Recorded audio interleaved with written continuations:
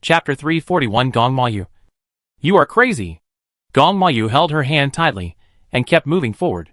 No matter how she struggled, he was unwilling to let go. Su Maoyang was so angry that she had to use a lot of effort to make him stop. But his hand was too tight. She used her left hand to pull his fingers hard. But she couldn't get them free. She had no choice but to raise her hand and slap Gong Mayu hard. At this time, Su Maoyang raised her eyes and looked carefully at the handsome face with 5 fingerprints. His pair of slender peach blossom eyes were not cynical or unattainable at this moment. Instead, he was more serious and solemn than ever before. What shocked her even more was that his eye sockets were a little red. Frightened by his expression, Su Maoyang frowned and growled unhappily, "Gong Mayu, what are you crazy about?" Gong Mayu stared at her, unable to control his inner emotions, and shouted angrily, "Why did you come to the palace? You knew that my father wanted you to die. Why did you still come? Do you know how dangerous the battlefield is? Do you know?" He almost roared these words, and the hoarse roar made her eardrums hurt, and she was stunned on the spot. "What does it have to do with you whether I go to the battlefield or not?" Su Maoyang stared at him in shock and replied lightly. But this sentence simply drove him crazy, and he roared unbearably, "Do you know that I am worried about you?" The fierce roar frightened Su Maoyang stunned. Gong Mayu would worry about her? What a joke. But what's wrong with his eyes flashing with tears? Is he crying? Su Maoyang panicked all of a sudden, with an expression of unprecedented surprise. "Gong Mayu, you are crazy." "Yes, I'm crazy. I miss you so much. But I know that I don't deserve you. I'm uneducated, cynical, and have accomplished nothing. I'm not worthy of you. Sadly, all I can do now is to stop you from participating in this war. Go back. I beg you," Gong Mayu said with red eyes and choked. Every word was a thorn in his heart, which made him feel unbearable pain. Su Maoyang was completely stunned. She thought Gong Mayu would hate her.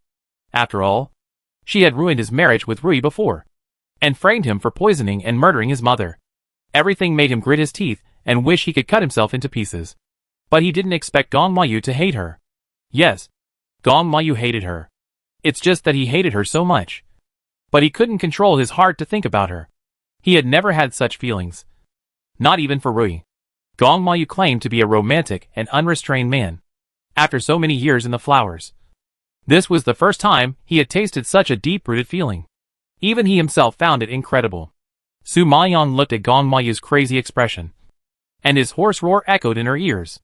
Her heart was hit hard, and she didn't come back to her senses for a long time. As a prince, Gong Mayu actually gave up the only hope of saving Songyuan Kingdom, and begged her not to participate. Does he know what he is saying? However, even if he can give up the whole country, she can't give up Jun Haocong. Jun Haocong is more important than her life. How can she let him get hurt? "Sorry, I can't go back. I appreciate the kindness of the 6th prince." Gong Mayu frowned and tried to hold back the tears in his eyes. "Are you determined to do this?" "Yes, I am determined to do this. Even if the prince stops me today, I will rush to the front line tomorrow." Su Maoyang nodded, speaking with a firm face. "Why? You are not such a warm-hearted person." After all these things, Gong Mayu still had some understanding of her. Su Maoyang just stared at him coldly without saying anything. But from her expression, he had already guessed it.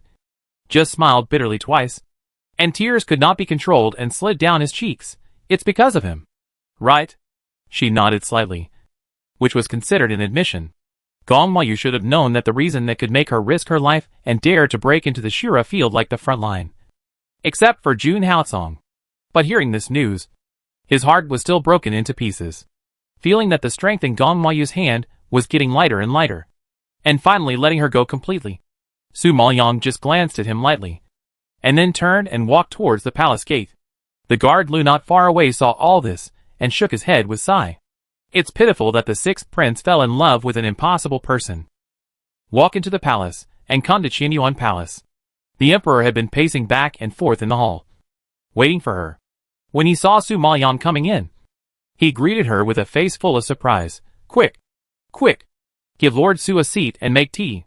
Su Maoyang waved his hand to refuse. "Your Majesty, we won't beat around the bush. The border war is important now. Just speak directly." Hearing her so straightforward, the emperor was delighted and nodded repeatedly, Yes. This time, I have asked the masters of several major sects to go. My army and some powerful organizations in Fandu have all gone to the front line. But our strength is limited after all. It is really difficult to defeat Ban Kingdom. Su Maoyang naturally knew the difficulty. But he was a little puzzled as to why the Dongyan continent and Huanxi continent, which had been at peace, suddenly broke out in war, Your Majesty. As far as I know, the distant Ban Kingdom and Songyuan Kingdom have no intersection. Why did they suddenly go to war this time? The Emperor heard this, sighed, and explained, I don't know if you have heard that the new Emperor of Ban Kingdom ascended the throne recently. I heard that this person is sharp and decisive, and is a very strong and iron-blooded person. As soon as he ascended the throne, he massacred people from different camps, and reshuffled the regime in 2 days. His vigorous and resolute style is frightening. Perhaps because of his young age. This person has no military exploits. So he pointed the spearhead at our Songyuan Kingdom, thinking of occupying the entire Dongyan continent to consolidate his throne. Su Maoyang listened and nodded in understanding. So that's it. I heard that the leader of the team this time is a late-stage imperial spiritual master. No one in our Songyuan Kingdom is his opponent. All we can do is ask Lord Su for help to refine some pills that can forcibly enhance strength. Lord Su is our Songyuan Kingdom's only hope. Please ask Lord Su to save Songyuan Kingdom. As he said this, the Emperor, who is the Emperor of the 9-5 countries, actually bowed deeply to her, and his sincere attitude was touching. Su Maoyang raised her hand to let him stand up. Since I'm here today, I have agreed to help. But fighting is different from other things. I must have a legitimate identity to command the army. If she has no reason to do so, she can't mobilize the army at all. Even if she wants to help, she can't do anything. The Emperor had already thought about this problem. I will appoint you as the first-class general of the country, and you have the right to mobilize all the troops.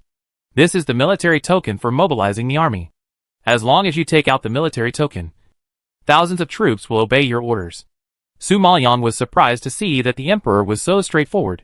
Your Majesty, I am not from Songyuan country. Aren't you afraid? Before she finished speaking, the Emperor took over. Everyone is about to face the danger of the country being destroyed and the family being ruined. Is there anything more terrible in the world than this? Trusting you, Songyuan still has a glimmer of hope. If you don't trust you, then Songyuan can only wait for death.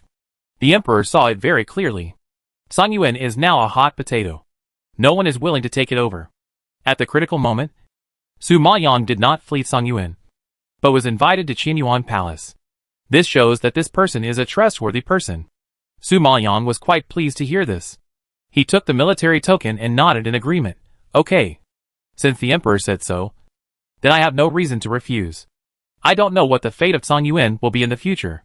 I can only say that I will try my best. Chapter 342 You must go back. After getting her promise, the Emperor felt relieved and expressed his gratitude. I thank you on behalf of all the people in Dongyan continent.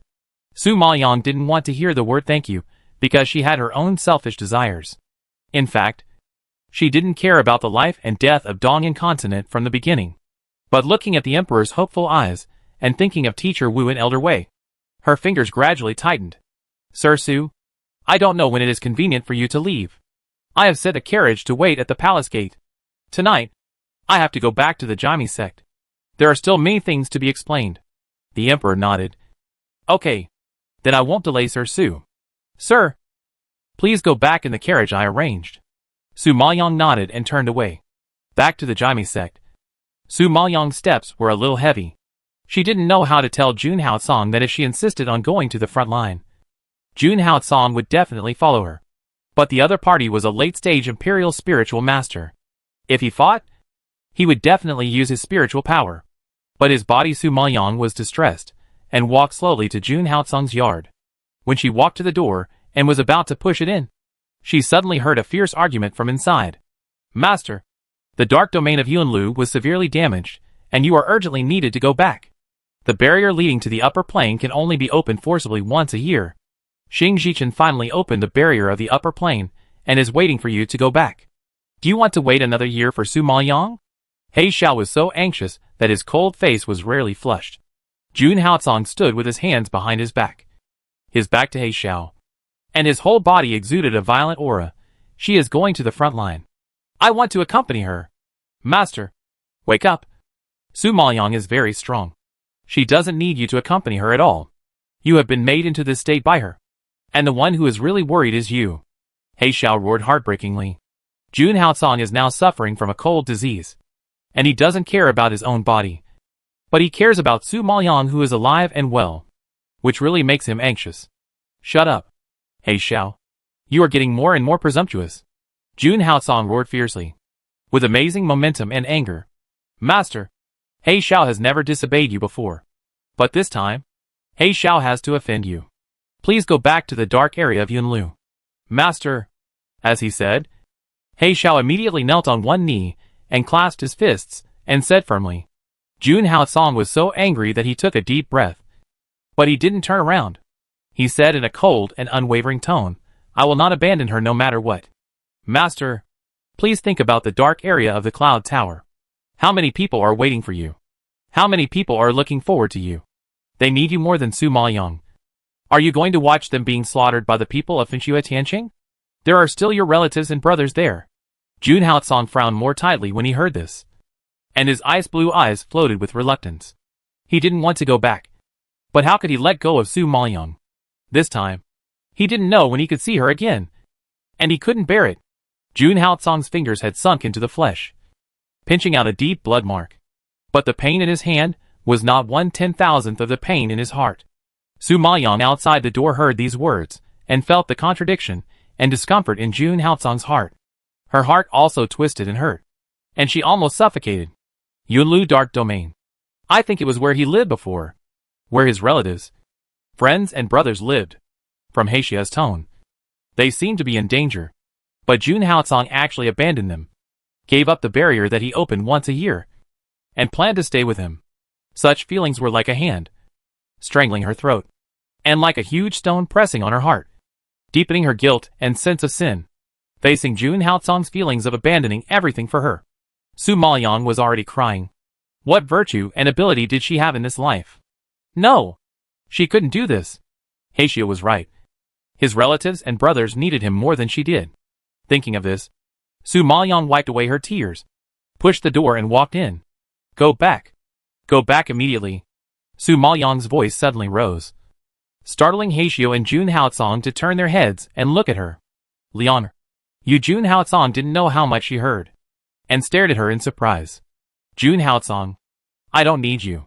You will only drag me down if you stay by my side. You have a cold disease, which will flare up if you are not careful. I have no time to take care of you. Because of you, I am exhausted. Really. It is too tiring to be with you. Please let me go. Don't appear in my sight. Go back to your upper plane. Su Maoyang frowned and scolded very seriously. His cold expression was full of disgust. He Xiao was shocked when he heard this.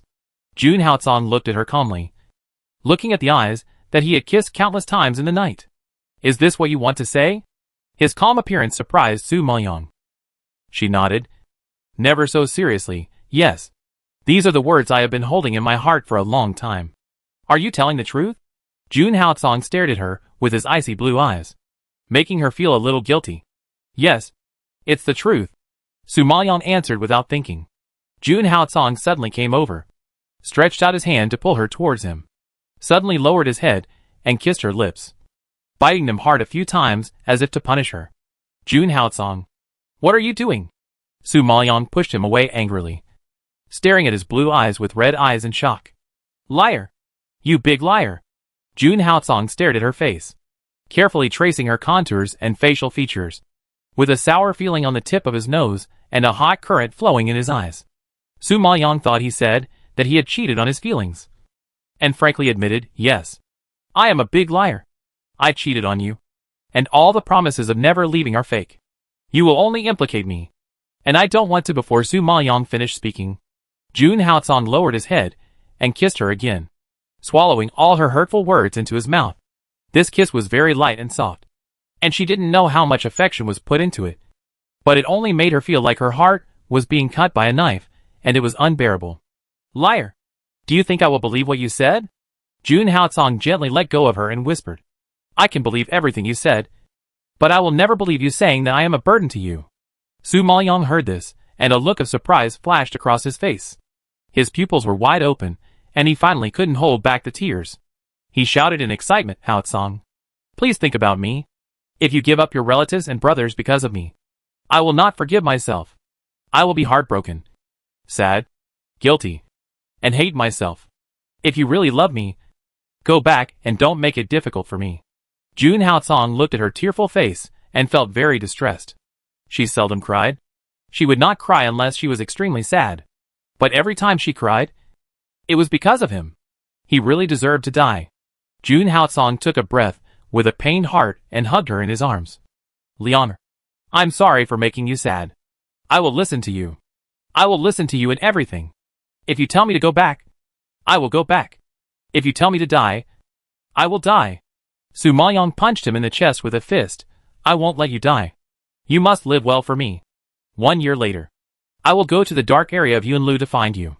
You must wait for me obediently, and don't flirt with other women. Understand?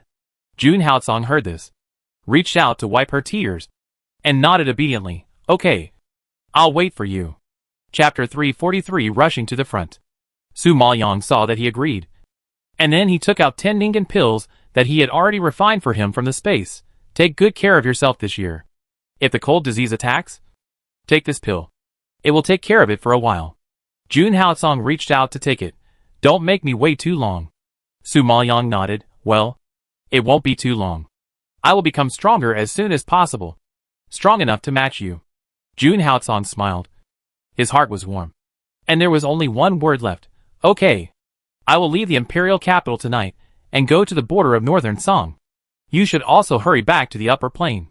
June Hao Tsong frowned, his eyes full of worry. The other party is the royal spirit master. You? Don't worry. I'm an alchemist, and I have the help of the Golden Lion King and the Heavenly Demon Martin. Moreover, there is the evil blood cauldron. I have been through so many dangers before, and no one can stop me, so I don't need you to accompany me. The people who really need you are the ones in the upper plain, Su Maoyong said with a forced smile. June Hao Tsong sighed softly and forced a faint smile. Okay. Go ahead. Su Maoyong nodded and pretended to walk out of his room easily. After walking for an unknown amount of time, Su Maoyong squatted on the ground against a big tree and buried her head and cried bitterly. What she said about not needing his company was all a lie. No one knew how much she wanted him to stay. However, he had his responsibilities and missions, and she also had to go to Bayan country to seize the soul-devouring flower for him. Su Maoyong had to reluctantly let him go. It's just that her heart was more honest than her mouth, because it would hurt. At this time, a hand was placed on her sobbing shoulder. Girl, it's hard for you. Su Maoyong raised her head suddenly, and saw that Elder Wei had come to her side without knowing when. I know you are suffering. Don't wrong yourself. Just cry your heart out. Elder Wei patted her shoulder distressfully, empathizing with her. Su Maoyong took a deep breath, wiped her tears and stood up. I don't have time to be sad. The carriage is waiting for me outside. I have to go. Elder Wei saw that she was about to leave, and immediately called her, Girl, take me with you. Although I am just a high-level general spiritualist, but at least I can take care of you by your side.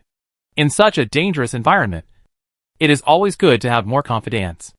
Su Maoyong heard this and thought it made sense, and nodded. Okay. Let's go together.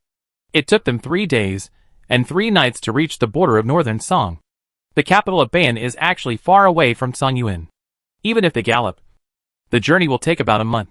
However, this group of people came from such a far place, but they had already seized 3 border cities at lightning speed, which was enough to show how powerful the enemy was. However, the next city they were going to attack was Dongjin City. The city that Su Maoyong arrived at was Dongjin City. Compared with the other 3 occupied cities, this city had a higher terrain and was easy to defend but difficult to attack. But it was not difficult for the group of rich wolves and tigers of Bayan country. At this time, Feng Wanli, Feng Yanzhao, Feng Mohin, Gong Yi, Gong Mayu and others gathered at the home of the city lord to discuss countermeasures. Now, the leaders and elders of the 7 major sects have also rushed to Xinyue City, because they don't know how to fight and don't know tactics. They were sent by Feng Yanzhao to guard around Dongjin City to prevent Bayan country from invading. The emperor has sent a message saying that he will send a general to lead us in the battle, Feng Yanzhao said solemnly. Feng Wanli frowned and snorted coldly. I haven't heard that there is any general in San Yuan. I don't know where this person came from. And the emperor dares to hand over the life and death of San Yuan to him. It's a joke. Although Feng Wanli is arrogant, she has skills and sensitivity in marching and fighting, national hatred and family feuds that ordinary people don't have. She really disdains this kind of person who suddenly appeared and was casually given the title of general. She always speaks based on the results of the battle. What's more, Feng Wanli and Feng Yanxiao have been the most powerful generals in San Yuan Kingdom in recent years. Who can have more say in war than them? Feng Yanxiao also felt that the emperor's move was inappropriate, frowned and shook his head. Yes. I don't know who made the emperor make such a decision. Alas, this battle was not sure to win. And now it is even more uncertain. Humph. No matter who it is. As long as he dares to command recklessly, I will be the first to chop off his head. Feng Wanli was so angry that he growled, grinning and showing a fierce expression. However, at this moment, a report suddenly came from outside. Report that there is a man and a woman outside, saying that they want to see General Feng and Mr. Feng. The soldier hurriedly ran into the hall and reported with a fist. Feng Mohan frowned slightly. Who is it? She said her name is Su Maoyang. When everyone heard the name, they were all shocked. Feng Wanli slammed her fist on the table in anger and stood up suddenly. Su Maoyang. It's her again. She's really haunting me. How dare she come to a place like this? She hated Su Maoyang so much that she wanted to cut her into pieces. Just tell her that I don't want to see you and ask her to get out. Feng Wanli was panting and yelling in anger. The soldiers turned pale with anger. They were about to turn around and leave when a slender figure came up behind them. Who does General Feng want to get out? Su Maoyang walked slowly across the yard, stepped up the steps, and soon stepped into the hall. Elder Wei followed behind her. Seeing that she had actually barged in without permission, Feng Wanli immediately yelled at the two guards following behind her. You idiots! Why did you let her in? The two guards looked tangled and said in embarrassment. General Feng, I really don't dare. Why don't you dare? Do you dare to disobey military orders? Feng Wanli was so angry that she was fuming. They dared to disobey her words. But they didn't dare to disobey Su Maoyang's words? The two guards were yelled at, and dared not say a word. Su Maoyang raised her eyebrows slightly when she heard this, and looked at her coldly. Feng Wanli, I'm afraid what you said is not a military order. Feng Wanli was furious when she saw that she dared to question herself. Su Maoyang, don't think that you are strong and can do whatever you want with the support of the Holy Spirit Beast. This is an army. A battlefield. I am a general leading troops to fight.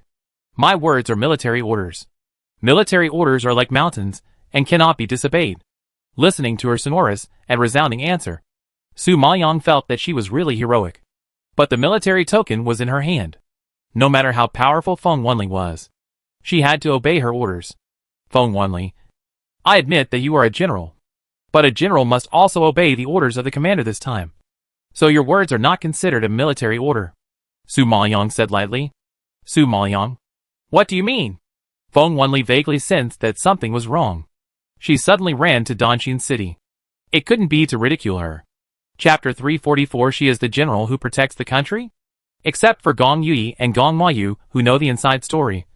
The three people in the Feng family all changed their faces when they saw Su Maoyang's confident expression. Gong Yui saw that everyone was full of doubts, and couldn't help but explain. She is the general who protects the country said by the father. What? Feng Wanli exclaimed like thunder, and her pretty face instantly turned the color of pig liver. Feng Yanxiao also frowned, and his face was gloomy and ugly. He admitted that Su Maoyang was very capable, but as a woman, she had never fought in a war and did not know military tactics. How could she be qualified for the position of a first-class general protecting the country? Now she was in a higher position than all of them. Wouldn't their experienced generals have to listen to her command? What a joke. War is not a joke. How could the emperor send an outsider to command the battle? We have lost our lives. What should we do? Feng Yanxiao was so angry that he blew his beard and glared. He really did not agree with this absurd practice. Feng Wanli shouted in disbelief. I don't believe it. You have never fought in a war. Why would the emperor let you lead us? He is not that confused. The Deputy General Zhu Jihui standing next to Feng Yanxiao has been stationed at the border these days. He doesn't know what happened in the imperial capital and has never heard of Su Maoyang. Now seeing a little girl dare to pretend to be a general to protect the country. He shouted angrily, "How dare you? A wild girl from where dare to pretend to be a general to protect the country? Come on! Drag her out and behead her. A rough man is a rough man. And he will be beheaded if he disagrees with you." At this time, the soldiers guarding the door of the hall received the order and immediately rushed forward to capture Su Maoyong. Su Maoyong glanced at everyone coldly, raised his hand slightly, and showed the military token in his hand. "The military token given to me by the emperor himself. This can't be fake, right?" The soldiers who rushed forward saw this. Their faces changed drastically, and they stopped abruptly. And Feng Wanli, Feng Yanxiao, and several deputy generals present looked at the military token in Su Maoyong's hand, and were stunned. "How is it possible? How could the emperor give you the military token to command the 3 armies? Who are you?" Zhu Jihui roared in disbelief. Su Maoyong raised his eyebrows and said lightly, "Isn't it clear who I am? The one who can stand in front of you with a military token is naturally the general appointed by the emperor to protect the country. Why? Do you want me to explain it for the 3rd time?" Zhu Jihui was blocked by her. Feng Wanli was furious. If she was not as strong as her, she would have pounced on her and scratched her face. But now she could only ask with gritted teeth, "Su Maoyong, what do you want to do?" "General Feng, what a funny question. I am here to lead everyone to fight," Su Maoyong said, and walked to where she was standing and sat down in her seat without any courtesy. You. Feng Wanli did not expect her to grab her seat as soon as she came. She was furious. "This is my seat. Get out of here." Su Maoyong glanced at her coldly and said seriously, "General Feng, understand your identity. Your position is below. She is the commander-in-chief. And Feng Wanli is just a general. There is no reason for a general to sit in the commander-in-chief's position. This is really against the rules. Su Maoyong has just arrived. He is just a newcomer. If he does not strictly follow the military discipline, how can he lead the troops to fight? Even the generals don't obey her. So how can the soldiers below obey her?" Therefore, Su Maoyong had thought clearly before she came that it would be difficult for her to take power, and she had to work hard. But there was no rush. She had plenty of ways to deal with these arrogant and stubborn people who looked down on others. "Su Maoyong, don't go too far." Feng Wanli saw her pointing at the position below, and she was so angry that she gasped. And her pretty face was distorted and extremely hideous at this moment. In the army, she was high and mighty, and no one dared to challenge her authority in this field. Su Maoyong, a layman, just relied on his strength to look down on her. How could this be? Seeing Feng Wanli's emotions out of control, Su Maoyong raised his eyebrows and coldly rebuked, "Now that Song Yuan is about to be destroyed, you still have the mind to talk about personal grudges here. For someone like you, do you deserve the title of a general who defends the country and is loyal and devoted?" Feng Wanli's pretty face turned red after being scolded by Su Maoyong. She wanted to open her mouth to refute, but was stopped by Feng Mohan. "Okay. Stop talking and pay attention to your image as a general. There are so many soldiers outside watching. Since the emperor has appointed her as the general who protects the country, there must be a purpose for that. Besides, we are no match for Bayan based on our strength. Lianger is an alchemist, and she is our last hope." Feng Mohan saw it clearly. Even if Feng Wanli was a master of military tactics, the opponent was Bayan. No matter how good the tactics were, they were useless in front of the tyrannical strength. Su Maoyong could refine pills that could improve everyone's strength. In this way, there was still a chance of winning. Brother, hearing that Feng Mohan not only did not defend himself, but also favored Su Maoyong with every word. Feng Wanli was so angry that she stomped her feet. Her brother really fell into the trap of this woman. Their Feng family was wiped out by this woman, and he still helped this bitch. He is simply hopeless. Su Maoyong looked at the noisy Feng Wanli and frowned in a bad mood. However, the most urgent thing was to understand the battle situation. She really didn't have the energy to talk nonsense with her. Thinking of this, she turned her head to look at Feng Yanxiao and asked coldly, "General Feng Yanxiao, I just came here, and I don't know the current situation and the situation of Bayan country. Please give me a brief introduction." Hearing that she didn't know anything and had the courage to take up such a big burden, the faces of the people present instantly darkened. Feng Yanxiao had his own pride. It would be better to kill him than to let him obey the command of a woman who knew nothing about tactics. Then he clasped his fists and said, General Su wants to understand. Just go and understand it yourself. I'm sorry that I have nothing to say. Goodbye. As soon as he finished speaking, Feng Yanxiao turned around and walked out of the hall quickly. Seeing him leave, Feng Wanli gritted her teeth and snorted, and followed him. As soon as the two backbones left, the remaining deputy generals were all dissatisfied with Su Maoyang, and they also turned their faces, without even saying hello, and walked out of the hall without authorization, completely throwing military discipline aside. It was really arrogant. At this time, only Gong Yi, Gong Mayu and Feng Mohin were left in the hall. Although Su Maoyang was dissatisfied with their rudeness, he was not affected. He just turned his eyes and looked at the three of them, waiting for their answer. Seeing her confusion, Feng Mohin kindly explained, this time, the leader of the Beian kingdom is a late-stage imperial spiritual master named Bei Hanyu. This person is of noble status, and is the fourth prince of the Beian kingdom, who is known as the god of war.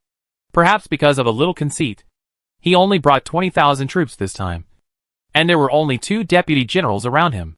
Such an action really looked down on our Songyuan kingdom. Chapter 345 Acting on one's own initiative.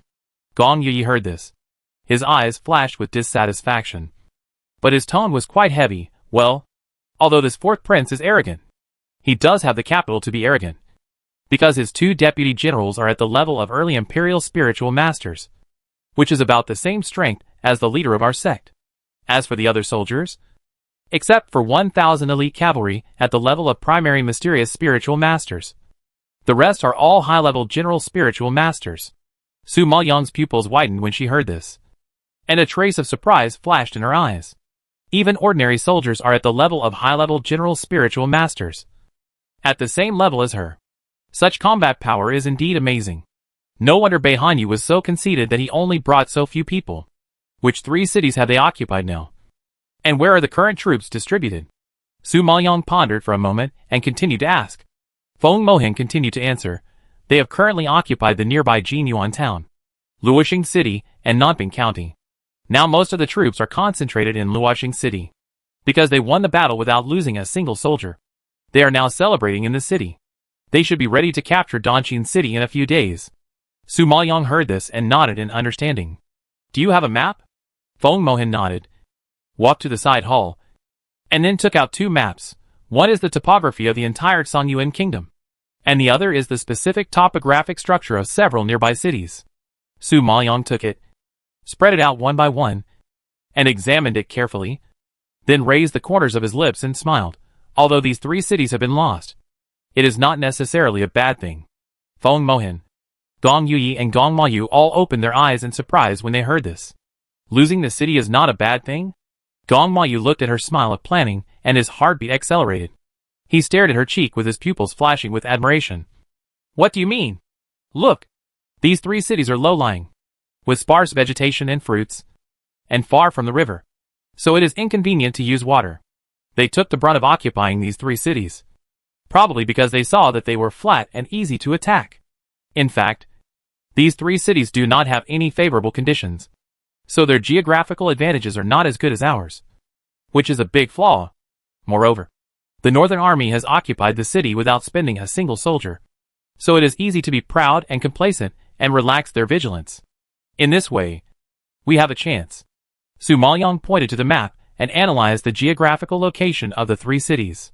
The 3 of them nodded in sudden enlightenment, and they were somewhat impressed by Su Maoyang's insights. Then what should we do next? Gong Yu was aroused by curiosity and asked expectantly. If you want to win this battle, you have to take advantage of the right time, right place, and right people. Su Maoyang stared at Luoxing City on the map, his eyes slightly fixed, his fingers tapping lightly, obviously thinking about something.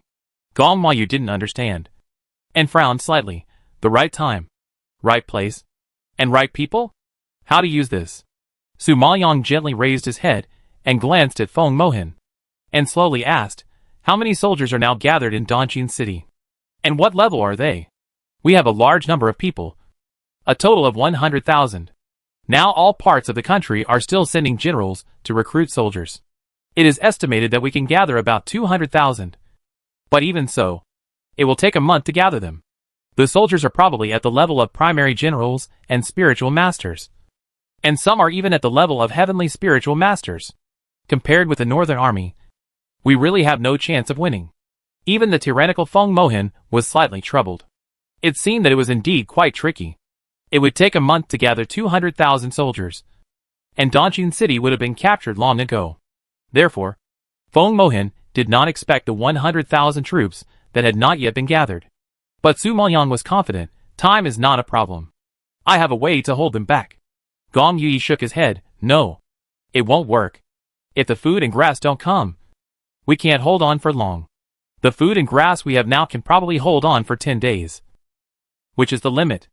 Once we run out of food, we will be trapped in this city even if we don't have to do anything. Why haven't the food and grass come yet? Su Maoyang was shocked and frowned.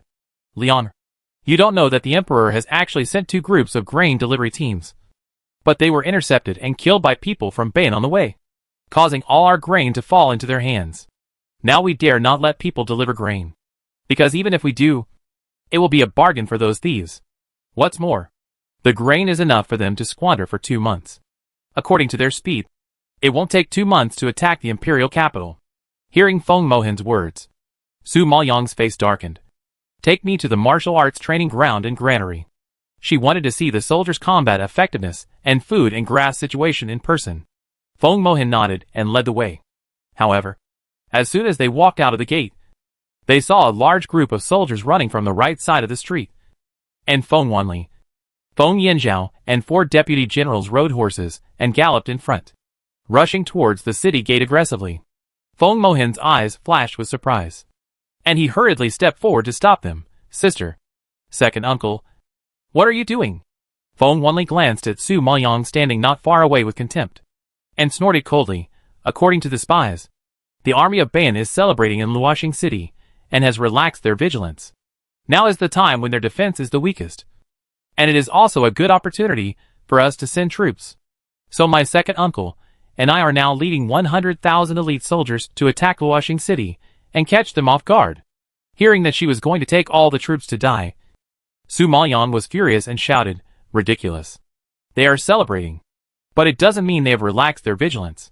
I heard from Feng Mohin that this 4th Prince Bei Hanyu is known as the God of War, which means that he is proficient in military tactics and is an extremely shrewd person.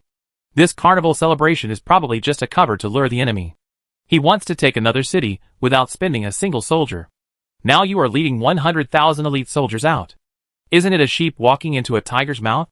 Su Maoyang has a certain understanding of Bei Hanyu just by relying on Feng Mohin's explanation in a few words. This person may be conceited, but he is definitely not stupid. In a powerful country like Bayan, he can be called the God of War. So he must have extraordinary strength, which is not comparable to Feng Wanli's brain. To put it bluntly, Feng Wanli is just a self-righteous frog in the well. He thinks that he is invincible in the world because he has won several consecutive victories and has never experienced the taste of failure. It is really ridiculous. Feng Wanli sneered when he heard this rebuke. Su Maoyang, you don't understand the art of war at all. What are you yelling about here? The art of war says that you must strike first and seize the initiative in any war. What's more, the opponent has such a strong strength. If we don't take this opportunity to attack, then we can only wait for death. Feng Wanli is familiar with military books and is very confident in his tactics. There is not much food left now, and there are only 100,000 soldiers. It will be difficult to win if she does not seize the initiative. This is her many years of combat experience. And Su Maoyang, an outsider, cannot question it. Chapter 346. Wait for the corpse to be collected. Su Maoyang saw that Feng Wanli was stubborn and refused to listen to advice. So he looked at Feng Yanzhao. General Feng, you are also an old man who has fought on the battlefield. You should know that many times it is just a cover for the enemy army. How can you fool around with Feng Wanli? Feng Yanzhao frowned when he heard this. When Feng Wanli proposed this suggestion, he strongly agreed, because they didn't have much chance of winning. Sitting and waiting to die would only lead to death. But there was still a glimmer of hope if they rose up to resist and seize the initiative. However, Su Maoyang actually called the tactics that several generals had carefully thought out as nonsense. In his opinion, Su Maoyang was the one who was really fooling around. Su Maoyang, you don't know how to fight at all. So stop giving orders here. We are about to fight. But you are saying discouraging words, boosting others' morale and destroying your own prestige. It's really hateful. I don't want to waste time talking to you now. I will talk to you slowly after I win the battle. Those who are not afraid of death follow me. Feng Yanzhao cursed Su Maoyang, then raised his spear and called for 100 responses. The soldiers behind him were in high spirits and followed Feng Yanzhao forward. Su Maoyang was furious when he saw this. He couldn't bear to watch 100,000 soldiers being annihilated. He immediately stepped forward, blocked the way of Feng Yanzhao and Feng Wanli, took out the military token, and stopped them sternly. No. I order you as the general of the country not to leave the city. And retreat. The soldiers behind didn't expect Su Maoyang to have a military token, and they were stunned on the spot. When the deputy general saw this, they sneered and didn't take Su Maoyang seriously at all. Don't use the military token to scare people. We are not afraid. For so many years, we only recognized the two generals Feng as the commanders. No matter who else. Don't even think about mobilizing our troops. Hearing this, Feng Wanli and Feng Yanzhao curled up their lips with a hint of irony and sneer. Su Maoyang has a military token, and she is the general appointed by the emperor to protect the country.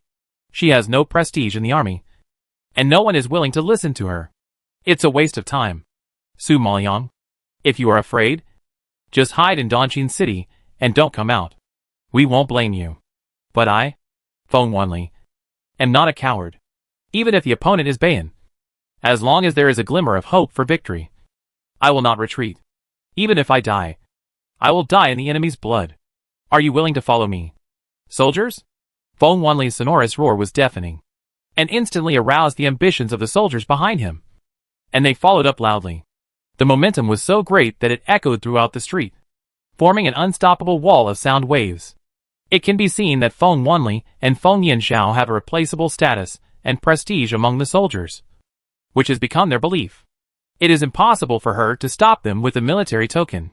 Realizing this, Su Maoyang was a little, taking a deep breath in frustration. Some people are going to die and can't be stopped.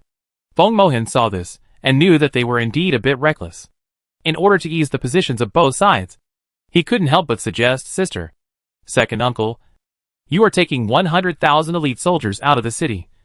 It is indeed too risky. Otherwise, you leave 50,000 to guard Dongqing City to prevent the invasion of the Northern Army.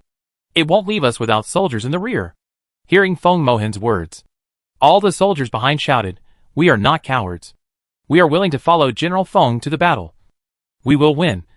We will win. We will win. Just now Feng Wanli said that those who hid in Dongqing City were cowards. So they naturally didn't want to be cowards. Since even Feng Wanli, a woman, was not afraid of death. What should they, as men, be afraid of? Besides, they had fought with the two generals Feng for many years, and they survived only because of General Feng's tactics. This time, they also chose to trust General Feng's decision unconditionally. However, they didn't expect that the enemy this time was not the enemy of the countries surrounding the East Tian continent, but the powerful enemy of the Huanxi continent. Feng Mohan was a little anxious, and felt that this was not right. He could not help but persuade again, sister, 100,000 soldiers are all our troops. Don't be reckless. If you want to take the initiative, 50,000 elite soldiers are enough. There is really no need to use all the soldiers. Although Feng Wanli was willful, she still kept a rare calm mind in military decision-making and listened to Feng Mohan's proposal. Okay. Then leave 50,000. And the remaining 50,000 will follow this general to fight bloody battles. When the soldiers heard that they were going to stay, they immediately refused and resisted again. We want to follow General Feng to the battle. We don't want to stay. We don't want to be cowards. Feng Wanli looked at all the soldiers who stood on her side unconditionally, and her face was proud. And she looked at Su Maoyang proudly. Although she was not as strong as Su Maoyang, she was definitely not his opponent in marching and fighting. Looking at Su Maoyang's iron blue and pale face, Feng Wanli was more refreshed than ever before. At first, Su Maoyang suppressed her to death. And this time, she would suppress her to the point of suffocation. Okay. Leave 50,000. This is a military order, and no one is allowed to disobey. Feng Wanli satisfied her vanity, raised her hand, and shouted to stop, which immediately silenced the soldiers behind her, and they dared not resist or make any noise. Seeing the effect of her ability to control her strength, Feng Wanli smiled with satisfaction, raised her eyebrows at Su Maoyang, and said, Su Maoyang, wait for our triumphant return. After saying that, she whipped her whip and rushed forward, leading 50,000 elite soldiers, and quickly rushed out of the city gate and headed straight for Luoxing City.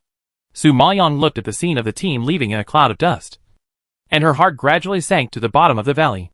When Elder Wei saw her solemn expression, he knew that this matter was not good, and he couldn't help but step forward and ask, Girl, they wait to collect the bodies. Su Maoyang replied with a solemn expression, which instantly changed the expressions of Elder Wei, Gong Yudi and others. Feng Mohan was so scared that his face turned pale, and he hurriedly asked, Lian, is there no possibility of winning at all? No.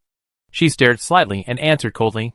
She didn't want to say more at this moment, and turned around and walked back, leaving Feng Mohan and others staring blankly in the same place, because it was useless for her to say anything.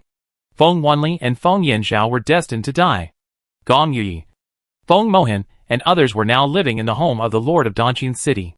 The Lord of the city knew that Su Maoyang was the general appointed by the Emperor to protect the country, so he specially arranged a good room for her, so that no one could disturb her. At this moment, she closed the door, summoned the Golden Lion King and the Heavenly Demon Martin, whispered a few words in their ears, and let them leave. It was late at night, and even though Su Maoyang was so far away, she seemed to be able to smell the strong smell of blood coming from afar, and could faintly hear the mute and hissing fighting of swords and spears. But she was powerless.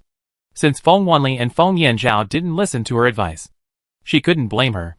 Thinking about it, she calmed down, took out the evil blood cauldron, and began to refine pills for healing and improving strength. After nearly 3 hours, Feng Mohan seemed to have received the news and knocked on Su Maoyang's door. Lian'er, are you there? Su Maoyang immediately put away the evil blood cauldron upon hearing this, frowned and shouted, Come in.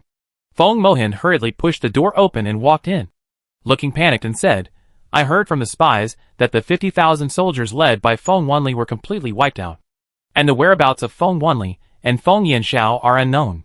It is very likely that they have fallen into the hands of the enemy. Chapter 347. What a terrible thought. Su Maoyang glanced at him, slowly stood up, straightened her clothes, and said calmly, I know. You don't have to come and report to me specially. Feng Mohan saw that she was so calm that she kept herself out of the matter, and her face was extremely embarrassed, since you knew it a long time ago. You should send troops to rescue them. Su Maoyang glanced at him coldly, and a hint of sarcasm appeared on her lips. Save them? How to save them? Send the remaining 50,000 soldiers to rescue, and then they will be slaughtered by the Northern Army? Ha. Then Beihanyu thinks the same as you, and is looking forward to your sending troops. Feng Mohan was speechless when he heard this. Yes, he admitted that even if he sent another 50,000, they would only be slaughtered. But if he didn't send troops, how could he bear to see so many people die? It was really too miserable. Su Maoyang saw his entanglement and said in an extremely cold tone, During the day, I reminded them and even stopped them harshly, but they didn't listen. Now the whole army is wiped out, and their lives are uncertain. This is the lesson and the price. Feng Mohan listened to her words that were colder than ice spikes, and his heart gradually tightened, and his pupils, like spring water, also floated with a painful look. He could not care about the 50,000 soldiers, but Feng Wanli and Feng Yanxiao. He had to care. Lian'er, don't you think this price is too high and too heavy? Su Maoyang heard this and became angry, and said in a low voice, I know the price is heavy.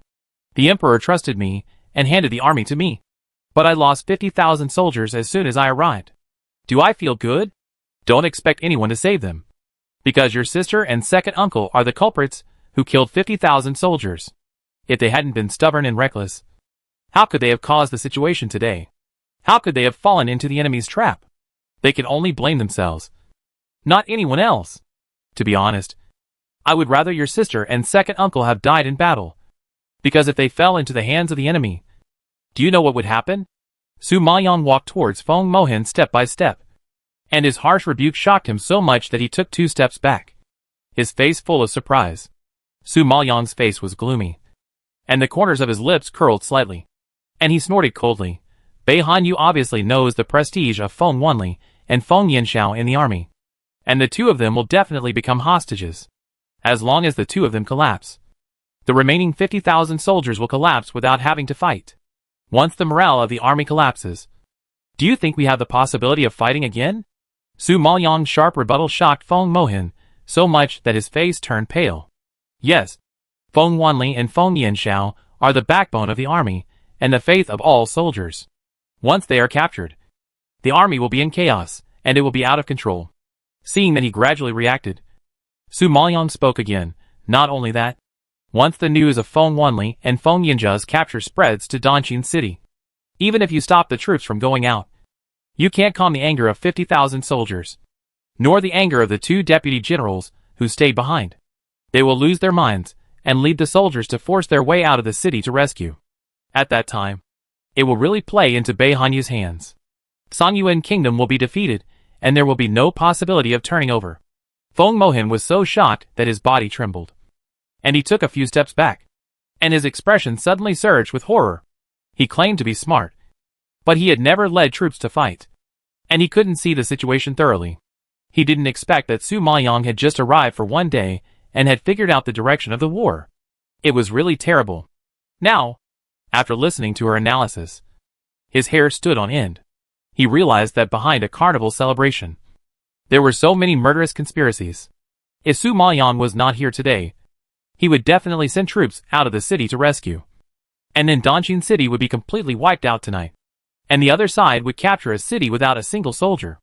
As long as Dongjin City was defeated, the Northern Army would be able to attack the imperial capital directly, and there would be no possibility of turning the tables. He naively thought that it would take the Northern Army a month to completely occupy Songyuan country. But now it seems that they only need a few days. Such tactics and such speed were so terrible that even Feng Mohin felt trembling. Seeing that he had completely come to his senses, Su Maoyang's face became more solemn, and he sighed softly. This Bei Hanyu is indeed a master of using troops.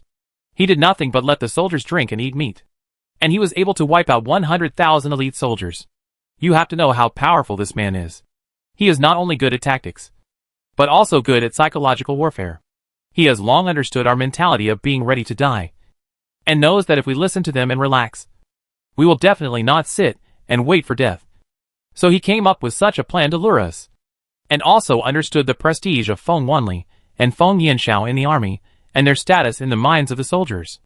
So capturing them is more interesting than slaughtering them. Feng Mohin heard this. I felt a little scared, but I still had a lot of doubts. With the strength of the Northern Army, they can definitely attack us. But why don't they take the initiative to send troops to lure us out? Su Maoyang smiled. We are in a dangerous position, high above us, surrounded by mountains. If they want to attack, they have to climb mountains and wade through water. If we ambush them in the middle of the way and attack from a high position, they will inevitably lose a small part of their troops. And this Bei Hanyu is obviously a proud man. He does not allow the loss of a single soldier. His goal is to occupy the entire Dongjin continent without losing a single soldier. Such a person is very arrogant and powerful. Hearing this, Feng Mohin was completely silent. He didn't know whether to sigh at Su Maoyang's intelligence or Bei Hanyu's insidiousness. In short, he knew that he had completely lost this time. Leon, I understand that you don't want to send troops to rescue them, but I really can't watch them die. I will sneak into Luoxing City alone to rescue them, Feng Mohin said firmly, turned around and walked out of her room. Su Maoyang saw this, sighed softly, and did not stop him. At this time, Gong Yi, who had been listening outside for a long time, walked in. Are you really letting him go to die? Feng Wanli and Feng Yanxiao must be rescued, so he is the most suitable person to go. Gong Yi didn't understand and asked, they don't listen to your command. If they are rescued, they will only become your stumbling blocks. Why do you still want to save them? Su Maoyang shook his head. Do you think that if they die, those soldiers will listen to my command? So, now that they are in the hands of the enemy, they have really become my stumbling blocks. Gong Yi's face flashed with surprise, and then he nodded in understanding. Yes, the two of them represent the morale of the army. Their death will only make it more difficult for Su Maoyang to control the situation in Dongjin City, which is harmful rather than beneficial. Just when Gong Yi was sighing, a group of people suddenly came behind him. Chapter 348. The Fourth Prince of Bayan. Master, I'm late. I made you worry. Wang Feng deserves to die. Wang Feng walked forward and knelt down with his fists clasped. The 8 people behind him came forward one after another and knelt down to apologize. Su Maoyang felt relieved when she saw that they came safely, including Lin Water, and said, "Get up. I have something to ask of you this time." There were originally 11 people in the blood battle group, but now there are only 9 people left. She didn't want them to take risks, but the situation was different this time, so she had to ask them for help. When everyone heard this, they straightened their faces, without frowning, and replied loudly, "Master, just tell me if you have something to do. I will go through fire and water without hesitation." Listening to their firm and sonorous voices, Gong Yui's pupils flashed a dark light of surprise. Once upon a time, he looked down on such a simple team. That day in the tomb, Gong Yui watched them swear allegiance to death, and thought that they were just foolishly loyal and had no ability. They could not achieve anything by charging forward with a foolish energy. But he did not expect that after a short time, this simple, weak and small team had gradually become stronger. So strong that they could kill him with bare hands. He knew very well that if there was no Su Maoyang, these men over 30 years old, and with very poor talents would only stay in the southern Sui kingdom, and spend their lives in a daze without doing anything. It was Su Maoyang who gave them hope, and gave them the opportunity to become stronger. I believe that even if she asked these people to die, they would not hesitate. Gong Yui has never admired anyone in his life, but Su Maoyang is the first one he admires from the bottom of his heart. Although she had framed him, he hated her and was angry with her. But he had to admit that although Su Maoyang was so bad, she was sincere to the people around her. Such a person made people love and hate him. At this moment, he suddenly envied the blood battle group for being able to get Su Maoyang's care and support. If she could stand in his camp and help him behind the scenes, he wouldn't have to work so hard for so many years. Gong Yui was lost in thought, and Su Maoyang had already opened his mouth to order. Feng Wanli and Feng Yanxiao are now missing in Luoxing City. They are likely to be captured alive by the enemy. Feng Mohan has gone to rescue them, but he is alone and weak, which is really dangerous. Your assassination operations are more mature than his, so I can only ask you to sneak into Luoxing City at night to find their whereabouts, and assist Feng Mohan with all your strength to rescue them. After speaking, Su Maoyang took out a medicine bottle and stuffed it into Wang Feng's hand. Here are 20 soul-enhancing pills. Dan can temporarily improve your strength and allow you to advance to the primary Xianling master. I think it should be no problem to deal with ordinary soldiers. But I am afraid that you will fall into Bai Hanyu's trap. So you must be careful of him. Use spirit beasts to fight when necessary. Don't be stubborn. If the rescue operation fails, abandon them. I want you to retreat safely. This is an order. Do you understand?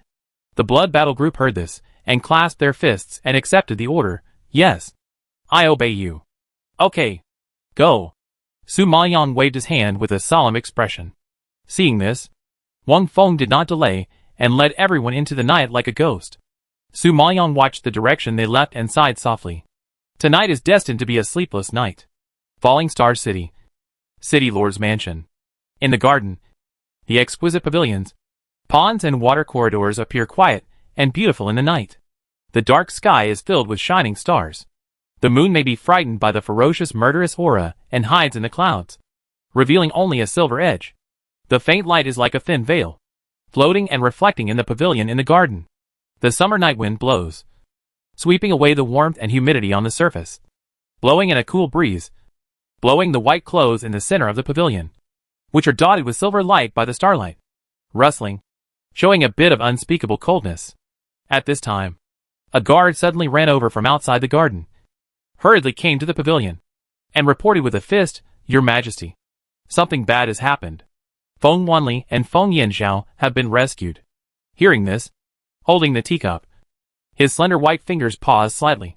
His face, which was not clearly reflected by the night, passed through the haze, and his low voice broke through the air, instantly cooling the hot air by 10 degrees.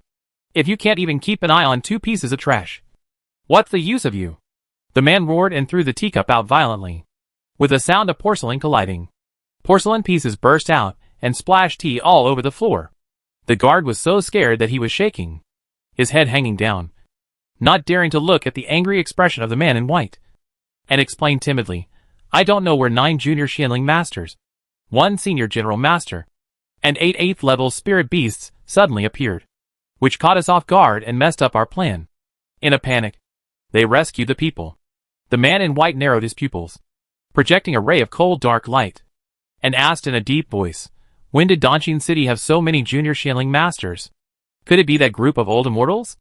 As far as he knew, in Donjin City, only Feng Wanli, Feng Yanzhao, and Feng Mohan had reached the level of Xianling master, and the only ones who were able to sneak into Luoxing City were the elders of the sect, who had reached the level of primary Huanling master.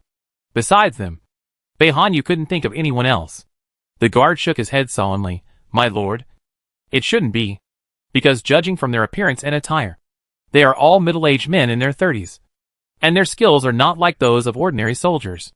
Instead, they are like an assassination organization, with their hands up and their knives falling at a very fast speed, and their whereabouts are extremely mysterious. Oh, it's really surprising that there is such an organization in Donjin City. Bei Hanyu raised his eyebrows, with a little surprise in his eyes, but more of interest. Your Majesty, not only that, but what's even more strange is that those 8th-level spirit beasts actually have the strength of 9th-level spirit beasts. And even the spiritual power that group of men exerted is very strange. Hearing this, Bei Hanyu's gloomy face suddenly raised a strange smile. Haha. No wonder so many Xianling masters appeared. It seems that they have invited alchemists of the Dan King level. This king really underestimated them. If he guessed correctly, this group of people must have taken pills that temporarily improved their strength. Originally, this plan could have wiped out Dan Xinqing in one fell swoop. But he didn't expect that he missed an alchemist after all his calculations. It was his mistake. Find out who this alchemist is for this king. Bei Hanyu frowned slightly, shouted sinisterly, and the murderous aura all over his body permeated the night, frightening the guards to nod and retreat. The night wind blew slowly. Bei Hanyu stared at the surface of the pond wrinkled by the wind. The corners of his lips curled up slightly, raising an indifferent arc. His eagle-like eyes glowed with a strange cold light in the darkness. Haha. Songyuan country is getting more and more interesting. In the early morning, everything was quiet, and the eastern horizon gradually turned red. The morning light was like a pair of big hands tearing through the darkness, and it burst into dazzling light. As Su Maoyang expected, the 2 deputy generals who stayed in Donjin City heard the news that Feng Wanli and Feng Yanzhao were captured, and immediately assembled the army to rescue them. At this time, the martial arts training ground was filled with densely packed soldiers, each with a sad expression and angry hearts. After being instigated by the 2 deputy generals, they all lost their minds and shouted slogans excitedly. Rescue General Feng! Rescue General Feng! When Su Maoyang, Gong Yi, Gong Mayu and others arrived, they frowned when they saw the scene. No need to send troops. I have rescued them both. Chapter 349 Successfully Established Authority. Su Maoyang walked slowly.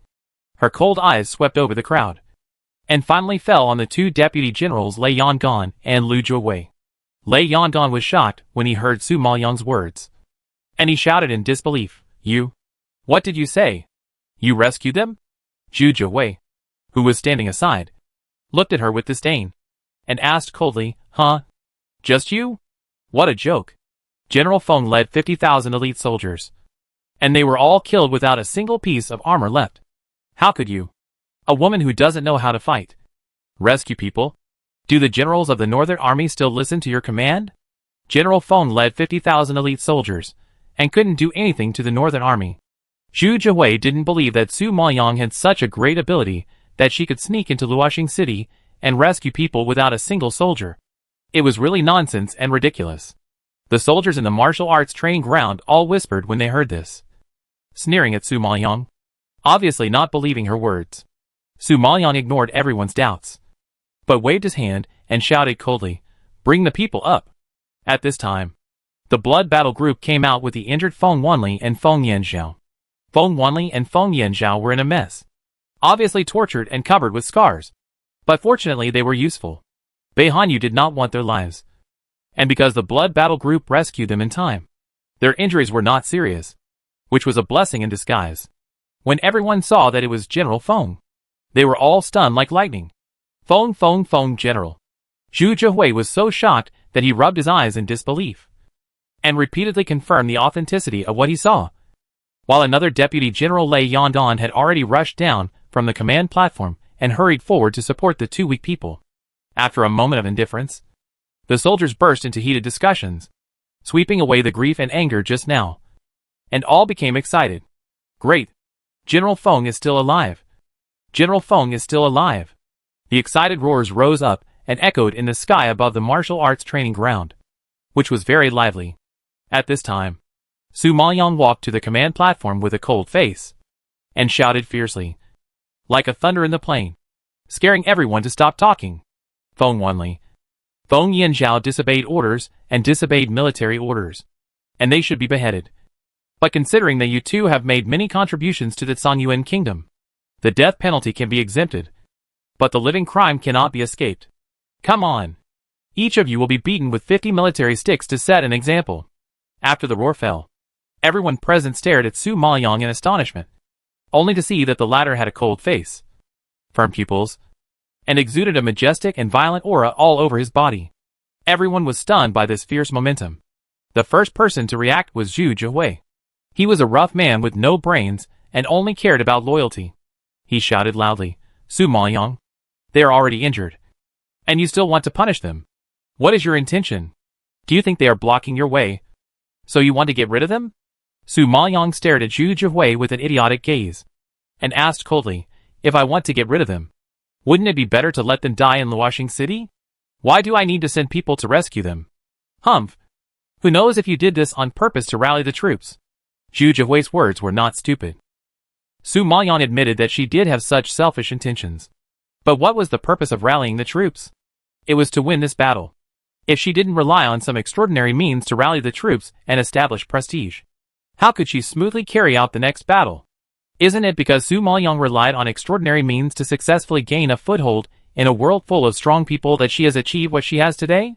Thinking of this, her eyes turned cold, and the sharp dagger like a cold light flashed across Zhu Jihui's cheek.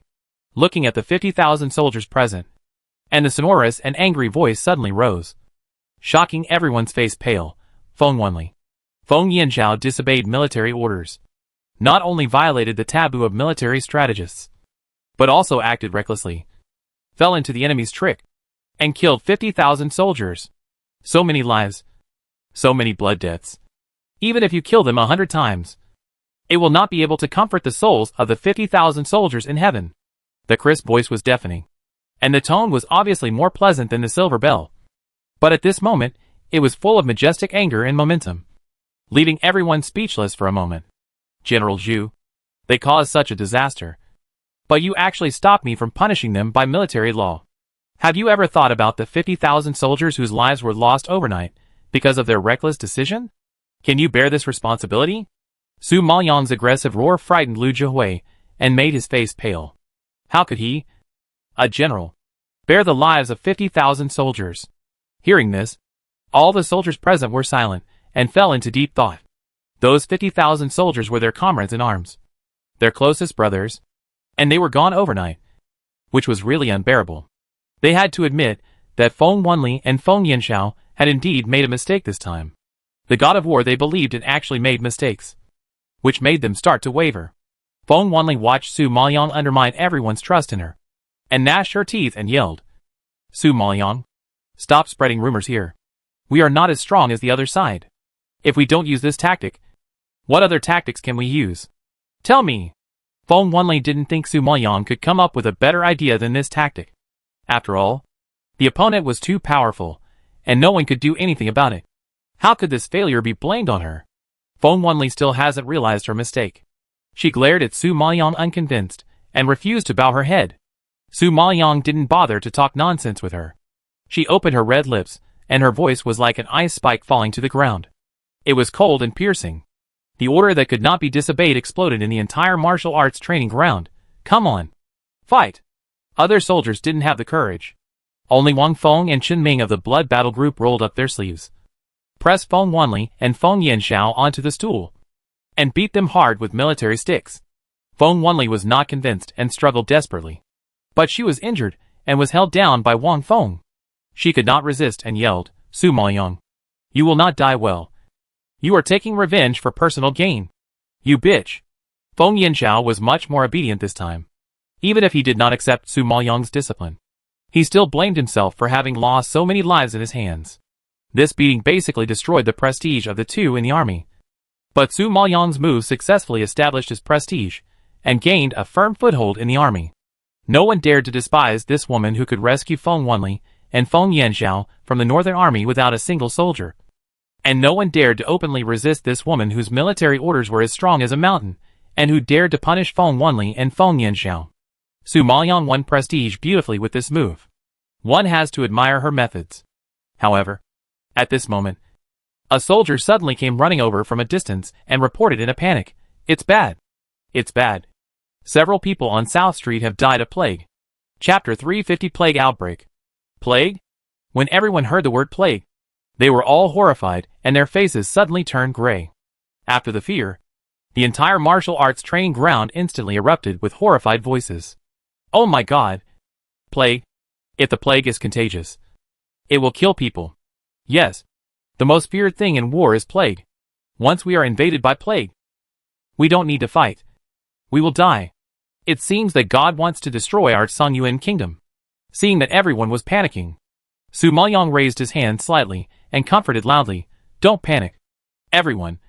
We have only discovered the plague now. And the plague has not spread to the entire Dongjin city. As long as we respond in time and control the epidemic, everyone will be fine. Plague is not so easy to control. As long as the plague appears, we will definitely die. Yes, the plague is too powerful. Once it occurs, there is no way to cure it. We can only wait to die." Hearing everyone shouting in disagreement, Gong Mayu looked a little anxious and hurriedly said, "You don't know that Su Maoyang is an alchemist at the level of Dan Wang. She must have a way to treat the plague. If it were before, Gong Mayu would not believe that anyone could control the plague. But after experiencing so many things and seeing Su Maoyang's methods, he has believed in her wholeheartedly. Just like Feng Wanli is the belief of the soldiers, Su Maoyang is also his belief. He likes this woman, appreciates this woman, and even worships this woman. For some reason, he feels that Su Maoyang will definitely bring miracles to everyone. Su Maoyang herself didn't dare to promise that she could cure the plague, but she didn't expect Gong Mayu to promise for her. A hint of surprise flashed across her dark pupils. Gong Mayu received her gaze, smiled slightly, and said firmly, "I believe you can do it." When everyone heard that Su Maoyang was an alchemist, they were shocked and their pupils were excited. "Oh my God! The Alchemy King! We have never seen such a powerful alchemist. Since the Alchemy King is here, we are saved. We are saved." The soldiers rekindled their hope and shouted happily. Su Maoyang looked at the excited group, shook his head helplessly, and ordered the soldier with a serious face, "Go. Take me to see the group of people who died of the plague." The soldier was frightened and waved his hand hurriedly, "General Su, don't go. What if you get infected? If you don't investigate it clearly and let the plague spread, no one can take responsibility. You lead the way." Su Maoyang frowned and scolded. The soldier nodded and hurriedly returned to the original path. Su Maoyang just took 2 steps and stopped immediately. He turned to look at Feng Wanli and others. "You guys know the situation in Dongjin City best. Why did the plague suddenly break out? I need you to give an explanation. Come with me." As far as she knows, there has never been a plague in Dongjin City before. Now the plague has not broken out earlier or later. But at this juncture, I don't know if she is too sensitive. I always feel that this plague has appeared a little weird. Feng Yanxiao naturally understood the meaning of her words. He frowned instantly, glanced at Feng Wanli, and was also confused. He limped and followed Su Maoyang towards South Street. At this time, the bodies of people who died of the plague were piled up in an alley on South Street. There were more than 50 people in total. The dead were dressed in rags and covered with wounds of varying depths, as if they had experienced a war. Are these beggars from Dongjin City? Su Maoyang frowned slightly and turned to look at Feng Yanxiao and others. At this time, it was the Deputy General Lei Yongdan who answered, "No. These people are not the people of Dongjin City. They escaped from Luoxing City 2 days before you came. Luoxing City was captured by the Northern Army, and the people were displaced and had no choice but to flee to Dongjin City. General Feng saw that they were the people of Songyuan country, so he let them into the city." Hearing this, Su Maoyang's forehead had blue veins twitching faintly, and the whole person exuded violent anger, and suddenly shouted, "Stupid! Feng Yanxiao, Feng Wanli, You are so stupid that you fell into Bai Hanyu's poisonous scheme. Feng Wanli and Feng Yanxiao were both stunned by Su Maoyang's harsh rebuke. Su Maoyang? What nonsense are you talking about again? Is it my fault that these people got the plague? Don't go too far. Feng Wanli exploded and refuted unconvinced. Feng Yanxiao also frowned and said angrily, Su Maoyang, this illness is uncontrollable by anyone. Why are you targeting us everywhere? Even Feng Mohan, Gong Yui and Gong Mayu stared at Su Maoyang in surprise, not knowing where her anger came from. The plague is indeed not controllable by humans. And she was indeed a bit unreasonable to scold Feng Wanli and Feng Yanxiao. Su Maoyang stared at Feng Wanli and the others with a gloomy face and fiercely scolded, these are refugees from Luoxing City. They are infected with the plague and will not survive for a few days. So Bai Hanyu deliberately drove these refugees carrying the plague to Dongqing City. He wanted these people to spread the plague to the people of Dongqing City. No. To be precise, he wanted to spread the plague to your 100,000 soldiers. With such a vicious plan, he can take down the entire Dongqing City without moving a finger. Hearing this, everyone was shocked, as if a thunder had exploded above their heads. And they were all shocked. How could it be? How could it be like this? Feng Yanxiao shook his head in disbelief, obviously not expecting this level of seriousness. Su Maoyang snorted coldly. His eyes became even colder. Not only does he want to spread the plague, he may have planted spies among these refugees to monitor your actions at any time. So when you let these refugees in, you not only let in the plague, but also let in spies from Baiyan. Tell me, are you stupid? Feng Yanxiao trembled and took 2 steps back under the load, obviously suffering a big blow. Feng Wanli shouted in disbelief, no. You are exaggerating. Those refugees were all old men who were powerless and pitiful. How could they be spies? Humph. If Bai Hanyu didn't arrange for spies to disguise themselves as pitiful old men, how could he arouse your sympathy and enter the city smoothly? Su Maoyang's sharp questioning shocked Feng Wanli's expression. She let those people in that day, but she had carefully checked them. How could she let others take advantage of the loopholes? In fact, it was because she was too confident, too proud, and too conceited. She was too complacent and ignored many subtle details. When Feng Wanli couldn't believe it, another soldier ran over in a hurry. General Su, something bad happened. Several people drank the well water in North Street and died of poisoning. What? Su Maoyang frowned in shock when he heard it.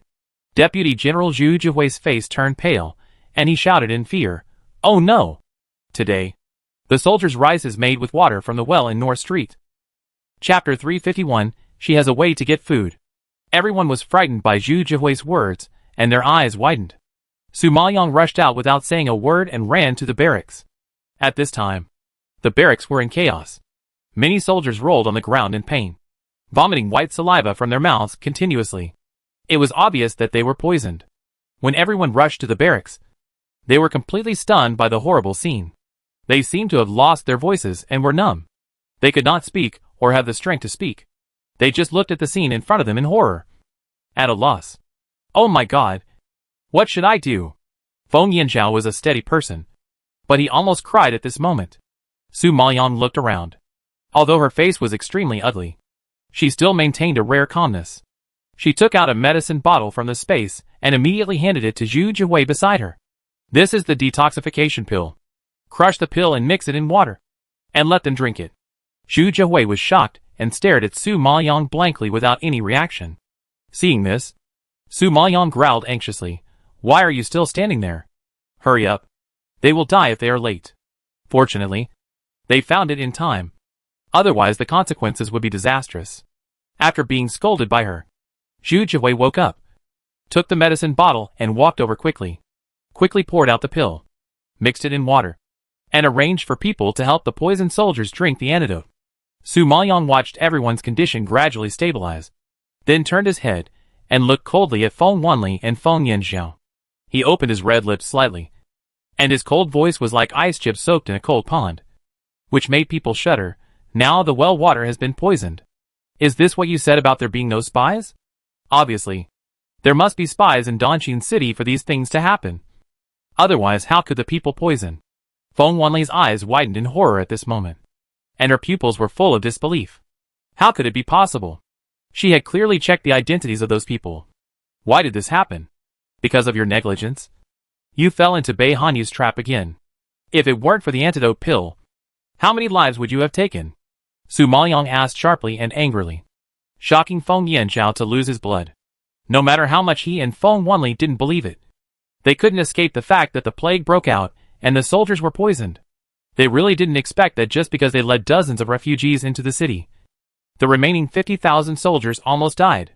It was really terrible. Maybe they were really too stubborn and conceited. And they were so negligent.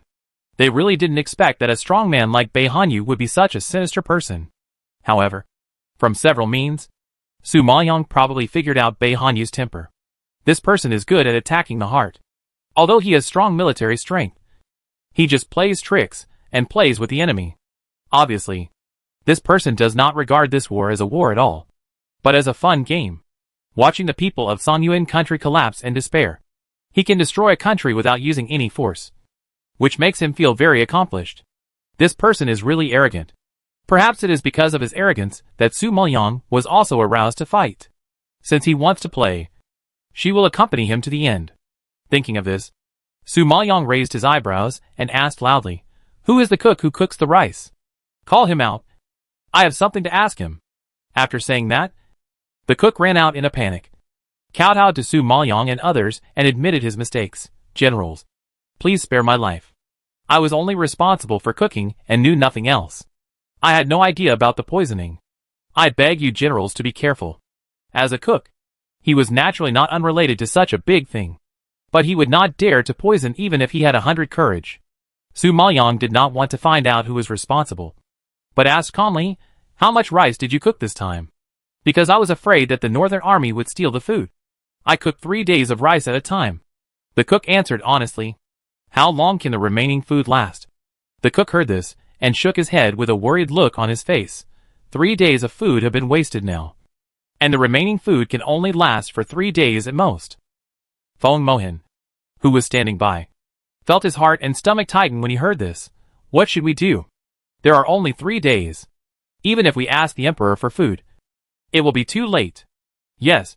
In addition to the 50,000 soldiers in Dongqing City who need to eat, there are also many civilians. Now that the plague has broken out, if we can't even eat, then we will all be trapped here to death. Gong Yi, who was standing by, also spoke with a serious face. Su Maoyang glanced at the wasted food on the table, and knew that food and grass had become an urgent matter now. So she had to find a way to get the food and grass as soon as possible. Of course, she couldn't count on the emperor. Not to mention the long journey. It might also become the enemy's supply, which would not be worth the loss. In ancient times, the most commonly used military strategy was to fight to support the war. That is, to rob the enemy's food and grass to fill herself. So, she had no choice but to attack the Northern Army. Seeing Su Maoyang remain silent, Feng Wanli questioned unconvincedly, "Su Maoyang, aren't you very capable? If you have the ability, just make the food and grass appear." Su Maoyang looked up at Feng Wanli and actually nodded. "Okay." Everyone was shocked when they saw this. What did she say? Okay. So much food and grass is not a joke. She actually agreed without hesitation. Really taking the food and grass as a joke? Leon, do you mean you have a way to get food and grass? Feng Mohan asked with joy in his heart. Su Maoyang nodded. Very sure. Well, I can get food and grass. And I guarantee that everyone can eat delicious rice in 3 days. When the soldiers heard such a firm and definite guarantee, their faces were filled with disbelief. And their eyes looking at Su Maoyang also became admiring. This woman was able to rescue Feng Wanli and Feng Yanzhao from the Northern Army, see through the Northern Army's treacherous scheme, and detoxify them. Now she also said that there was a way to get food and grass. And everyone had a little more hope in their hearts. Leon, what method are you going to use? Feng Mohan looked at her confident look, with a face full of curiosity. Su Maoyang just smiled and hooked his finger at him. Feng Mohan hurried forward to listen to her instructions. Su Maoyang whispered a few words in his ear, which made Feng Mohan look surprised and suddenly realized. Let's take action tonight. If this matter is done well, we will have an 80% chance of winning. Su Maoyang left his ear and said very confidently. Feng Mohan's face was a little excited when he heard this, and his eyes flashed with strange brilliance when he looked at Su Maoyang. And then he nodded heavily. Okay. I will live up to everyone's expectations. The mysterious look of the two made everyone confused and puzzled. Gong Mayu saw that Su Maoyang would rather talk to Feng Mohin than to him. And he suddenly became jealous. His face was dark and gloomy. Extremely ugly. And he was very angry. Feng Wanli looked at Su Maoyang's mysterious appearance and sneered, "Humph. Playing tricks. If you can't get food and grass in 3 days, there are so many mouths waiting to eat.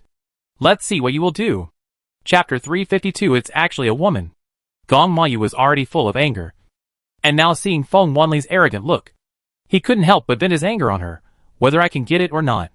It's better than you. The jinx who killed 50,000 soldiers. You. Feng Wanli was so angry that her breathing stagnated and her cheeks flushed. These 50,000 soldiers were simply a thorn in her heart. Once someone mentioned them, it was as if her flesh was torn off, bringing a sharp pain. Gong Mayu snorted coldly, glanced at her with disdain, and then looked away. Among all the women now, only Su Maoyang can catch his eye. Compared with Su Maoyang, she is really not good enough. In the past, only Feng Wanli looked down on Gong Mayu. But there was no time for Gong Mayu to look down on her. It's unreasonable. When Feng Wanli saw his contemptuous expression, her internal organs were about to burn. And she hated Su Maoyang with gnashing teeth. Su Maoyang didn't care about the quarrel between the two, but walked to Wang Feng and whispered a few words. Wang Feng took the order and quickly faded out of everyone's sight with the blood battle group in the puzzled eyes of everyone. After Su Maoyang made the arrangements, he turned to look at Gong Yui and Gong Mayu. "I also have something to tell you."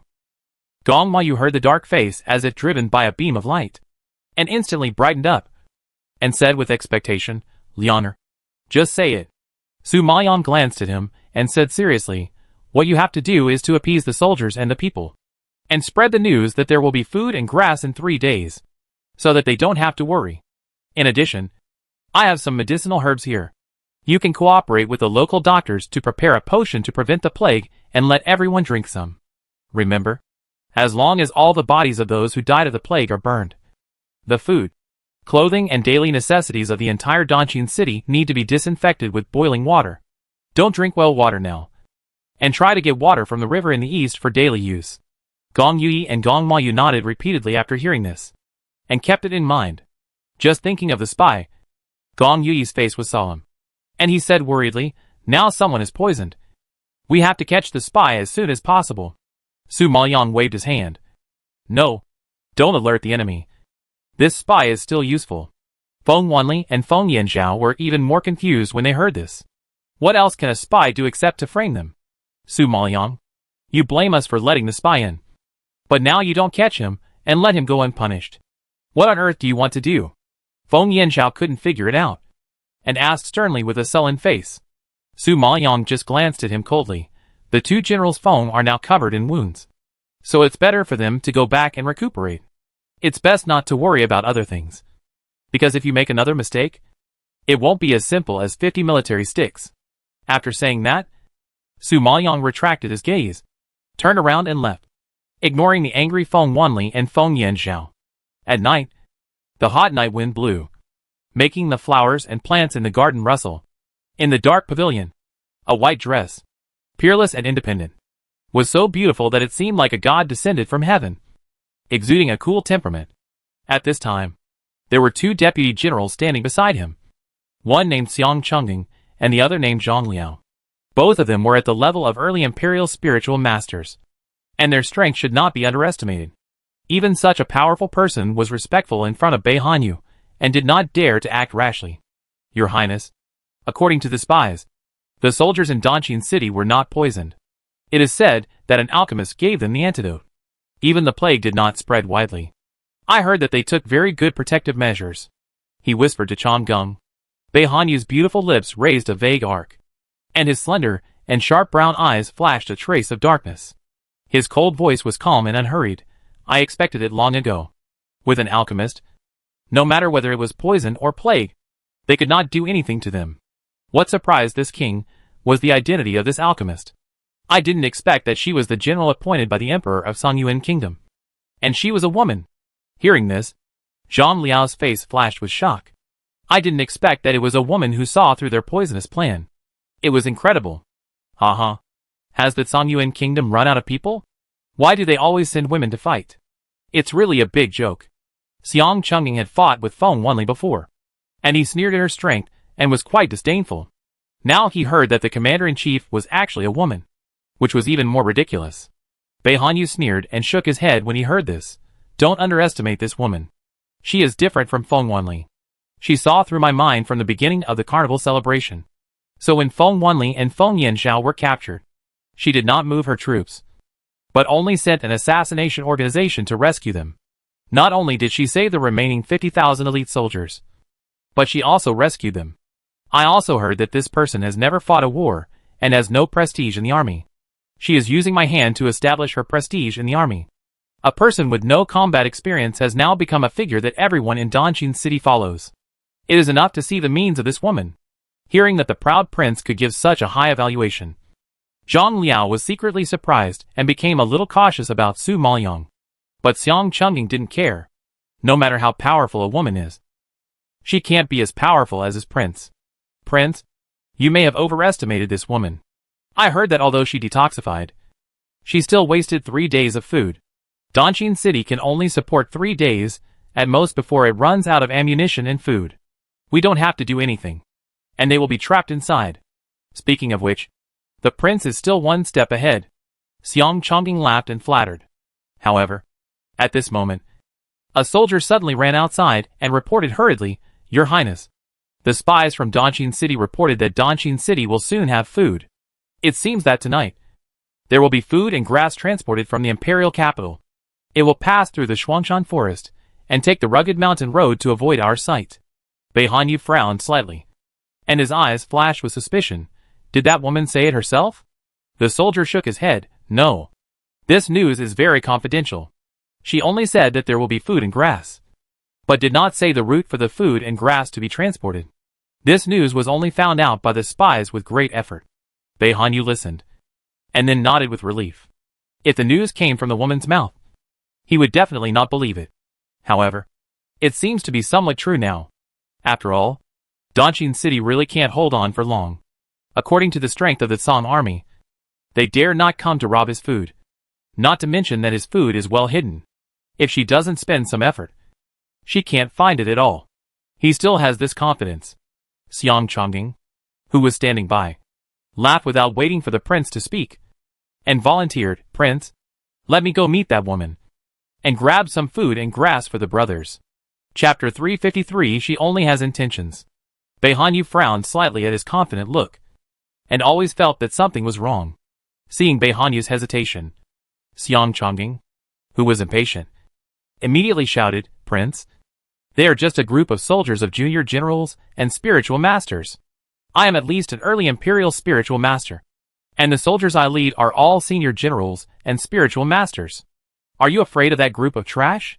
Seeing that Xiang Chungying was very interested, and his strength was indeed good, Bei Hanyu nodded after a moment of silence. Go. Take 3,000 soldiers. Be careful. Xiang Chungying smiled and nodded, strode out of the pavilion, and faded out of Bei Hanyu's sight. Watching him leave, Bei Hanyu retracted his gaze and fell on the soldier who reported, let the spies monitor the Sex Few Old Immortals. If they have any unusual movements, report immediately. The soldier received the order, clasped his fists heavily, and retreated. Zhang Liao, if those old men make any movement, remember to send troops to support them immediately. Bei Hanyu was cautious and reminded in a low voice. Zhang Liao nodded and clasped his fists. Don't worry, my lord. I know. Bei Hanyu made all the arrangements, nodded with relief, and got up and went back to his room. That night, he slept very uneasily. When the day dawned, the bad news came. Zhang Liao rushed into Bei Hanyu's yard and knocked on the door heavily. My lord. My lord. Something bad has happened. Bei Hanyu woke up suddenly, put on his clothes, pushed the door open and walked out. What's wrong? My lord. The 3,000 soldiers led by General Xiang were annihilated, and General Xiang himself was captured by the enemy. He is probably in Dongjin City now. Zhang Liao was panting heavily, sweating profusely. Bei Hanyu frowned when he heard this. Didn't I tell you to watch out for those old immortals last night? How did they take advantage of you? Zhang Liao's face was almost tangled together. Yes. Last night, I followed the prince's instructions and kept an eye on their movements. I found that they were all guarding Dongjin City and did not leave the city. What? Didn't leave the city? Impossible. Xiang Chungjing is an early-stage imperial spiritual master. Except for those old immortals. No one in Sanyuan Kingdom can do anything to him. If the imperial spiritual master hadn't been dispatched, how could the 3,000 high-level general spiritual masters be wiped out? Bei Hanyu obviously didn't believe it. His handsome brown eyes were wide open, showing his murderous intent. Zhang Liao shook his head. It's really not those old immortals. Because last night, that woman brought those old immortals to drink and eat with the soldiers. Many people saw it with their own eyes. It must be true. When I found something wrong, I led the troops to support, and found that there were only corpses and a few broken carts filled with weeds in the Shuangshan forest. And there was no food at all. It was obvious that we fell into a trap. Su Maoyang deliberately arranged for several clan leaders to have a meal together, and they looked happy, just to confuse the audience. The Northern Army was powerful, but they were only afraid of these clan leaders. When they heard that the clan leaders were drinking and eating in the city, they naturally lowered their vigilance. And a proud and conceited person like Chong Kung didn't take the Song army seriously at all, but who knew that just when they were about to intercept the food cart, thousands of 8th level spirit beasts suddenly appeared around them to besiege them, including the Holy Spirit Beast and a violent snow ferret. However, in the blink of an eye, the 3,000 soldiers were wiped out, and he became Su Maoyang's prey. As for these processes, Bei Hanyu and Zhang Liao naturally didn't know. They were puzzled, since it wasn't those old immortals who took action. Who on earth had the ability to capture Xiang Chungjing, an early-stage imperial spiritual master, and destroy the 3,000 soldiers of the advanced general spiritual master? Humph. This woman used the guise of transporting food and grass to lure me to send troops, with the purpose of capturing my deputy general alive, and using this to threaten me in exchange for food and grass. She is really a cunning woman like a fox. Things have developed to this point. And Bei Hanyu, who is smart, naturally understands everything. The imperial capital didn't transport food and grass at all. Everything was an illusion created by the woman to lure him into the trap. The Song army didn't have the strength to face the enemy head-on. So the woman sent troops to attack the isolated troops first, and captured his deputy general by the way. Not only could he disintegrate his troops layer by layer, but he also had the opportunity to exchange for food and grass. Such a good strategy of killing two birds with one stone is really not inferior to his. He really underestimated her means. Hearing Bei Hanyu's words, Zhang Liao was also terrified, surprised that a woman could have such a terrible idea. Prince, what should we do with General Xiang? Let's just attack and rescue him. Idiot. Xiang Chungjing is already in their hands. If we attack directly, he will die faster. Bei Hanyu glared at him and cursed. Zhang Liao was anxious when he heard this, and wiped the sweat from his forehead. But if General Xiang falls into the hands of the enemy, it is obvious that he will end up miserably. Do we really have to watch him suffer? The woman's goal is to use Xiang Chungjing to exchange for food and grass.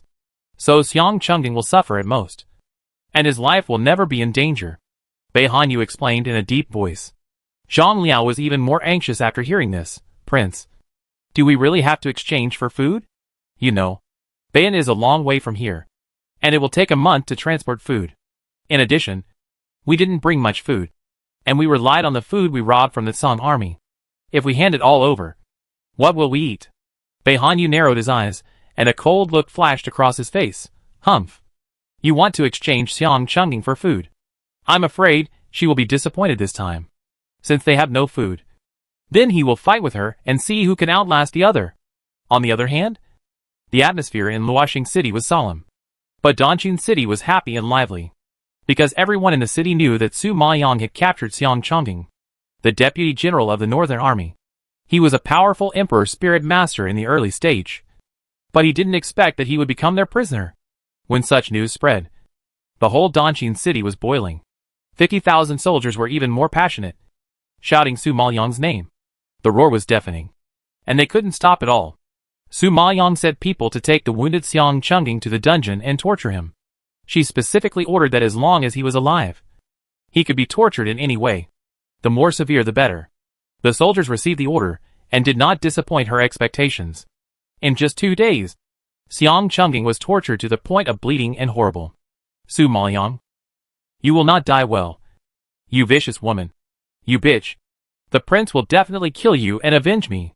Xiang Chungging's fame was ruined by a woman. How could the proud him face the prince and the soldiers of Bayan?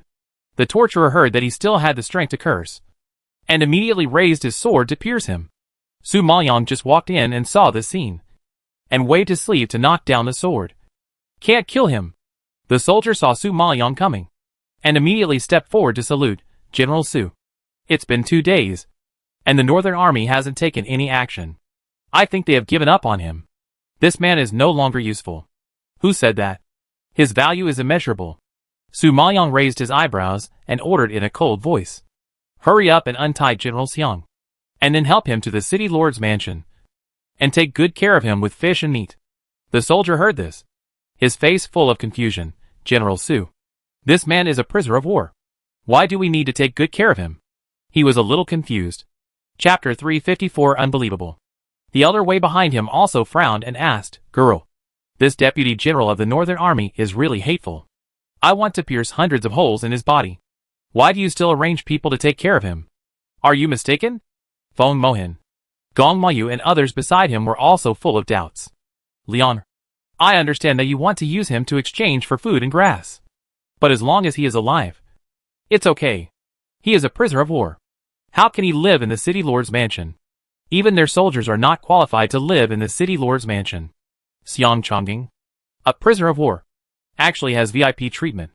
It's really unreasonable. Su Maoyang smiled and shook his head. General Xiang is not a prisoner of war. He is our honored guest. As the host, we naturally have to treat him well. Why are you still standing there? Untie General Xiang. As he said, Su Maoyang glared at the soldier, and his tough tone did not allow rebuttal. Seeing this, the soldiers were reluctant, but the military order was as firm as a mountain. So they had to follow the order to untie Xiang Chungging, who was tied up. Xiang Chungging was tortured by the law, with holes all over his body, bloody and bloody. When he was untied, his body softened and he fell to the ground. The former high-spirited general and the early imperial spiritual master now fell into Su Maoyang's hands and became a useless man, even though he was so weak that he had no strength to breathe. Xiang Chungging still raised his chin with difficulty and looked at Su Maoyang. You bitch. Don't even think about exchanging me for food and grass. The prince will never exchange it. Su Maoyang raised his eyebrows, his eyes slightly raised, and a hidden color flashed across his dark pupils. He chuckled and said, Who said I want to exchange you for food and grass? You think too highly of yourself. What do you want to do? Xiang Chungging was shocked when he saw her denying it, and his pale face suddenly showed some fear. She tried so hard to capture him. Didn't she want to exchange for food? Not to mention Xiang Chungging was surprised. Feng Mohin and others behind Su Maoyang were shocked. Girl, what do you mean? Since Bei Hanyu's deputy general has been captured, this is a good opportunity to exchange for food. Why are you? Elder Wei was confused. Su Maoyang sneered. Do you think Bei Hanyu is stupid? He knows my purpose. So he is very sure that we will not do anything to Xiang Chungging. 2 days have passed, and the Beijun has not made any movement, as if they have completely forgotten this person. Obviously, they are determined to waste time with us. We only have 3 days, so we can't afford to waste time. But they have food and are sure that Xiang Chungging will not be in danger of life, so they can afford to waste time. So what you mean is that Bei Hanyu has no intention of handing over the food and grass at all? Elder Wei was shocked and asked in disbelief. Su Maoyang nodded lightly and acquiesced to his statement. Feng Mohin heard this and sighed. This Bei Hanyu is really cruel. Xiang Chungging is his deputy general after all, but he can watch him being tortured. Su Maoyang just smiled and said nothing. Those in power are naturally cruel and ruthless. Not to mention Bei Hanyu, who is known as the god of war. I don't know how much blood his hands have stained and how many tricks he has used. This shouldn't be a big deal to him. Gong Mayu was a little anxious when he heard that there was no food. He doesn't want to hand over the food. So what should we do? It's been 2 days, and there's only 1 day left before we run out of food. Su Maoyang glanced coldly at Xiang Chungging, who was held up by the soldiers, and said calmly, If Bei Hanyu doesn't hand over the food, then we have to rob it. Rob? Leon, Luoxing City is heavily guarded. How can we rob it? The key is that we don't even know where the food is. Even if we sneak into Luoxing City, we will just look for it randomly. It is very likely that we will not find the food, but will be imprisoned. This method is too risky. I don't agree. Feng Mohan waved his hand in disapproval, and immediately rejected her decision. Su Maoyang looked up at him, raised his eyebrows. Who said, we don't know the location of the food? When everyone heard this, they looked at each other in surprise. You know the location of the food? Feng Mohan looked at her in disbelief. Su Maoyang smiled with a curled lip. I don't know now, but I will know tomorrow. Tomorrow? Everyone was confused by Su Maoyang. However, seeing Su Maoyang so confident, even if they couldn't guess her thoughts, everyone still believed in her, because she could always create miracles. With her, Songyuan country might really be saved. After such a commotion, the news that Su Maoyang treated Xiang Chungjing like a distinguished guest spread like wildfire, and it snowballed in Dongjin City. Everyone was wondering why Su Maoyang treated a prisoner of war so politely. At first, he was tortured, but now, he was suddenly released and arranged for people to serve him well. The common people couldn't figure it out, but Bei Hanyu of Luoxing City knew it better than anyone else. Your Majesty, I heard that Su Maoyang had released General Xiang and asked people to take care of him as a distinguished guest. This is really strange. Zhang Liao has fought for so many years, and he has never heard of such a weird thing. How can such a kind person in the world treat prisoners of war well? If he didn't know Su Maoyang, Zhang Liao would still believe it. But since he heard about the woman's deeds, he definitely didn't think that this person was a kind person. At the beginning, she used all the tortures on Xiang Chungjing, which made people understand. But now she let him go, which was really incredible. Bei Hanyu heard this. His face was terribly gloomy. His eyes were floating with hidden anger, and he snorted coldly, in my opinion, Xiang Chungjing couldn't stand the torture and leaked the location of the grain. Ah? General Xiang is not that kind of person. Zhang Liao changed his face in shock, and he didn't believe it. Although Bei Hanyu didn't believe that Xiang Chungjing was that kind of person, he still had more doubts in his heart when he saw Su Maoyang's abnormal behavior. She obviously knew that he would not exchange grain, so she tortured Xiang Chungjing severely, trying to get the location of the grain from his mouth. Xiang Chungjing has been with him for many years, and has rarely suffered defeats, even suffering very little. It is hard to guarantee that his will is not firm, whether he leaked it or not. The food hidden in Luoxing City is no longer safe. Send someone to transfer the food to Jinyuan town. Bei Hanyu is suspicious and cautious by nature. Even if he knows that the Song army does not have the strength to sneak into Luoxing City to rob food, he still transfers the food just in case.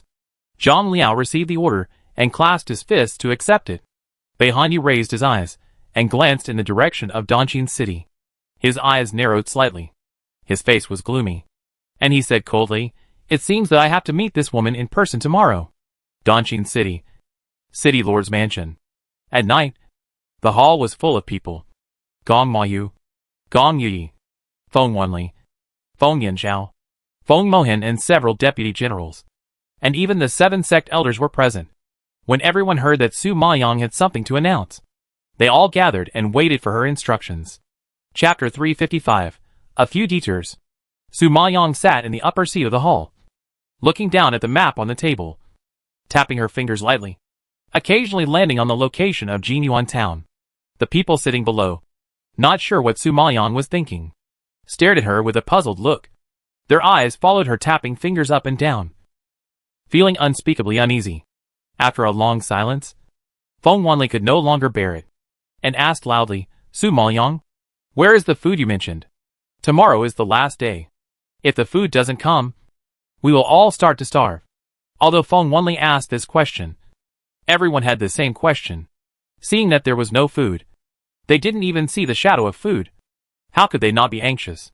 Feng Yanzhao frowned and stared at her, blushing and asking loudly, "Su Maoyang, you released Xiang Chungjing today and treated him with great food.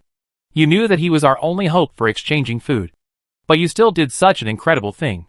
The other party probably knows that you treat Xiang Chungjing well, and they will not exchange food. What you did is simply putting Songyuan country to death. I now doubt what your intention is." This resounding rebuke was heavy, and it fell into everyone's heart, like a huge rock, pressing everyone to breath. Indeed, Su Maoyang's kindness to Xiang Chungjing was really infuriating. Hearing this, Su Maoyang raised his eyes and glared at Feng Yanzhao and Feng Wanli, and opened his red lips slightly. Snorting, General Feng.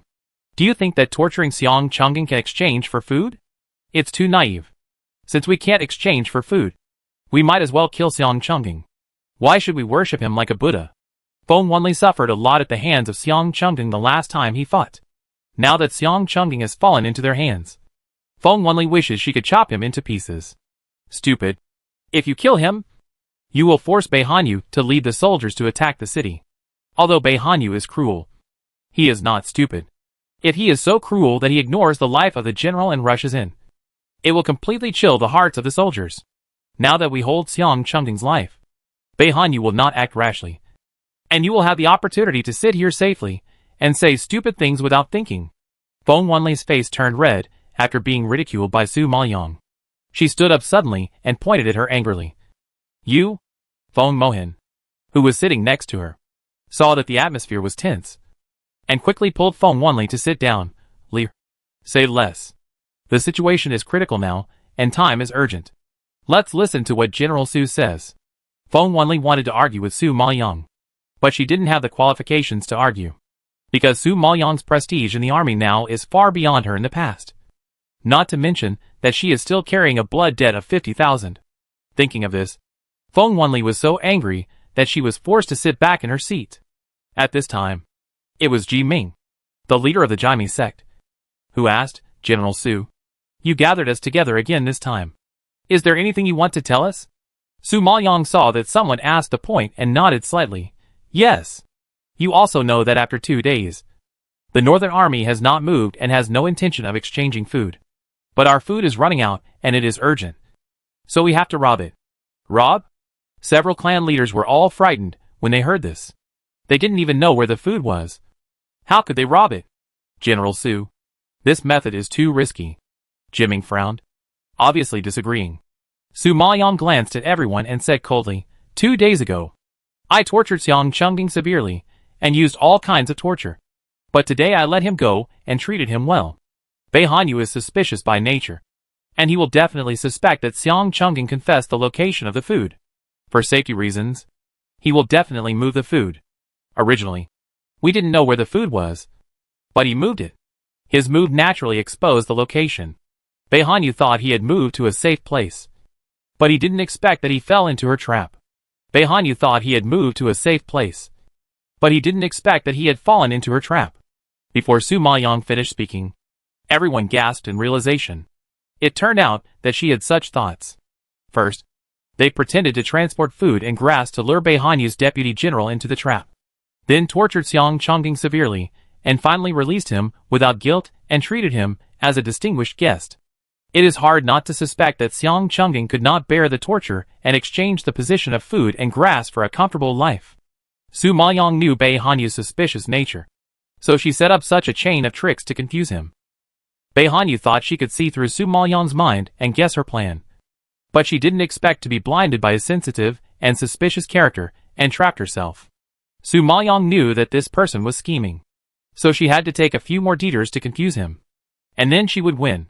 The people present were a little confused at first, but after thinking carefully, they were all shocked by Su Maoyang's weird and unpredictable mind and means. It turns out that all she did was a false pretense to deceive Bei Hanyu. Her real purpose was not to exchange for food but to rob it. Everyone opened their mouths in surprise, looking at Su Maoyang in disbelief, and the shock in their hearts was beyond words. Gong Mayu and Feng Mohan heard this, and looked at Su Maoyang more and more obsessed. How could they not love such a woman? Leon, since you already know the location of the food, let's do it quickly. Gong Mayu said excitedly with his eyes shining. Su Maoyang nodded. My spirit beast has led the herd to the location of food and grass. Tomorrow morning, we will definitely catch Bei Hanyu off guard. Although I used the trick of besieging Wei to save Zhao, our Dongqing city will be safe for the time being. But I am afraid that Bei Hanyu will be desperate and will definitely take action tomorrow. Just in case, I have to ask several sect leaders to guard Dongqing city.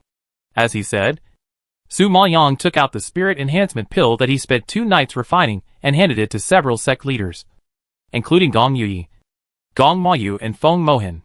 This is the spirit enhancement pill, which can temporarily increase the level.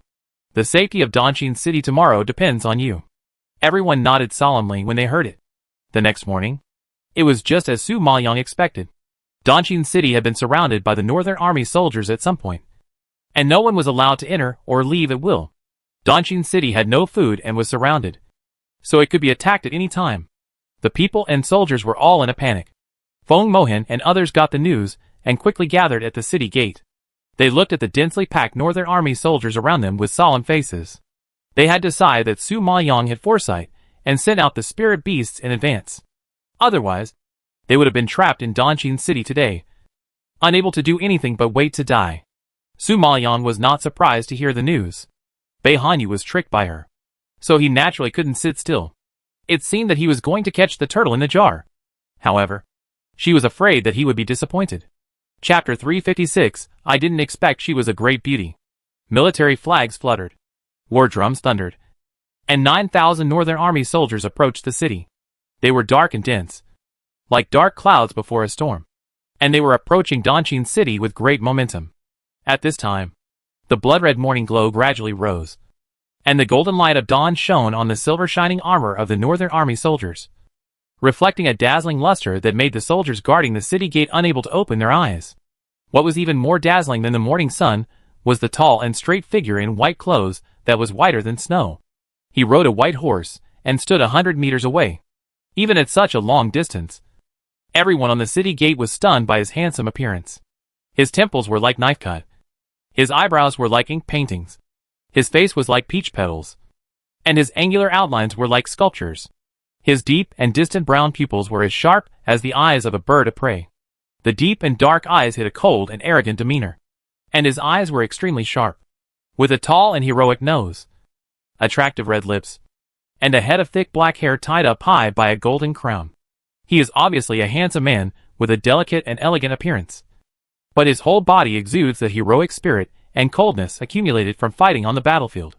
He just stood there, and there was a terrifying aura around him. At the city gate, Feng Mohan and others were shocked to see such a battle, and they swallowed their saliva. Their originally calm mood was also frightened by Bei Hanyu's momentum. They had heard of the reputation of this god of war before, and knew that he was brave and powerful. But they didn't expect that he was such a handsome and elegant young man. Just when everyone was surprised, Bei Hanyu below had already spoken. I heard that a commander has come to Dongqing City. I wonder if this king has the honor to meet him. Bei Hanyu asked about Su Maoyang's whereabouts right away. His purpose was very direct. Gong Mayu's eyes were full of hostility when he heard this, and he retorted unhappily, to deal with you. We don't need our chief to come out today. Your opponent is us. Bei Hanyu laughed out loud after hearing such arrogant words. The sunlight reflected on his handsome face, like a flower in the early spring, so beautiful that it was a little dazzling. This chief is really amazing. A few days ago, you were still timid and didn't even dare to make a sound, but now you know how to fight back. What should I do? I am even more curious about her. Bei Hanyu's handsome face was covered with a wanton smile, and his voice was cold, but full of interest. When the brown pupils mentioned the chief, it was like two flames ignited, shining brightly. It was an indescribable excitement, an excitement that spread throughout his limbs and bones. And it made him a little impatient, because this was the first time someone had thwarted his conspiracy and defeated him. And the other party is a woman. Bei Hanyu is naturally curious about such an opponent. Feng Mohan was too lazy to talk nonsense with him. He glanced at the soldiers behind him and said in a deep voice, Bei Hanyu, you brought so many soldiers to surround Dongqing City. Don't tell me that you are here to see our commander. Except for your commander. Do you think you are qualified to let me send out so many soldiers? Bei Hanyu looked at him contemptuously, with a very disdainful tone. You? Feng Mohan was so angry that he was speechless. If so many soldiers can't invite your commander, then I have no choice but to attack Dongqing City and visit him in person. Bei Hanyu's face, which had just been smiling, suddenly froze, and suddenly a layer of cold and fierceness appeared. Hearing this, everyone was frightened and changed their faces. Fourth Prince? In order to see me? You even disregarded the life of your deputy general. It's really heartbreaking. At this moment, a gentle sound like the wind blowing through the trees suddenly came from the right side of the city gate. I saw a graceful figure on the city gate. Her skin was as white as snow. Her eyebrows were not painted, and her face was not made up. But she was fresh and moving. Her black hair was draped behind her, and a few strands of hair fell mischievously on her shoulders, making her soft skin look even whiter. Her big eyes with clear black and white were like two bright obsidian. When she looked around, she had a kind of elegant and noble temperament, which made people feel attracted and dared not blaspheme. She pursed her lips. Her face was as red as a red fruit, and she was cold and agile, with a charming look. Just one look was enough to make countless men infatuated. Even Beihanyu, who had seen many beauties, was no exception. Beihanyu looked at the blue figure. His cold expression gradually solidified. His eyes seemed to be rusted and could no longer move. Looking at that beautiful face, he didn't even care about Su Maoyang's sarcasm, and was stunned for a moment. He really didn't expect that the woman who was against him was still a great beauty. Beihanyu's chest skipped a beat, and a strange feeling surged in his heart. Are you Su Maoyang, the commander of the Song army? Beihanyu had seen the world after all, and the surprise in his eyes flashed away, and he quickly regained his rationality. But the eyes staring at her were shining with dazzling light. Su Maoyang walked to the center of the city gate and looked down at him. Only then could she see the man clearly. When her eyes touched that handsome face, her expression froze, and a trace of surprise flashed in her eyes. The strange emotion was fleeting, but even so, it was still seen by Beihanyu, who was staring at her closely.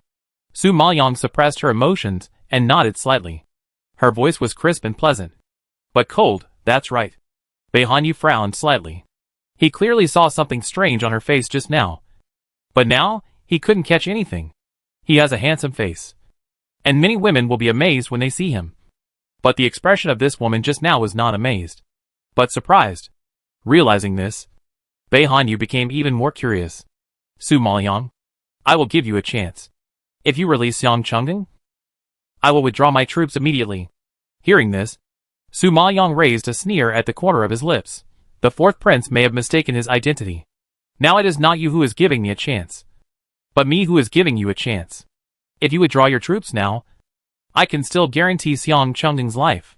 If you can't, speaking, Su Maoyang raised his hand and clapped twice. At this time, 2 guards escorted Xiang Chengding to the city gate quickly and appeared in everyone's sight. Look! It's General Xiang. It's General Xiang. Seeing Xiang Chengding's wounded and weak appearance, the northern army roared with anger. Su Maoyang looked at the commotion below. Her lips curled slightly, and she looked at Beihanyu with a sharp and cold look. Prince, I will only give you 10 breaths to think. If you are a second slower, Xiang Chengding will be like this. After she finished speaking, her eyes became fierce, and she raised her hand and suddenly cut off Xiang Chengding's arm. A scream pierced the sky, which was so shrill that the northern army soldiers were shocked. Su Maoyang didn't wait for everyone to react completely, and raised her hand again, throwing the bloody severed hand into the northern army. Chapter 357 fell into her trap. Seeing this scene, Beihanyu was shocked by Su Maoyang's sharp means. He was confused by that face just now, but forgot that this woman was not an ordinary woman. She had an extraordinary mind and vicious means. She was an opponent that should not be underestimated. Thinking of this, Beihanyu suppressed his anger and asked loudly in a gloomy voice, Su Maoyang, do you think you can threaten me like this? Su Maoyang raised his eyebrows, and his indifferent expression suddenly grinned. Fourth prince, from your tone, you have given up on General Xiang. If so, there is no need for me to show mercy. As he said, Su Maoyang raised his hand again, ready to remove Xiang Chengding's other arm. However, Beihanyu did not wait for her to make a move, but took the bow and arrow, raised his arm to draw the bow, and let go. The sharp arrow broke through the air and pierced Xiang Chengding's heart at once. Xiang Chengding groaned. Then he hung his head and died. A very pleasant death. Everyone was shocked to see this, staring at it with their eyes wide open. Beihanyu actually shot his deputy general to death with his own hands. Gong Mayu smacked his lips in shock. So cruel. He even killed his own subordinates. Su Maoyang shook his head in disapproval. He is not cruel. He is relieving Xiang Chengding. Xiang Chengding had been tortured by them to the point that he was neither a human nor a ghost. Living was only painful, and it would be better to die. Xiang Chengding should thank Beihanyu for this arrow. Feng Mohin disagreed with this approach and shook his head slightly, but his move has chilled the hearts of the soldiers. How can a person who can kill his own deputy general without hesitation make the soldiers loyal? However, as soon as he finished speaking, Bei Hanyu suddenly raised his arm, and his loud and majestic voice was all about condemning Xiang Chongqing, as a general of Ban State, became a prisoner of war, and leaked the location of grain and grass. His crime should be executed. If anyone dares to betray Ban State and betray this king, this is the end. The loud voice was deafening, echoing above the northern army, and it aroused the soldiers' fighting spirit. Swear to be loyal to the prince until death. Swear to be loyal to the prince until death. The roar was like a wave, one wave higher than the other. Not only did it not chill the heart, but it gathered the army's heart. Bei Hanyu is a genius. Seeing this scene, even Feng Wanli and Feng Yanzhao, who had fought on the battlefield for many years, were amazed. Bei Hanyu is indeed worthy of being the god of war. He is ruthless and decisive. He can not only make decisions quickly, but also quickly gather the army's heart and turn the tide. Su Maoyang knew that he had some skills, but she didn't expect that he would react so quickly. Not only did he free Xiang Chongqing, but he also killed a chicken to scare the monkeys and reminded the soldiers. Now there is no worry about attacking Dongqing City. Killing 3 birds with 1 stone is indeed a good method. Seeing this, several clan leaders and Gong Mayu and others knew that they had no handle to threaten Bei Hanyu. They all held their breath and tensed their nerves, ready for a desperate fight. Only Su Maoyang looked at Bei Hanyu calmly, and was not frightened by his momentum, because she knew that Xiang Chongqing would die today. He was just a target for her to delay time. At this point in time, the Golden Lion King and Xiao Diao should have succeeded. Thinking of this, Su Maoyang curled his lips and chuckled, and said sarcastically, Bei Hanyu, your lifelong reputation has been ruined by this arrow, because you just mistakenly killed a deputy general who was loyal to you. Xiang Chongqing was tortured, but he gritted his teeth and didn't reveal a word. Such a loyal minister, who didn't die on the battlefield, didn't sacrifice his life for the country, but died at the hands of his own master, and was accused of being a traitor. I'm afraid he will die with regret. Hearing such inflammatory remarks, the emotional Northern Army soldiers all looked at each other and talked about it. Seeing that Su Maoyang was shaking his military morale, Bei Hanyu narrowed his eyes and refuted sharply. His tone was firm, but he felt a little uneasy in his heart. Su Maoyang, don't spread rumors to confuse the people and disrupt my military morale. My lord, I deliberately released Xiang Chongqing to make it look like he betrayed you. Your suspicious nature really made me suspicious. Strictly speaking, it was you, your highness, who told me the location of the food and grass. As soon as these words came out, Bei Hanyu was shocked, and his handsome face turned pale in an instant. But before he could react, he saw a soldier suddenly galloping in the distance. He ran to Bei Hanyu, dismounted, knelt on the ground, and reported breathlessly, Your Highness, it's bad. Jinyuan town has been lost. General Zhang is leading 4,000 soldiers to fight a group of spirit beasts. General Zhang is outnumbered. I'm afraid it's... When the soldier thought of the consequences, he was silent and didn't dare to continue. When Bei Hanyu heard this, his eyes widened and veins popped out on his forehead. What? How could a spirit beast suddenly appear? The soldier was also at a loss. God knows where so many spirit beasts came from, and they are all above the 8th level, including holy spirit beasts. General Zhang didn't take spirit beasts of this level seriously, but the key is that there are too many of them. It's a beast group. No matter how powerful General Zhang is, he can't withstand a round-the-clock battle. What's more, there is a very violent little mink that can beat people into scum at any time. Thinking of the fighting power of the little mink, the soldier shuddered unconsciously. If it weren't for General Zhang Liao to cover him and report the news, he would have become a dead soul under the claws of the little mink. Bei Hanyu's face was shocked. He was panting with anger, and he was furious. At this time, he suddenly thought of something, and turned his eyes to look at Su Maoyang on the city gate. At this moment, the latter was also staring at him intently. She was calm and confident, with a hint of irony at the corner of her lips. At this moment, Bei Hanyu suddenly realized, those spirit beasts must have been her trick. It turned out that all this was fake. From transporting food and grass, to creating the illusion of betrayal to Changgung, to the play performed today, all were conspiracies to deceive him. She didn't know the location of the food and grass at all, but because he was suspicious, the location was exposed by moving the food and grass. This woman is so treacherous. She knew that she couldn't leave Zhang Liao and the 4,000 soldiers alone. Because he had already eliminated one deputy general, leaving Zhang Liao alone. If Zhang Liao was eliminated, wouldn't he be a commander without troops? What's more, he had already lost 3,000 soldiers. If he lost another 4,000, how could he fight this battle? No wonder she was able to face her 9,000 soldiers without fear, and was as calm as if she was watching a joke. It turned out that she had calculated everything and knew that she couldn't attack Dongjin City. So she was so sure. Hearing this, Su Maoyang smile deepened. Her red lips moved slightly, and she gently uttered a few words. You have already lost. Lose? She actually used such a word to humiliate him. Bei Hanyu never knew how to write the word lose in his life. Hearing her so sure words, Bei Hanyu seemed to have been insulted, and a trace of anger flashed across his face. Su Maoyang, I will not only conquer Songyuan Kingdom, but also make you my woman. Just wait for me. This was the first time he met a woman who was so cunning that made him anxious. Since he met her, he must get her. Thinking of this, Bei Hanyu's eyes flashed with a fierce determination to win. Then he raised his hand and led the soldiers to retreat and quickly support Jinyuan town. Chapter 358. The relationship between the two. Looking at the densely packed northern army returning to the original route, everyone who was ready to fight breathed a sigh of relief. And their admiration for Su Maoyang was like a torrent of water. She once again resolved the crisis of Dongjin City and saved everyone's lives.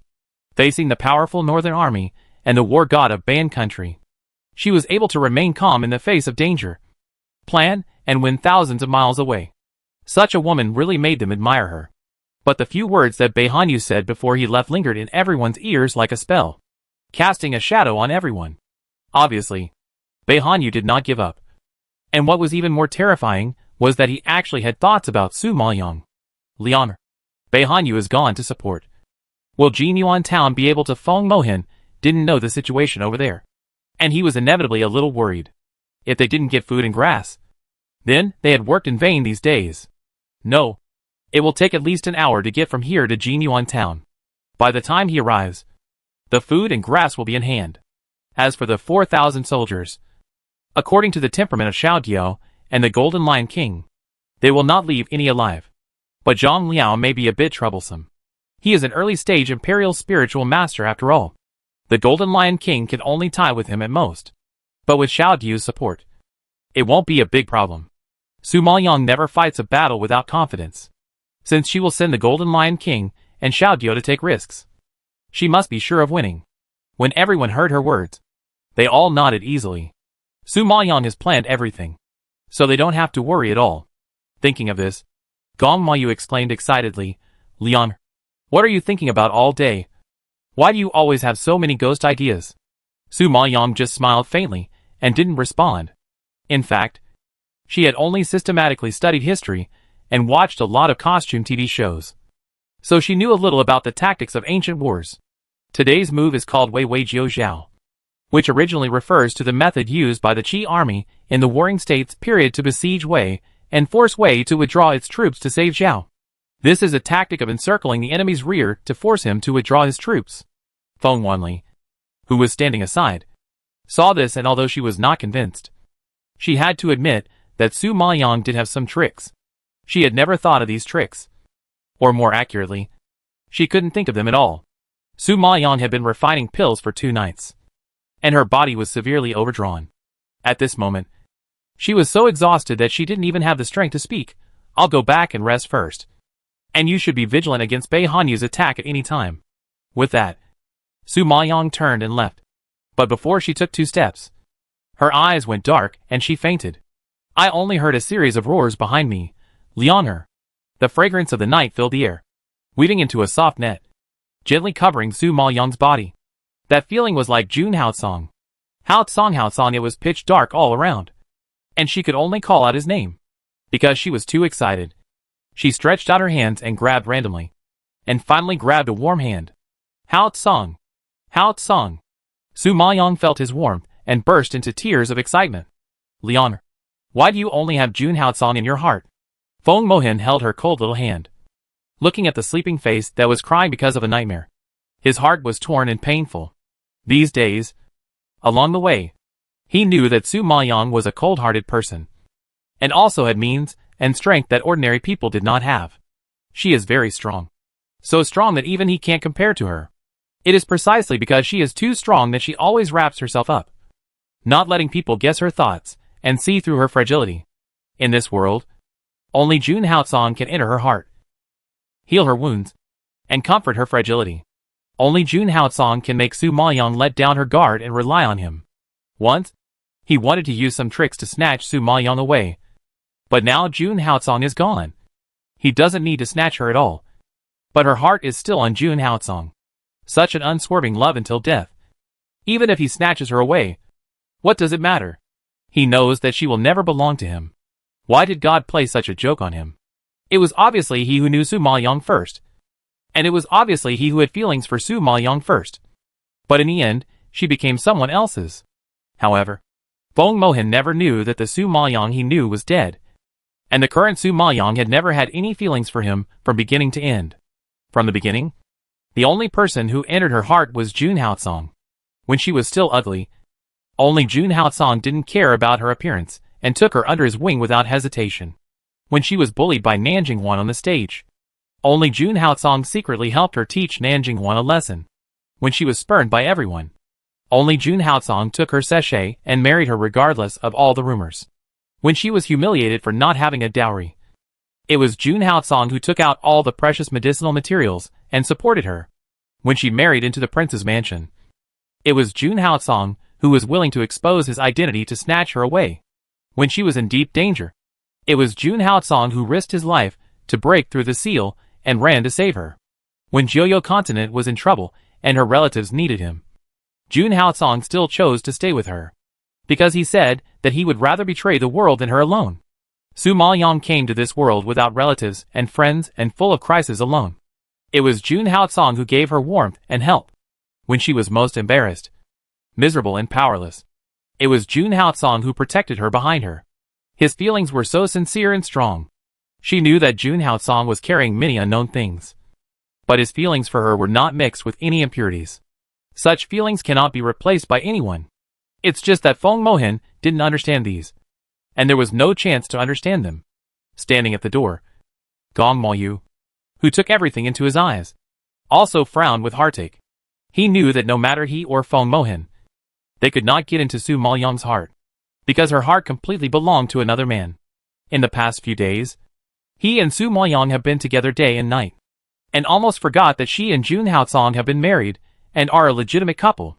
Without Jun Haotsong, he actually fantasized about being with Su Maoyang forever, which is really ridiculous.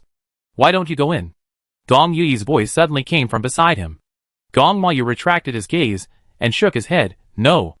Feng Mohan will heal her wounds, and I can't help much if I go in. Since you are so worried about her injuries, how can you not go in and take a look? Gong Yuyi knew what Gong Maoyu was thinking. Gong Maoyu suddenly grinned miserably. There are many people who care about her, but I am not worthy of it. After saying that, he didn't want Gong Yuyi to see his embarrassed and painful expression. So he turned and disappeared into the night. Gong Yuyi looked at his back as he left. A trace of surprise flashed across his face, and then he sighed. He knew Gong Maoyu's proud nature, but he didn't expect that he would become so self-abased after falling in love with Su Maoyang. Yes, a woman like Su Maoyang really doesn't like Gong Maoyu, a playboy who is uneducated and unskilled. But, unfortunately, Gong Maoyu seems to take it seriously this time. Chapter 359, Healing her wounds and cooking for her. Su Maoyang didn't wake up until the next morning. Feeling the warmth in her hand, she slowly opened her eyes and looked to the right. Feng Mohan was lying on the side of her bed, holding her hand tightly with his large palm, looking like he was fast asleep. As soon as she moved slightly, Feng Mohan suddenly woke up and immediately raised his head to look at her. Seeing her open her eyes and staring at him, Feng Mohan's face lit up and he shouted happily, "You're awake." At this time, Gong Maoyu, who had been waiting outside the door, heard the words and ran in immediately, exclaiming happily, "Finally woke up. Scared me to death. What's wrong with me?" Su Maoyang frowned slightly, pulled her hand out of Feng Mohan's hand, and propped herself up. Seeing this, Feng Mohan immediately went forward to help her. But she stopped him. "No. I can do it myself." Looking at her expression of resistance and rejection, Feng Mohan's smile suddenly froze. And finally, he had to stop and replied, "You fainted and slept all night." Fainted? Su Maoyang rubbed her aching head. Her mind was blank. However, she also knew her body. She had forced herself to refine many pills in the past 2 nights. And her body naturally couldn't bear it. So injuries were inevitable. Gong Mayu was so happy to see her wake up that he immediately called the maid outside. "Bring in the chicken soup." The maid waiting at the door received the order and walked in with the fragrant chicken soup. "You go out. I'll do it myself." Gong Mayu sent the maid away. And actually took the soup bowl himself and came to Su Maoyang. "Leon, you've been working too hard these days. And you're too weak. Drink some soup to replenish your body." Gong Mayu pretended to feed her with his own hands. Seeing this, Su Maoyang hurriedly snatched the soup bowl from his hand. "No. I can do it myself." Gong Mayu felt a little sad to see her so distant, and stood aside at a loss like Feng Mohin. Elder Wei came in and eased the atmosphere. "Leon, you are too unkind. They just want to care about you. Last night, you were fine because of Master Feng's transmission of spiritual power. Before dawn today, the 6th prince ran to the kitchen and said he wanted to stew soup for you personally because he was afraid that someone would poison you. So he had to do it himself. Look!" His hands, which had never touched water, were all scratched. Su Maoyang heard this and looked at Feng Mohin and Gong Mayu in surprise. And finally his eyes fell on Gong Mayu's fingers that he tried his best to cover up. She hadn't noticed it just now. But now that Elder Wei reminded her, she saw that his fingers were wrapped in white gauze. She was shocked.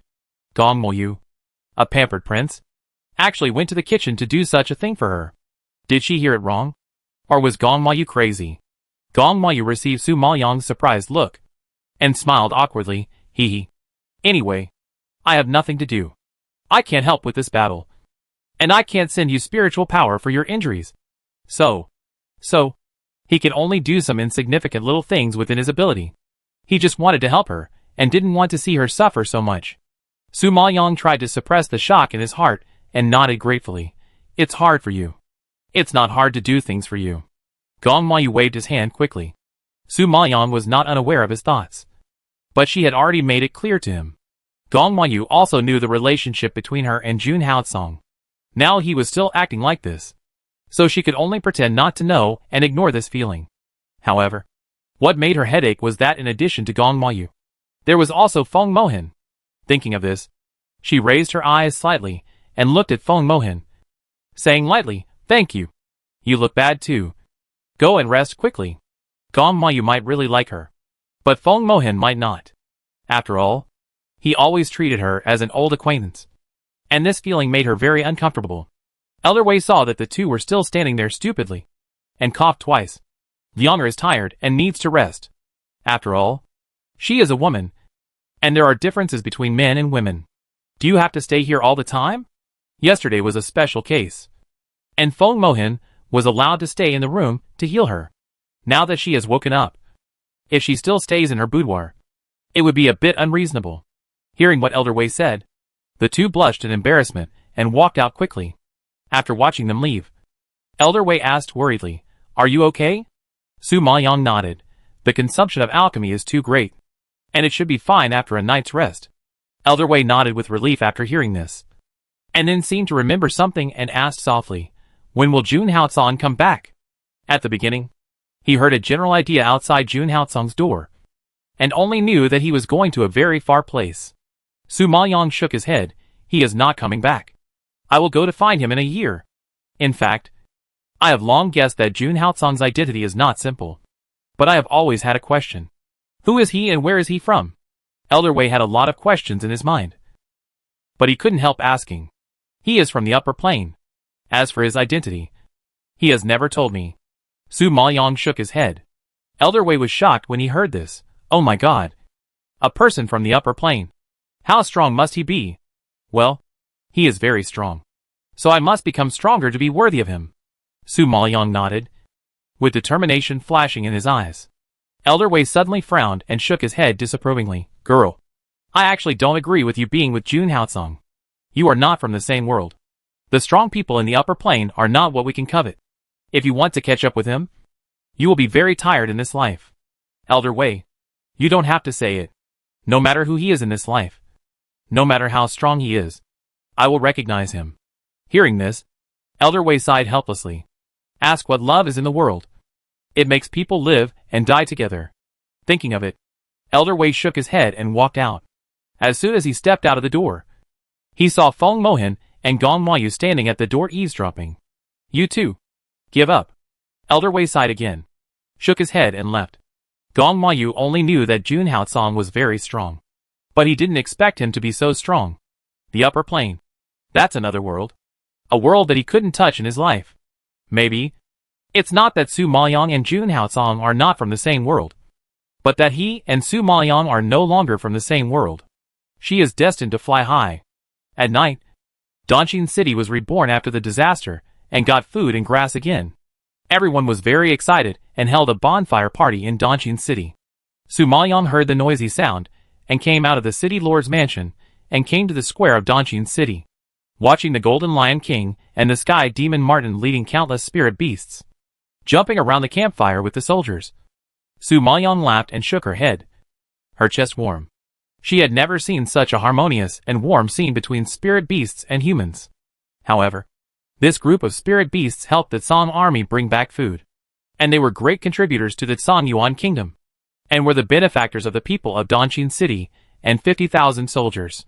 It is understandable that such a harmonious and friendly scene has appeared now. However, the crisis has not been resolved yet, and Su Maoyang is afraid of any more trouble. So he stepped forward and reminded, okay, don't be too happy, everyone. The Northern Army has not withdrawn yet, and we are in danger at any time. It is better to be cautious. Feng Wanli saw that the soldiers were so happy, and couldn't help but say, the Northern Army has been eliminated by 7,000 troops, and the remaining troops are only 13,000. We have 50,000 people here, and there are so many early imperial spiritual masters in charge. So there is no need to worry about his attack. The soldiers are so happy, so don't spoil their fun. Chapter 360 Gong Mayu is poisoned. Su Maoyang frowned slightly when she heard this. She admitted that having food and forcing the Baiyan Kingdom's god of war to retreat was something to be proud of. But according to Bei Hanyu's unyielding character, he might fight again at any time. If they relaxed their vigilance, it would only allow the enemy to take advantage of the opportunity. Thinking of this, Su Maoyang had to yell angrily, Feng Wanli, have you forgotten how those 50,000 soldiers died? Have you forgotten how the soldiers were poisoned? It's only been a few days, and you have forgotten everything. I thought you had learned your lesson. At least you knew not to act rashly. But I didn't expect you to have no progress at all. Feng Wanli had never been scolded in public in her life. After all, she was a general of Song Yuan Kingdom, and had always been the object of admiration of the soldiers in the army. Now that Su Maoyang pointed at her nose and scolded her, her pretty face suddenly couldn't hold it, and she retorted with a red face, Su Maoyang, don't be so arrogant. Just because you use some shameful means, do you think you are invincible in the world? I just saw that the soldiers had worked so hard for so long and wanted to make them happy. What's wrong with that? Soldiers are also human beings. They have been tense these days. If it goes on for a long time, people will die. Many soldiers nodded when they heard this. Su Maoyang saw that everyone wanted to rest, and couldn't help but take a breath angrily. She admitted that fighting also requires a balance between work and rest. But the current situation is not suitable for relaxation. However, just as she was persuading again, countless soldiers suddenly appeared around Dongjin City. They were wearing the clothes of the Song army, holding bows and arrows in their hands, and shooting at the city. The sharp arrows broke through the air, and in the blink of an eye, they swept away all the gathered Song Yuan soldiers. Seeing this scene, everyone was completely awakened, and all fled in all directions, avoiding the arrows that rained down from the sky. Everyone panicked, rushed around, forgot to unite and resist, and instantly became the enemy's target. Su Maoyang looked at the large number of dead and the mess in the square. He knew that it was too late to gather the team even if he wanted to. Then he turned his head and looked at several clan leaders. Clan leader, these northern troops are handed over to you. I see that the arrows are poisonous. You be careful. The clan leader took the order, nodded heavily, and quickly rushed out, rushing towards the soldiers pretending to be Songjuan. Xiao Diao, Golden Lion King, you take the spirit beast to help them. Xiao Diao and Golden Lion King heard the words, also avoided the sharp arrows, and followed. Su Maoyang turned his head and glared at Feng Wanli fiercely, gnashing his teeth and growling, "Humph! You did a good job." After that, Su Maoyang quickly joined the battle. At this moment, the number of northern troops increased, and sharp arrows were hurled down densely, killing more than half of the civilians and soldiers in a short while. At this time, a fierce breath broke through the air and stretched out its claws towards Su Maoyang's back. Fortunately, the demon Marten sensed it in advance and shot it fiercely, blocking Su Maoyang in front of him. Su Maoyang quickly turned around and stepped back a meter. He saw the appearance of the visitor clearly, and his face was shocked. "Bei Hanyu, you actually came in person." Bei Hanyu's handsome face was illuminated by the bonfire, and he raised his lips and smiled charmingly. He laughed twice in a low voice. "This king said that I want you to be my woman. Now go back to Bayan Kingdom with this king." As he said that, Bei Hanyu roared and quickly reached out to grab him. This posture clearly showed that he was going to snatch someone away. The little mink in front of him saw this. His eyes became fierce, and he raised his palm to catch it.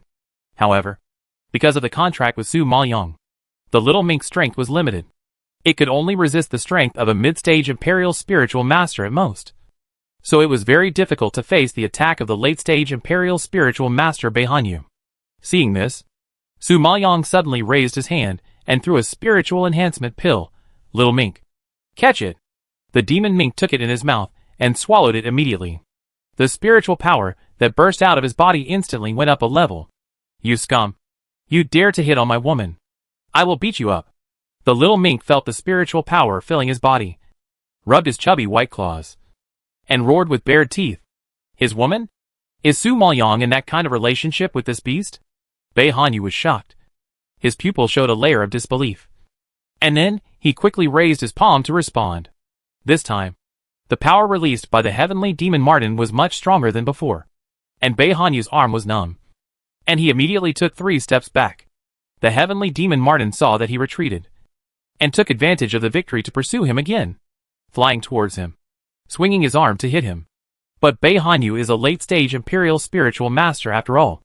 Although he can't do anything to the heavenly demon Marten for a while, he won't be injured by him. At this time, he turned his body, instantly avoided the attack of the heavenly demon Marten, and grabbed Su Maoyang again. Su Maoyang felt the force of his breaking through the air, stepped back, and raised his palm to receive it. However, at this moment, a sharp arrow suddenly flew towards her left side. Bei Hanyu was so frightened that his face changed. He wanted to stretch out his hand to block it, but because he was entangled by the heavenly demon Marten, he could not get away. He could only watch the sharp arrow shoot straight towards Su Maoyang. Su Maoyang also felt the whistling wind from the left. When she reacted, the arrow was already close at hand, and she could not dodge. But at this moment, a loud roar came from behind Su Maoyang, and the fierce force pushed her away. A low groan came from behind, which frightened Su Maoyang's face pale, and she looked back suddenly. Gong Mayu was shot in the back. Blood spurted out of his mouth. His body swayed twice, and he stumbled towards her. Su Maoyang hugged him, and her hands accidentally pressed on his wound, and her hands were instantly stained with blood.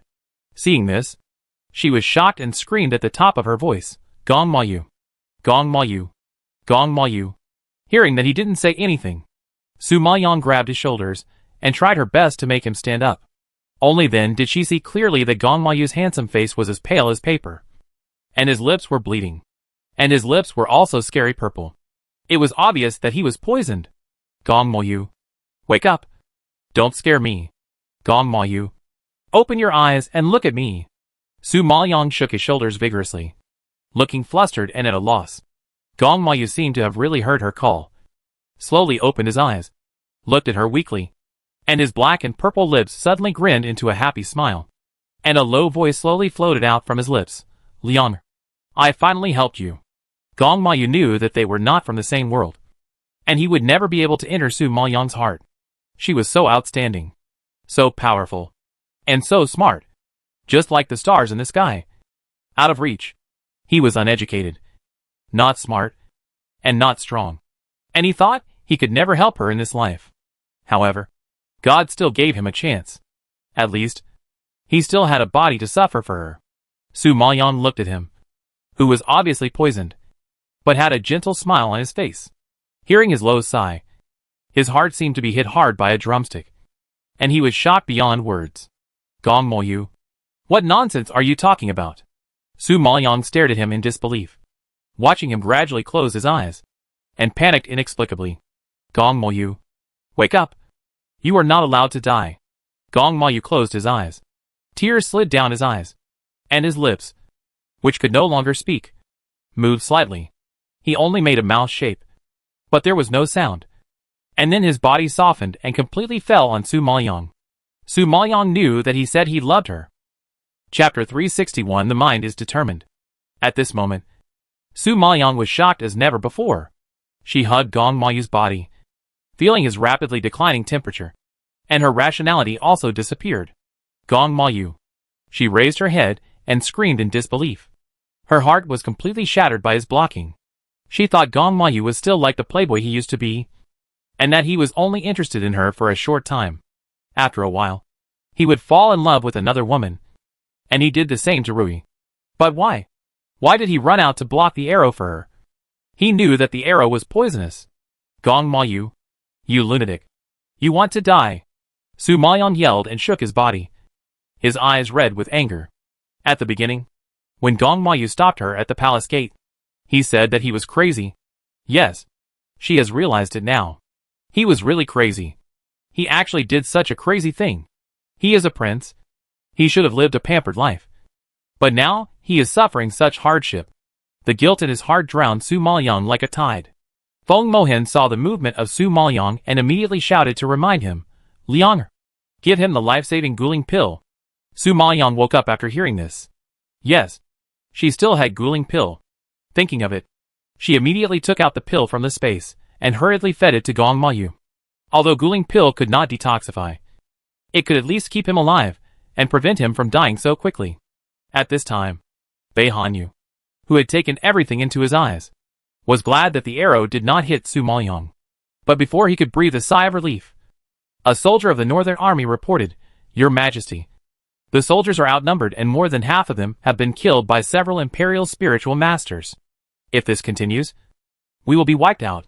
With the imperial spiritual master and the beasts, the Northern Army soldiers, no matter how powerful they are, can't stand it. They only have 20,000 troops, and more than half of them were killed by Su Maoyong before.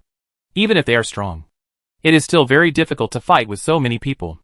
If they are completely wiped out, not only will they not be able to attack Sanyuan Kingdom, but if the Emperor knows that so many soldiers have been lost this time, he will be furious. Bei Hanyu also knows this serious relationship. But how can he be willing to not catch Su Maoyong? Seeing that Bei Hanyu is still hesitating, the soldiers urged again, Prince, let's retreat. If we continue to fight, the soldiers really can't hold on. What will happen if the Emperor blames us? The Emperor and Bei Hanyu have already had a gap. If the Emperor knows that he, a great god of war, attacked a small country like Sanyuan Kingdom and lost so many soldiers, it is hard to guarantee that he will not suspect that he deliberately sabotaged it. Bei Hanyu took a deep breath, gritted his teeth, and looked at Su Maoyong. Su Maoyong, if you want the antidote to save that man, come to Luoxing City to find me. As long as you are willing to go back to Baiyan Kingdom with me, I will protect his life. After speaking, Bei Hanyu raised his arm and repelled the entanglement of the heavenly demon Martin, and quickly retreated towards the city gate with the Northern Army soldiers. As soon as the Northern Army retreated, the Tsang Army came to their senses. Everyone looked at the corpses and blood all over the Dongjin city, and everyone shuddered with lingering fear. The previous second was still laughing, and the next second was poisoned and died tragically. It was their fault that they didn't listen to the advice and actually relaxed their vigilance to hold a bonfire party. Now thinking about it, I really regret it. Su Maoyong hugged Gong Moyu's body, didn't care about so much, summoned the Qingyun leopard, and ran towards the city lord's mansion. Several clan leaders stayed behind to deal with the aftermath, while Gong Yi, Feng Mohen, Elder Wei, and others followed Su Maoyong back to the city lord's mansion. Su Maoyong rushed in, quickly put Gong Moyu on the bed, and carefully pulled out the poison arrow in his back. A stream of black blood spurted out, making her look mean. Leon, be careful. Don't get poisoned. Feng Mohen hurried forward to pull her away. Su Maoyong couldn't care about so much now, so he pushed him away and took out the detoxification pill from the space to feed Gong Mayu. But after an hour, Gong Mayu didn't move, and the poison was not resolved at all. Su Mayan began to sweat profusely. The poison that the detoxification pill couldn't resolve must be a special poison. He suddenly shouted in panic, "Please ask for a doctor. Please ask for a doctor. Hurry up. Ask for a doctor." Elder Wei and others were in a daze, and only came back to their senses after being scolded by her, and hurried out to find a doctor. After a while, the doctor was dragged here by Elder Wei. The doctor was a middle-aged man who had just experienced the fight. He was still in shock when he was dragged here by Elder Wei. He walked into the room nervously, approached the bed, turned Gong Mayu's eyelids, felt his pulse, checked carefully, and finally shook his head with a sad face. The sixth prince was poisoned. Fortunately, he had the Guling pill to protect his life. Otherwise, he would have been poisoned and died. According to my observation, this poison is not an ordinary poison. It should be a special poison made by Bane Country. Only Bane Country has an antidote. I'm sorry that I can't do anything. Please ask the generals to find another way. Hearing this, Su Maoyang's heart instantly sank. Gong Mayu was poisoned and injured because of her. Even if she didn't like him, she had to repay this favor. Furthermore, although Gong Mayu was arrogant and dandy, he never really hurt her. On the contrary, she used him, causing him and Concubine Hui to almost die. But even so, he still repaid evil with kindness, and heartlessly shielded himself from the arrow. Su Maoyang really couldn't just sit back and watch such a kind man. You take good care of Gong Mayu. Su Maoyang looked back at the solemn faces of the crowd, turned around and walked away. Feng Mohin quickly grabbed her, frowned, and affirmed instead of asking, "You are going to Luoxing City?" Su Maoyang nodded slightly. Now only Bei Hanyu's antidote can save him. Feng Mohin held her tightly, and his attitude was tougher than ever. "I won't let you go." "Let go." Su Maoyang looked a little impatient, and tried to break free a few times. "I won't let you go. Once you enter Luoxing City, you will become Bei Hanyu's prey. He will not give up. Feng Mohin will never let her take risks." Su Maoyang looked up at him, and said coldly, "I can never see Gong Mayu poisoned to death. Now only she can save him.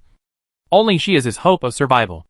Knowing that Bei Hanyu has the antidote, how can she stand by and watch him die? What's more, Su Maoyang has never been afraid of Bei Hanyu.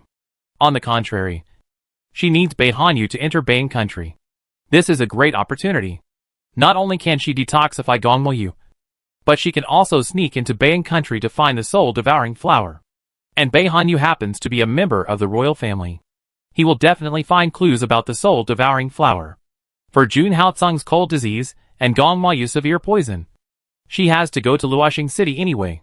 Seeing the two people deadlocked and neither of them gave in, Elder Wei also worriedly advised, "Girl, you can't go. If you fall into Bei Hanyu's hands, you will definitely be in danger. Otherwise, let's think of other ways. Maybe there will be a miracle. No need to persuade me anymore. I have made up my mind, and I will go to Luoxing City tomorrow. I will let Bei Hanyu hand over the antidote, and let him withdraw his troops from Songyuan Kingdom." Xiao Diao, Golden Lion King, you come with me. I have something to tell you. After speaking, Su Maoyang opened Feng Mohin's hand with a palm and walked out of the room quickly. Chapter 362, I will still let you die without a burial place. The next morning, Su Maoyang really set out alone and went to Luoxing City. She appeared at the gate of Luoxing City. The guards wiped their eyes in disbelief. After confirming again and again, they hurriedly sent someone to report to Bei Hanyu. At this time, Bei Hanyu was sitting in the hall, drinking tea leisurely. When he heard the soldier's report, he lifted the tea cover without changing his expression and took a sip slowly. His expression seemed to have been certain that Su Maoyang would come. Zhang Liao, who was standing next to him, was saved by Bei Hanyu last time. Now when he heard Su Maoyang's name, he felt a little scared and frowned slightly. He asked dissatisfiedly, "Prince, are you really going to take this woman back?" Bei Hanyu gently put down the teacup and ignored him. Instead, he said to the soldier who reported, "Bring her in." Hearing this, Zhang Liao was shocked and knew that the prince had made up his mind. "Your Highness, this woman is not a good person. She killed General Xiang and killed most of our soldiers. She has an irreconcilable feud with our Ban Kingdom. If you take her back and take her as a concubine, what will happen if the emperor and the people know her identity? Zhang Liao was so scared that his face turned pale when he thought of the consequences. And he was very anxious. He couldn't let this woman ruin the prince's reputation. But Bei Hanyu met such a rare opponent. And obviously threw his reputation behind his mind. Su Maoyang was the first woman who dared to provoke him and made him suffer. She was also the first woman who made him feel amazing. Such a witty and cunning beauty with sharp means came from a small place like Songyuan Kingdom. He was really curious about what kind of environment could cultivate such a special woman. This was the first time that Bei Hanyu was damnably curious about a woman. So, he wanted this woman. At any cost. No need to persuade. Since this woman has offered herself to me, she will be my woman for the rest of her life. Bei Hanyu interrupted coldly, not allowing General Zhang to object at all. And his eyes were already looking at the graceful figure coming from outside. Su Maoyang slowly stepped into the hall, walked to the center of the hall calmly, and his eyes gently swept over Zhang Liao, and finally fell on Bei Hanyu's face. This man sat above the hall, wearing a snow-white brocade that made him look handsome and dazzling. That handsome face carved by a knife, with eyebrows and eyes like a painting. A pair of sharp and deep eyes like a bird of prey, staring at Su Maoyang closely, with a cold light of interest in his pupils. Su Maoyang knew that it was the gaze of staring at prey. However, she had experienced life and death, and was not afraid of death. So how could she be afraid of this burning gaze? What a joke! At this moment, she held her chest high, fearlessly met Bei Hanyu's gaze, and asked directly, Bei Hanyu, I'm already here. I hope you keep your promise and hand over the antidote. Su Maoyang asked for the antidote without saying a word. And this behavior made Bei Hanyu frown unhappily. Su Maoyang, is this your attitude when you ask for help? Bei Hanyu narrowed his eyes slightly, and his low voice was mixed with suppressed anger. He has always had a bad temper. In his life, no woman has ever been so presumptuous in front of him. If he was not interested in her, he would have drawn a knife and chopped her at this moment. Su Maoyang just sneered twice when he heard this, and a hint of sarcasm appeared at the corner of his cold lips. It turns out that the Prince of Bayan is just a villain who goes back on his word. Why? Now that you have tricked me here, are you going to deny it? Hearing this, Zhang Liao beside Bei Hanyu couldn't control his temper and pointed at Su Maoyang and yelled, How dare you insult my prince? I will teach you a lesson. After the words fell, there was a sound of a slam, and the sword was unsheathed. Silver light flashed, and it was about to be swung in front of her. Stop! You dare to do it without my order. Go down and get 50 military sticks. Bei Hanyu roared fiercely, and immediately stopped the furious Zhang Liao. At this moment, his face was more gloomy and terrible than before, and it was hard to tell whether the anger was directed at Zhang Liao or Su Maoyang. Prince, this woman is disrespectful to you. Zhang Liao was afraid that Bei Hanyu would be confused by this woman's appearance and do something contrary to common sense. Get out. Bei Hanyu hated people questioning his decision, frowned, and yelled again. And the majestic momentum shocked Zhang Liao's body. He could only clasp his fists and admit his guilt, and quickly retreated. After watching the noisy dog go away, Su Maoyang felt much more at ease. She raised her eyebrows and looked at Bei Hanyu again, saying lightly, Bei Hanyu, don't you want me to go back to Bayan Kingdom with you? I can promise you. Hearing this, Bei Hanyu's anger subsided a lot, and he was filled with joy that he didn't even notice. However, before Bei Hanyu could speak, Su Maoyang took the lead in proposing conditions. As long as you hand over the antidote and withdraw your troops from Songyuan Kingdom, I will go back to Bayan Kingdom with you. Sure enough, she had conditions. Bei Hanyu narrowed his eyes slightly, and the obscurity on his face flashed away. Finally, he snorted coldly, Su Maoyang, do you think you are qualified to negotiate conditions when you enter Luoxing City alone? Su Maoyang has now arrived at his territory, and she is a prisoner of war who can be slaughtered and ravaged by him. He let her stand here safely, which is the maximum forgiveness. And she obviously hasn't figured out her identity yet. For this kind of ignorant and unruly character, Bei Hanyu has a desire to tame it. Su Maoyang heard the words, and a sharp cold light flashed across her beautiful black pupils. But her light tone was even colder than the wind and snow in the cold winter. Bei Hanyu, believe it or not, even if I fall into your hands alone, I can still make you die without a burial place. Bei Hanyu could feel the murderous aura emanating from her even at a distance. Looking at the cold and expressionless face, Bei Hanyu's eyes flashed with surprise, and he knew that Su Maoyang was not joking. The woman in front of him was like a rose with thorns. Cold and charming. Delicate and beautiful. But if you reach out and touch her, you can accidentally get a blood blister. I don't know why. The more she was so sharp, the more Beihanyu didn't want to let go. Oh! Su Maoyang.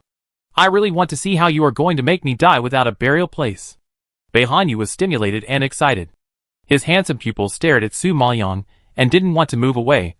His low voice fluctuated with unspeakable interest and excitement. Su Maoyang smiled and glanced at him lightly. That glance was obviously full of coldness, but it was full of seduction in Beihanyu's eyes, making him itch. This woman is really a beauty. If he can conquer her and let her roll around under him, it will definitely be a great pleasure in life. Chapter 363, Becoming his Concubine. However, at this moment, a soldier outside reported in a hurry, "Prince, something bad has happened. Luoxing City has been surrounded by a group of spirit beasts." Beihanyu snorted coldly and looked at Su Maoyang with disdain. "Su Maoyang, is this what you call a place where you die without a burial place? Do you think that group of 8th level spirit beasts can do anything to me?" Su Maoyang raised his eyes and chuckled. "Yes. They really can't do anything to you. But even if they can't do anything to you, they can always fight your soldiers to the death. Anyway, I am already standing here, so I naturally put life and death aside. If I can die with the Northern Army, it will be a blessing for me." Su Maoyang. Beihanyu was shocked, and surprise flashed in his eyes. He found that the woman in front of him was not only cruel to others, but also cruel to herself. "Su Maoyang, you lunatic." Su Maoyang looked at Beihanyu's shocked eyes. The smile on the corner of her lips deepened, the beautiful pupils faintly floating with bloodthirsty cruelty, and the light voice seemed to have been soaked in a cold pond. Cold and whistling, "Beihanyu, if the Emperor and the people of Beian knew that you disregarded the lives of the soldiers of the Northern Army because of a woman and insisted on fighting to the death, how would the Emperor punish you? And how would the people denounce you? TSK. From the former god of war to the center of Beian. It should be interesting to think about it." Beihanyu was shocked when he heard this, and his face instantly surged with disbelief. Looking at that smiling and playful face, Beihanyu's heart seemed to fall into an ice cellar and completely cooled down. This woman is too sinister and too vicious. Su Maoyang looked at him and smiled, then continued, "You should know that I am the general who protects the country of Songyuan. I killed your deputy general and destroyed your army. This has become a stain on your life. However, I heard that you used to fight against countries that were several levels stronger than Songyuan in Huanxi continent. Even so, you have never been defeated. However, you were defeated by a weak woman like me. We in Songyuan naturally believe that you are inferior to others and fell into my trap. But will your emperor believe it? Will your people believe it?" Hearing these words, Beihanyu's handsome face stiffened little by little, and his eyes looking at her gradually turned cold. I have to admit that Su Maoyang talked about his weaknesses. It is obvious that she has found his weaknesses and is breaking him down little by little. This woman's mind is really terrible. You can see what he hates most at a glance. Su Maoyang sneered and shook her head, looking quite pitiful for him. "Now you have only lost 7,000 troops. It is reasonable to say that it is negligence. But if you can't even keep the remaining troops, and it is spread to Ban country, you will be a traitor despised by everyone. And your family will be confiscated and your life will be lost. Which will be your end? Is it really worth it for a great god of war to become a sinner condemned by thousands of people because of an inconspicuous Songyuan country?" Beihanyu clenched his fists in anger. His face was terribly gloomy. But he had to admit that Su Maoyang's every word was precious and his analysis was very thorough. The prestige and reputation he had built up with great difficulty over the years were finally lost because of the small Songyuan kingdom. It was indeed not worth it.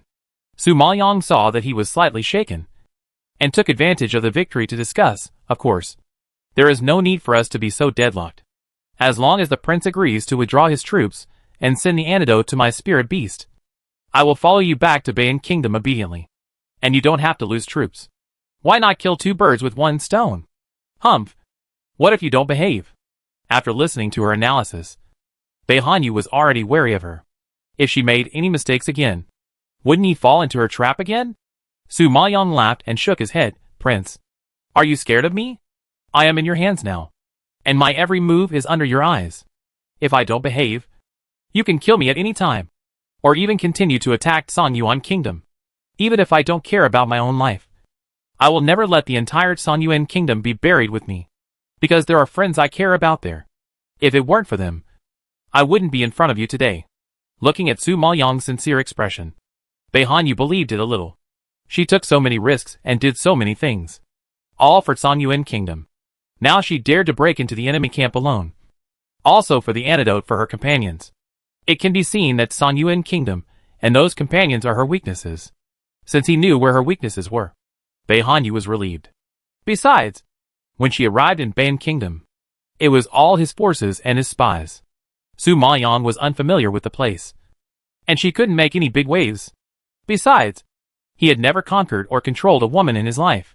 Now Su Maoyang rejected him, and she might love him to death in the future. Women, in their minds, only men belong to them. Bei Hanyu is still very confident in his charm. Thinking about it, Bei Hanyu took a deep breath and nodded slightly. Okay. I promise you to withdraw your troops, and I will send someone to deliver the antidote. Remember what you promised me. If you have any other crooked thoughts, not only will you die, but everyone in Sanyuan will be buried with you. Su Maoyang nodded slightly, which was considered an agreement. Bei Hanyu looked at her face and thought that her identity was indeed a big problem. He seemed to have been prepared for it. He said in a deep voice, in the future, except for showing your true face in front of me, you must wear a veil to show others at other times. Qingxian, bring the veil up. At this time, a little maid in pink came to Su Maoyang with a veil and held it up for her with both hands. Seeing this, Su Maoyang glanced at Bei Hanyu, took the veil without saying a word, put it on her ears, and instantly covered her stunning face. Seeing her so straightforward, Bei Hanyu nodded with satisfaction, and then waved his sleeves fiercely. The maid was hit by spiritual power before she could retreat, and fell to the ground instantly. Without a breath, Su Maoyang's eyes flashed with surprise, and she looked at him in confusion. Bei Hanyu stared at her coldly and announced, you will be Xia Qingxian in the future, a maid in the Lord's mansion of Luoxing City. Because you serve well, you are taken as a concubine by this king. Remember your identity. Su Maoyang laughed. She didn't expect that Bei Hanyu even prepared a fake identity for her. It was really painstaking. She was worried about not having a legitimate identity to enter Ban country. But now, it's much easier. Someone is asking why Su Maoyang, an alchemist, didn't help Gong Moyu detoxify. It's because I forgot to mention that the poison was specially made by Ban country, and Su Maoyang's pills couldn't detoxify it. Just like the poison of the soul-devouring flower, which can only be detoxified by the petals of the soul-devouring flower. I missed it before. I'm very sorry. And I've added it now. Chapter 364. Go back to Ban with him. Bei Hanyu did not break his promise. The antidote was sent out, and the next day, he withdrew his troops and returned to Ban. On this journey, Su Maoyang spent half a month in the carriage. Fortunately, Bei Hanyu rode fast and led the team back to Ban without much delay. The news that Bei Hanyu lost troops and failed to capture Sanyuan had already spread in Ban. This time when the large army returned, the people did not welcome them as enthusiastically as before. They just stood on both sides of the road, watching and talking, and seemed to be surprised that Bei Hanyu would be defeated. But Bei Hanyu seemed to be unable to hear the voices around him. He told the coachman and went to the palace to meet the emperor. Miss Xia, the prince has gone to the palace. It is estimated that he will not be back until the evening. I will take you back to the palace first, the coachman said respectfully. Su Maoyang nodded slightly and asked, is the princess in the mansion? Miss Xia, the prince has no princess, and because of his busy official duties, there are not many women around him. Only one concubine and 4 concubines. Su Maoyang sighed and smacked his lips. 5 women took turns to serve him, and there were not many women. For some reason, when Su Maoyang thought about going to the palace to face 5 women, she felt like she was going through fire and water. Just as she was thinking, the coachman had already galloped towards the palace. But in the blink of an eye, he arrived at the gate of the palace. When they heard that the carriage had arrived, several women dressed up in fancy clothes came out at the gate of the palace. Each of them was wearing bright and colorful brocade. Some of them were lightly made up and looked fresh and pleasant, while others were heavily made up and looked charming and seductive. No matter which one of them was excellent. Su Maoyang knew at a glance that these were the women of Bei Hanyu in the legend. Oh! The prince's carriage has arrived. The prince is finally back. As soon as the carriage stopped, the 5 women came to greet him with joy. But when they saw a woman wearing a veil coming out of the carriage, they all froze in place. The woman standing in the front, dressed in dark green, looked a little dignified and decent. When she saw Su Maoyang, she frowned and asked the driver beside her, "What's going on? Where is the prince?" The driver bowed his head and reported, "My queen, the prince went to the palace to report, and he is expected to be back in the evening." The woman in green nodded in understanding, then frowned and looked at Su Maoyang.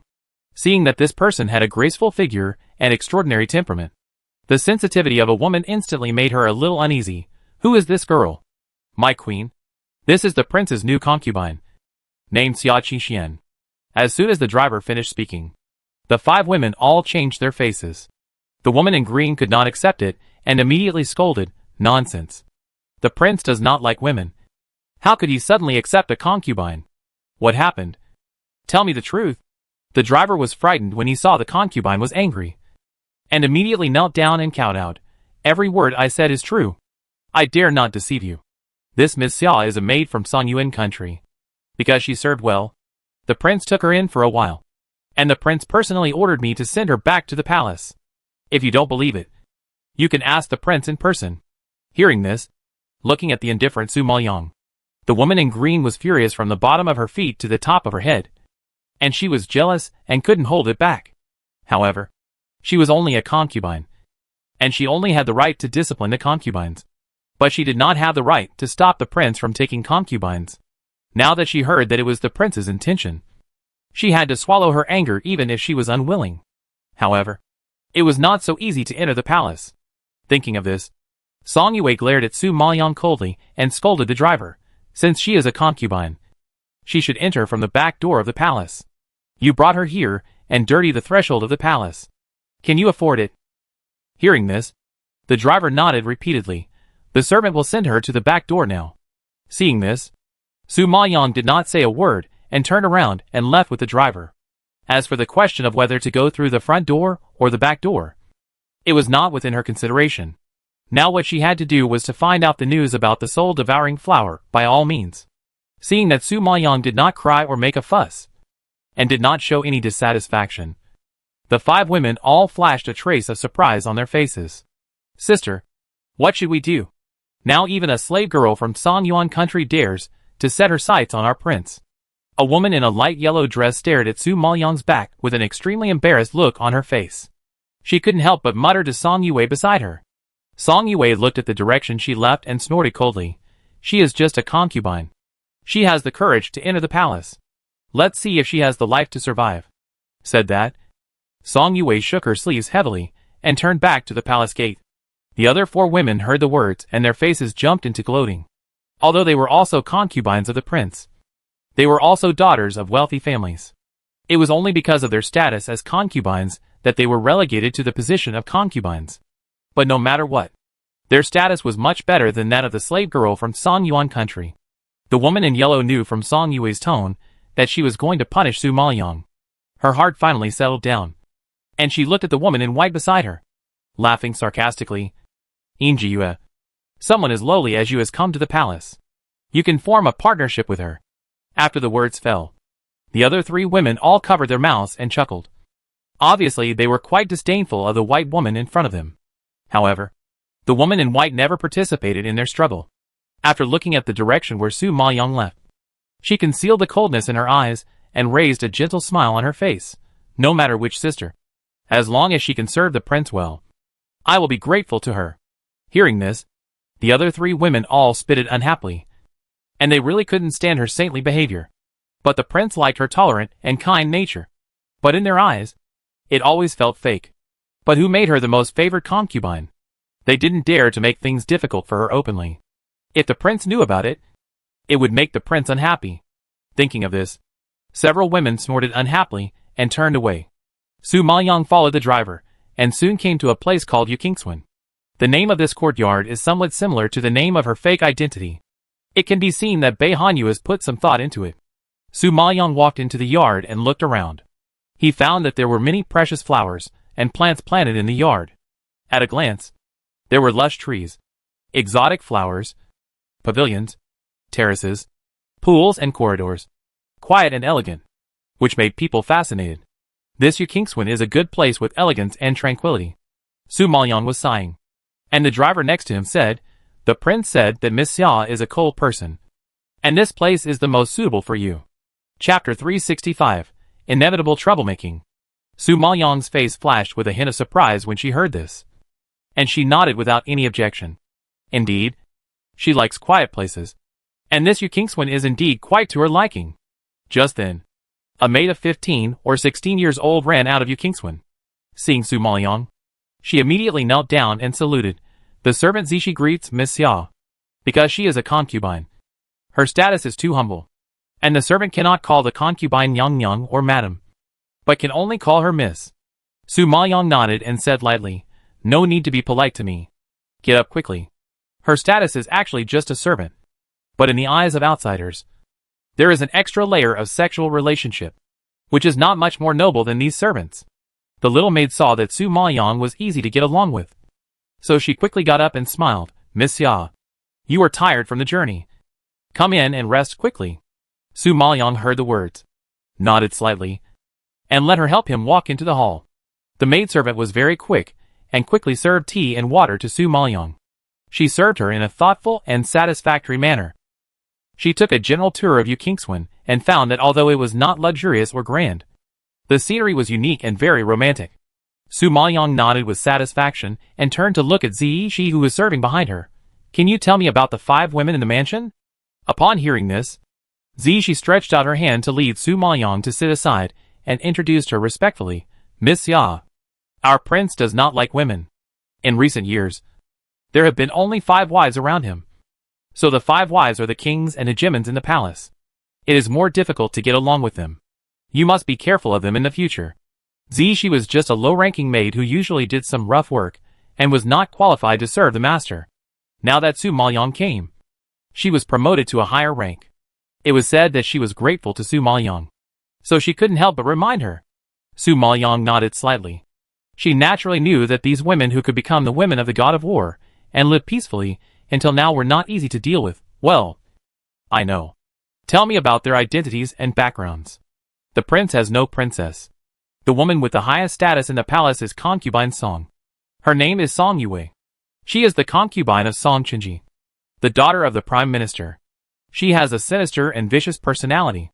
She is dignified and decent in front of the prince, but she is ferocious in front of us servants. You should have seen her. The one in the dark green dress." Zishi shuddered when she thought of being severely beaten by her for 50 strokes because of breaking a porcelain bowl. Su Maoyang nodded in understanding, and was most impressed by the arrogant woman. Seeing that she understood, Zishi continued to introduce, besides her, there are 3 concubines, clearly named Lu Feishu, Mu Shirin and Kong Lingyun. Lu Feishu is the concubine of General Lu Ruiliang, the cavalry general. She is charming and seductive, often wearing heavy makeup, dressing and behaving in an exaggerated manner. She is a rare scenery in the palace. When Su Maoyang heard this, the woman in the red dress suddenly flashed in his mind. Although the woman was wearing heavy makeup, she was not dressed in a tacky way. On the contrary, she looked very charming and seductive. In terms of dressing style, Su Maoyang didn't like Song Yue, who was dressed in a lifeless way. At such a young age, she was labeled as an old man who didn't belong to her. It's no wonder that Bai Hanyu definitely didn't like her very much. Men either like gentle and watery ones, or like enchanting and sexy ones, or at least like pretty and lovely ones. I will never like Lao Chenchen. The second one is Mu Shirin, the concubine daughter of Grand Tutor Mu Rong. As her name suggests, she is a talented woman who is proficient in piano, chess, calligraphy and painting. Although she can't catch up with her sister, she is also famous. She is in the same group with Lu Feishu, because in the court, General Lu and Grand Tutor Mu are on the same side, so they are also close. As for Kong Lingyun, she is the concubine daughter of the Minister of War Kong Xiujia. She is in the same group with Song Yue, maybe because she has the support of the concubine. She is arrogant in the mansion. So there are 2 forces in our palace. One is headed by Concubine Song, and the other is headed by Lu Feishu. So Miss Xia, you have to be especially careful of them. Zishi reminded sincerely. Su Maoyang frowned slightly when he heard this, and asked in confusion, What about the fifth one? Su Maoyang just remembered that there seemed to be 5 women. She smiled and waved her hand when she heard this. Miss Xia. You don't have to worry about the 5th one. Her name is Yin Jiyue. She is of humble status like you. She is a farmer's girl that the prince brought back from the border 2 years ago. 2 years ago. When the prince went to war. She bravely saved his life, because her family members died in the war. The prince saw that she was helpless, and was his lifesaver. So he brought her back to the mansion. She is a kind, weak and simple woman. It feels like a gust of wind can blow her down. It's heartbreaking to see her. But she is good to us servants. And we all like her. When Zishi talked about her, her face was full of smiles. And she spoke highly of Yin Jiyue. But when Su Maoyang heard this, he frowned and was surprised. A woman so weak that the wind could blow her down actually bravely saved Bei Hanyu's life. Moreover, a peasant girl had stayed in the palace for 2 years, and had not been defeated by other noble concubines. This was enough to show that she was not a simple person. Zishi actually thought she was simple.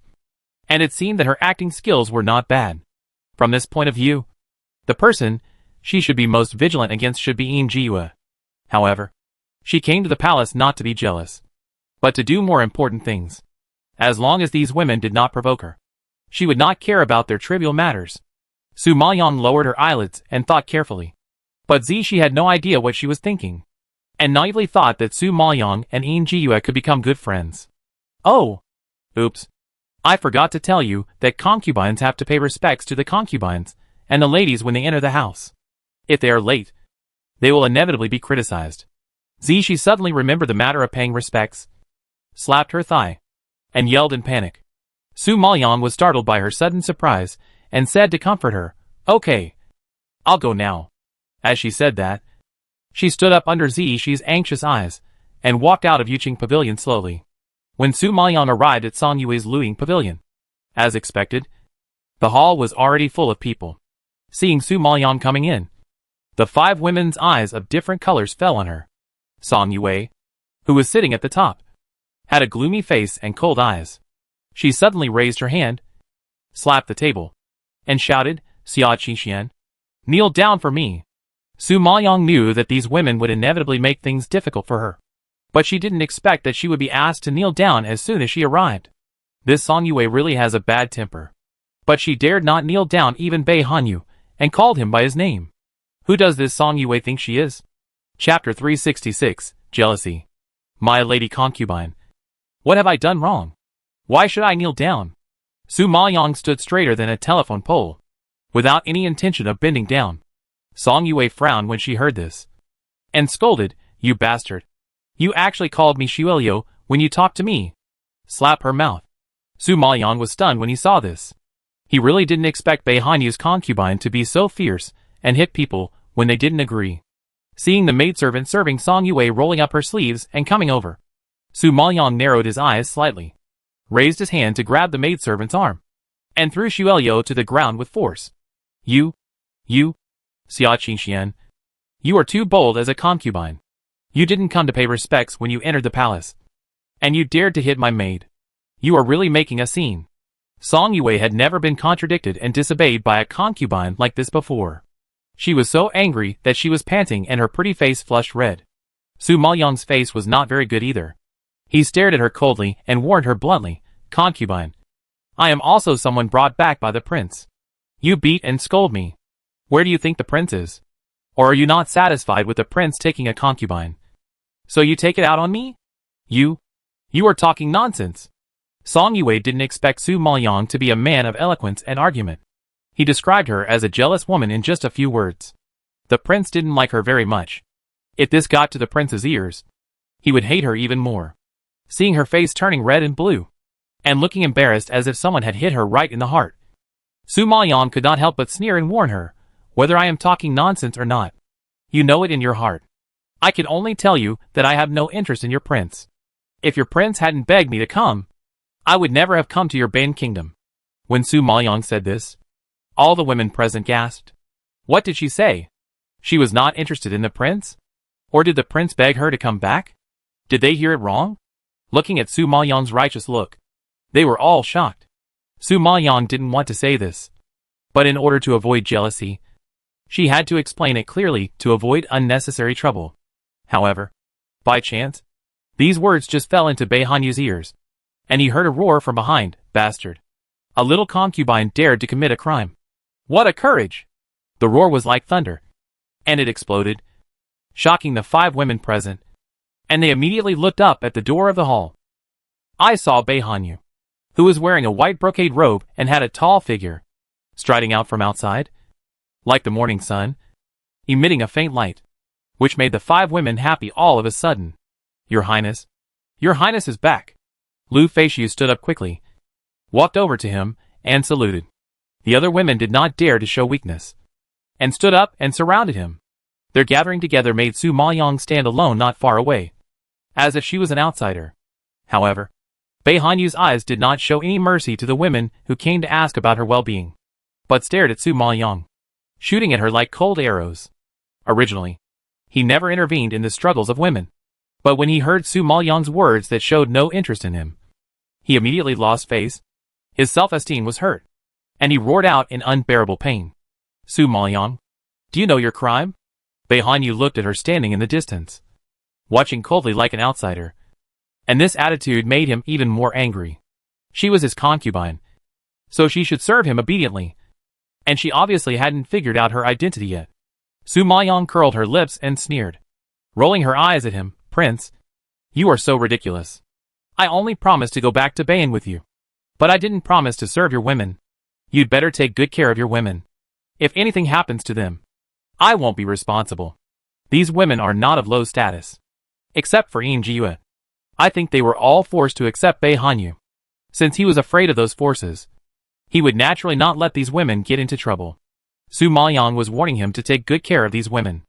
If she was pushed to the limit, she would fight back.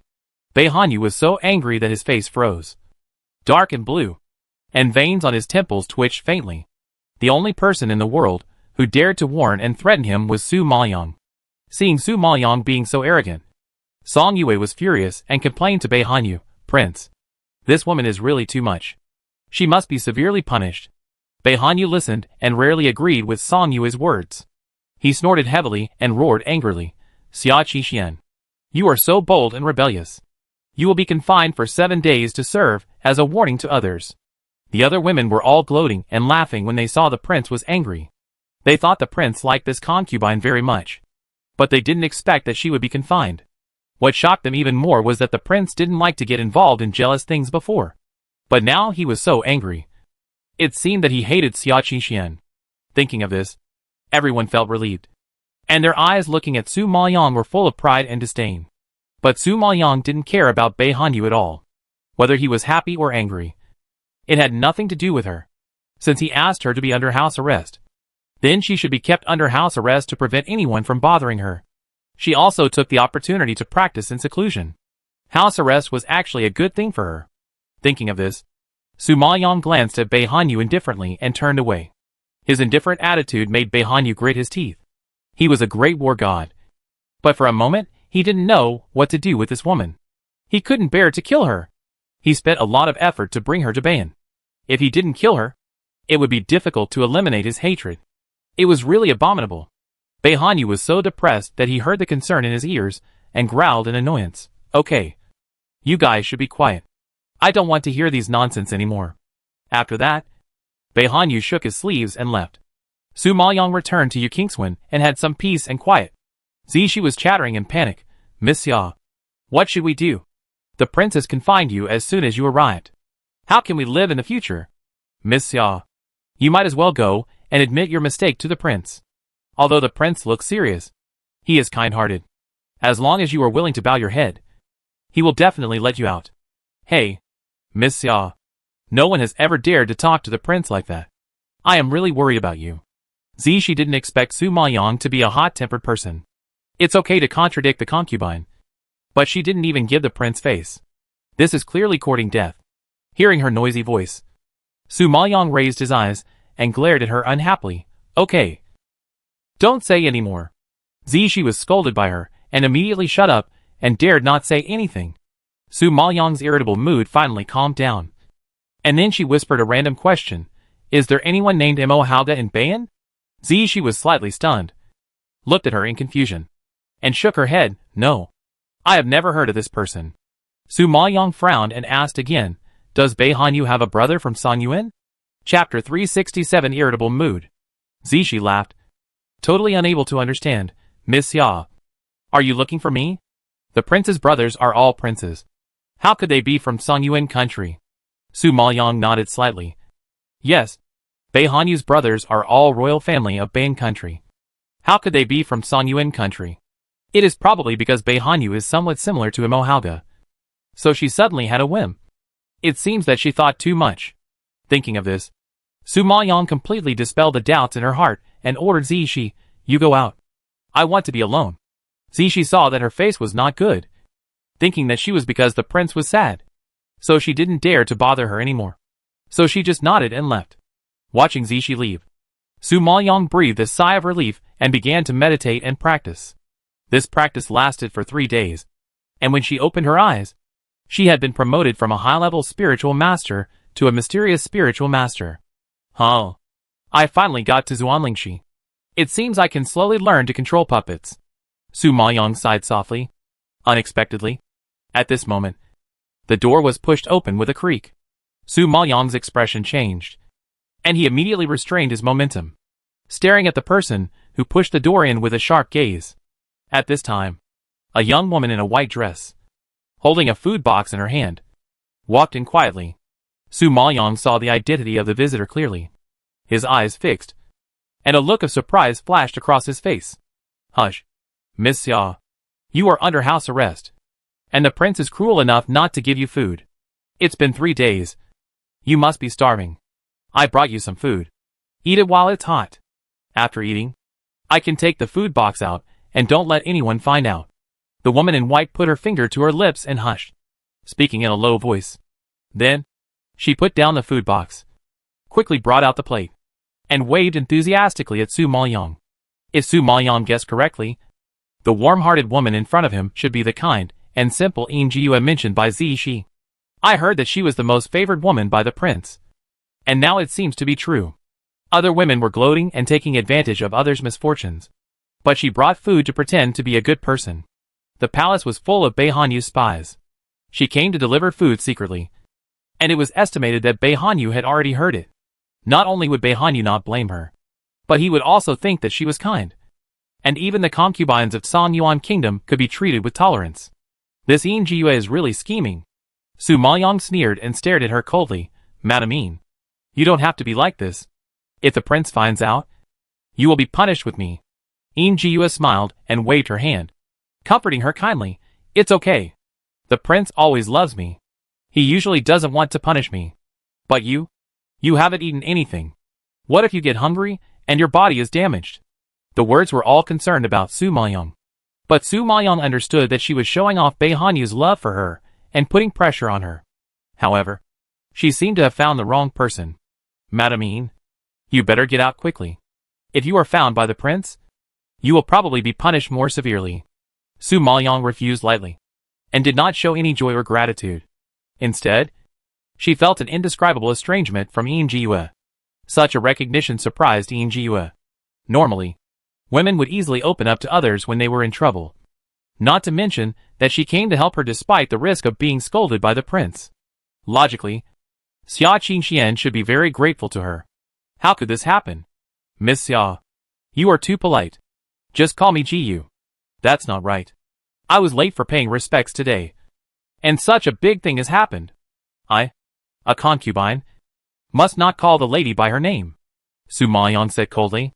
Ji was disappointed to see that she was keeping people at a distance. She could only pick up the food box and leave again. If she ate Jiu's meal and the prince heard about it, she would be punished more severely. Jiu acted as a good person, but it made her fall deeper. Such thoughts were definitely more delicate than those of other women. Zishi watched Jiu leave, and hurried into the house, shouting anxiously, Miss Xia, why are you doing this? Madame is kind-hearted. You don't appreciate it, and you drive her away. How hurtful it is. Su Maoyong saw that she was always helping Yue, frowned slightly, and warned, Zishi, I think you don't know who your master is. Hearing such a cold word, Zishi was shocked and surprised. looking at Su Maoyang's cold face. She was so scared that her legs softened and she knelt on the ground. Miss Xia, I am also thinking about you. I think you are not thinking about me, but about your Madamine. If you want to follow her, I will tell the prince, so that you won't be fickle and have a hard time. Su Maoyang's emotionless tone scared Zixi face pale.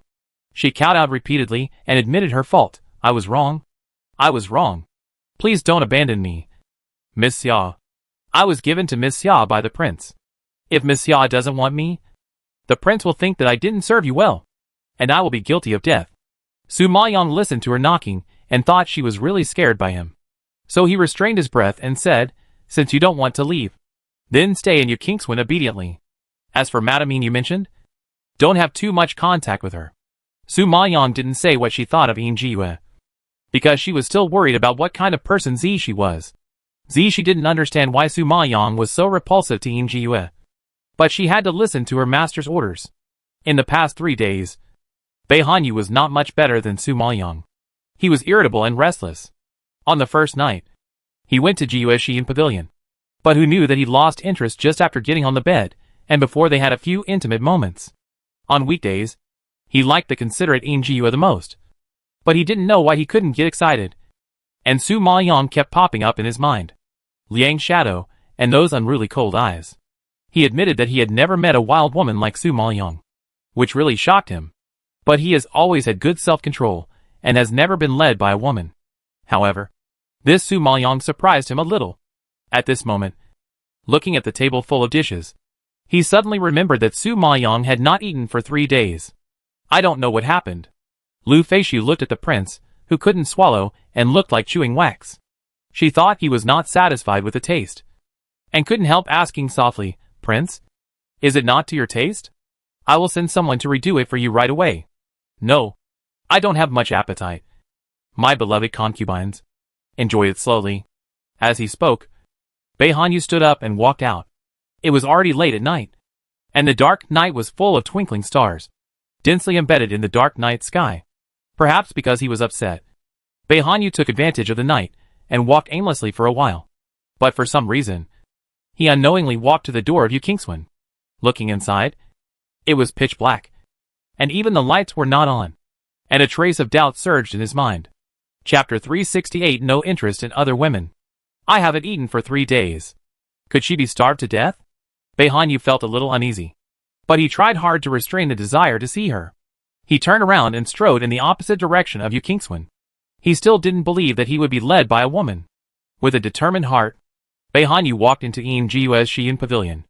Jiue saw the prince coming and greeted him happily and bowed quickly. Bei Hanyu reached out to help her up, holding her somewhat cold hands, frowning slightly. Why is it so cold? Are you sick? Jiue smiled and shook her head. Comforting, no. I guess you just got a little wind outside. It's so late. Why don't you go back to the house to rest, and run out to get some night wind? Your body has been sick because of that arrow, and it hasn't healed yet. What if you catch a cold again? Bei Hanyu's feelings for Jiue are more of gratitude. She saved his life that year, and she was kind, simple, and considerate. She had no power behind her, and loved him wholeheartedly, which gave him some warmth. Therefore, among the women, he doted on her the most. Jiue saw that he was worried, and her eyes were filled with joy. She explained, it was late at night, and it was dark outside. I was afraid that the prince would come tonight, so I was lighting the lamp for the prince in the yard. I didn't expect that my body was so bad and made the prince worried again. Bei Hanyu felt warm in his heart when he heard this, and took her to the bedroom. Don't be so stupid in the future. Just let the maid do the lighting. No, I want to see the prince come in person. Jiue retorted unwillingly. Bei Hanyu laughed and shook his head, and helped her to the bedside. Since you are not feeling well, you should rest early. I will come to see you tomorrow morning. When Jiue heard this, her pretty face, which was full of smiles, froze instantly. Seeing him leaving, she rushed to hug him anxiously. Prince, don't leave. Stay with Jiue. Okay? Bei Hanyu did not expect her to react so much, and his face was shocked. What's wrong with you?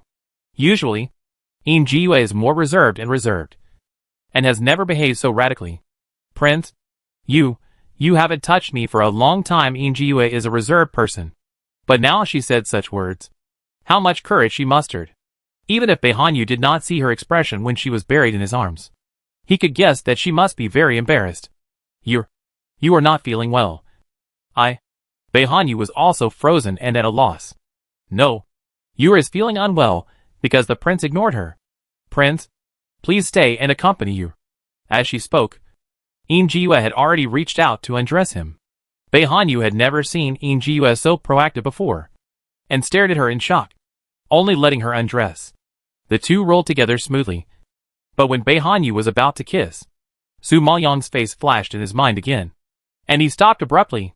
Injue opened her eyes slightly and looked at him in surprise. Prince, you? Behanyu took a deep breath, frowned irritably, and pulled away. You are not feeling well. Rest early? As he spoke, he picked up the coat beside him and put it on again. Prince, is it because of Miss Xia? Injue is a person with a delicate mind and keen observation. Although Behanyu punished Xia Qingxian, she knew that the prince did not want to punish him from the bottom of his heart. On the contrary, he should care about Xia Qingxian. The reason why he punished her should be that he was angry that she did not take him seriously. Otherwise, he knew that she was going to deliver food to Xia Qingxian. But he did not stop her. In fact, he was indulgent. Injue saw it very clearly, which made Behanyu stun for a moment. That woman is not enough to control my mood. Don't think about it, and have a good rest. With that, Behanyu strode out of Xiyin Pavilion. Injue looked at his back as he left, and a bitter smile appeared on the corner of her mouth. I'm afraid you didn't realize that you had been controlled. Behanyu came out of Xiyin Pavilion, and when he thought of Su Maoyang, he was upset. He had no choice but to walk towards Yu Kingswan. At this time, Su Maoyang was using his mental power to refine the puppet with his eyes closed when he heard footsteps outside. The footsteps sounded very light, so it should be a martial artist. It was the middle of the night, so it couldn't be a thief. Su Maoyang immediately put away his mental power, got up from the couch quickly, and rushed to the door like a ghost, ready to attack. Creak! The door was opened. Su Maoyang's eyes became fierce, and he raised his arm suddenly, swinging the dagger in his hand fiercely, instantly bringing a trail of blood. He only heard a muffled groan, and a white figure came into view, followed by an angry roar. Su Maoyang, what are you doing? In a moment of desperation, he even called out her real name. Su Maoyang heard the familiar voice, looked at the familiar figure carefully, and paused, and immediately listened. Prince, why are you not sleeping in the middle of the night and running to my room? Hearing her unfriendly questioning, Beihanyu's anger rose again. He didn't blame her for hurting someone, but she questioned him instead. Beihanyu covered his bleeding arm, took a deep breath in anger, and tried to suppress the urge to slap her to death. If he didn't want to see if she was starving to death, which madman would be looking for trouble in the middle of the night? Su Maoyang, you heard me, and you still have the nerve to ask. Beihanyu gnashed his teeth in anger, seeing that he was indeed seriously injured. Su Maoyang rolled her eyes speechlessly. Prince, who told you to stay up late at night and come to Yu Kingswan quietly? People who don't know would think you are a thief. So it's not my fault that you got hurt. Beihanyu was so angry that he could die. His face was livid and he growled, if you don't want to die, come and bandage my wound. As he said that, he had walked to a table not far away and sat down, stretching out his bloody arm and warning fiercely. Su Maoyang sighed when she saw that he was really angry. This man is a late-stage imperial spiritual master, and he can kill her with just a finger. In order to save her life, she had to stay and investigate the soul-eating flower, and she had to endure the humiliation. Anyway, bandaging him wouldn't lose a piece of meat. Thinking of it, Su Maoyang walked to the side hall, took some gauze, sat in front of him, and pulled his hand. Ouch! Beihanyu had never expected her to move so much, and he cried out in pain. Su Maoyang, you're looking for death. Su Maoyang snorted coldly, ignored him, and wrapped him up with gauze. Beihanyu looked down at her focused expression, and his heart beat inexplicably. This woman didn't go against him, and her quiet appearance seemed quite charming. All right. Su Maoyang threw down 2 words coldly, tied a knot fiercely, and immediately heard Beihanyu calling back his thoughts. Chapter 369. Is she married? His intoxicated expression was interrupted by her hard voice. He frowned and stared at her unhappily. Have you bandaged the trash of Sanyuan country in the same way? Su Maoyang heard this, and naturally knew that the trash he was talking about was Gong Mayu. Thinking of the suffering Gong Mayu had suffered, she couldn't get close to Bei Hanyu. She stood up and kept a distance from him, and replied coldly, "Who I bandage is my private matter. The prince has no right to ask." Bei Hanyu saw that she didn't deny it, so he had guessed the result. He stood up angrily, strode forward, grabbed her arm, gritted his teeth and growled, "Su Maoyang, you are my woman. Everything on your body belongs to me. How can I have no right to ask?" When Bei Hanyu thought that she had bandaged other men before, he was furious, like a boiling boiler, which could explode at any time. Seeing his angry expression and hearing his overbearing words, Su Maoyang felt nauseous and frowned in disgust. She struggled to break free from his restraints. "Prince, please respect yourself. You should know that I am not willing to go back to Bayan Kingdom with you and be your woman. I promise to come back with you, which is my limit. Please don't treat me as your property, because I will never be yours." Bei Hanyu was so angry that he trembled all over when he heard these words. He suppressed his voice and asked in a low roar, "If you don't want to be my king, then whose do you want to be? Become that Gong Mayu's?" He still can't forget the way she hugged Gong Mayu and screamed at the top of her lungs. After fighting with Su Maoyang so many times, Bei Hanyu knew that she was an icy beauty, and she was unbelievably calm in her dealings with others. But she was so emotional because of Gong Mayu's injury that he was really surprised. He thought this woman was a cold-blooded person, but he didn't expect that she would be sad because of other men. What made him even more unbearable was that she knew that Luoxing City was a dangerous place. But in order to get the antidote for that man, she actually walked in front of him alone and promised to go back to Bayan with him. According to her smart mind, she should have thought clearly that once she entered Bayan, her life would be in danger at any time, because she was the enemy who killed Xiang Chongjing and destroyed the soldiers of the Northern Army. If the people of Bayan knew about it, she would die. But for Gong Mayu, she had obviously put life and death aside. When he thought of this, Bei Hanyu felt uncomfortable all over, and always felt that his things were defiled by other men. This feeling made him want to strangle Su Maoyang to death with one palm. Su Maoyang glanced at him coldly, and her indifferent expression suddenly jumped with a bit of sarcasm. Her red lips moved slightly, and she uttered a sentence that was enough to make Bei Hanyu collapse. "Prince, you really don't know me. Don't you know that I am already married and a married woman?" "What?" Bei Hanyu was shocked and took 2 steps back. His eyes were bulging and bloodshot, and his eyes staring at Su Maoyang were sharper than a knife. "No. You lied to me. You lied to me." Bei Hanyu had no chance to investigate her in detail. When he fought with her, he was fighting a psychological battle all day long. He had only one thought in his mind. That is, he must snatch her away no matter what. Who knew she was already married? Then who is her husband? Who can have such an excellent woman? Who can conquer such a tough woman? He doesn't believe it. This woman is a wild horse. Even if she is in his hands, he will feel a headache. Who has the ability to tame her? Could it be that the man's strength is above his? No. No. No. How could the people of Sanyuan country surpass him? Who is that man? Don't tell me. It's Gong Mayu. Bei Hanyu was stimulated by Su Maoyang. His veins bulged. His eyes were red. His face was pale. And his questioning voice was basically roaring, echoing throughout Yukingswan.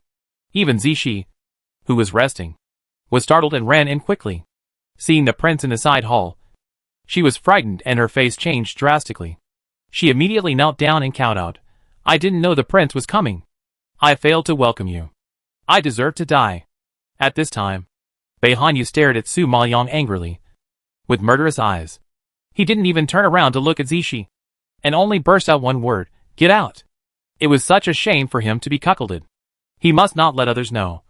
Not even the maids in the mansion. Zishi trembled all over after being yelled at. She raised her head and looked at Su Maoyang in panic, with doubts in her eyes. It was shocking enough that the prince came in the middle of the night, and now he suddenly got so angry. Zishi was really confused.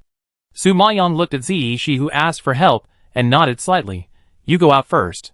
Zishi nodded when she heard it, and quickly got up from the ground and retreated with a lot of questions. After watching the maid leave, Bei Hanyu stretched out his hand and grabbed Su Maoyang's neck, his red eyes floating with murderous fury. "Speak. Is it him? Su Maoyong naturally had no ability to resist facing a late-stage imperial spiritual master, and let him pinch her neck. With a faint sneer on his lips, Bei Hanyu. You are so excited. Are you in love with me? Bei Hanyu looked at her pretty face that was pinched pale, but still stubborn. When he heard the word love, his heart was shocked. His pupils shrank, and his furious expression solidified for a moment. How dare you? How could this king fall in love with a lowly woman like you? You are just a concubine. Your mission in this life is to serve this king under me. As he said, Bei Hanyu had already kissed her madly. Seeing this, Su Maoyong's eyes became sharp, and extreme disgust surged in his eyes. The dagger in his hand was swung out again, and he cut Bei Hanyu's wound again. Bei Hanyu groaned in pain. His body stagnated, and the hand that was pinching Su Maoyong loosened. The latter took advantage of the gap and slammed the palm, hitting Bei Hanyu's chest hard. Bei Hanyu didn't expect Su Maoyong to move so quickly. Surprise flashed in his eyes, and he took 2 steps to stabilize his body. He covered the wound that broke again. Blood gushed out, dripping all over the ground, and there were bursts of pain in his chest. Su Maoyong's palm just now clearly had the intention to kill. If it weren't for his own foundation, he would have become a dead soul in her palm now. This woman is really vicious. Su Maoyong, I came to see you today with good intentions, but I didn't expect you to repay me like this. I don't think your house arrest needs to be lifted. You will stay in Yukingswan until you die. Bei Hanyu was so angry that he bared his teeth and roared. Then he covered his wound and strode out of Yukingswan. Zishi, who was guarding the door, looked at the prince leaving angrily. Her face turned pale with fear, and she ran in quickly. Oh my god! Why is there so much blood? Miss Xia, are you injured? As soon as she entered, Zishi was shocked by the scene in front of her. Bei Hanyu left in a hurry just now, and she didn't dare to look him in the eye. But she didn't notice that Bei Hanyu was injured. Besides, the god of war they worshipped was invincible and omnipotent. How could he be injured? Chapter 370. The prince was injured? So Zishi thought without thinking that it was Xia Qingxian who was injured. Just now, they were unhappy. Could it be that the prince got angry and hurt Miss Xia? But her prince is not a person who likes to beat women. Seeing her panic, Su Maoyong shook his head slightly and comforted her. No. This is the prince's blood. What? My god. The prince's blood? The prince is injured? Zishi was shocked when she heard this. She covered her mouth and looked at Su Maoyong in disbelief. At this time, Zishi noticed the dagger dripping with blood in Su Maoyong's hand. Her expression was even more horrified and she stuttered, Miss Xia. You hurt the prince?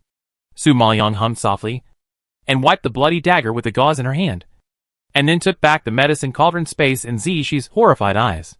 Seeing this, Zishi's legs went weak, and she accidentally knelt on the ground, wailing with a pale face, Oh my god!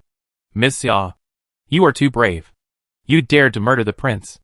If this gets out, you will be beheaded.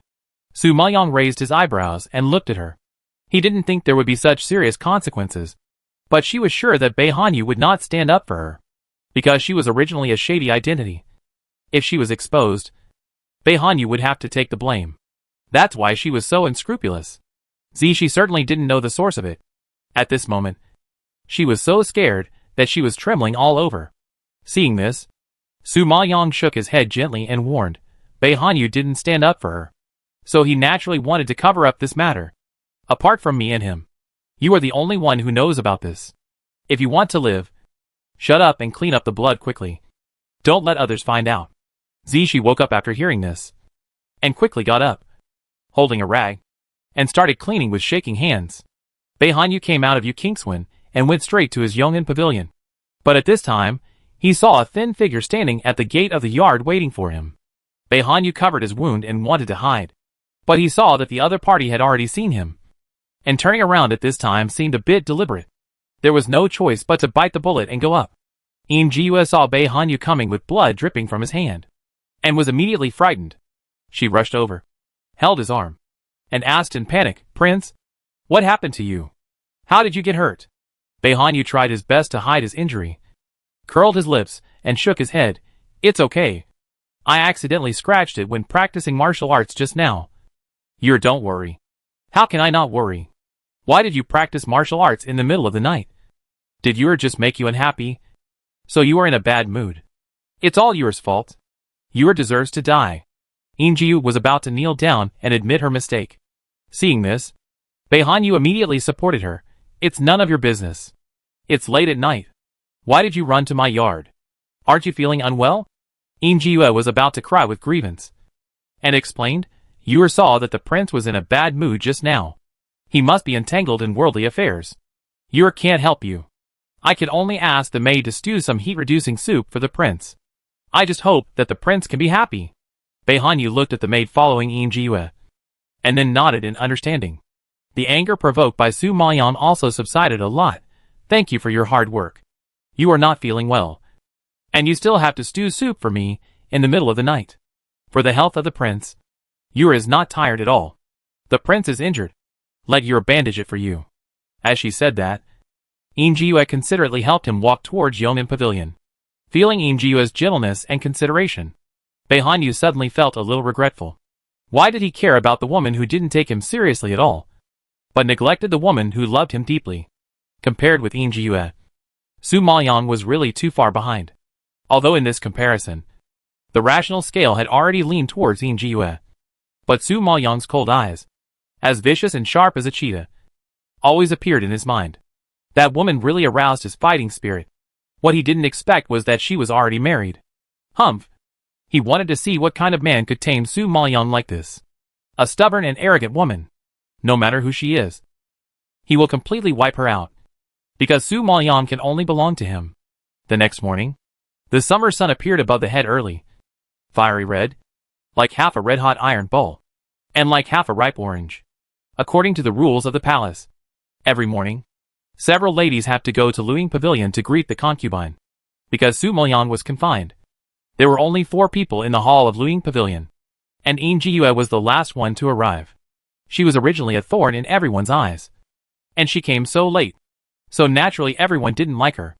Oh, our sister Yer got up so late that she even forgot the time to greet the concubine. Yesterday, the concubine named Xia Qingxian was confined because of the greeting. Do you want to imitate her? Kong Lingyun looked at her beautiful face with jealousy, and spoke in a weird tone. Injiu repeatedly stepped forward to bow to Song Yue, and explained softly, Please forgive me, Your Majesty. I am late because I was serving the prince. When everyone heard this, jealousy flashed in their eyes, and they all clenched the silk scarves in their hands. I didn't expect the prince to be with this bitch again last night. Song Yue's face flashed with surprise, and she frowned and scolded, Nonsense. The prince rested in Yong'an Pavilion last night, not in your Xi'an Pavilion at all. How dare you deceive me, and use the prince as an excuse? Hearing this, Injiu knelt down and kowtowed. Please be discerning, my queen. The prince was injured last night. I stayed in Yong'an Pavilion to take care of the prince. If you don't believe it, you can ask the prince in person.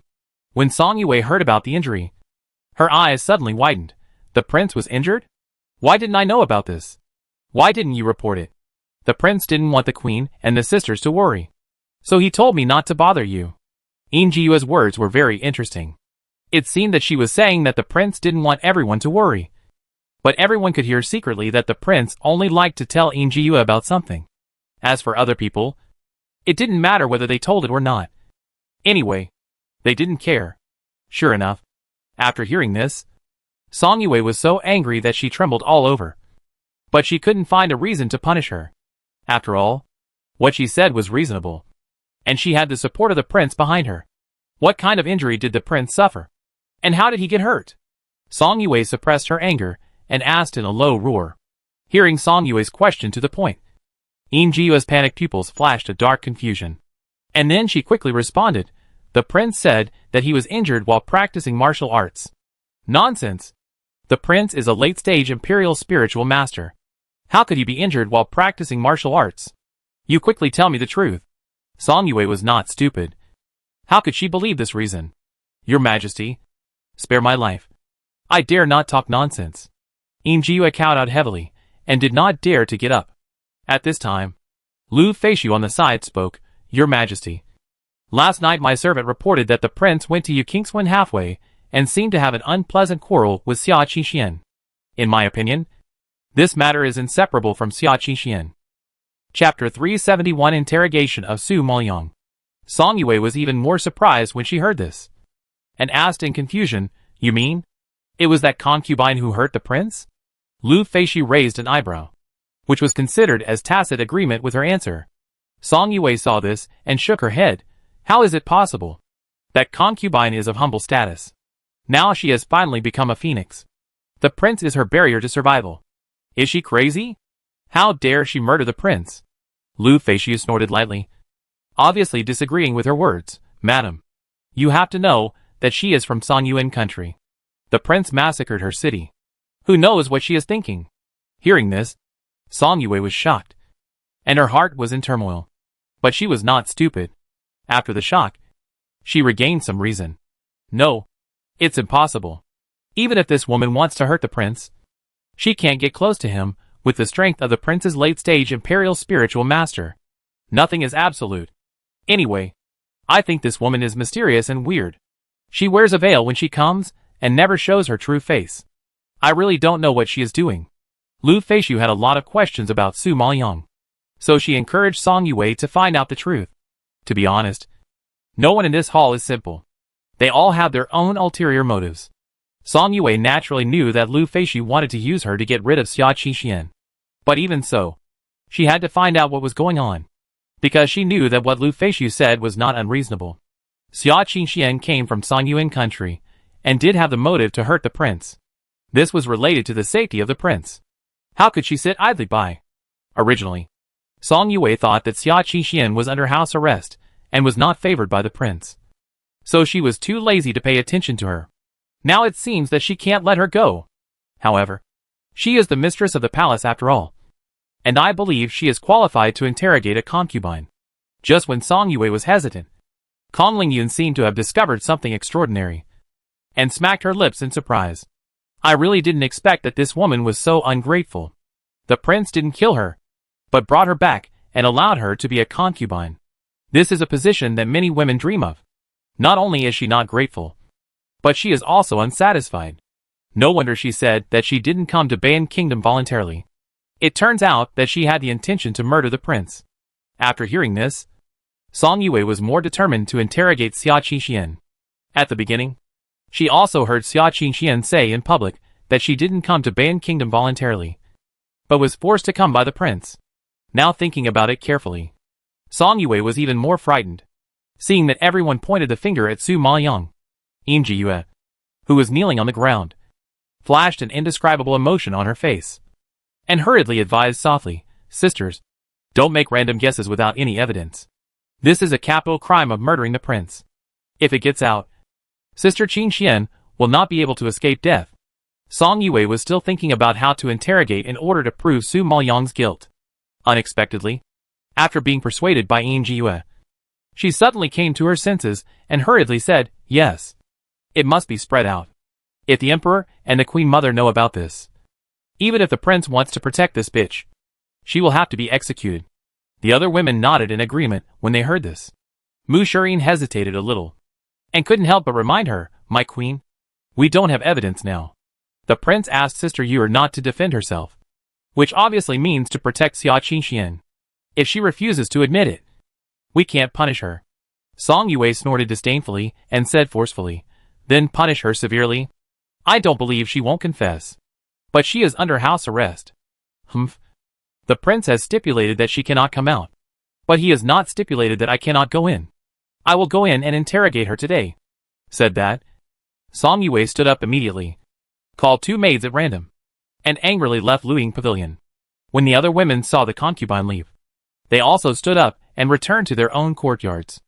Yinji Yue looked at the backs of everyone leaving, with a faint smile on the corner of her lips, a satisfied look in her pupils, and then ran towards Yong'an Pavilion. At this time, Su Maoyang was still practicing with his eyes closed, but he was unexpectedly startled by a loud noise and opened his eyes. Song Yue and two maids broke into the door and walked in aggressively. Zishi wanted to stop them, but was slapped by the maid next to Song Yue, and was so scared that she dared not speak. "Xia Qingxian, get out of here!" Song Yue rushed from the hall to the side hall, seeing Su Maoyang leisurely putting on clothes and slowly turning to look at her. She was furious. This woman stabbed the prince, but she was still calm. It was really hateful. My concubine? I am still under house arrest. It is not convenient for me to greet you. You don't have to come to me in person. Su Mayan looked at her in surprise, without any respect or fear. And Song Yue clenched her fingers in anger. Xia Qingxian, I want to ask you, did you stab the wound on the prince's arm? As she said that, Song Yue stared at her with a torch-like gaze, trying to see some clues of guilt from her face. But Su Mayan was calmer than her. He looked at her calmly and sneered, Concubine, are you trying to make fun of me? The prince is a late-stage imperial spiritual master, but was stabbed by a concubine of mine. Are you going to despise the prince's strength? You, Xia Qingxian, don't quibble. You are from San Yuan country. Who knows what you have in mind for the prince? Just in case, I can't let anyone who wants to hurt the prince go. Song Yue clenched her fists, frowned and growled. Su Mayan raised his eyebrows and sneered at her, Concubine, you have to have evidence when you speak. You are now saying that I murdered the prince. I can't afford to be charged with such a serious crime. It seems that you don't plan to say it. Come on. Slap me in the face until she is willing to let go. Song Yue was so angry that her face turned red. She waved her hand and ordered the two maids beside her to do it. The maid received the order and immediately stepped forward, trying to do anything to Su Mayan. Seeing this, Su Mayan's eyes narrowed slightly, and he suddenly raised his hand to pinch the neck of one of the maids, and pulled hard. The maid's eyes were open, and she didn't have time to call out before she died and fell to the ground. Seeing this, another maid screamed in fear and retreated. Song Yue didn't expect Su Mayan to dare to kill people. She was shocked and her face turned pale. Xia Qingxian, aren't you a maid from San Yuan Kingdom? You actually have such skills and dare to deny the fact that you stabbed the prince. Song Yue was a little confused at first, but seeing that she killed a maid in 2 or 3 moves, she knew that this person had kung fu. This woman is too dangerous, and she must be eliminated.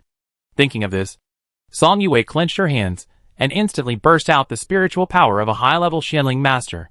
Seeing this, Su Mayan's face flashed with surprise. He didn't expect that this woman who never left the house was also a high-level Xianling master. It was really surprising. Chapter 372 Harming others will eventually harm yourself. Although Su Mayan, who had just been promoted to a primary Xianling master, was no match for a senior Xianling master. She had the heavenly demon Martin and the golden lion king. So Song Yue's strength was not enough. Since this woman was holding on to her, there was no need for her to be polite to her. Thinking of this, Su Mayan narrowed her eyes slightly, filled with murderous intent, and was about to summon the heavenly demon Martin.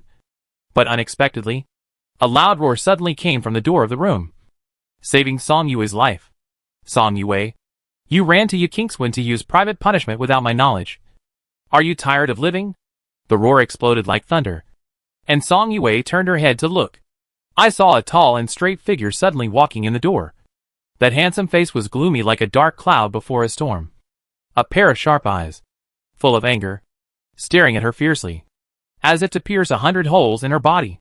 Song Yue shuddered and looked at Bei Hanyu in surprise. Prince. Prince. Before she could continue to speak, Bei Hanyu stepped forward, raised his palm, and slapped her hard. Asshole. You dared to use private punishment without my permission. I really spoiled you to be arrogant and lawless. Song Yue was stunned. She covered her face and looked at Bei Hanyu in horror, not knowing why he was so angry. She had been married to the prince's mansion for 4 years.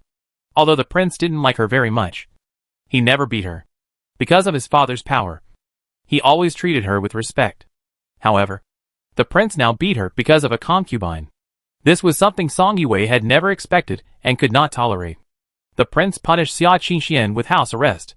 She thought the prince didn't care about this concubine, but she didn't expect. Your Highness, this bitch stabbed you. I was just worried about your safety. What did I do wrong? Song Yue covered her burning face and looked at Bei Hanyu's sinister and angry eyes. Her heart ached and her nose suddenly felt sour. She felt so wrong that she wanted to cry. Bei Hanyu was so angry that he took a deep breath and shouted loudly, When did I say that it was Xia Qingxian who stabbed me? Who is spreading rumors? Song Yue was shocked. She really didn't expect that the prince would protect this woman to such an extent. She was terrified and explained quickly. It was Yin Jiyue who said that the prince was injured. So I... Shut up. Don't think that I don't know. Yua was late for paying respects to me because she was serving me. You can't tolerate her and have to punish her. Yua had no choice but to tell the truth. She told me that I was injured, but she didn't mention that this matter was related to Xia Qixian. You are narrow-minded and deliberately make things difficult for me. You are not ashamed to put the blame on others. Bei Hanyu was so angry that his face turned blue and his veins popped. When he thought that if he had come a step later, what he saw now would be Song Yue's body. He couldn't help but feel scared. Su Maoyang had warned him last time that if his woman was restless, she would not show mercy. If Song Yue really got into trouble, Prime Minister Song would definitely not let it go. Once the matter got out of hand, Su Maoyang's identity would be exposed, and the consequences would be disastrous. Facing Bei Hanyu's fierce rebuke, Song Yue was so frightened that her expression was dazed and speechless. Indeed, Yue only said that the prince was injured, but did not say who injured him. Now she had no evidence and was looking for trouble with Xia Qixian, which was indeed a bit unreasonable. But she also took this desperate measure because she cared too much about Bei Hanyu and did not allow any threats around him. However, looking at Bei Hanyu's furious expression and the stalemate, Song Yue knew that she could not go against him no matter how stupid she was. She immediately changed the subject, wiped her tears with grievance, and cried, "Prince, you wronged me. I didn't suspect Miss Xia. It was Sister Feishu who said that her servant saw that the prince and Miss Xia were unhappy and suspected that Miss Xia stabbed the prince. As a concubine, I have the responsibility to help the prince take care of the backyard."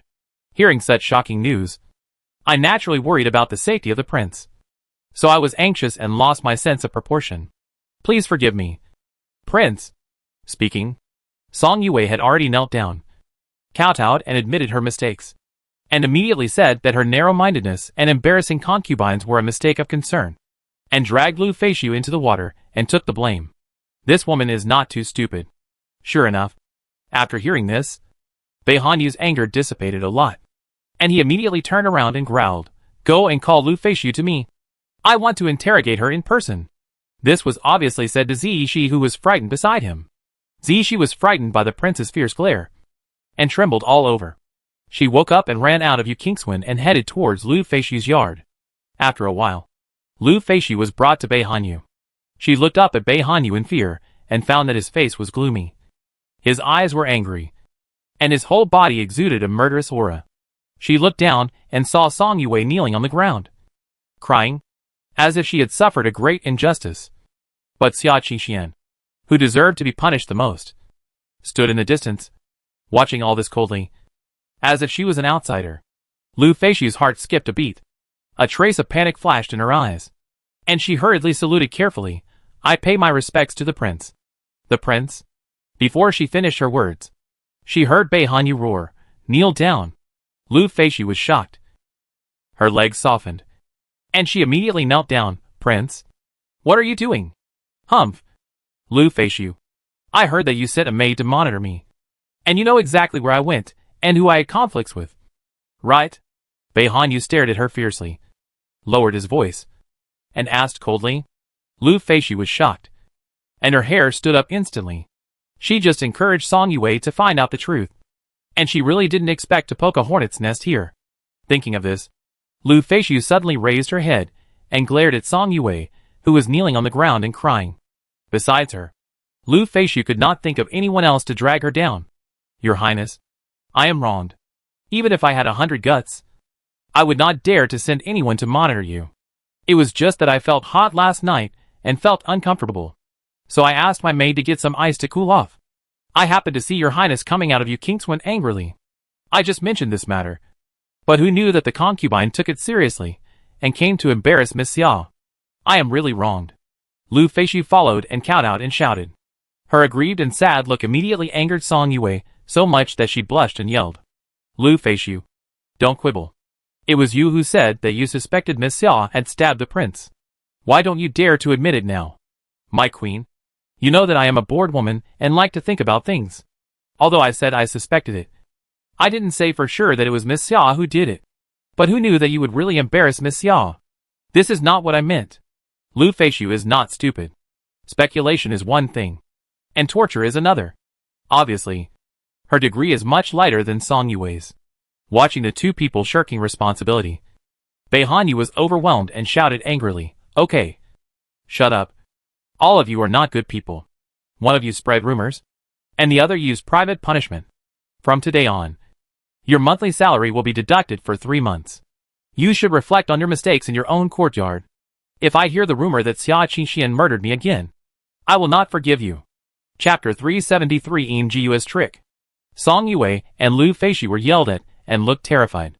They kowtowed repeatedly in shock. After admitting their guilt, they were supported by the maids beside them and left Yu Kingswan. I think that after this incident, both of them will restrain themselves a lot. And Su Maoyang watched them leave. But the corners of his lips raised slightly and sneered. Bei Hanyu heard the voice and immediately retracted his gaze, frowned and stared at her. "What are you laughing at?" Su Maoyang looked at him lightly, with endless irony in his eyes. "I'm laughing at you for punishing the wrong person." "What do you mean? Say it clearly."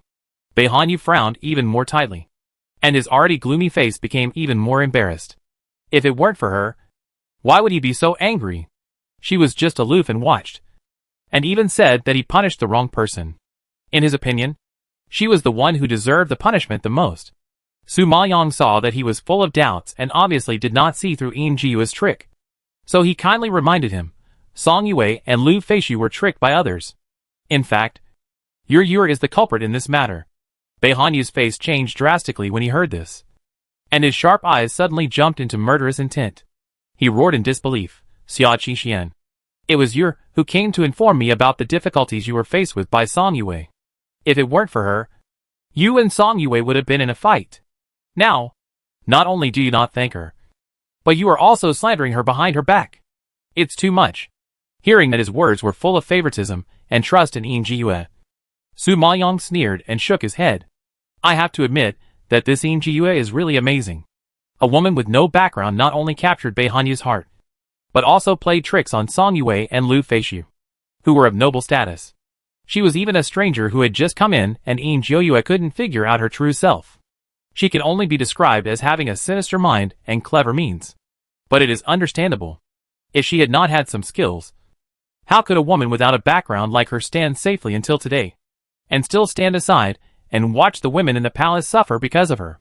What's more, even a smart man like Bei Hanyu was blinded by this woman, which shows how powerful she is. However, who is Su Maoyang? Playing tricks in front of her is undoubtedly courting death. Prince, wake up. Yue is not a simple and kind woman at all. On the contrary, she is more cunning than Song Yue and Lu Feishi. Because you were injured, it was clearly revealed by her on purpose. Su Maoyang's pupils were cold, staring at Bei Hanyu expressionlessly. Her red lips moved slightly, and slowly spit out the cruel reality. If Yin Jiyue hadn't provoked her, she wouldn't have bothered to care whether she was simple or deep, kind or vicious. She walked her sunny path, and crossed her single-plank bridge. How Yin Jiyue competed for favor in the palace had nothing to do with her, because Su Maoyang was only staying in the palace temporarily. Once she heard about the soul-eating flower, she would leave immediately. Who knew that Yin Jiyue would still attack her? In this case, how could she sit back and watch? Yin Jiyue had always had a good image in Bei Hanyu's mind. Now Su Maoyang suddenly said these words to discredit her image. Bei Hanyu naturally could not accept it, and even rejected it angrily. "Asshole! Xia Qingxian, you are so vicious. Yue secretly sent you food last time at the risk of being punished. You didn't appreciate it. But now you are not afraid of the consequences of being rejected by other sisters, and ask the king to save you. As a result, you slandered her like this. It's really chilling. It seems that the prince has been deeply involved and can't extricate himself." Su Maoyang raised the corners of her lips slightly, and a trace of sarcasm and disappointment flashed across her cold eyes. She thought Bei Hanyu was at least somewhat rational, but it seemed that she overestimated him. Receiving Su Maoyang's contemptuous gaze, Bei Hanyu didn't know why he was even more angry than when she humiliated Yin Jiyue. And he roared unbearably, "Xia Qingxian, don't say that you know her very well. You and her have only met a few times, and I have been sleeping with her for 2 years. I know what kind of person she is better than anyone else. She is more gentle and considerate than you. Kind and simple. Please don't use your dirty thinking to judge others." Hearing this, Su Maoyang laughed. Not a sneer, but a real laugh. Facing Bei Hanyu's harsh words, she felt it was really ridiculous. It turns out that even a great war god cannot escape the fate of being played by a woman. It's really sad. Your Highness, you have to understand that you were injured because she said so. Although she didn't say that I stabbed you. Song Yue and Lu Feishu are not fools. As long as they think about it carefully and investigate, they can know the truth. She doesn't need to do anything at all. She only needs to gently guide them. And everyone will point their fingers at me. Although Song Yue and Lu Feishu guessed the truth, they failed because they had no evidence. But your Yue knew this. So she deliberately induced Song Yue to come to ask for punishment. She could take this opportunity to take credit and be a good person. She flattered you and me at the same time. But in fact, she framed Song Yue and Lu Feishu with one stone. Su Maoyang raised his eyebrows and looked at Bei Hanyu coldly. He kept talking about his own conspiracy. But his face was unusually calm, as if he was analyzing other people's affairs. Bei Hanyu was so shocked by these words that his face turned pale, and his pupils showed disbelief, because he had never thought about Im Jiu's motives from this perspective. Su Maoyang's analysis made him feel extremely terrible. No! She brought you food and notified me to help you. None of them hurt you. Bei Hanyu was too deeply poisoned by the tea, and he was still speaking for her at this critical moment. Su Maoyang sneered with sarcasm. Her telling about your injury is the biggest harm to me, because it won't be long before rumors about my murder of the prince will spread in Bei'an City. Then the prince will definitely think that it was Song Yue and Lu Feishu who spread it, and will never guess that it was her. After all, she has already done her job as a good person. Hearing this, Bei Hanyu was shocked, took 2 steps back in disbelief, and waved his hands vigorously. No! Impossible. She is not that kind of person. You're as gentle and kind, innocent and simple. How could she have such thoughts? She was afraid of being punished by Song Yue, so she was forced to tell about the prince's injury. It was a helpless act, and there was no special motive. You are now judging others by your own meanness, which is really too much.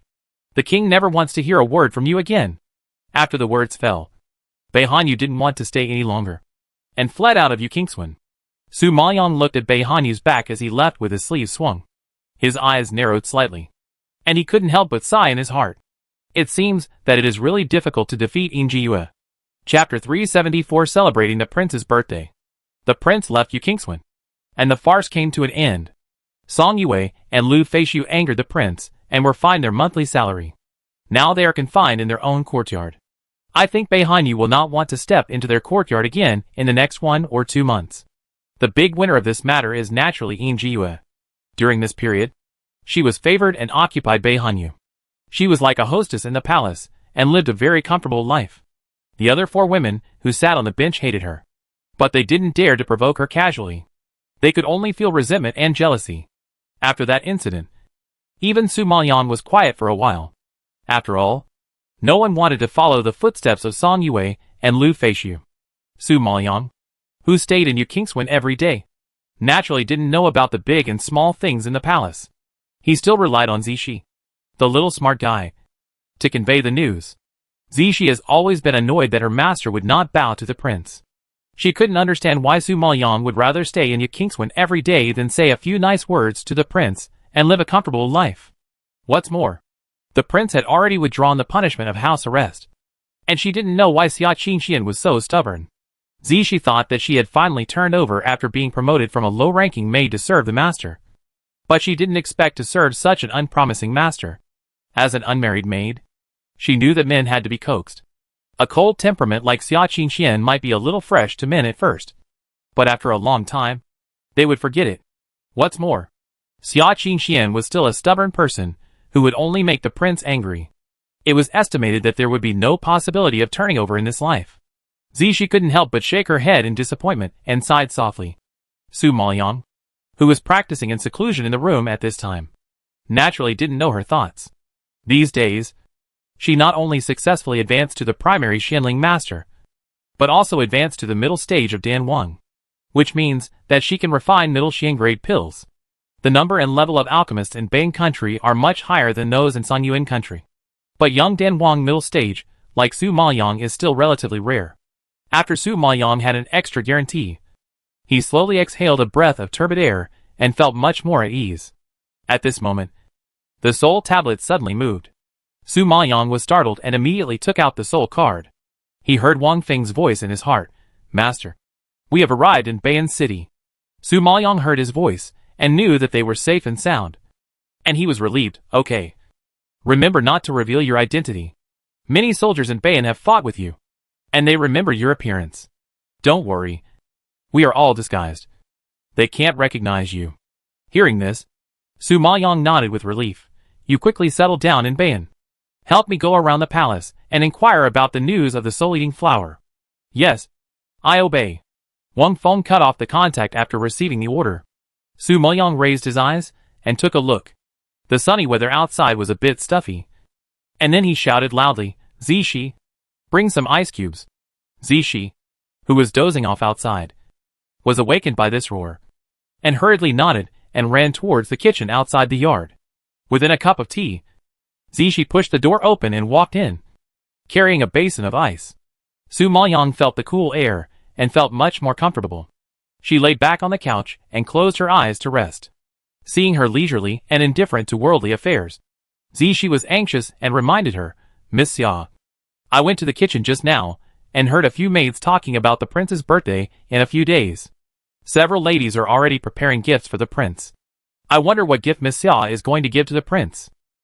Zishi thought that even if Xia Qingxian was thin-skinned and could not do flattering things at ordinary times, this birthday was a good opportunity to please the prince. If the prince was happy, Miss Xia would have a good life. So she couldn't bear to see Xia Qingxian miss such a good opportunity. However, Su Maoyang's attitude was always unexpectedly detrimental. Gifts? Bei Hanyu is a prince. He can get whatever he wants. Does he still need gifts? Besides, what gifts can a concubine like me have? Besides, Bei Hanyu is her enemy. Is she crazy to give him gifts? Zishi heard this. Her facial expression twitched a little, staring at Su Maoyang with an incurable disgust. She thought Xia Qingxian would at least consider it. But she refused without thinking, and didn't take the prince's birthday to heart at all. No, she didn't take the prince to heart at all. Miss Xia, if you don't prepare some gifts or talents, I'm afraid you will make the prince angry.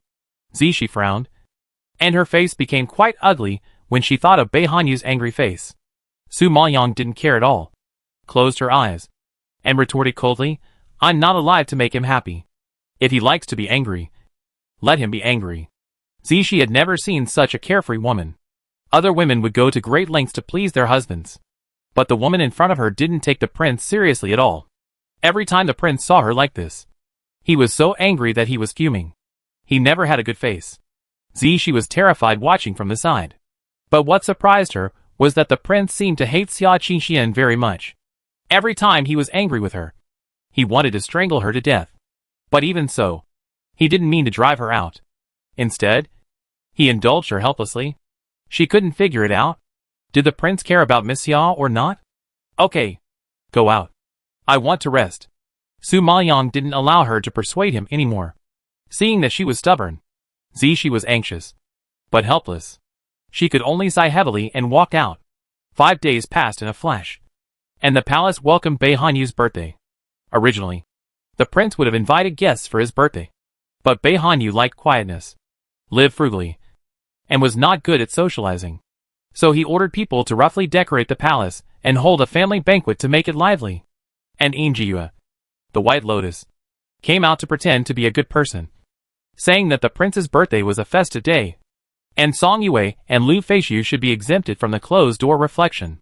Seeing that she was so kind and considerate, the prince certainly agreed to her request and agreed to let Song Yue and the others come to the main hall to celebrate the birthday.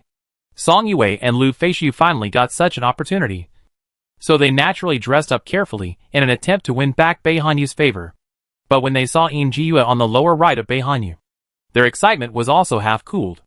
Yinjiyue was already beautiful, and perhaps because of the love these days, she looked even more radiant and dazzling, making people unable to take their eyes off her.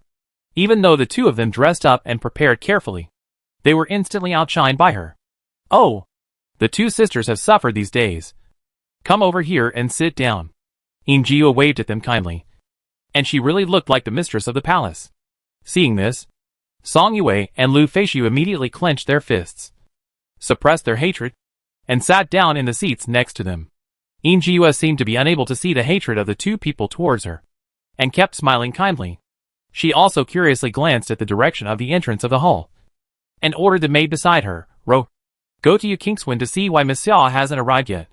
Chapter 375. What gift do you give to the prince? Don't look. I'm here. Su Maoyang was supported by Zishi, and she walked into the hall with her skirt lifted, appearing in everyone's sight calmly. Today, she was wearing a lavender dress. Although she was wearing a veil, she couldn't hide her eyes, which were as clear and lively as a spring, charming and soul-stirring.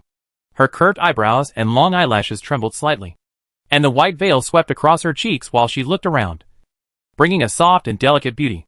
Her black and shiny hair fell naturally, as smooth and soft as black brocade. There was no ornament on her head, only a cheap hairpin, and the style of the hairpin did not seem to come from Bayan country, but from Songyuan country. Everyone saw Su Maoyang wearing the same hairpin since they saw her, although they didn't know the reason. For a woman who could change more than a dozen headdresses every day, Su Maoyang's behavior was simply unkempt and disgusting. But they didn't know the significance of this hairpin to Su Maoyang. This was a gift from Jun Haosong to her.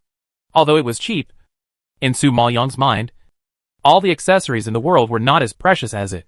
Fortunately, Su Maoyang had a good appearance and temperament. Even if she wore cheap things that were not presentable, she could always wear her own charm. Bai Hanyu hadn't seen her for a long time.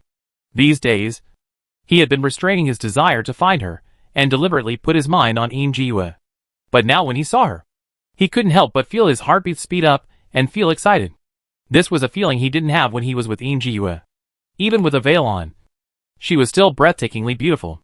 As soon as she appeared, she was like a star surrounded by the moon, indescribably dazzling and beautiful, and all the women in the audience were instantly eclipsed. Seeing this, Yin Jiyue quietly clenched her fingers under her sleeves, but she gently called out, Miss Ya, you are finally here. Everyone is waiting for you alone. Yin Jiyue's seemingly unintentional greeting, but her words had the intention of causing public outrage. As a concubine, Su Maoyang was late for such a big event as the prince's birthday, and she also asked the prince to wait for her, which was really outrageous. Sure enough, this remark not only caused dissatisfaction among other women, but also made Bai Hanyu, who was immersed in her beauty, look black. Su Maoyang raised her eyebrows and glanced at Yin Jiyue. A trace of indifference flashed in her eyes, and then sat down to the side, ignoring her enthusiastic greetings. She really didn't like Yin Jiyue, the Oscar-winning actress, and now that she couldn't bring her down, she could only ignore her. Yin Jiyue didn't expect Xia Qingxian to be so disrespectful and embarrass her in public. The hatred in her heart grew like a plant in a tropical rainforest. But even so, the smile on her face froze for a moment, and soon returned to normal. Then she looked at Bai Hanyu and said softly, Prince, everyone is here. The birthday banquet can begin. Bai Hanyu nodded slightly and said loudly, serve the dishes. After a while, the palace maids came up with a variety of dishes and placed them in front of each lady. Su Maoyang was not in the mood to attend the birthday banquet. He planned to eat and leave. So he picked up the chopsticks and started eating regardless of the surprised eyes of others.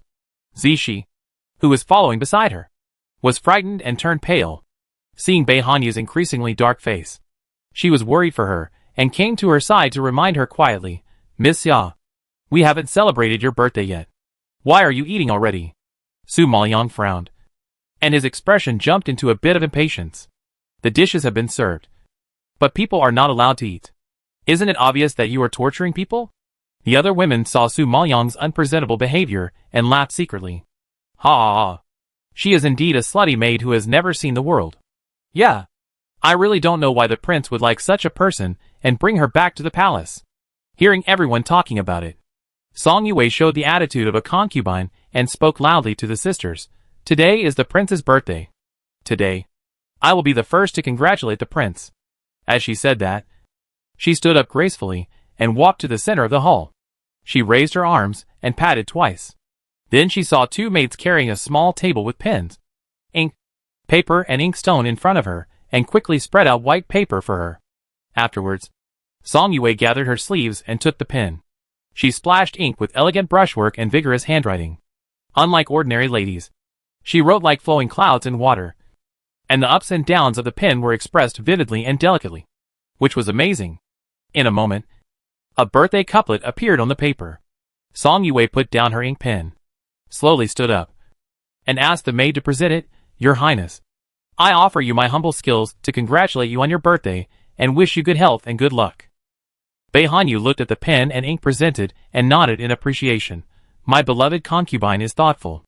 This was the first time that Bei Hanyu smiled at her in this period of time. Song Yue was flattered and ecstatic. It seems that the gift today was chosen correctly. Su Maoyang didn't expect that concubine Song, who looked so dignified and boring, could write well. It turned out that the title of the Prime Minister's daughter was not in vain. Seeing this, Lu Feixiu snorted unconvincedly, then stood up and bowed to Bei Hanyu. Your Majesty, I have also prepared a gift for you. I hope your Majesty likes it. As she said that, Lu Feixiu walked to the center of the hall with her chest and head held high, regardless of Song Yue's jealous gaze. Then, she took the silver sword handed over by the maid and began to wave it. Su Maoyang knew at a glance that she was performing a sword dance. Sword dance is a performance that combines strength and softness.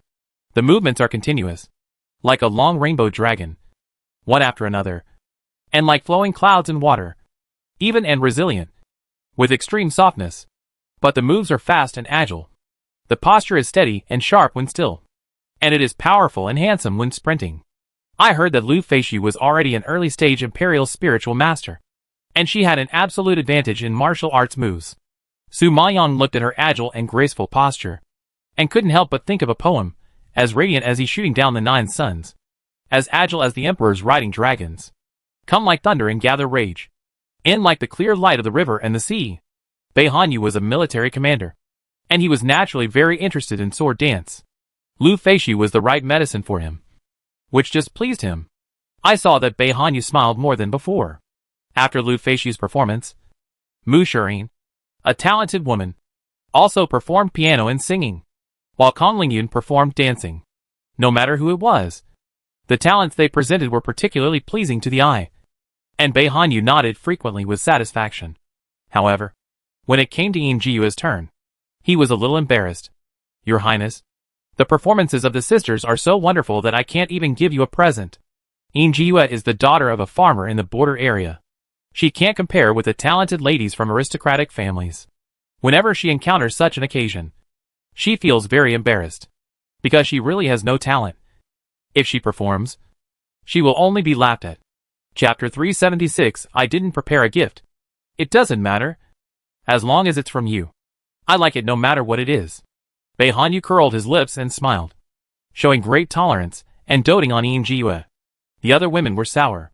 However, Bei Hanyu didn't care about other people's opinions, but cast his eyes on Su Maoyang, who was sitting below. He just wanted to know what she was thinking. However, Su Maoyang was immersed in her own world at this time, and didn't notice the interaction between the two of them at all. It can be said that she didn't take them seriously at all. At this moment, she was thinking about how to get the soul-eating flower, and was worried about Jun Haotsong's current body. Perhaps because she was thinking too much. Su Maoyang didn't notice Bei Hanyu's angry eyes for a while. For her, even if Bei Hanyu and Yin Jiyue rolled together in front of her and did piston movements, she wouldn't take it to heart. So Bei Hanyu wanted to show his affection and deliberately anger her. But he really chose the wrong person.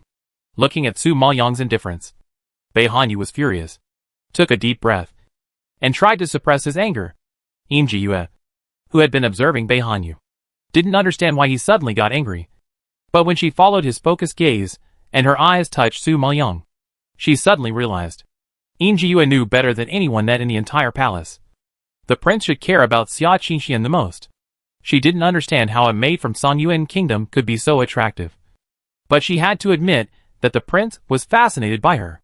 Thinking of this, her heart ached, and she quickly called back Bei Hanyu's attention. Prince, I will ask someone to bring the gift up now. You can't be disgusted. Bei Hanyu retracted his gaze, looked at her, and laughed. How could I dislike it? It's your intention after all. Hearing him say this, Yin Jiyue smiled charmingly, and then shouted, bring it up. At this time, a maid came in with a plate of clothes. Everyone was looking forward to what gift Yin Jiyue had prepared, so they all stretched their necks to look at the plate.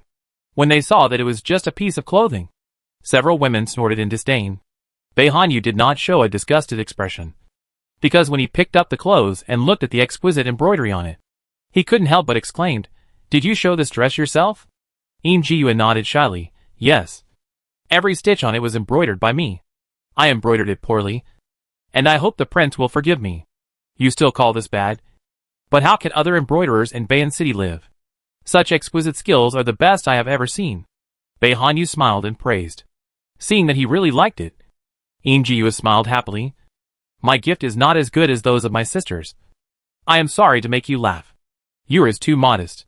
It takes a lot of time and effort to embroider such a big piece of clothing. I am afraid your eyes will be damaged, just based on your thoughtfulness. It is the best gift for me." Bei Hanyu smiled and shook his head. Obviously, he was most satisfied with Im Ji-yue's dress. Song Yue and others were all ladies from wealthy families. Although they put a lot of thought into the gift they gave, it was too easy for them. It takes a lot of effort to embroider such a piece of clothing. In terms of thoughtfulness, they can't match Im Ji-yue.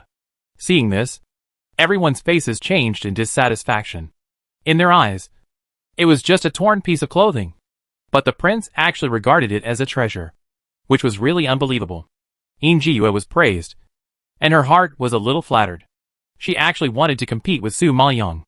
Then she turned her eyes to the latter and said softly, "Miss Ya, I wonder what gift you prepared for the prince." Im Ji-yue asked this, and everyone immediately focused their attention on Su Ma-young. Even Bei Hanyu looked at her expectantly. She was so scared that she trembled all over and looked a little ugly. Her master didn't prepare anything, and this time she was going to make a fool of herself. However, Su Ma-young didn't realize that he was a laughing stock. He raised his head and looked at Im Ji-yue coldly. He opened his mouth and answered confidently, "I didn't prepare a gift." Upon hearing this, everyone's faces flashed with shock. They have never seen such a big-hearted person. Bei Hanyu heard this. His handsome face was instantly filled with anger, and a wave of anger rushed to his forehead, and there was a tendency to explode. This woman always has the ability to drive him crazy. Im Ji-yue saw Bei Hanyu angry, and was secretly happy in her heart. She couldn't help but fan the flames and said, "Miss Ya, this is the prince's birthday banquet. Why did you come empty-handed?" Su Ma-young glanced at Bei Hanyu and replied coldly, "I am a concubine and don't have any gifts to show. I believe that the prince is magnanimous and can understand." Bei Hanyu was so angry that he vomited blood after hearing this. He had never seen such a shameless woman. She didn't prepare any gifts, and she seemed to be very reasonable. It was his fault that he couldn't understand. There were such rogue people. When everyone heard this, they all sneered in disdain, complaining about her status as a lowly maid of Sonyuan country. Im Ji-yue saw Bei Hanyu's face black with anger, his eyes wide open, and his hands tightly grasping the armrests of the chair, almost crushing the armrests. She felt a little gloating in her heart and curled her lips to comfort him. "Miss Ya, you don't have to belittle yourself. Giving gifts is a token of your thoughts. Look, the clothes I made by myself are also very popular with the prince. You don't have any talent. You can give some small things like me, just to show your feelings." Im Ji-yue's words sounded like she was giving advice to Su Ma-young, but the meaning of her words was to accuse her of not taking the prince to heart at all. She was also warning Su Ma-young and reminding the prince that she had no talent and nothing to show.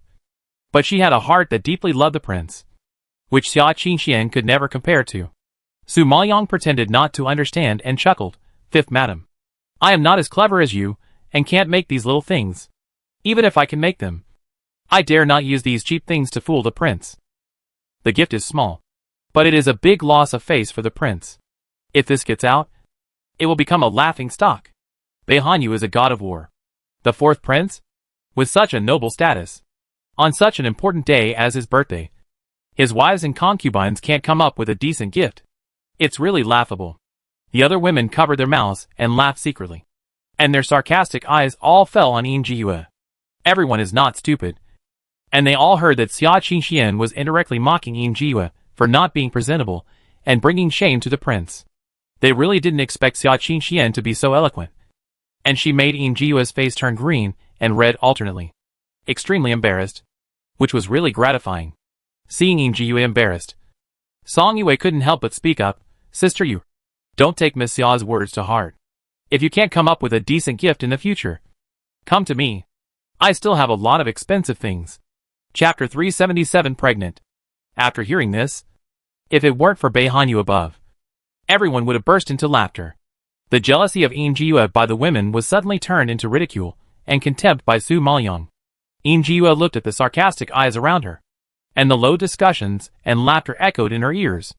Her pretty face turned red, and her fingernails under her sleeves had sunk into her flesh. At this time, Bei Hanyu helped her out, no matter how expensive the gift is. It is a good gift as long as the king likes it. After speaking, Bei Hanyu raised his eyebrows and looked at Su Maoyang with a sharp gaze, his cold eyes full of provocation.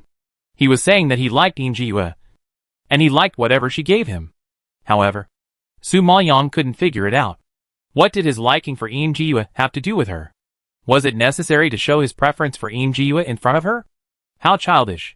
Su Maoyang had a sarcastic expression on her lips, and quickly retracted her gaze, no longer looking at him. She looked like she didn't want to pay any attention to him at all. Bei Hanyu was so angry that his breathing stagnated, and veins on his forehead were faintly popping out. It was obvious that he was extremely angry. Yin Jiyue was afraid of spoiling his fun, so she swallowed her anger and tried to smooth things over. Your Majesty, Miss Xia came all the way from Songyuan to Bei'an. She must be short of money, and really can't give any decent gifts. Don't bother with her. Bei Hanyu was moved when he heard this. Su Maoyang slandered and humiliated her so much. But Yin Jiyue still thought about her, and spoke for her. Such a woman is really too kind. Su Maoyang looked at Yin Jiyue's white lotus face, and couldn't help laughing and shaking his head. She is really acting all the time. It has to be said that Yin Jiyue is a natural actor. But isn't it tiring to pretend like this? If this man really loves her, why does he need to pretend? It is obvious that Yin Jiyue did not understand this truth at all.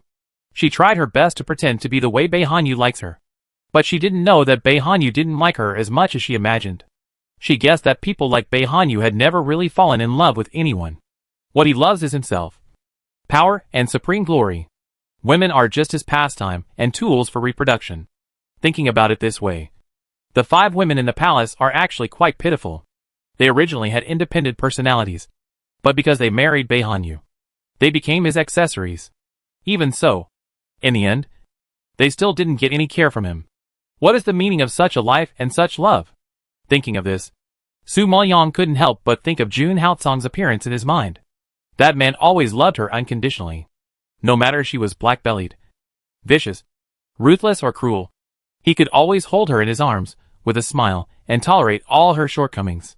He once said that no matter who she killed or how many people she killed, whether she was right or wrong, he would stand by her side without a doubt. Thinking of this, the corners of Su Maoyang's lips under the veil slightly raised, and her dark pupils also overflowed with a happy smile. Although she was covered with a veil, people could not see her expression at the moment. But Bei Hanyu, who had been paying attention to her, still found a rare smile in her eyes. It was a smile from the heart.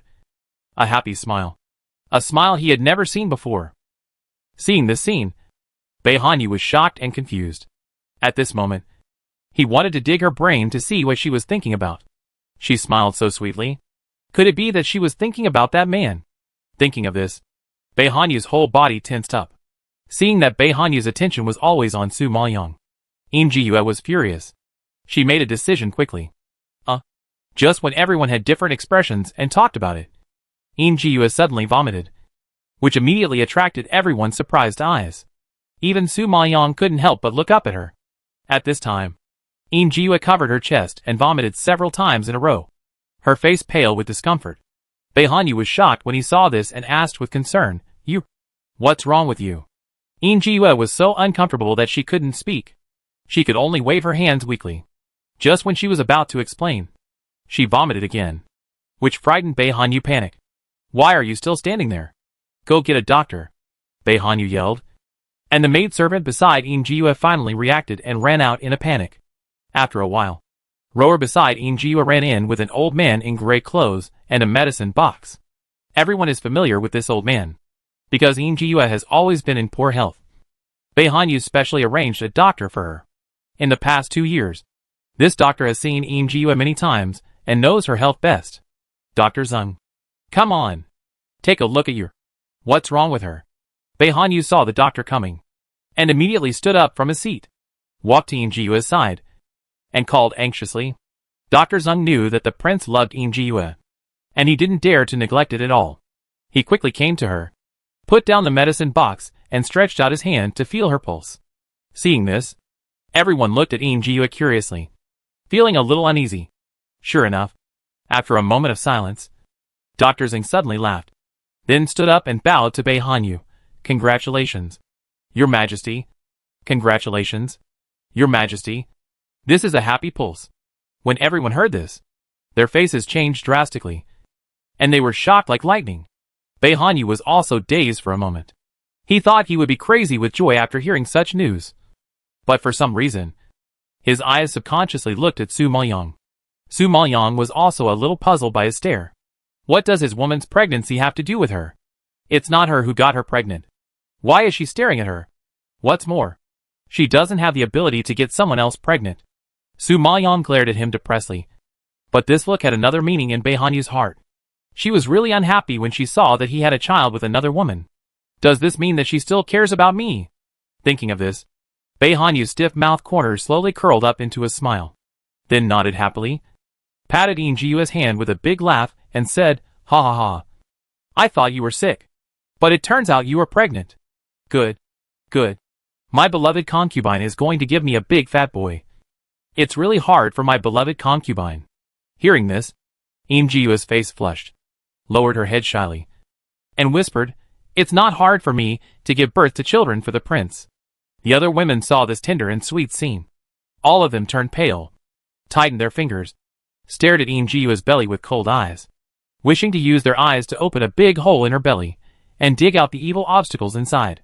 However, at this time, Yue fell into the sweetness given by Yu, and had long ignored the sight and thoughts of the people around her. She still naively thought that Yu was happy because she was pregnant. Little did she know that the child in her belly was just a tool for Yu to anger Su Maoyang. Chapter 378: The Hatred of Lianhua. Because Yue was pregnant, the birthday party that was originally supposed to celebrate Yu's birthday turned into a dinner party to celebrate Yu's pregnancy. Everyone was happy at first, but after Yu's disturbance, they all looked very unhappy. Song Yue and Lu Feishi wanted to take advantage of this opportunity to turn things around. But who would have thought that Yu's stomach was moving? Which was really unlucky. The prince had always doted on her, and now that she was pregnant, he must have spoiled her to the sky. The other women hated Yue to death. And Su Maoyang suddenly realized something when he saw the scene. No wonder Yue wanted to be a good person and help Song Yue and Lu Feishi plead for them to be released. It turned out that she had already had a barrier, and was not afraid that the two would compete with her for favor. And she could also show off and not them. This woman's mind is really disgusting. Because Yue was not feeling well, Yu dismissed the dinner early and arranged for the maid to help Yue go home to take care of the baby. Seeing that everyone had dispersed, Su Maoyang quickly stood up and prepared to go back to her own yard. Seeing this, Yu frowned and shouted at her, "Xia Qixian, stop right there." Su Maoyang was stunned by the shouting and turned around to look at him in confusion. But before Yu could say anything, Yue, who was supported by a maid, began to vomit again. She weakly pulled Yu's sleeve and pleaded softly, "My lord, I am not feeling well. Can you accompany me tonight?" Hearing this, Yu looked at Yu's pale and weak face, hesitated for a moment, and couldn't help but look at Su Maoyang again, hoping to see her retention. But who knew that the woman didn't take him seriously at all? Without stopping, she had already stepped out of the hall and left, leaving only a cold and heartless back. Yu was furious. He was really crazy, thinking about her. Yue also saw this scene, and knew where Yu's anger came from. But it was precisely because she knew it too well that she felt more uneasy. She thought that if she was pregnant, the prince would no longer think about that woman.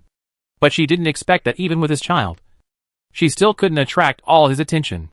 It seems that the woman really can't stay. With a plan in mind, a hint of coldness flashed across Yu's eyes. In a flash, a few days passed. Su Maoyang was thinking about the soul-eating flower. But Wang Feng had no news. With her calm personality, she was also restless in Yukingswan. After weighing the pros and cons, she decided to go out and meet the Blood War group. Thinking about it, she used the soul card to contact Wang Feng for the location. Put on her coat, put on a veil, and told Zishi that she would leave from the back door of the palace. Wang Feng set the location at Mingyu Tower, and Su Maoyang saw a dense crowd of people as soon as she entered. Everyone gathered together, drinking and chatting. The atmosphere was harmonious and lively. Su Maoyang had just taken 2 steps, and was about to go to the private room on the 2nd floor, when he heard a lot of discussion not far away. "Oh, you don't know?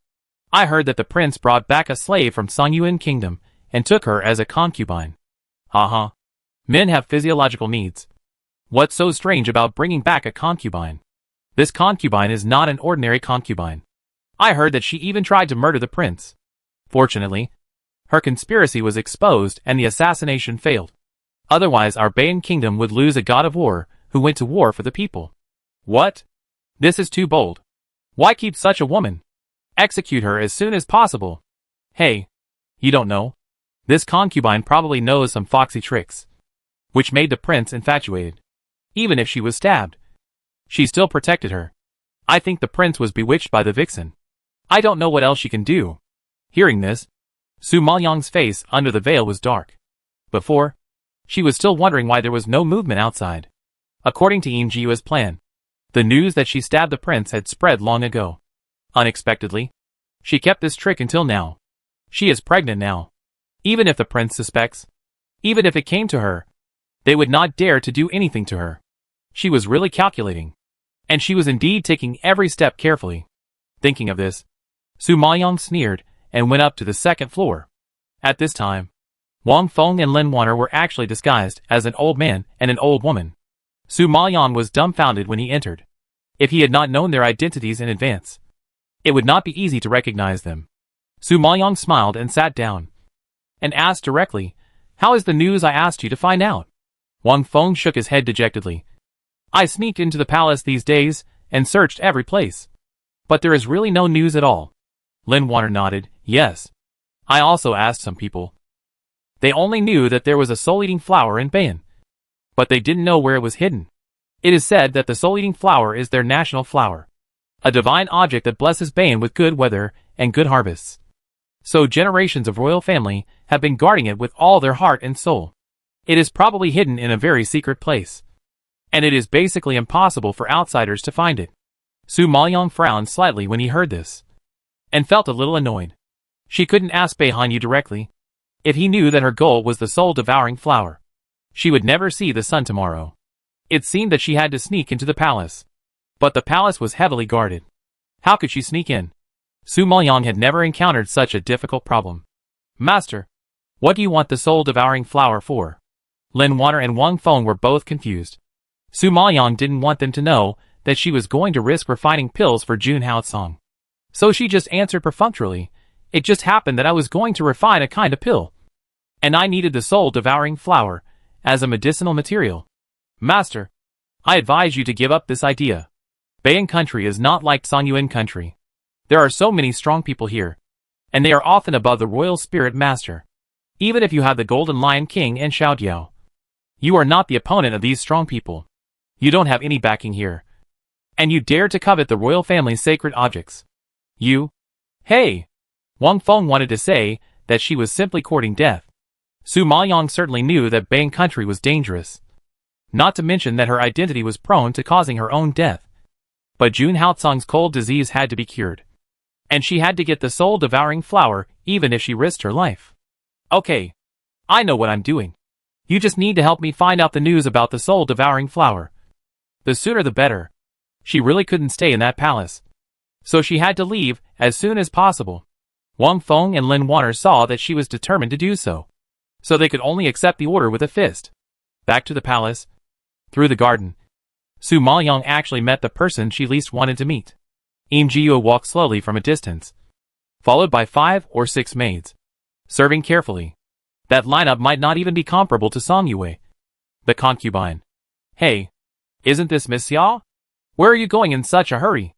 Imjiu saw Su Maoyang's figure, smiled, and called her affectionately. Chapter 379. You are jealous. Hearing her hypocritical greeting, Su Maoyang frowned in disgust and said perfunctorily, "The yard was boring, so I went out for a walk." As she said that, she was about to move away and walk towards Yu Kingswan. but who knew that Yue did not intend to let her go, but blocked her way alone, saying aggrievedly, "Miss Xia seems to hate me very much. I don't know what I did wrong to make Miss Xia unhappy." Su Maoyang glanced at her and said in a cold tone like ice, "You know the things you did best. Why bother asking me?" Yue's expression was shocked, and a subtle surprise flashed across her hypocritical face. "Miss Xia, do you have any misunderstandings about me?" The surprise was fleeting, replaced by extremely innocent anxiety, and the aggrieved look almost made Su Maoyang vomit. Obviously, she was still planning to continue pretending. It seems that if she is not exposed, she really intends to win an Oscar. Su Maoyang curled his lips and sneered. His sharp eyes shot into Yue's pupils like arrows, and his low voice seemed a little depressed. "Yue, how long are you going to pretend? Since you sent me food, you have been constantly framing me. Do you really think I don't know?" Yue did not expect that this person would have such a sharp insight. Even better than Song Yue and Lu Feixiu. But what does it matter if she knows? She has no evidence and can't convict her. "Miss Xia, it seems that you really misunderstood me. You were grounded last time. I was worried about you, so I sent you food. And I never meant to harm you." Yue planned to pretend to the end.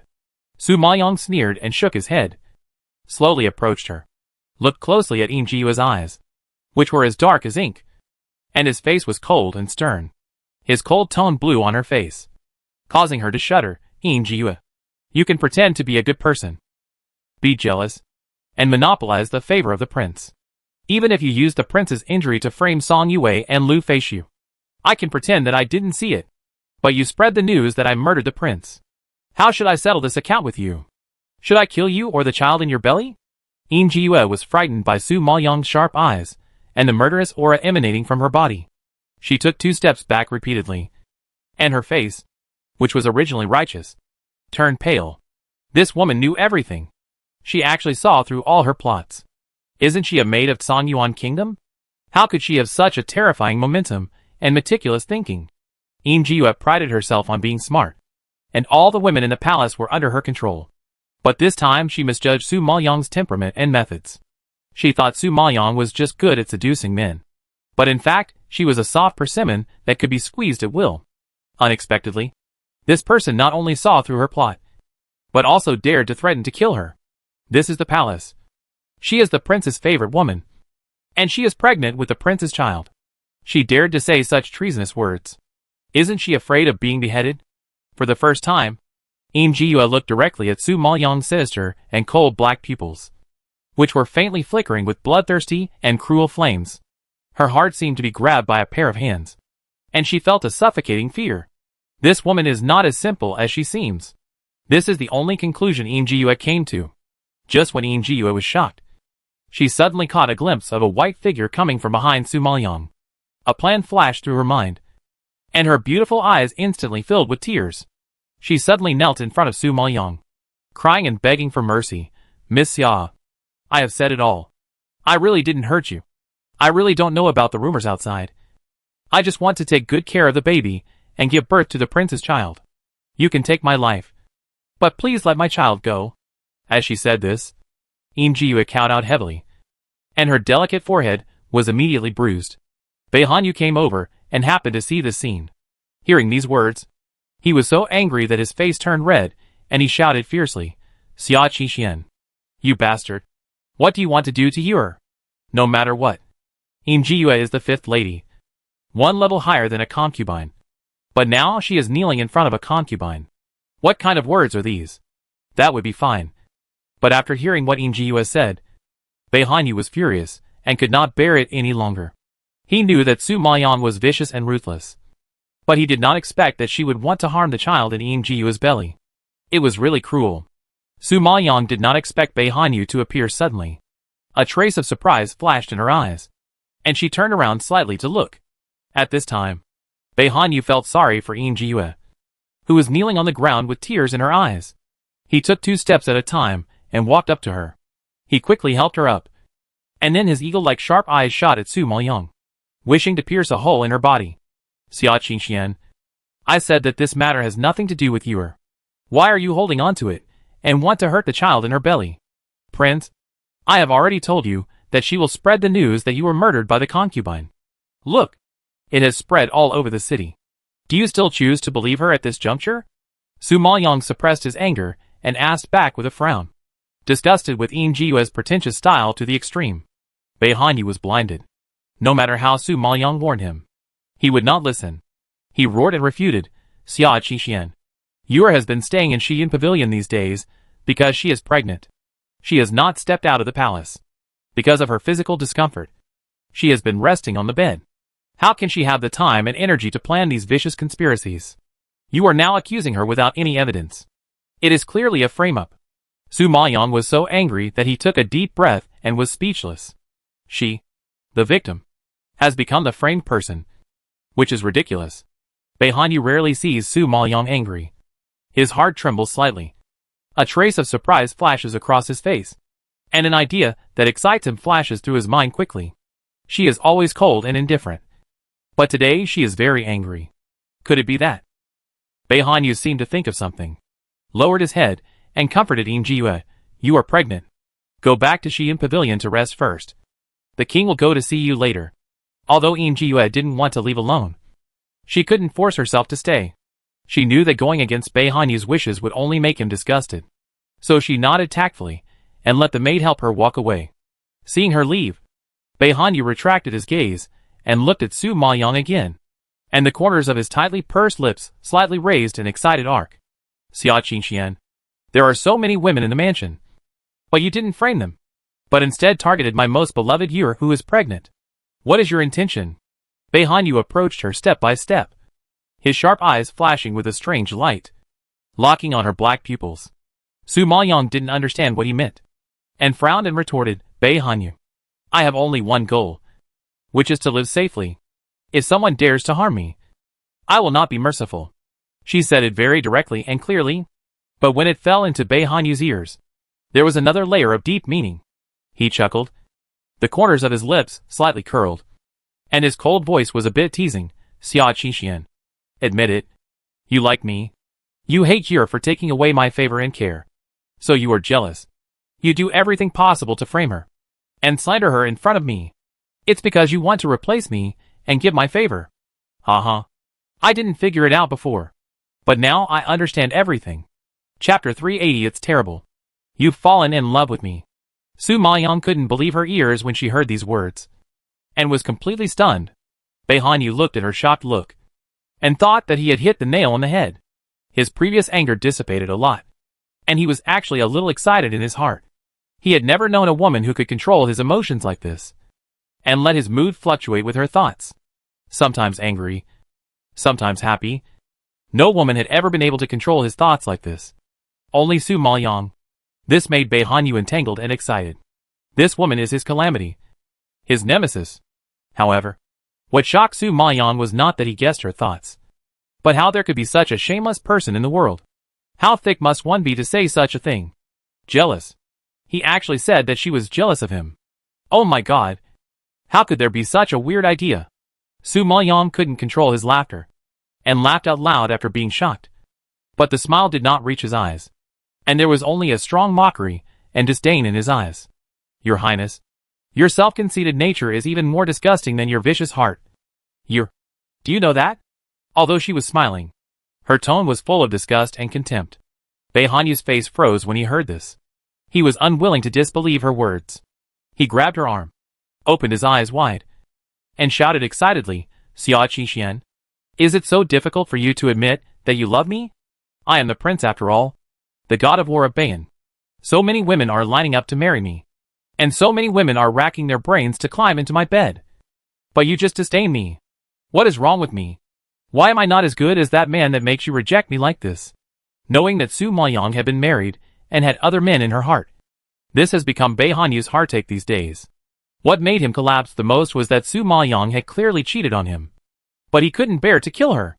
If it were any other woman, he would have cut her into pieces long ago. But it was her. Thinking of this, Bei Hanyu increased the strength of his hands, and he almost had the urge to crush Su Maoyang. Su Maoyang was also angered by him, and tried to break free from his hands and retorted. The cold tone was like a sharp sword piercing his heart. Bei Hanyu. From head to toe. From inside to outside. You can't compare to him. People like you are not worthy of being compared with him. This is simply an insult to him. Hearing this, Bei Hanyu's face suddenly changed. Red like the sunset in the oil painting. His eyes were as big as fists. And his handsome face gradually twisted. Looking a little hideous. He stared at the pair of black eyes that hated him. The mean and vicious red lips. And grabbed Su Maoyang again like crazy. Lowered his head suddenly. And wanted to kiss her. Su Maoyang was shocked by his action. This is the garden of the palace. He dared to force her to flirt with her in public. Bei Hanyu. You are crazy. Su Maoyang struggled to avoid his flirtation. Raised a slap. And slapped him hard on the left face. The crisp slap immediately stopped his violence. Bei Hanyu stopped his action and stared at her in disbelief. He was deadlocked for a moment. And his shocked and angry expression turned into a strange smile. Very reluctant. Very hurt. And tense. It was obvious that he was very angry. But even so, he still did not allow his noble head to be lowered.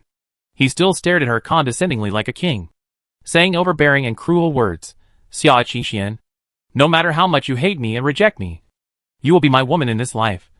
And other men. Don't even think about it. Bei Hanyu growled with gnashing teeth. Looking ferocious. Like an angry trapped beast. Watching his rampage. Su Maoyang's eyes flashed with undisguised sarcasm. Sneered. And said something extremely embarrassing. Bei Hanyu. I think it's not me who is jealous. But you? You know I don't belong to you. But you still hold on to me. Are you in love with me? Bei Hanyu was shocked when he heard this. And his furious pupils suddenly dilated. Love? He fell in love with her? No. Impossible. He loves Yue. Not this woman who makes him hate her so much. Bei Hanyu tried hard to hide his embarrassment. But his heart had already set off a storm. Because he found that facing Su Maoyang's eyes, as crystal clear as obsidian, he couldn't convince himself that he loved Yue. Realizing this, Bei Hanyu suddenly felt a little panic. A panic beyond his control. Bei Hanyu's eyes widened in shock. In addition to anger, there was a hint of disbelief on his handsome face. Su Maoyang chuckled twice. And his teasing and indifferent voice completely broke down the last line of defense in his heart. Bei Hanyu. You are miserable. You have fallen in love with me. Bei Hanyu was so scared that his face turned pale, and shook his head violently.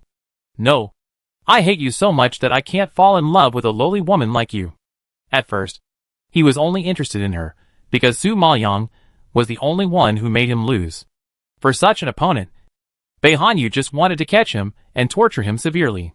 So he made her the most humble concubine, made her a slave of the enemy, and made her lower herself to please him. But she didn't. She was stubborn and refused to give in. And she broke through his inner defenses step by step.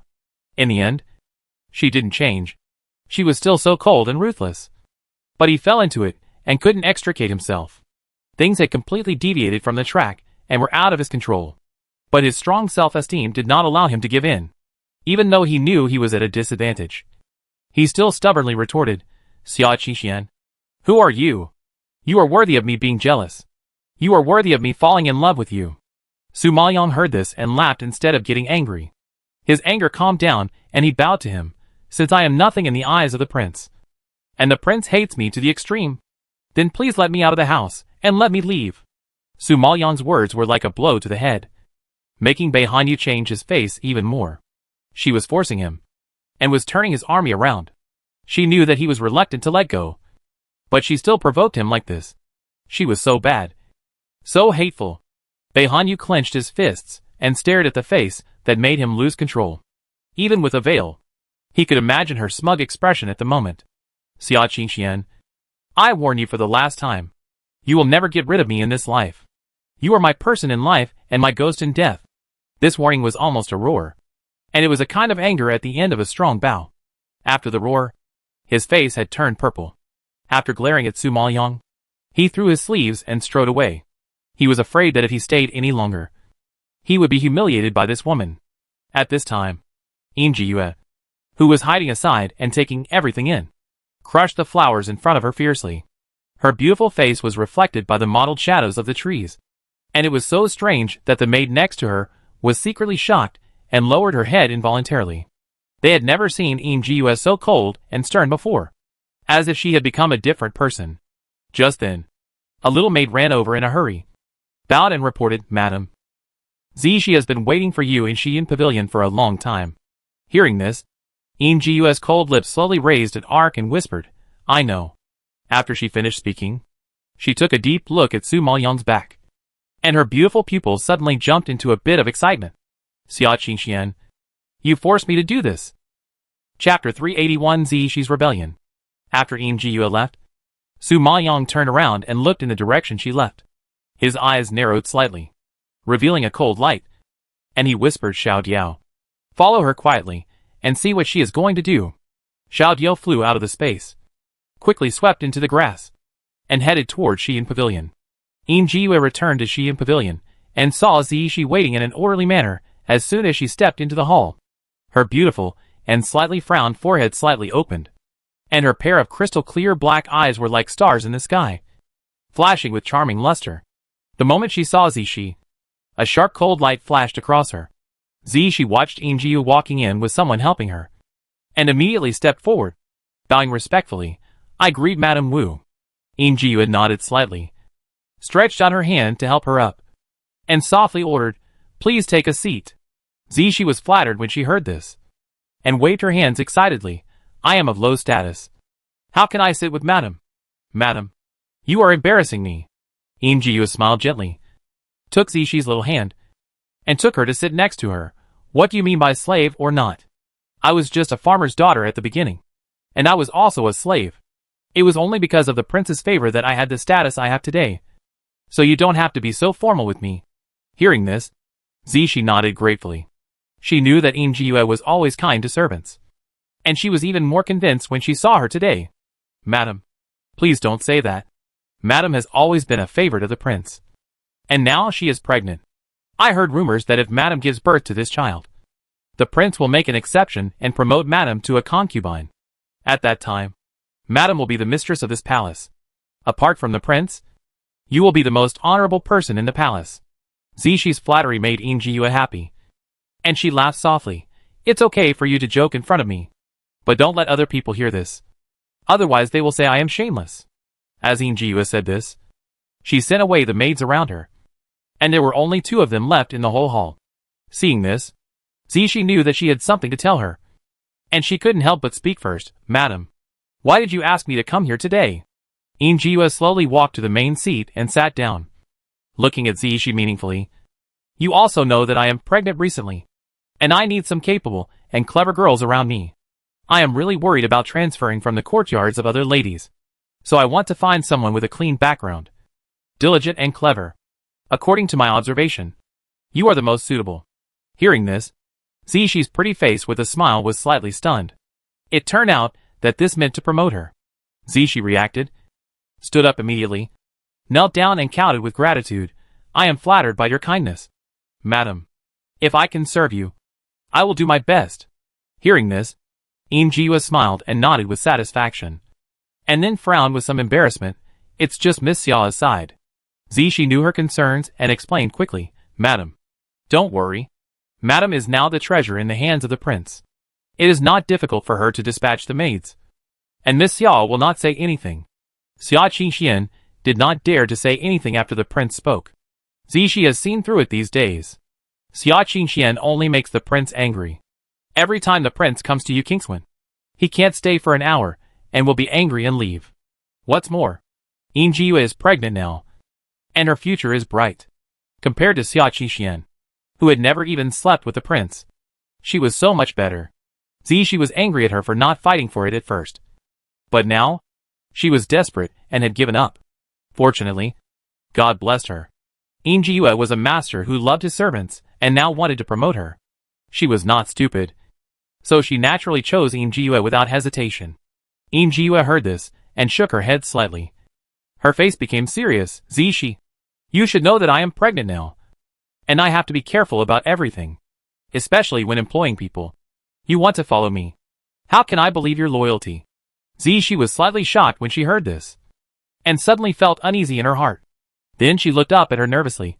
"Madam, just tell me what you want me to do." Injiyue smiled, took out a small box, slowly stood up, walked to Zishi with lotus steps, and gently helped her up. "It's not a big deal. You also know that Xia Qingxian has been slandering me in front of the prince. And today she threatened to kill the baby in my belly. In order to save the prince's bloodline, I have to get rid of her. So I need your help. Zishi was shocked when she heard this, and looked at Yin Jiyue with a smile in surprise. She meant to ask her to help kill Xia Qingxian. After realizing this, Zishi felt a chill down her spine, and her face turned pale. Seeing how frightened she was, Yin Jiyue raised her eyebrows and asked coldly, "Why?" "Because you served her before. You can't do it?" Zishi shuddered all over, and knelt down with a thud in fear. "Madam, I have never done such immoral things. I really. Seeing her cowardly look, Yin Jiyue couldn't help but frown and snorted unhappily. "It seems that you are not going to help me. Well, in that case, you go back. I hope you don't regret your decision today." Seeing her angry and ordering her to leave, Zishi grabbed her skirt in panic. "Madam, I really want to follow you, but I have never stained blood." I am afraid of Yin Jiyue knew that Zishi would take the bait, and then eased her expression and helped her up again. "Silly girl. I didn't say I would let you stain blood. In the end, it was the prince who made her bleed. And it has nothing to do with us. You must know that even if you don't help me today, I will find a way to take her down. And then you, as her maid, will be implicated. Now I am pointing out a clear way for you. Why can't you figure it out?" Zishi was a little shaken after hearing these words. She knew Yin Jiyue's status in the mansion. After giving birth to a child, she would be more likely to become the mistress. If she followed Yin Jiyue, she would have a good life in the future. If she followed Xia Qingxian, she would have a good life in the future. As a slave of Songyuan country, she had no background and was not favored by the prince. If she was framed, she would suffer. As if she had figured it out, Zishi made up her mind and nodded heavily. "Okay, madam. Just tell me what you want." Seeing that she had figured it out, Yin Jiyue smiled and handed the box to her. "I heard that Xia Qingxian has another man in her heart. I believe this thing can help us a lot." The dusk had faded, and the night had already spread. The sky that had faded the red clouds was gradually covered with black cloth, and occasionally a few stars dotted it, making the night seem less lonely. The lights in Yukingswan had been turned on, and Su Maoyan was sitting in the hall, drinking tea slowly. Chapter 382. She's still fine. Su Maoyan coldly watched Zishi walk in with a large basin of crushed ice, lowered her head, and drank a sip of tea calmly. Before she could ask, Zishi spoke first. "Oh, Miss Xia, you're back. The weather is too hot. I just went to the kitchen to get some crushed ice to cool your room down." Su Maoyan looked at her flattering smile, sneered in his heart, and nodded expressionlessly. "Thank you for your hard work." Zishi saw that she did not doubt herself, and was still the same as usual. Nothing unusual. So she put down the basin with confidence and kindly reminded, "Miss Xia, you are tired today. I will help you go to bed." He was so anxious to persuade her to go to bed. He really couldn't wait. Su Maoyan looked at her, rubbed his temple tiredly, and really looks tired. Nodded slightly. "Okay." Then he stood up and let her help him to go to bed to rest. Su Maoyan always likes to light some calming incense before going to bed, and tonight is no exception. Zishi lit the incense as usual, then respectfully withdrew and closed the door for her. As the night deepened, Su Maoyan closed her eyes, smelled the incense that filled the room, and quietly waited for the uninvited guests. After nearly 2 hours, a few figures flashed outside the window. They quietly opened the door, carried an unconscious man in, and gently threw him on Su Maoyan's bed. After confirming that there was no problem, several people in black retreated unscathed and disappeared into the night. While waiting for them to leave, Su Maoyan glanced at Wang Feng on the beam and nodded. "Go. Remember to deliver the letter to Luing Pavilion." Wang Feng jumped down from the beam and asked worriedly, "What if Song Yue doesn't believe it and doesn't go to Xi'an Pavilion?" Su Maoyan glanced at the unconscious man, curled his lips and chuckled. "She will believe it. You know, going to Xi'an Pavilion will do her no harm but good. I believe that was Song Yue's jealousy of Yin Jiyue. She will not miss any opportunity to defeat Yin Jiyue." Hearing this, Wang Feng nodded slightly, carried the unconscious man, and rushed out of Yukingswan like a ghost. The next morning, the morning light slowly opened the curtain, and the eastern horizon was shining with light, slowly casting a gentle and fresh morning light. In the palace, concubines have to get up every morning to Luing Pavilion to pay their respects to Song Yue. But Injua has been pregnant recently and is particularly sleepy. So the prince specially exempted her from paying her respects and let her stay in Xian Pavilion to take care of the baby. However, in the entire palace, only Injua has this treatment, and other women still have to get up early. So, taking advantage of this time, Zishi was already waiting at the door, and knocked on Su Maoyang's door nervously. Miss Xia. Miss Xia called twice, but there was no response from the room. Zishi was not surprised, but relieved, pushed open the door and walked in. However, Su Maoyang was not on the bed at this time, and there was no man on the bed as expected. On the contrary, the bed was empty, and the quilt was folded neatly, as if he had never slept in it. What shocked Zishi was that Su Maoyang was already dressed and sitting on a chair not far away, staring at her with a sharp gaze. Zishi was so scared that her face changed drastically.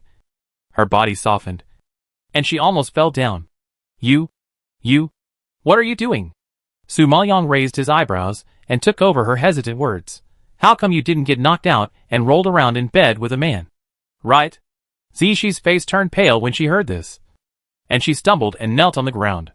She actually knew everything. At this moment, Zishi looked at Su Maoyang's deep eyes like a whirlpool, and was so scared that she trembled all over and broke out in cold sweat. Yuan Hengxiang, this medicinal material is not bad. Even the royal spirit master couldn't hold on for long after smelling this fragrance. It seems that your master has spent a lot of thought on it, Su Maoyang said, while grinding the spices and gently praised. Zishi saw that the conspiracy was exposed, and immediately kowtowed and admitted her mistake. Miss Xia, spare my life. Miss Xia is my master. I was bewitched for a while. I did something wrong, and I begged Miss Xia to spare me. The spices were ineffective, and the man was gone. Even if Zishi wanted to frame someone, she had no reason. At this moment, she could only beg for mercy, and there was still a glimmer of hope. Su Maoyang snorted coldly when she heard this. Master? Your master is in Xian Pavilion. You may have called the wrong person. Zishi didn't expect that Su Maoyang even knew the person behind the scenes, and she was so frightened that she trembled all over and kowtowed heavily. I was wrong. I won't dare to do it again. Miss Xia is my master. I dare not call you carelessly. I don't deserve this. I'm just an unpopular concubine. How can I compare to your master who is pregnant with the prince's child and has a bright future? However, your master can't protect himself today. I'm afraid he can't take care of your life. Hearing this, although Zishi didn't know what happened, she also understood what she meant. She knew that since Xia Qingxian knew their conspiracy, she would definitely fight back. I really didn't know what terrible things were waiting for them. Thinking of this, Zishi was so frightened that she trembled like a sieve, and even her voice of begging for mercy was trembling. Miss Xia, I will never dare to do it again. I really know I was wrong. I was forced to do it. It was Madame Wu who forced me to do it. I beg Miss Xia to give me another chance. Seeing Zishi kowtow and beg for mercy, Su Maoyang raised a sneer at the corner of his lips and said lightly, I can give you one chance. Hearing Su Maoyang's relenting, Zishi suddenly looked up at her, her eyes full of hope. Su Maoyang took out a pill, held it between his fingertips and played with it, and said faintly, Zishi, I really don't trust someone like you who can't tell the master from the master. For safety reasons, I have a poison here. You take it, and come to me every day to get the antidote. I can let you go for now and trust you once. If you don't want to take it, then I really can't save your life. Zishi was so scared that her eyes were bloodshot. Looking at the poison in Su Maoyang's hand, her blood rushed like a tiger out of the cage.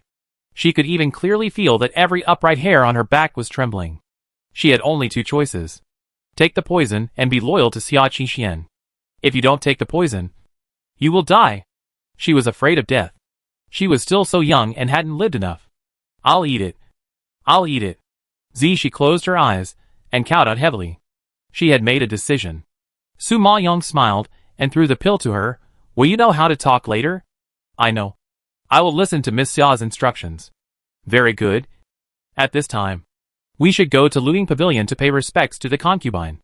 As she said that, Su Maoyang stood up gracefully and stretched out her hand to Zishi. Zishi got up quickly in fear and helped her out of the room. At this time, Luing Pavilion was full of people, and only Su Maoyang was left. But last time, Song Yue and Lu Feishi were punished for making things difficult for Su Maoyang, and everyone turned a blind eye to her lateness. Fortunately, the prince didn't like this woman very much, and there was no threat to them. They were too lazy to do unnecessary things to make the prince angry. What's more, Song Yue was in a particularly good mood today, seeing that all the sisters were smiling. It was surprising. Chapter 383 The Bastard in the Belly. Su Maoyang wore a veil, and was helped by Zishi to sit aside. Everyone was not paying much attention to her now. They glanced at her and all looked at Song Yue above. Song Yue exchanged a few pleasantries, and had no intention of staying for long. At the end, she suddenly had a whim and said, "Sisters, Sister Yue is pregnant with the prince's blood recently. She has not been feeling well. We, as wives and concubines, should go to visit her and help the prince solve his problems." This was reasonable, and the sisters present had no reason to refuse. Originally, everyone didn't want to see the vixen, but since Song Yue mentioned this, they had no choice but to nod and follow Song Yue to Xian Pavilion. When they entered the courtyard of Xian Pavilion, Song Yue was told that Yin Jiyue was still sleeping and closed the door to visitors. Hearing this, Song Yue's face instantly became more angry, and she scolded the maid of Xian Pavilion. "What are you talking about? I brought several ladies to visit her and care about her health. But you actually told me that she closed the door to visitors. Haha. This person is really different after being pregnant. She is so arrogant that she even dares to refuse me." The maid was scolded and immediately lowered her head and dared not speak. Song Yue is famous for her fierceness. If she is angry and punishes people, no one can stand it. "Your Majesty, please forgive me. This is the order of the prince. The prince said that the fifth lady has been in poor health recently. Try to let her rest more. I dare not disturb her. If the prince blames you, the maid will be embarrassed and her pretty face will wrinkle." "Humph. Don't use the prince to pressure me. It's already noon. Even the most sleepy person should get up. Besides, I came to visit her with good intentions, and she responded to me like this. She simply doesn't take me seriously. Get out." Song Yue was still a little skeptical about the truth of the news, but seeing Yin Jiyue's audacity to close the door and refuse visitors, it was so abnormal that there must be something fishy. So she immediately believed it, pushed the maid away, and walked in with everyone. The maid guarding the door naturally didn't know what happened inside. Yin Jiyue didn't get up, and none of them dared to disturb her. They could only wait quietly outside the door. But who knew that Song Yue would ignore the dissuasion and push the door and barge in arrogantly? And several maids were a little panicked. However, as soon as they entered Yin Jiyue's room, everyone was shocked. "Oh my god! What did I see?" The first one to shout was Lu Feishi. She was stunned on the spot, her face pale, and she screamed after taking a breath. The other women were so scared that they covered their mouths, and their eyes were as big as fists. Song Yue's body shook, and she quickly grabbed the maid beside her, barely stabilizing her body. After a moment of shock, she shouted, "Come here! Catch this adulterous couple!" This shout woke up Yin Jiyue and the strange man who were naked on the bed. At this time, a large group of guards suddenly rushed into the room, and they were all shocked by the erotic scene in front of them. At this time, Yin Jiyue opened her eyes, looked at the people in the room, and then looked down at herself being held in the arms of a man without any clothes, and screamed like a frightened bird. Seeing this, Song Yue was happy in her heart, but she still scolded with a harsh look on her face. "Yin Jiyue, you shameless bitch. You actually had an affair with other men behind the prince's back. Today, I will take care of you on behalf of the prince." Yin Jiyue was so scared that her soul left her body.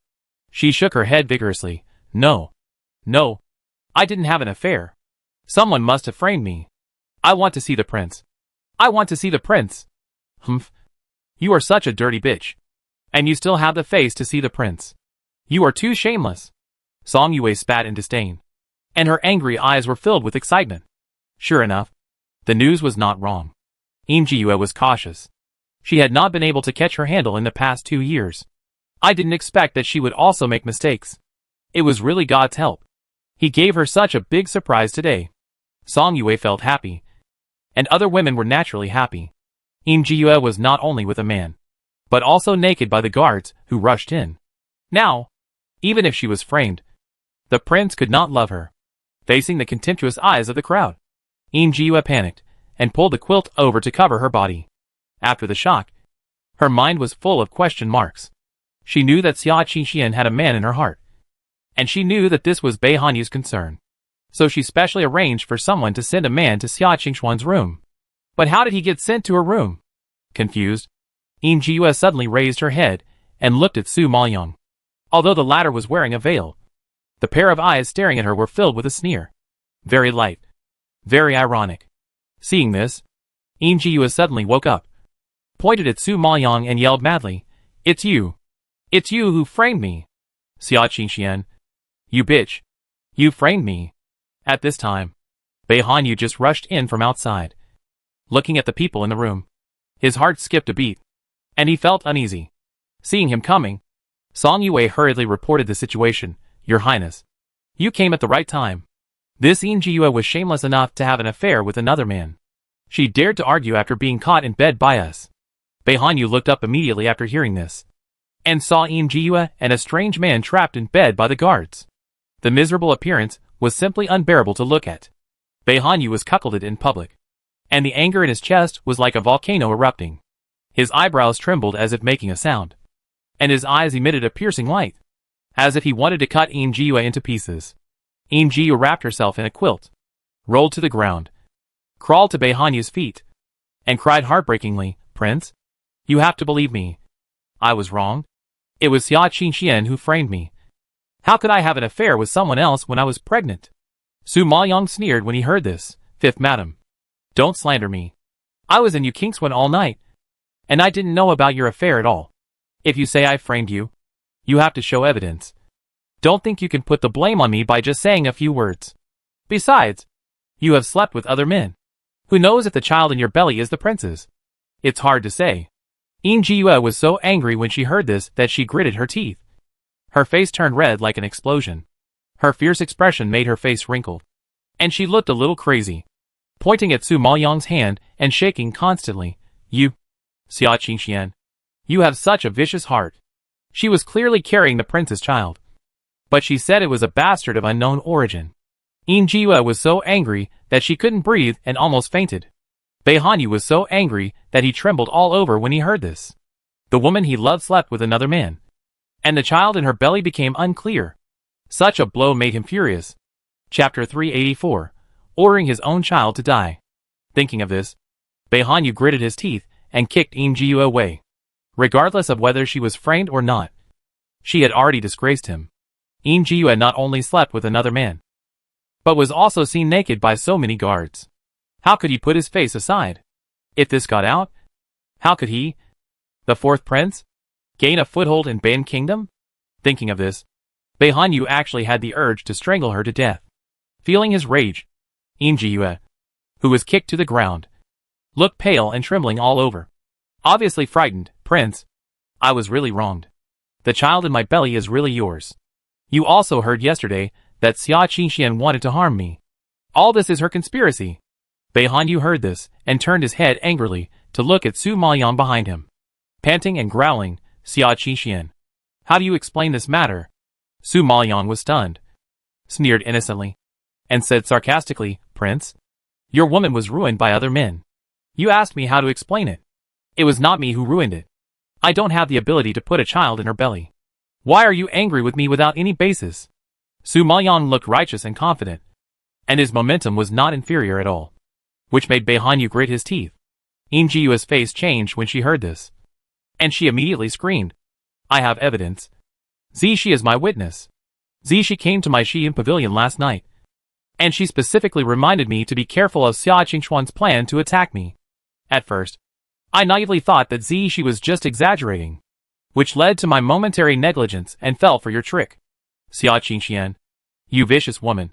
I'm just pregnant with the prince's child, and you want to kill me completely. You have such a vicious heart." Bei Hanyu naturally knew that Su Maoyang had something to do with this matter. Now that he heard that there was a witness, he frowned and yelled, "Zishi, get out of here!" Zishi, who was standing behind Su Maoyang, was trembling with fear. She immediately rushed to Bei Hanyu, kowtowed repeatedly, and said in a trembling voice, "My lord, spare me. My lord, spare me. I did go to Xiyin Pavilion yesterday, but it was the fifth madam who sent someone to call me. At that time, Several guards saw the maid next to the fifth madam come to summon me. I didn't take the initiative to go there. I am wronged. As for the madam saying that I reminded her to be careful of Miss Xia, it was not the case at all. Miss Xia was at peace with the world and you kinks went all day long and never had the intention to harm anyone. I really couldn't give false testimony. Please forgive me. My lord. Hearing this, Yue was so shocked that her eyes almost popped out, and her already frantic expression collapsed at this moment.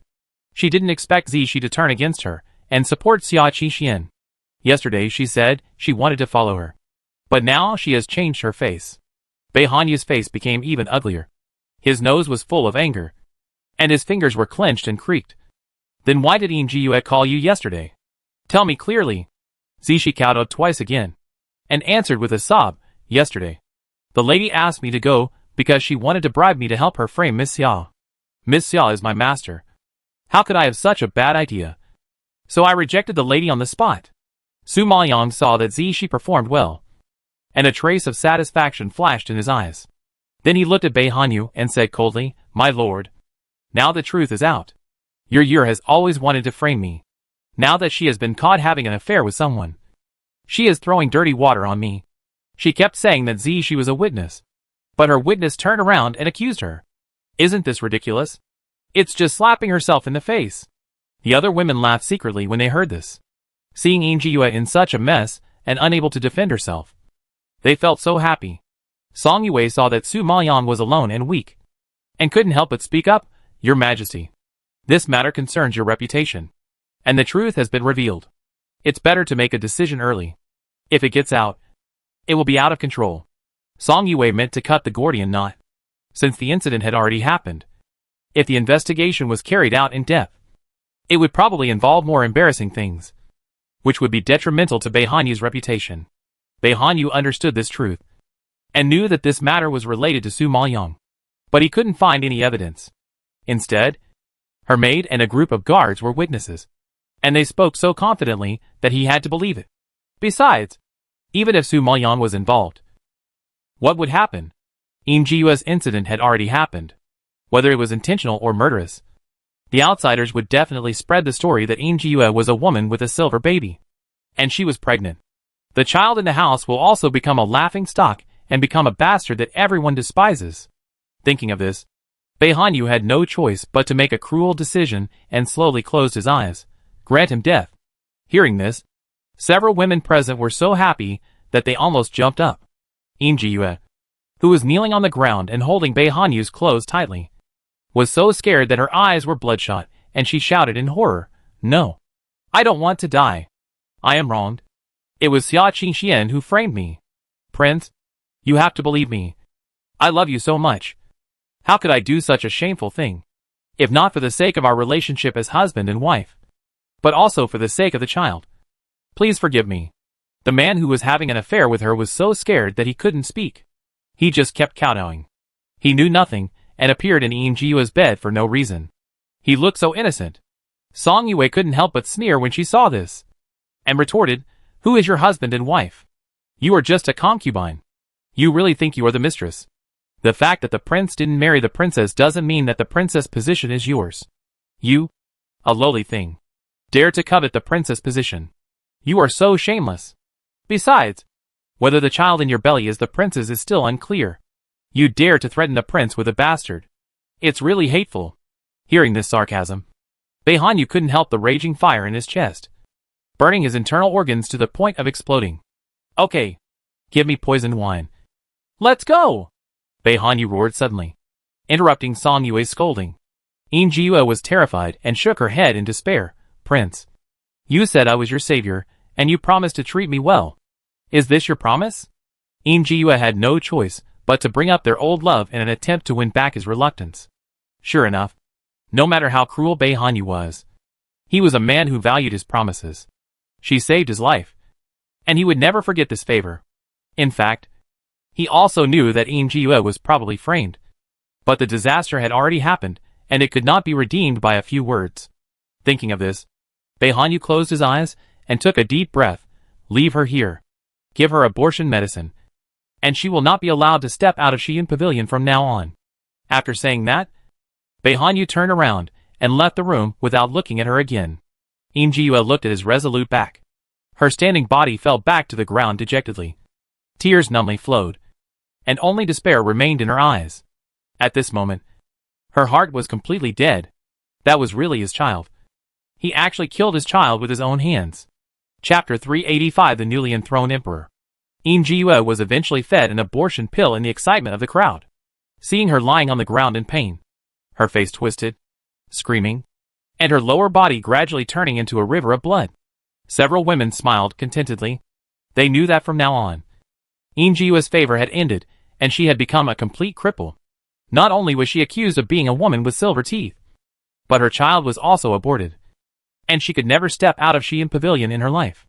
Such a life is just a walking corpse, waiting to die in the palace, without any meaning or chance to turn over.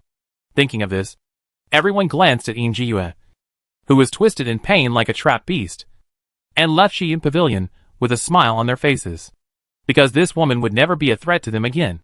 Never again. In the blink of an eye, only Su Maoyang and Ziyi were left standing in the distance in the whole room, looking at her coldly, lying on the ground. Injiyue was twisted in pain. She tried to raise her head, staring at her beast-like scarlet eyes, and roared with bared teeth, "Xia Qingxian, you will not die well. I want to avenge my child. I want to kill you." She tried her best to frame Song Yue and Lu Feishu, and finally got Bei Hanyu's exclusive favor. Taking advantage of the hard-won opportunity, she did not hesitate to take the secret recipe medicine that hurt her body and tried to get pregnant. Finally, the child she was looking forward to came. But it was ruined by Xia Qingxian in a blink of an eye. All the efforts were in vain. And all the sins were in vain. How can she not be angry and collapse? Su Maoyang saw that she was at the end of her rope, and snorted softly, "Injiyue," I said, "don't provoke me. Otherwise I can't guarantee that the child in your belly can be born safely. Since you did it on the first day, I have to do it on the 15th. So don't blame me for being cruel." After she finished speaking, she had a cruel sneer on her lips, no longer looking at her miserable appearance, and walked out of Yukingswan indifferently. The coldness and murderous aura all over her body made Ziyi tremble behind her. She never knew that this seemingly peaceful Miss Xia was such a vicious person. At this moment, she couldn't help but regret why she was deceived by Injiyue to frame such a ruthless character, but ended up being a nobody inside and outside. After this incident, Injiyue was imprisoned. The man who was in trouble was beheaded, and even the maid who served in Xi'an Pavilion that day and the guard who rushed in were silenced. Under Bei Hanyu's vigorous means, several women in the mansion kept their mouths shut. After all, they wanted to deal with Injiyue, not to shame the entire palace. And Su Maoyang was too lazy to care about this kind of thing. So everyone was silent in tacit understanding, so that the scandal did not spread. Bei Hanyu only announced to the public that Injiyue was ill and was recuperating in Xi'an Pavilion, which also dispelled everyone's doubts. These days, the palace seemed to have returned to peace. But Su Maoyang didn't know that there was a bigger change waiting for her. A few days later, the news about her murder of Bei Hanyu was fermenting. Although everyone had no evidence and just made random guesses, 3 people made a tiger, and they spread it in a very convincing way. Such news naturally spread to the palace. Imperial Palace, Qinghua Hall. The white jade paved ground shone with a warm light. There were countless brown-red pillars standing around the vast area, carved with exquisite and domineering dragon patterns. The dragon patterns were protruding and lifelike, as if they were really about to stick out their dragon bodies and fly out, adding an imperial aura to the entire hall. The main hall has sandalwood beams, crystal jade by its lamps, and golden-colored glaze on the top of the hall. In the middle is a fire dragon spitting pearls, which majestically crosses the entire hall, shining brightly, illuminating the hall like the bright moon. It is extremely elaborate and luxurious. In the front of the hall, a huge dragon table is placed in front of a young man in a dragon robe. He lowered his head, picked up a pen, and carefully sketched something. His cold face stared at the drawing paper in his hand, and gradually softened. Seeing this, Eunuch Lu, who came in quickly to report, sighed softly. The Emperor is probably painting the portrait of that woman again. It has been almost 2 years, and the Emperor is still persevering in sketching. I really don't know when it will end. Thinking about it, Eunuch Lu felt a little bitter in his heart. He stepped forward and called out in a low voice, Your Majesty, there is news from there. The Miss Su you are looking for is not in the southern Sui kingdom, but in the Songyuan kingdom. The man's hand holding the pen paused slightly, and he looked up suddenly. The cold sight frightened Eunuch Lu and made him tremble all over, and sweat broke out on his forehead. The emperor, who has always been cold and indifferent and doesn't care about anything, only showed such a big reaction when he heard the news about this woman. Where is she now?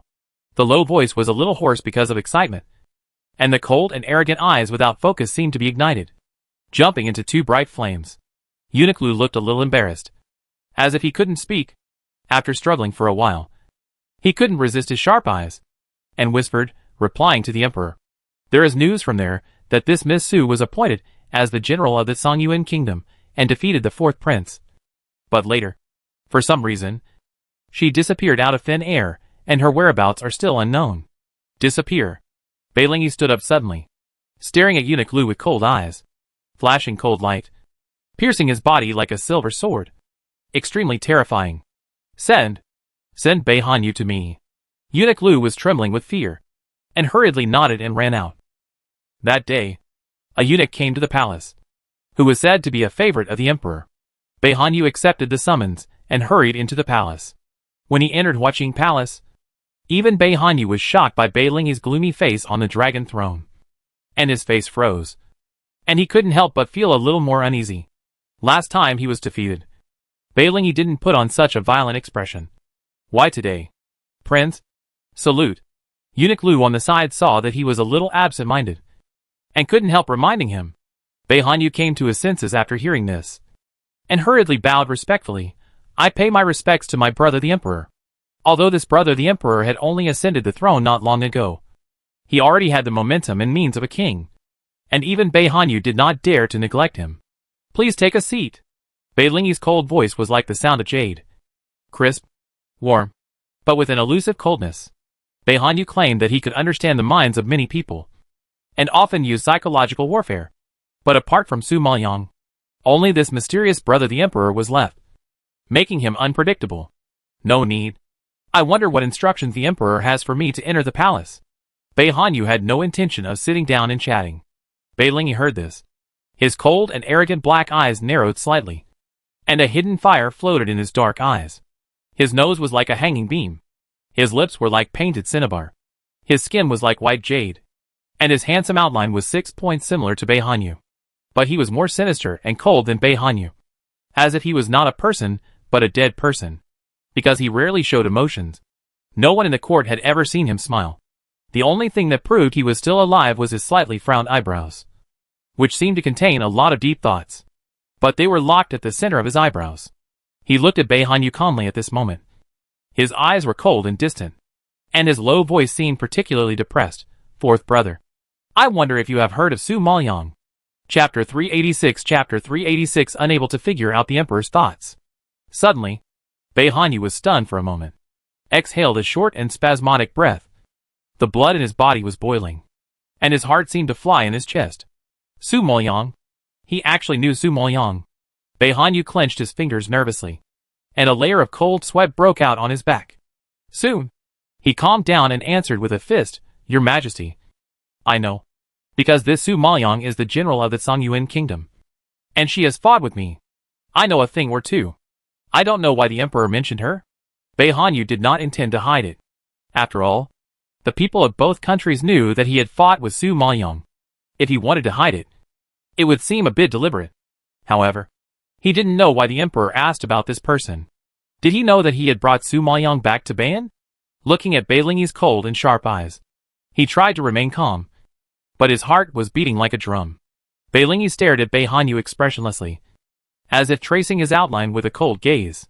His tone was very light, but inexplicably carried a chilling hostility. I heard that she is missing. Do you know her whereabouts? Bei Hanyu was shocked and immediately clasped his fists. She is a general of the enemy army. I don't know. You have fought with her. Don't you know where she went? Beilingi looked at him suspiciously, with a tone of distrust. Bei Hanyu pretended to be calm and bowed his head, answering firmly, I was defeated by her and rushed back, so I really don't know anything about Songyuan kingdom. Hearing this, Beilingi's expectation was somewhat disappointed. After pondering for a moment, He waved his hand indifferently.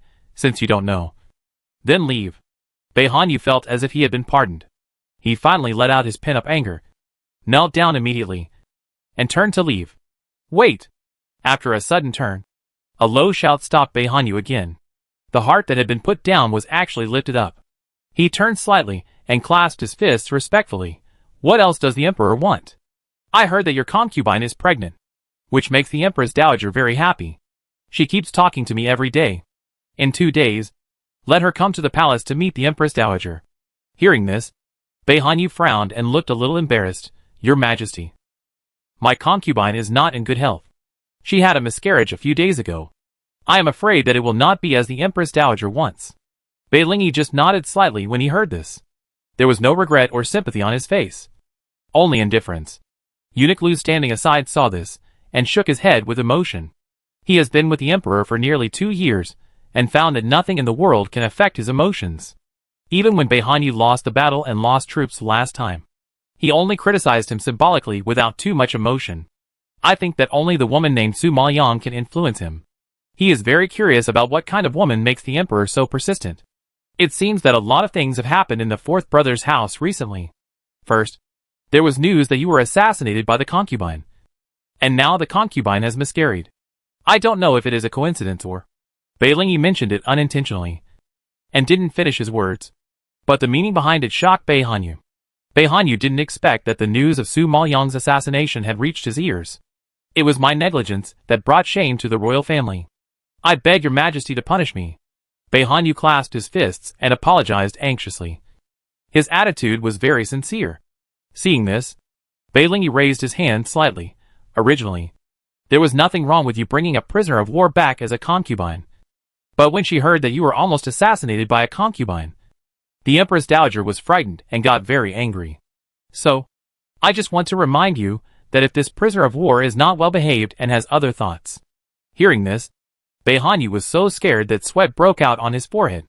Before he finished speaking, he immediately interrupted him. Yes, I will never allow anyone to affect the country of Baian.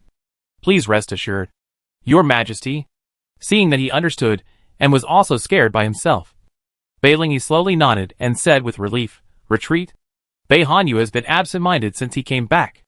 Although the words of the emperor shocked him, he also knew that the emperor did not know Xia Qingshuan's true identity. Otherwise he would not have this reaction. Harboring the enemy commander is a capital crime. If the emperor knew about it, he would have been on the guillotine by now. However, he had to be more cautious because the emperor seemed to be investigating Su Maoyang's whereabouts. But the defeat was over. So why did the emperor still want to investigate Su Maoyang? Bei Hanyu was puzzled and walked to Yu Qingswen involuntarily. Seeing that the lights were still on in Yu Qingswen, he had an idea and walked in. When Bei Hanyu was about to push the door to enter, he suddenly heard the sound of water splashing inside. He leaned in to see through the crack of the door, and saw Su Maoyang soaking in a wooden barrel, gently splashing water to water her jade arms. Although she was facing away from him, he could still see her fair and delicate back and neck. Such an erotic scene made Bei Hanyu's body tense immediately, and it was as if a hot current rushed into his head, and his cheeks were a little hot. At this time, Zixi, who was carrying hot water, saw Bei Hanyu standing at the door. She screamed in fear, and her hand slipped, and with a clang, the hot water spilled all over the floor.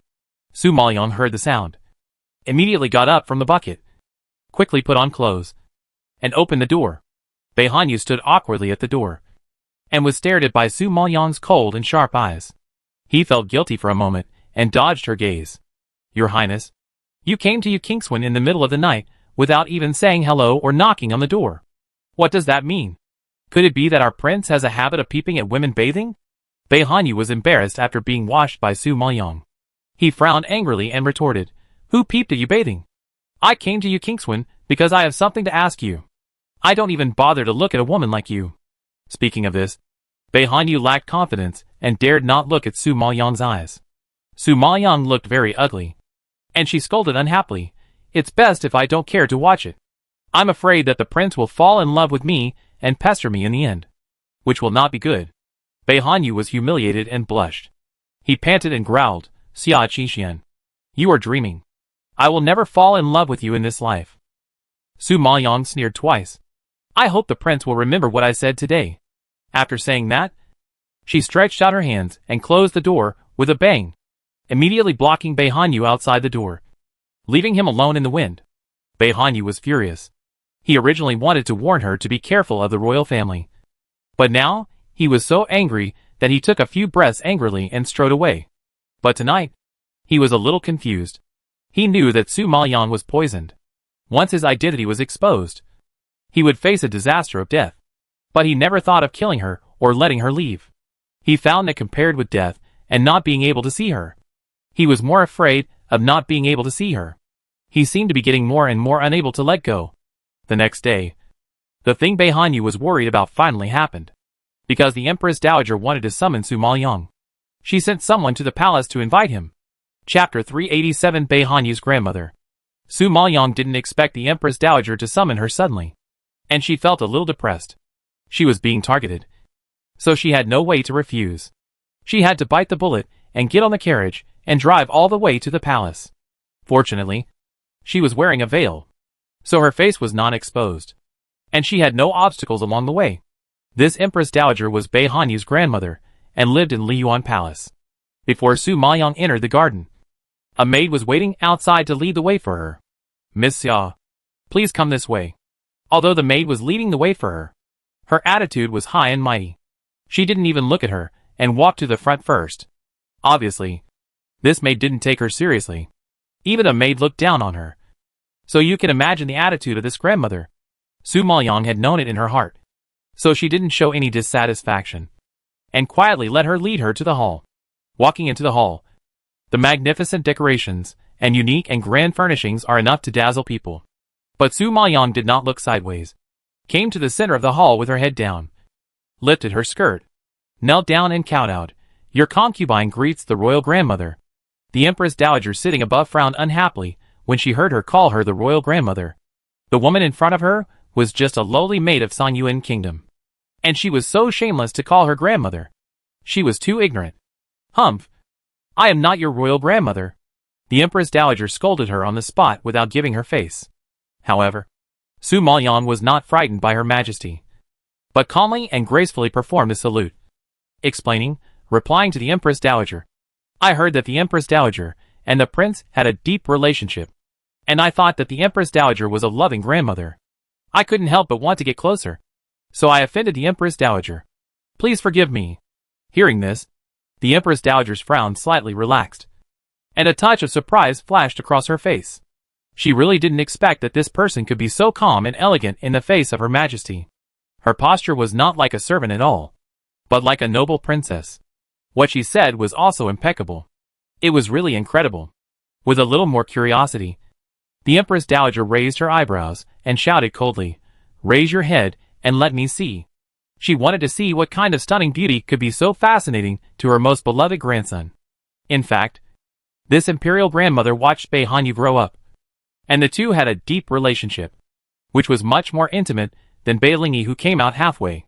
However, who knew that before the emperor passed away, he actually passed the throne to Beilingyi, who had an unknown origin. Although the emperor said categorically that Beilingyi was his son, she still had a doubtful attitude. But she was a woman after all, and she couldn't change the emperor's order or tamper with the imperial edict.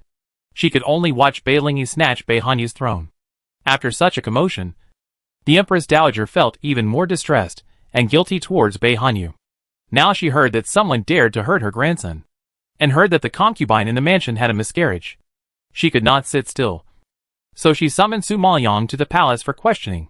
Su Maoyang received the order, raised his head slightly, and looked at the Empress Dowager above. She was an old woman with gray hair and wrinkles on her face. Despite this, her face was still smeared with rouge and powder, and her hair was full of step-shaking pearl hairpins that girls liked. She wore a yellow dress with red patterns embroidered in the middle. It was gorgeous but not vulgar, but not without solemnity, which made people feel graceful and elegant. While Su Maoyang was looking at her, the Empress Dowager was also looking at her. Although she had a graceful figure and extraordinary temperament, she was covered with her face, so people could not see her appearance. She frowned and asked, "Why are you wearing a veil and pretending in front of me?" Su Maoyang replied calmly, "I am ugly, and I am afraid of scaring the Empress Dowager." So I wear a veil. The Empress Dowager snorted coldly when she heard this. Obviously not believing this. Huh? If you are ugly? Why did the prince take you back to the mansion and accept you as a concubine? The prince is kind. Seeing that I am alone and no one to take care of me. And seeing that I am diligent and can serve people. So I made an exception and accepted me. Su Maoyang lied without blushing or panting. It really sounded like that. The old man Jinjuan, Tianmo Martin, and Golden Lion King in the medicine cauldron space almost vomited. Their master is really shameless. The Empress Dowager didn't expect that a cheap girl who had never seen the world could be so eloquent and good at talking. However, she was not so easy to fool. I am already this old. And I have seen all kinds of looks. Take off your veil quickly. And I want to see how ugly you are. Seeing that she was still unwilling to give up, Su Maoyang sighed helplessly, and had to take off her veil obediently to reveal her face. The Empress Dowager took a closer look, and was really shocked. Su Maoyang had a big black birthmark on her face, which looked extremely scary. The two maids who served her were also scared and looked away. Su Maoyang looked at the horrified Empress Dowager, and a cunning flashed across her eyes. Fortunately, she was well prepared. Otherwise she would have been exposed. The Empress Dowager couldn't stand it after seeing this. She turned around and waved her hand. What a sin! Hurry up and put on your veil. Su Maoyang's lips curled up with a hint of success, and she put on her veil again. I deserve to die for scaring the Empress Dowager. The Empress Dowager glared at her with disgust and asked angrily, Since the prince has done you a favor, why did you assassinate him? Tell the truth. Grandmother, I am really wronged. I can't even thank the prince enough. So how could I assassinate him? Humph. Don't think I don't know. You are from Songyuan country. You massacred your town. You hold a grudge and wait for an opportunity to retaliate. Although the Empress Dowager was in the deep palace, she heard from all directions and knew a little about the rumors outside. Su Maoyang shook her head slightly and replied calmly, Grand Empress Dowager, before I came to Baiyan, I was a slave of Songyuan. I had no father or mother. I worked like a cow or a horse in the city lord's mansion, and was beaten and scolded by others. It was the prince who rescued me from the dire straits and made me rich and prosperous today. How could I bear a grudge? Hearing this, the Grand Empress Dowager's tough attitude could not help but ease a little. What she said was not without reason. A slave without father or mother, who was bullied by others, became the concubine of the war god of Baiyan. This should be a great gift from heaven. She really had no motive to assassinate. She was alone and helpless. If she wanted to take revenge, who would she take revenge for? It was said that the Grand Empress Dowager only believed the rumors and had no evidence. She was just quite dissatisfied with her identity as a slave of Songyuan, which led to today's incident. Seeing her wavering, Su Maoyang couldn't help but add fuel to the fire. If I really assassinated the prince would have killed me with his sword long ago. How could I have the opportunity to stand in front of the Queen Mother? In fact, these are all rumors from outside. The people are bored and always have to find some interesting topics to discuss. After hearing this, the Empress Dowager's frown loosened a little. Okay, you didn't assassinate the prince. I believe you for now. But I heard recently that the fifth lady of the mansion had a miscarriage. Do you know the reason? Hearing that the fifth lady had a miscarriage, her first reaction was that this concubine was behind it. It must be said that women are still very direct and sharp. Chapter 388 People in the Dark. Su Maoyang's expression became a little embarrassed. Grand Empress Dowager, it's better for you to ask the prince in person about the miscarriage of the fifth lady. This matter is really hard to talk about. When the Grand Empress Dowager heard this, her face changed. She immediately smelled something fishy and growled, Humph. Since you know the reason, why don't you tell me the truth? Seeing that she insisted on hearing the reason, Su Maoyang looked at the maid beside her in embarrassment. Seeing this, the Grand Empress Dowager waved her hand and signaled the maid to leave. Now you can tell it. Su Maoyang watched the people leave, and then bowed and replied, The fifth lady Injiyua had an affair with another man a few days ago, and was caught by the prince. In a rage, the prince gave the fifth lady an abortion drug. Hearing this, the Grand Empress Dowager was shocked, obviously frightened. A concubine? How could she be so bold as to do such a treasonous thing? The Empress Dowager obviously did not believe Su Maoyang's words. I dare not deceive the Empress Dowager. If you don't believe me, you can send someone to investigate. Seeing Su Maoyang's calm and open attitude, the Empress Dowager frowned half-believingly. Humph. I will investigate this matter myself. You can leave. After learning about this, the Empress Dowager no longer had the mood to continue the interrogation, and waved her hand impatiently, signaling her to leave. Su Mayan got the order and quickly stood up, knelt down and left. Several palace maids were waiting at the door of the palace. When they saw her coming out, they led her to the outside of the garden. But before she walked out of the garden, she heard the eunuch's announcement, "The emperor has arrived." Several palace maids were shocked when they heard this, and immediately pulled Su Mayan back to the sides, and quickly knelt down to salute. Su Mayan also knew the rules, and knelt down and bowed her head, not daring to act rashly. A bright yellow figure passed by her, and the palace maid reminded her to stand up only after the emperor's team had gone far away. At this time, Beilingi did not notice the palace maids who were saluting beside him, and walked straight into the main hall of Liyuan Palace. He saw that the Empress Dowager's face was not very good, and asked perfunctorily, "Is the imperial grandmother not feeling well?" The Empress Dowager also stood up when she saw the emperor coming, without any joy on her face, and responded a little strangely, "Thank you for your concern, Your Majesty. It may be that I am old, and all kinds of problems have come out. The imperial grandmother should take care of herself." Although Beilingi said caring words, his eyes could not help but look around. When he didn't see anyone, Beilingi asked curiously, "I heard that the Empress Dowager summoned my fourth brother's concubine today. I wonder where she is." The Empress Dowager didn't expect that the emperor was coming for the concubine. She didn't know his intention for a moment, and her face darkened a little. She replied, "I have sent her out of the palace. Is there anything the emperor can do? A lot of things have happened in my fourth brother's house recently. I should also care about him."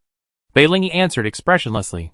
Although the Empress Dowager didn't say it, she showed some impatience on her face. She knew the emperor in front of her too well. He had a deep personality, and had no feelings for his brothers. How could he suddenly care about Beihanyu? Since the Empress Dowager is not feeling well, and it's late at night, I won't disturb her to rest. As he spoke, Beilingi bowed slightly symbolically, and turned to leave. Su Maoyang, who was being escorted halfway, had already made plans in her mind. She suddenly stopped and said with a smile, "You two sisters don't need to see me off. Seeing that the palace gate is about to arrive, you two sisters should hurry back to serve the Grand Empress Dowager." Su Maoyang finally entered the palace, so she naturally couldn't waste this rare opportunity. The two palace maids looked down on her, and were naturally unwilling to walk such a long way. After hearing her tact, they nodded with satisfaction. "Okay. Then you leave by yourself." As they spoke, the two palace maids turned around and left proudly, returning to the original path. Su Maoyang smiled and watched them leave, then retracted her sight and looked around. Seeing that there was no one around, she turned around and ran in the opposite direction of the palace gate. As it was already night, it was pitch black, and she couldn't see anyone clearly. Su Maoyang hid everywhere, and was lucky enough not to be discovered.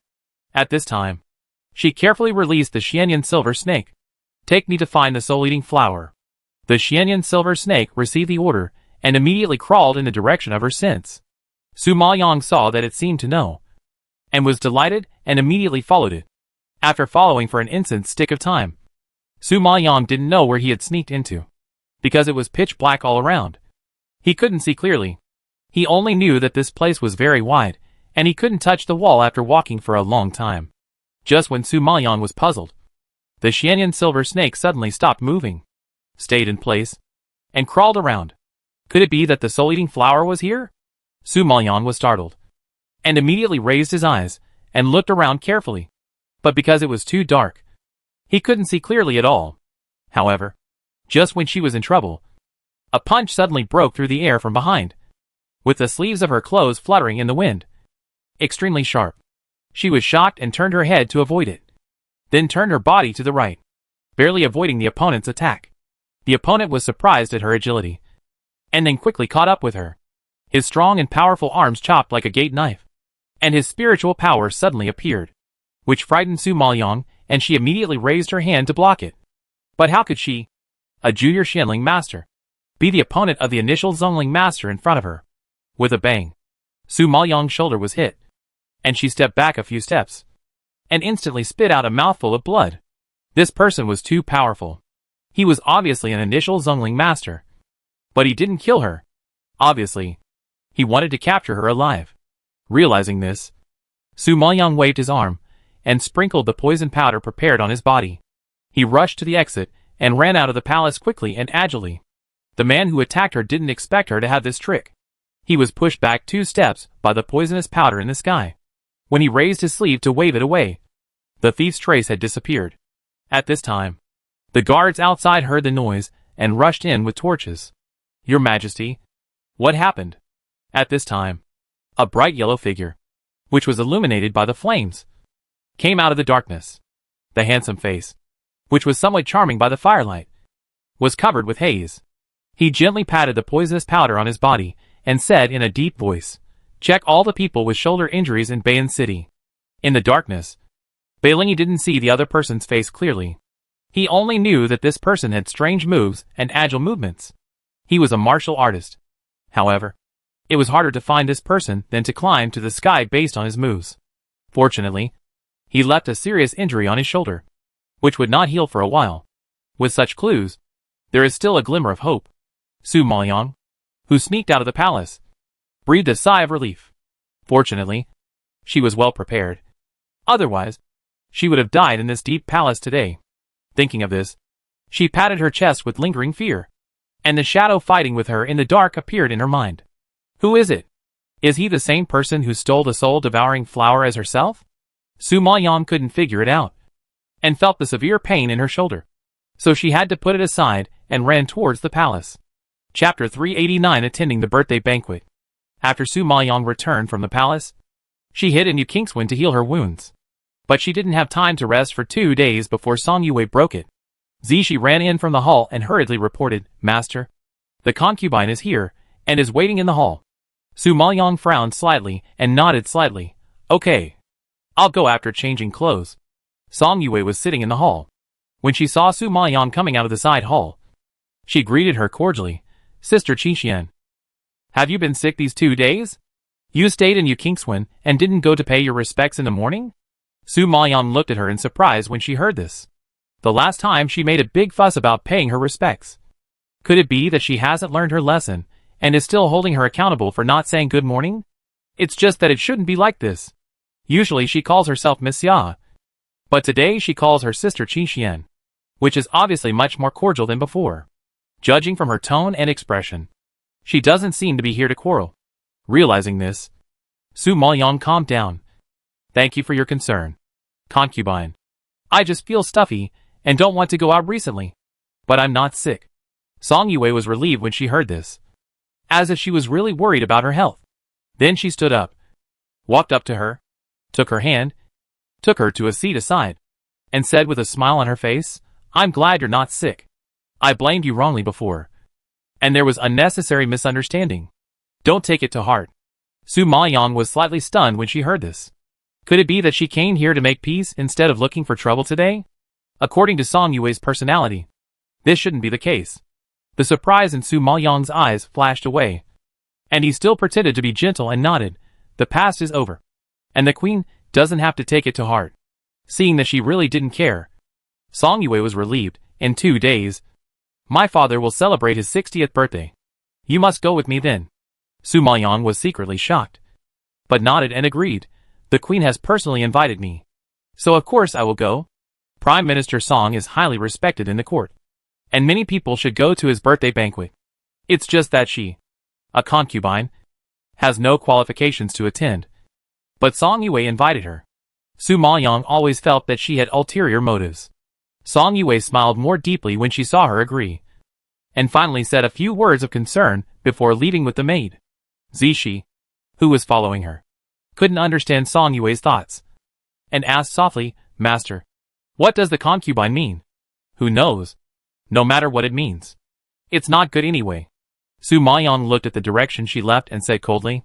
Zishi shuddered when she heard the words, and her expression became scared. Time flies, and soon it is Prime Minister Song's 60th birthday. As a son-in-law, Beihan Yu naturally has to attend, so he brings several wives with him.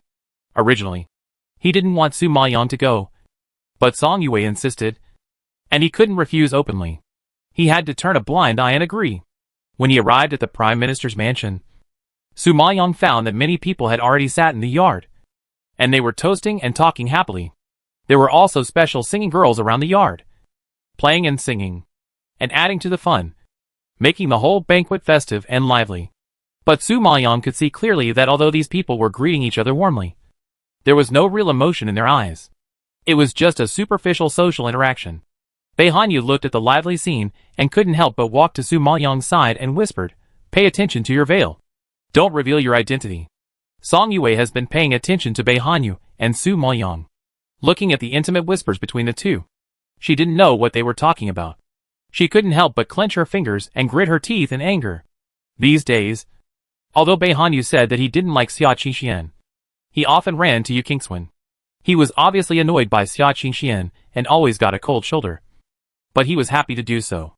Song Yue is not stupid. She can see more clearly than Bei Hanyu himself. She knows that Bei Hanyu is in love, or the kind that can't help himself, because he is very repulsive on the surface. But his behavior can't help.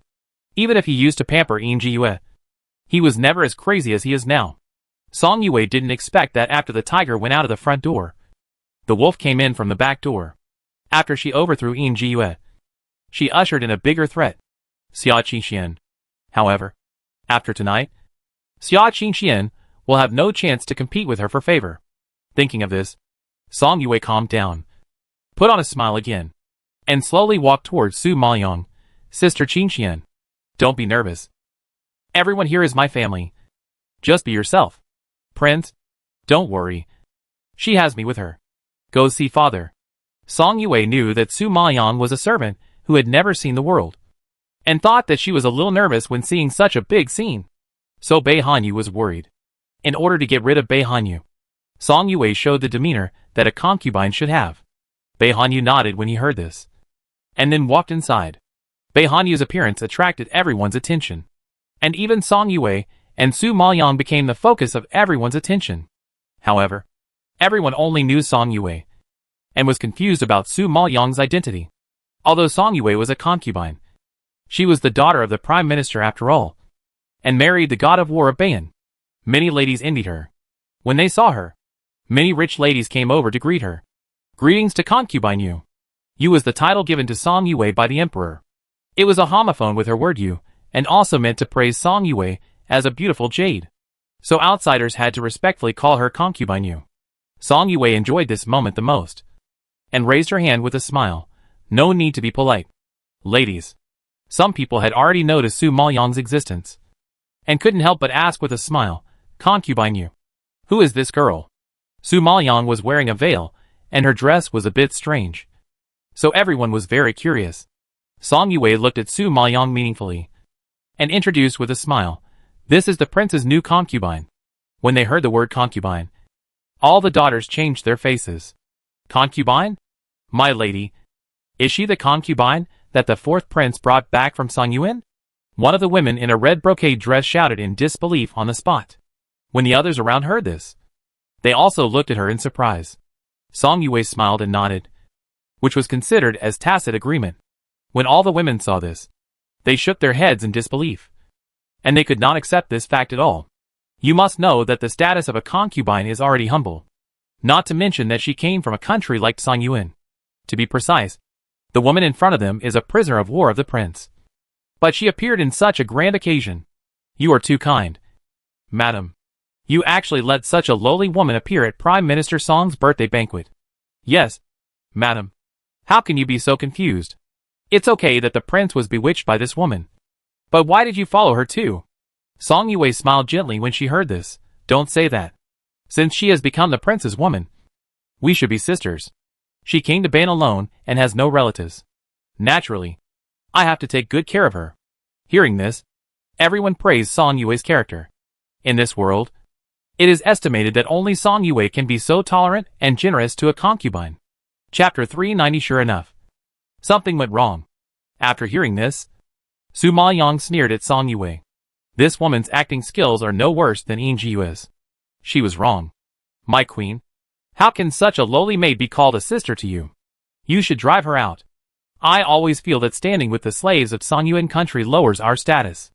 After the red-clothed woman said this, everyone started to talk about it with dissatisfaction, pointing fingers at Su Maoyang and spitting on her to the extreme. They looked down on the people of Songyuan country. Not to mention that the one in front of them was a lowly maid of Songyuan country. It was incredible that she was taken as a concubine by the prince. She still had the face to appear at the banquet. It was too shameless. Receiving the accusatory gazes around, Su Maoyang was a little puzzled. Could it be that Song Yue's purpose today was to ridicule her in public and embarrass her? Just when she was confused, Song Yue defended her again. Sister Qin Xian is now the prince's favorite. If you say that, it will be bad if you anger the prince. Besides, Sister Qin Xian was invited by me, and I hope everyone will be more tolerant. When everyone heard this, they restrained their arrogance.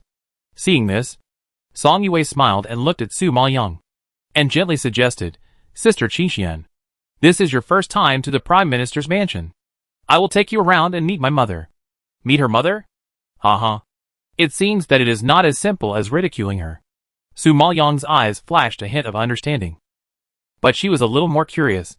She really wanted to know what Song Yue wanted to do. Thinking about it, she nodded slightly and agreed, okay. Seeing this, Song Yue was in a good mood and walked to the backyard with Su Maoyang, with a gentle smile on her face. Those who didn't know would think she was so kind. But Su Maoyang knew that behind this smile might be a sharp knife. Walking into the hall of Qiningshuan, I saw a middle-aged woman in a purple dress sitting on it. Although she was old, her facial features could vaguely see her beauty in the past. And her clothes were also elegant and luxurious. If Su Maoyang guessed correctly, this should be the mistress of the house, the Prime Minister's wife Guorong. It is said that she gave birth to a pair of children. The son was well-read and entered the court as an official like his father, while the daughter was beautiful and unparalleled. She was sent to the palace and became a concubine. It was also a good fate. Sitting below her were 5 concubines of humble status.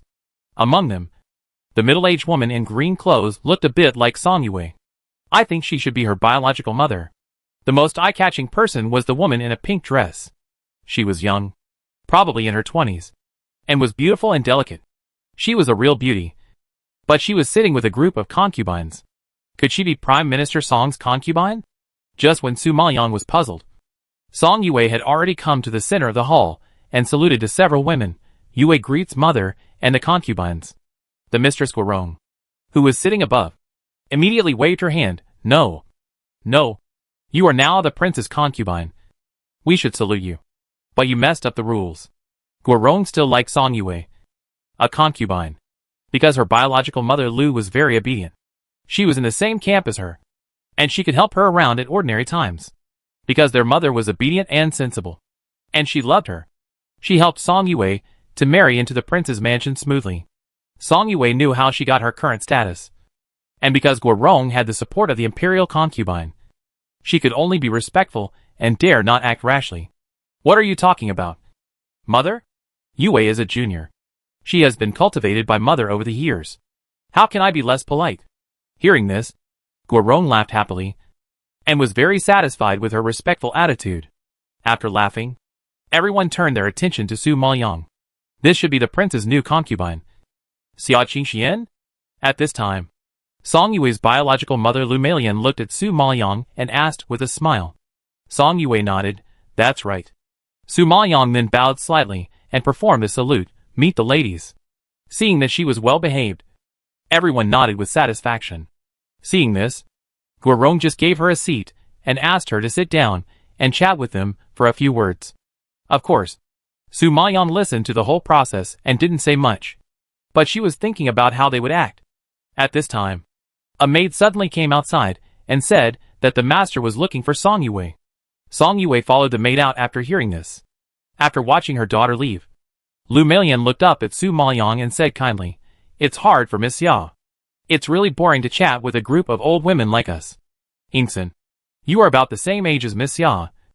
You can send her out. After the chat just now, Su Maoyang also understood a little bit. The woman called Ingsen is called Chen Ingsen.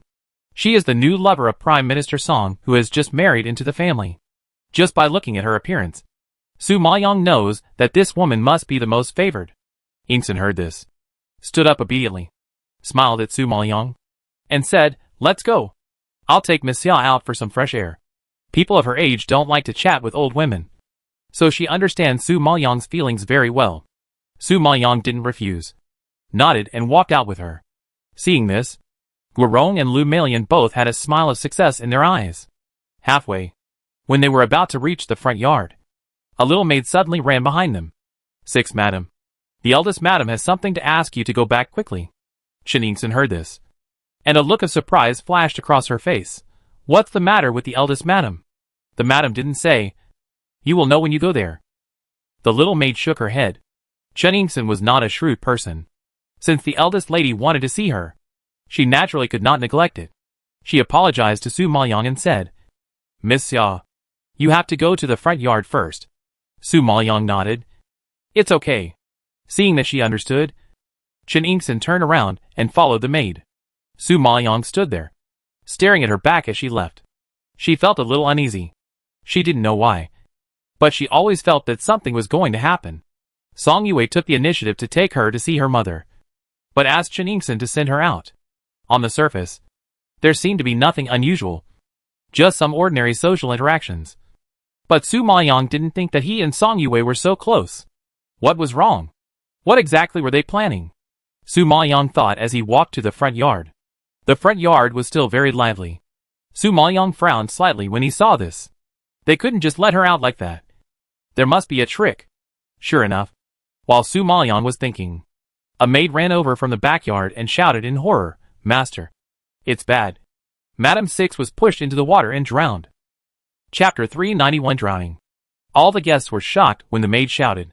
Prime Minister Song, who was talking to Bei Hanyu, was so shocked that his face changed. He widened his eyes and shouted, "What did you say?" The maid turned pale with fear and pointed in the direction of the backyard in horror. Shaking like a sieve, "Sixth madam." She fell into the water. Without waiting for the maid to finish, Song Qinji rushed out and ran towards the backyard pond.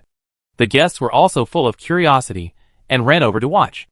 As the saying goes, those who watch the excitement are not afraid of big things, let alone watching the excitement of the Prime Minister's mansion. Soon, the pond was full of people. When everyone looked out, they saw a female corpse in a pink dress lying by the pond. The body was wet, and there were a lot of water plants wrapped around it. It was obvious that someone had just fished it out of the pond. Prime Minister Song recognized the identity of the corpse at a glance, and was so frightened that his eyes were bloodshot.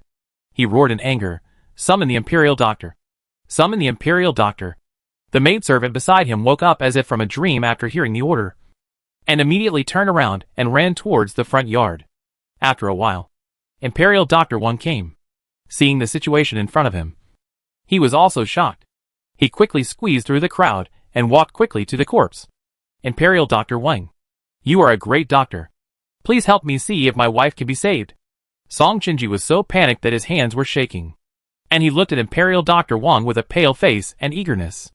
Imperial Doctor Wang squatted down, felt Chen Yingxin's pulse, and turned over her eyelids. After confirming again and again, he finally shook his head helplessly. "Hey, Prime Minister Song, your wife has died. There is no hope." The desolate tone made everyone gasp. This birthday party suddenly turned into a funeral. How terrible! Song Qinji obviously couldn't accept it. His deep, sunken old eyes were full of red bloodshot, and his wrinkled old face was shaking with anger. "No, Dr. Wang, please take a closer look. It's possible that she just drowned and hasn't recovered for a while. You must save her." As he said that, Prime Minister Song had already stepped forward, grabbed Dr. Wang's arm tightly, and pleaded with a terrified look. It can be seen that Prime Minister Song really likes this sixth lady. Dr. Wang was embarrassed by him and struggled to push him away. "Prime Minister, I am really powerless. The sixth madam has died. Even the great God can't save her." Hearing this, the eldest lady standing aside with a sad face and tears in her eyes couldn't help but step forward to hold Song Qinji, choking and comforting, "Master, the dead can't be resurrected. Don't embarrass Dr. Wang. It's because Sister Xiner is too unlucky that she died so young." As she said this, she burst into tears. At this time, Song Yue's biological mother Lu Melian also shook her head sadly and sighed with regret. Alas, things are unpredictable. Who would have thought that Sister Xiner was still fine the second before? How could she suddenly fall into the water? This sentence seems to be regretful, but it inadvertently reminded everyone. Yes, how could a person fall into the water when he was fine? Song Shinji was enlightened by this, and suddenly woke up. He raised his head and growled viciously. How did Ingsen fall into the water? Who was with her at the time? The eldest lady and several concubines were startled, and looked at Su Maoyang in unison. Master, I asked Ingsen to take Miss Xia to the front yard. And the one with her should be Miss Xia. The eldest lady's words immediately pointed the finger at Su Maoyang. Prime Minister Song looked in the direction of her finger. His scarlet eyes shot out manic anger. Staring at Su Maoyang and gritting his teeth and yelling, What is going on? Give me an explanation. Su Maoyang looked at him calmly and slowly said, Prime Minister, although the sixth lady sent me out, she was called back by the eldest lady halfway through. How did she fall into the water? You should ask the eldest lady. The eldest lady's face changed slightly when she heard this. And she refuted sharply, Miss Xia, what do you mean by this? Do you suspect that Ingsen's falling into the water has something to do with me? Humph. I saw that you were bored. So I kindly asked Ingsen to take you to the front yard. Why are you taking advantage of me? I didn't have any urgent business to send people. Not to mention that I had Malian and the others with me. At worst, there were so many maids. How could I call her back in the middle of the day to embarrass the guests? I couldn't do such a thing. Lu Malian also nodded, stared at Su Maoyang, and blamed Miss Xia. So many of us were in Qiningshuan, and we didn't hear the eldest lady summon Ingsen at all. Even if she did, we should have seen Ingsen's figure. But Ingsen never came back after she left. And then we heard the news that she drowned. So we rushed over from Qiningshuan. Several concubines can testify to this. Several concubines nodded. They were just chatting happily in the room. The eldest lady didn't mention Ingsen at all. And they didn't see Ingsen's figure. Xia Qingxian said that Ingsen was back, which was simply a lie. Just when everyone suspected Su Maoyang, a maidservant next to her turned pale with fear, knelt down suddenly, and cried with tears in her eyes, Master, I saw it with my own eyes. It was Miss Xia and the sixth madam who had an argument. Miss Xia pushed the sixth madam into the pond in anger. I was scared to death and hurried to find the guards and inform the madam. But who knew that when I rushed over, I saw the sixth madam's body. Su Maoyang recognized this maidservant. She was the maidservant who ran out to call Ingsen halfway. She was a person next to the eldest madam, named Qiu Yue. Now she suddenly appeared and identified her. And her intention was obvious, because her words had completely confirmed her crime of killing the sixth madam. Sure enough, everyone was scared and pale when they heard it. Staring at Su Maoyang with horror, Song Yue introduced the identity of this Miss Xia in the front yard. Everyone knew that this person was the concubine brought back by the prince from Songyuan Kingdom. But they never expected that a concubine would be so bold as to kill the most favored sixth wife in the Prime Minister's mansion. It was too shocking.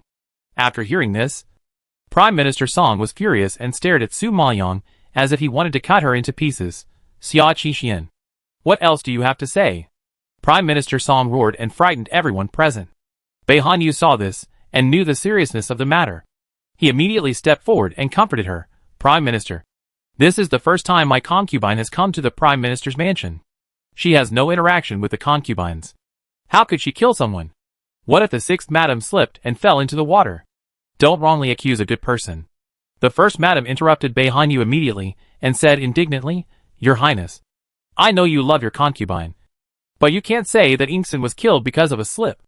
Now that she is dead, Your Highness still said such words. Isn't it making Ingsen die with regret?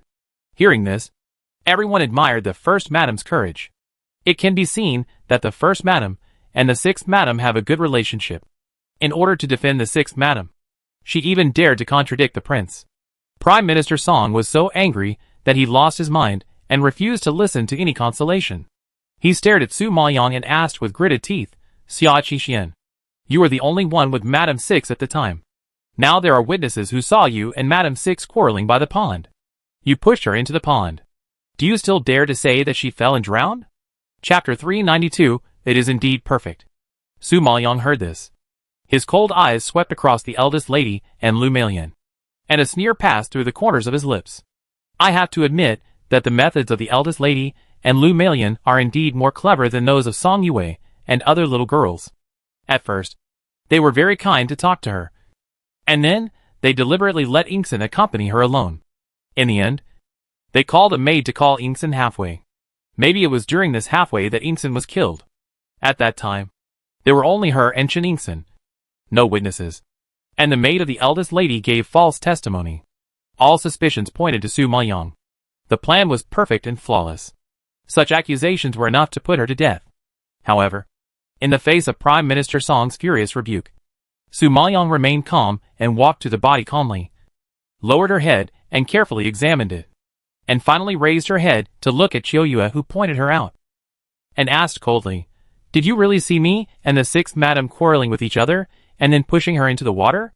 Qiu Yue was frightened by her cold eyes, and then nodded affirmatively, saying neither servile nor arrogant, "Yes, I saw it with my own eyes." Su Maoyang laughed instead of getting angry, and her cold eyes became more sinister, like a poisonous snake crawling up Qiu Yue's back. "Lie!" She paused for a moment, then roared fiercely, and the momentum shocked the people present. Qiu Yue, who was lying, was frightened by her and trembled, and a cold sweat came over her body. She countered quickly, "I didn't lie. Please judge by the master and the lady." At this juncture, she was still quibbling. Su Maoyang raised his lips in sarcasm and said coldly, "Yes. The sixth madam was indeed murdered. But she did not drown, but was strangled to death with a rope. You said you saw me push her into the water. It's obvious that you are lying." When everyone heard this, they all gasped in shock. She didn't die from drowning, but from being strangled by a rope. What's the connection? When Prime Minister Song heard this, his brows knitted tighter, and his angry eyes suddenly filled with shock. He shouted, "What did you say? Speak clearly." Su Maoyang glanced at Prime Minister Song, then at the First Lady and Lu Meilian, and explained in a cold voice, "If the sixth lady died from drowning, her stomach would be slightly swollen because she would have swallowed a lot of water while struggling in the water. In addition, if she fell into the water before she died, she would breathe through her nose, and mud and sand would enter her brain. And, after the body is thrown away, the breath is gone, and no mud or sand will enter. But it is obvious that the sixth madam's stomach is flat. There is no ascites, and there is no silt on her fingernails. As for whether there is silt in her ears, mouth and nose, please ask Dr. Wang to check it for her." After hearing this, Dr. Wang nodded quickly, leaned over to check it, and did not forget to pat the sixth madam's abdomen. Finally, he widened his eyes in surprise and exclaimed, "There is really no silt and ascites." When everyone heard this, they all looked at Su Maoyang in shock, waiting for her to say something. Su Maoyang nodded, leaned over to remove the water grass wrapped around her neck. So, the sixth madam did not drown. And what really took her life was this scar on her neck.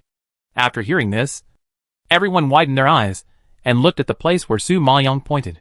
Sure enough, there was a red mark on Chen Yingxin's neck.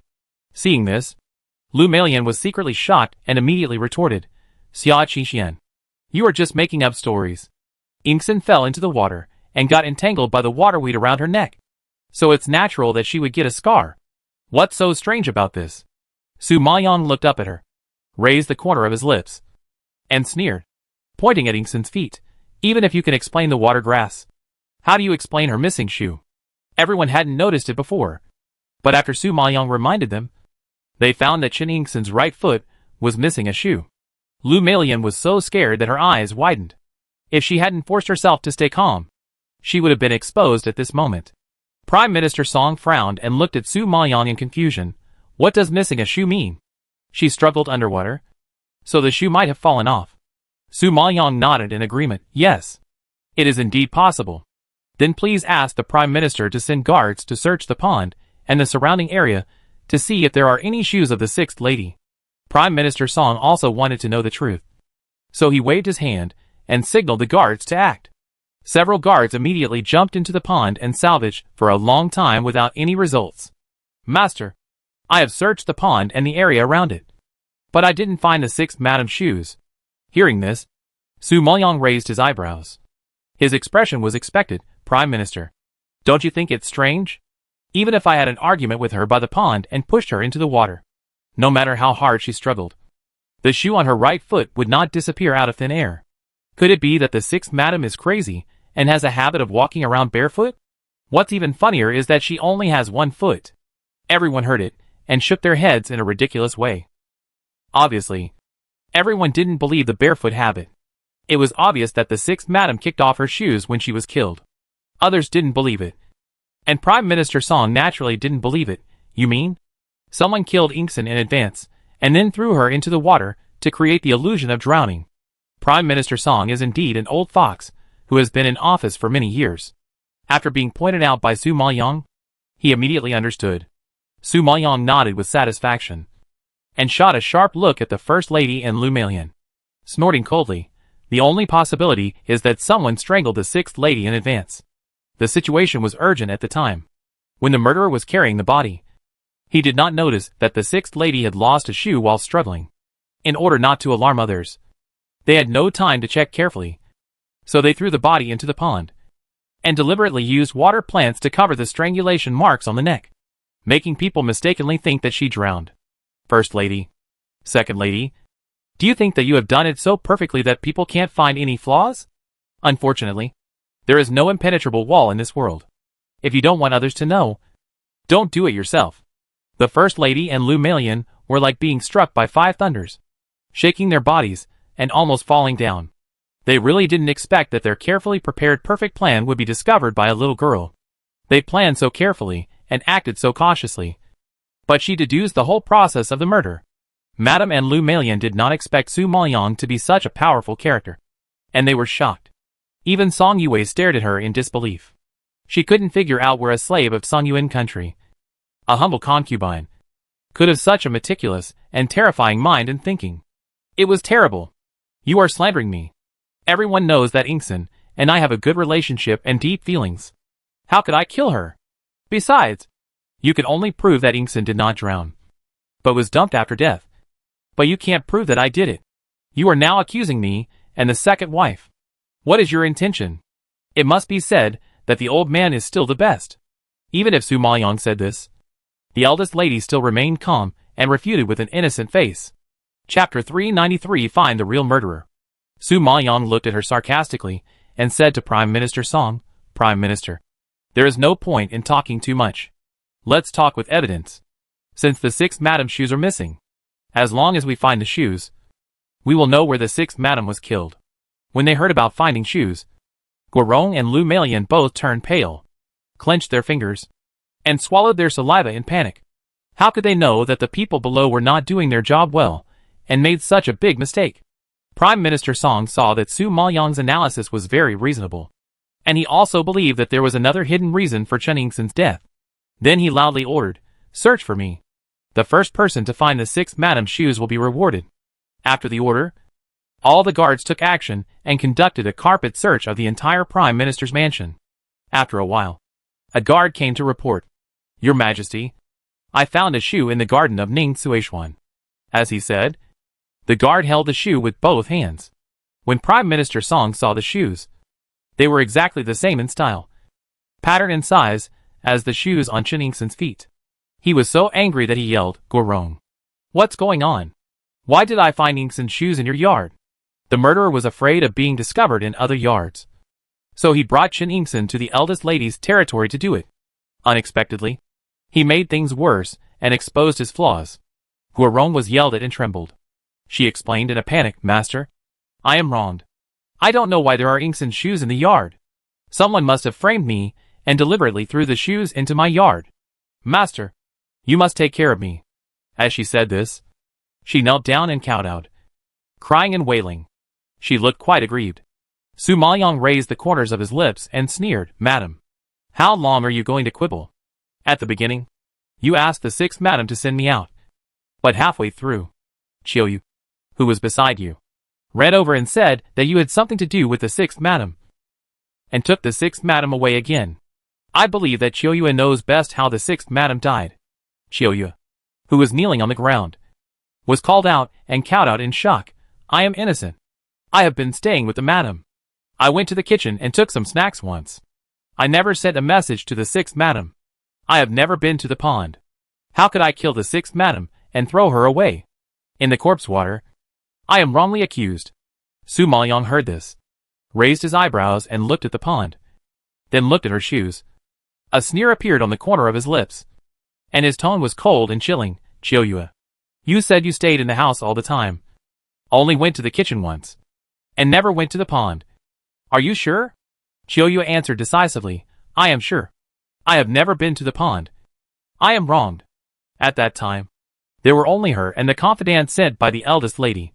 And there were no other witnesses. No one knew whether she had been to the pond. As long as she refused to admit it, no one could see through her.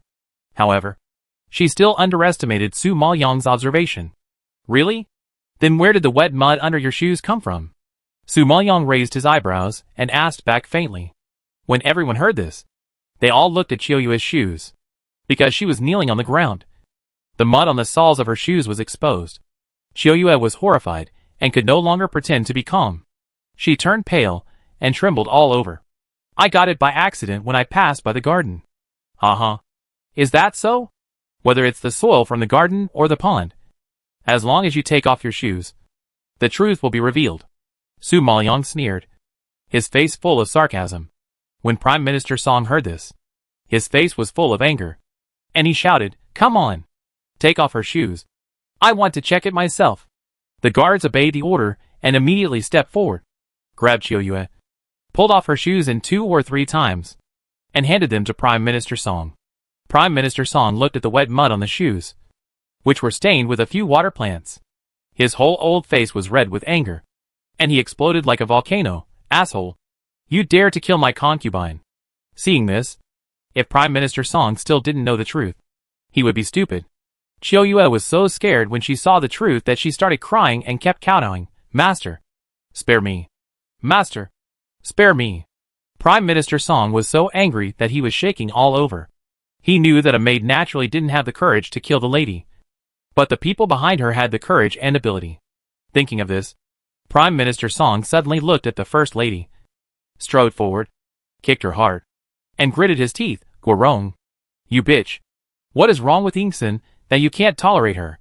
The First Lady cried heartbreakingly and refused to admit it. "Master, I have wronged you. I have never done such a thing. I don't know anything about it." While crying, he set a warning look to Qiuyue. Qiuyue was so frightened that her whole body was twitching. She kowtowed again. "Master, I confess. I confess everything. It was the second madam who ordered me to do this, because the second madam was jealous of Miss Xia's favor in the palace. The second madam came up with this idea to frame the sixth madam's death on Miss Xia, in order to eliminate the root of the problem. Chen Yingxin was too favored, young, and easy to bear. The first and second wives were afraid that she would give birth to a son, so they came up with a plan to kill Chen Yingxin and frame Su Maoyang, killing 2 birds with 1 stone. When Prime Minister Song heard this, he was so surprised that it was like a thunder exploded above his head. He couldn't believe his ears. "You are the first wife's person. How could you help the second wife? How could the second wife be willing to hand over such a big thing to someone else's maid?" He naturally didn't believe it. "I deserve to die. I was bewitched for a while, and accepted the second wife's money. It was precisely because I was the first wife's person that the second wife believed that even if this matter was exposed, she would not be suspected of her." Hearing this, Su Maoyang had to sigh that this first wife was really a good trick. She thought that after this matter was exposed, Guorong would inevitably be questioned. Killing is not a trivial matter, but who knew that she actually had a trick left? But this trick was to sacrifice the car to save the general.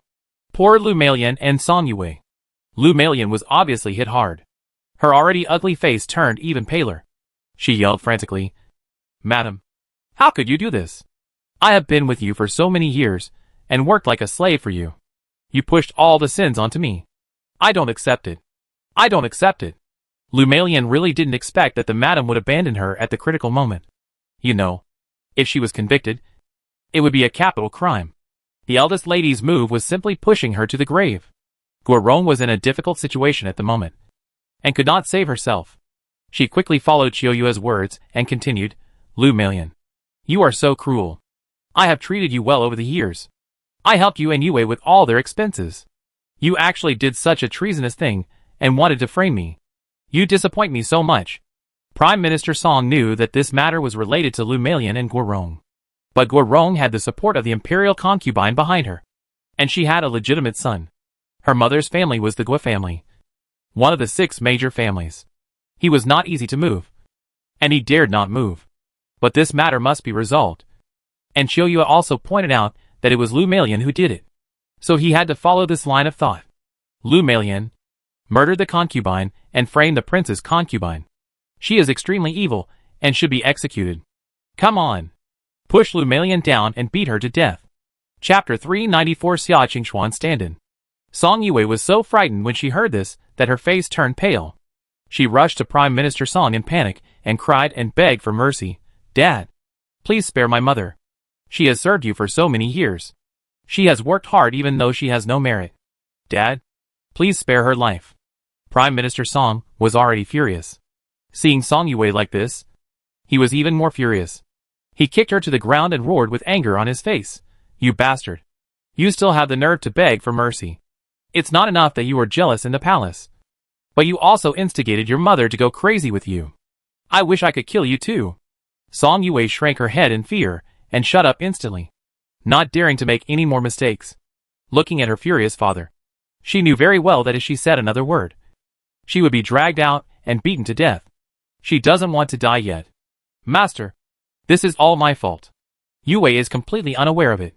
I feel sorry for her being wronged in the palace, so I resorted to this desperate measure. It's all my fault, not hers. Before she died, Lu Meilan was still trying her best to save her daughter. Upon hearing this, Prime Minister Song just snorted coldly and waved his hand to signal the guards to drag Lu Meilan away. Song Yue is now a member of the palace. Even if he wants to deal with her, he has no right.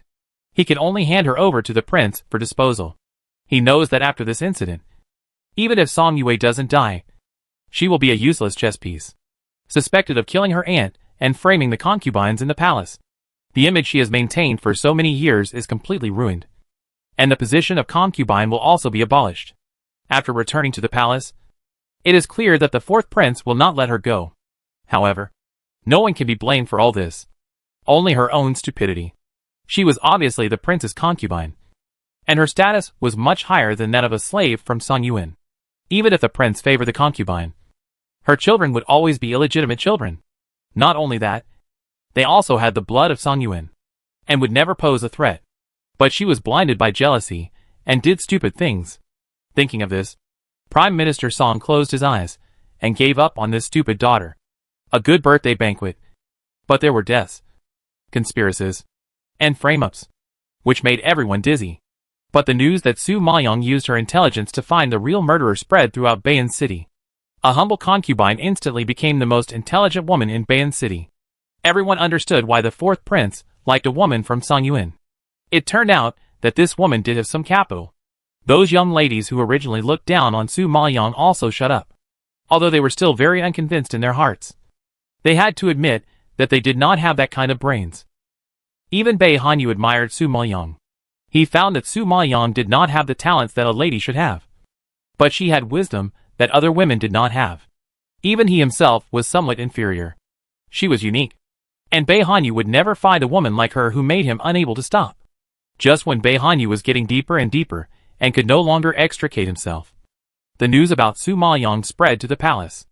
Watching Palace. Your Majesty, Miss Xia used these methods to clear her suspicion and find the real murderer.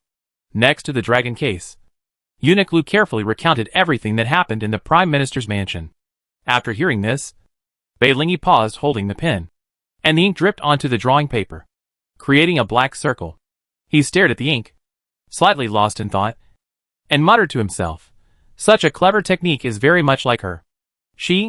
Eunuch Lu was stunned for a moment, and immediately understood. This she should be the woman named Su Maoyong. Sen Xia Qi. I want to see her. For some reason, Bei Lingyi was full of curiosity about this concubine, and he was eager to see her. Eunuch Lu was surprised when he heard this, but seeing his firm look, he could only nod and accept the order. Yes, I obey your order. The next day, Su Maoyong was still sleeping, and she hurriedly opened her door. Master, the emperor wants to see you. Eunuch Lu has come to the mansion to invite you to the palace. Hearing the anxious shout, Su Maoyong woke up, frowned, and asked, the emperor wants to see me? Why does he want to see me? After asking, she woke up instantly. The emperor saw her. Could it be that he discovered her identity? Thinking of this possibility, Su Maoyong shuddered. If so, Bei Hanyu would definitely not let her into the palace. Where is the prince? What did the prince say? The prince arranged for eunuch Lu to wait in the hall. And he went to Xian Pavilion. I don't know what he did. Zishi couldn't guess Bei Hanyu's thoughts. Xian Pavilion? Isn't that Injiua's yard? Su Maoyang was also a little unsure of Bei Hanyu's thoughts. But since he didn't come to her yard, it meant that he already had a way to deal with it. Thinking about it, she felt a little relieved. Go to the front yard and take a look. If you have any news, come back and report. Su Maoyang ordered seriously. Zishi nodded heavily after hearing this and ran out again. Su Maoyang was not sleepy at this moment. He put on his clothes, cleaned up, and sat in the hall of Yu Kingswen waiting for Zishi's news. After nearly an hour, Zishi ran back in a hurry. Master! The prince? The prince? Maybe because of the surprise, and because he ran too fast. Zishi couldn't breathe for a while, and didn't say the key point for a long time. Su Maoyang frowned anxiously. What happened? Zishi took a deep breath, and finally said it. The prince asked Injiua to wear a veil to enter the palace instead of you. What? Su Maoyang was dumbfounded. It's really amazing that Bei Hanyu came up with such an idea. She admitted that Injiua's black eyes were somewhat similar to hers. And with the veil, it was really difficult to recognize. But she felt that the Emperor of Bei was not a simple person. He was able to stand out from so many princes and seize the throne. After ascending the throne, he cleared the power in 2 days. Bei Hanyu wanted to pass himself off as such a ruthless and courageous person. But he didn't know if the Emperor would buy it. Thinking of this, Su Maoyang was a little worried. The palace? Injiua was taken to Huaqin Palace by eunuch Lu. When she walked into the magnificent palace, she was absent-minded for a moment. She had never seen such a luxurious and grand palace in her life. And she didn't expect that she would be lucky enough to be summoned by the Emperor in this life. She had already given up hope in Xian Pavilion. But she didn't expect that fate played a joke on her. When she was beaten to hell, she was promoted to heaven. Although she only entered the palace under the identity of Xia Qingxian. I really don't know how Xia Qingxian got such a good life, that even the Emperor had to summon her in person. Thinking of this, Injiua's fingers under her sleeves gradually clenched. And a strong sense of unwillingness surged in her heart. Perhaps shocked by everything in front of her. Injiua was a little absent-minded and forgot the etiquette for a while. It was still the eunuch Lu who was with her that reminded her in a low voice, Miss Xia. It's time to kneel down and kowtow. Hearing this, Injiu woke up and looked at the man standing with his back to her, and his hands behind his back in front of her. She knelt down and kowtowed nervously. I kowtow to the Emperor. Long live the Emperor. Seeing her helpless posture, eunuch Lu shook his head in disappointment. Chapter 395. The Emperor summoned her in person. I heard that Xia Qingxian was a calm and resourceful woman. But now it seems that she is just that. Rumors really mislead people. Just when eunuch Lu shook his head in disappointment, Bei Lingyi had already turned around. His low voice was like a shout, revealing the bleakness of the autumn wind. Unusually calm. Even cold. Stand up. Injiua's body trembled slightly. And she stood up with some fear, and couldn't help but look up at the young emperor above. Although she lived in the palace for 2 years, she had no chance to meet this mysterious and powerful emperor. She only knew that he was a prince, who was lost among the people, and was later found by the previous emperor. He was so powerful that he only took 1 year to expand his power, overthrow other princes, and successfully ascended the throne. Today, seeing this legendary emperor, Injiua was a little nervous and excited. When she saw that face, her eyes flashed with undisguised surprise. It was a handsome face, without the cold and hard beauty of Bei Hanyu's sculpture, but showing a bit of femininity. The eyes, which looked like peach blossoms and sharp swords, exuded a cold light like the moonlight, elegant and indifferent, as if blocking himself from the world. The skin was as delicate as fine porcelain. The facial features were 60% similar to Bei Hanyu, and the dragon robe was so exquisite and brilliant that it was hard to open your eyes. The tall and straight figure stood above, and even without any movement, Injiua could feel the kingly aura from him. This was a man who could be called handsome. In terms of exquisite beauty, even Bei Hanyu was slightly inferior. Injiua really didn't expect that the emperor, who was rumored to be fierce and murderous, actually had such a face, which was really different from what she expected.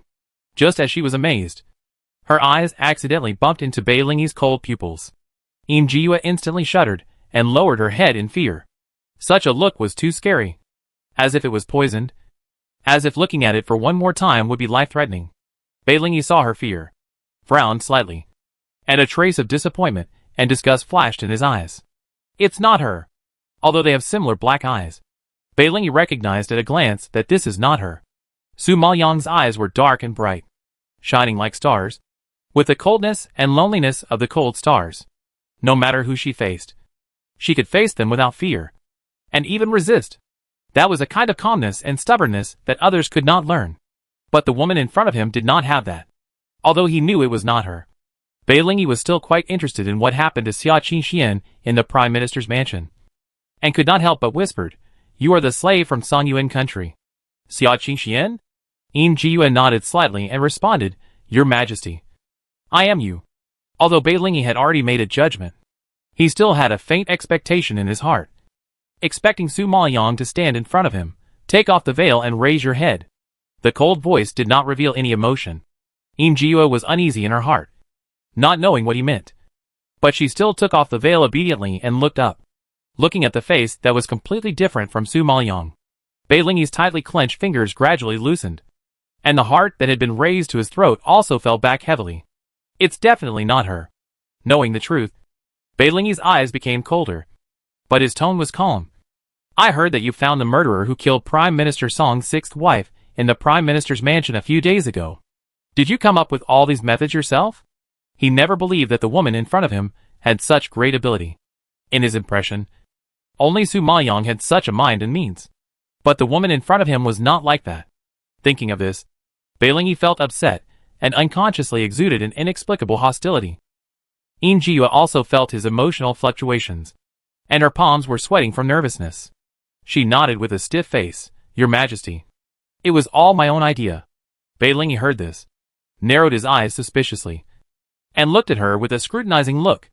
After a long time, he nodded expressionlessly, leaving people with no clues. After another silence for a while, Beilingi spoke again.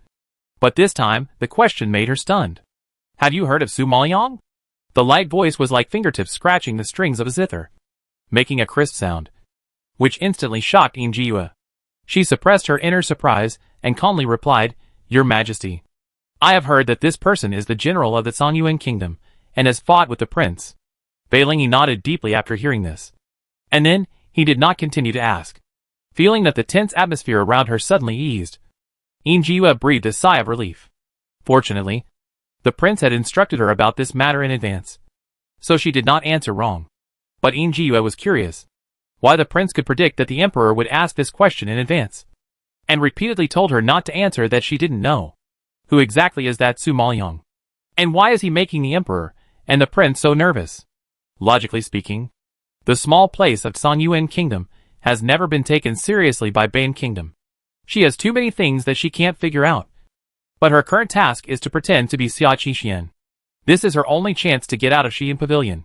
Beilingi looked at her deeply, as if he had lost interest, and told the eunuch Lu beside him, "Send her out." Yin Jiyue was puzzled when she heard this. He hadn't said anything yet. So why did the emperor ask her to go back?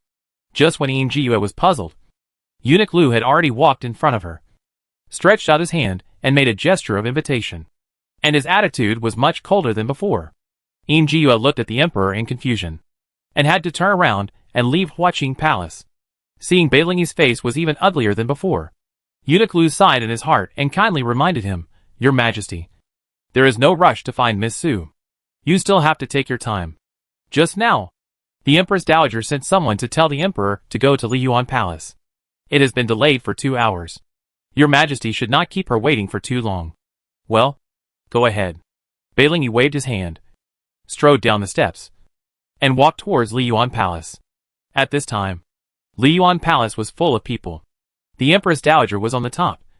The Empress Dowager was on the lower right, and several concubines were sitting below the Empress Dowager. Everyone was talking and laughing, and the atmosphere was very harmonious. As soon as Beilingi came in, everyone stopped talking and looked at him in unison.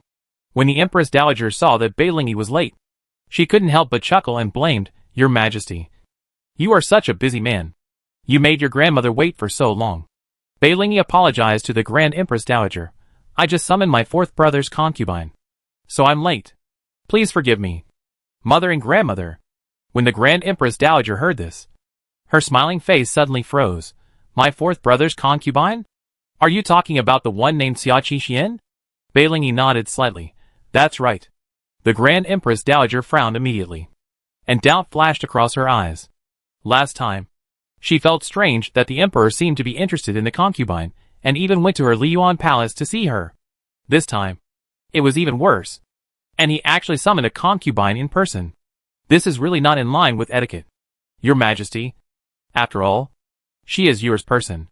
If you summon her openly like this, you will inevitably be gossiped about. The Grand Empress Dowager reminded unhappily. Grandmother, you worry too much.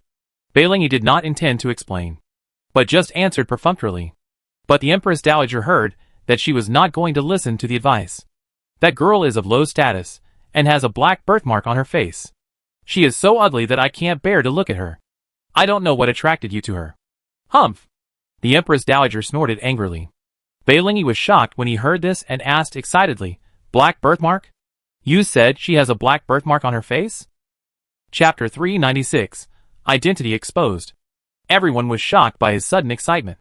In their impression, Beilingi was a deep, steady and indifferent person, and nothing could arouse his emotions. He seemed to care nothing. But now, he was shocked, and his beautiful eyes, as elegant as morning mist, were full of excitement. Even the Empress Dowager was shocked and nodded stiffly. Yes, she has a black birthmark on her right cheek. Seeing her affirmation, Beilingi immediately turned around and shouted to Eunuch Lu, Go and get the portrait in my bedroom. Hearing this, Eunuch Lu immediately understood and trotted out of Liyuan Palace. After a while, he took Su Maoyang's portrait and walked quickly to the emperor. Grandmother, do you think the person in this portrait is Xia Qixian? As he said this, Beilingi had already instructed Eunuch Lu to hold the portrait in the hands of the Empress Dowager. The Empress Dowager was confused, frowned, looked at Beilingi in confusion, took the drawing paper and quickly unfolded it. Looking at the person in the portrait, the Empress Dowager's face was obviously surprised, and she smacked her lips in disbelief. I didn't expect that Xia Qixian would be a stunning beauty after removing the black birthmark. Hearing this, Beilingi took a deep breath in excitement and no longer had any doubts. It's her. It must be her. He was deceived. Deceived by Bei Hanyu and Su Maoyang. Thinking of this, Beilingi's eyes were filled with blazing fire. He gritted his teeth and roared. His momentum was so loud that everyone present was terrified. Eunuch Lu, send people to surround the prince's mansion immediately. I want to leave the palace.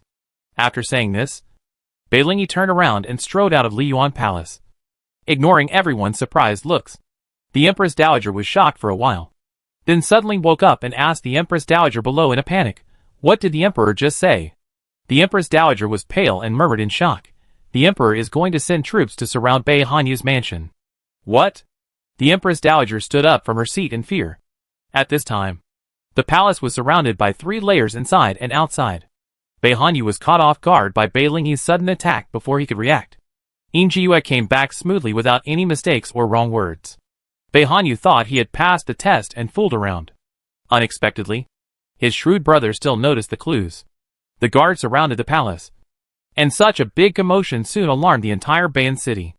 Everyone rushed to the gate of the palace to watch the excitement. You know, Bei Hanyu is a respected god of war. Except for the emperor. No one dares to ignore him. But now the palace is surrounded by a group of guards. Everyone can't figure out who is so bold that he dares to provoke Bei Hanyu. However, just as everyone was talking about it, behind the guards, a carriage with dragon and phoenix patterns carved and inlaid with gold, silver and jade came. The luxurious and grand decoration and exquisite and perfect carvings fully show the noble style of the royal family. Everyone recognized it as a dragon chariot, the emperor's carriage. Seeing this, everyone changed their faces in fear and retreated to the sides of the road, consciously making way.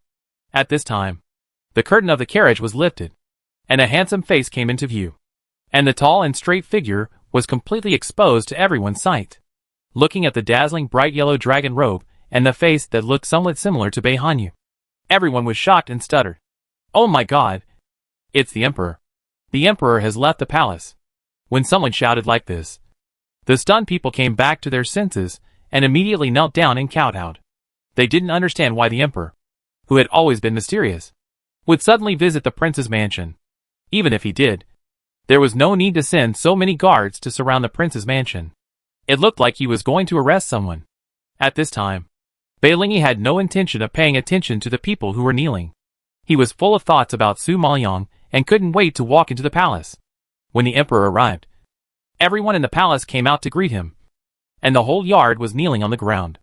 Bei Hanyu knelt at the head of the crowd, feeling nervous and uneasy, with his clenched hands, as if he was going to bleed.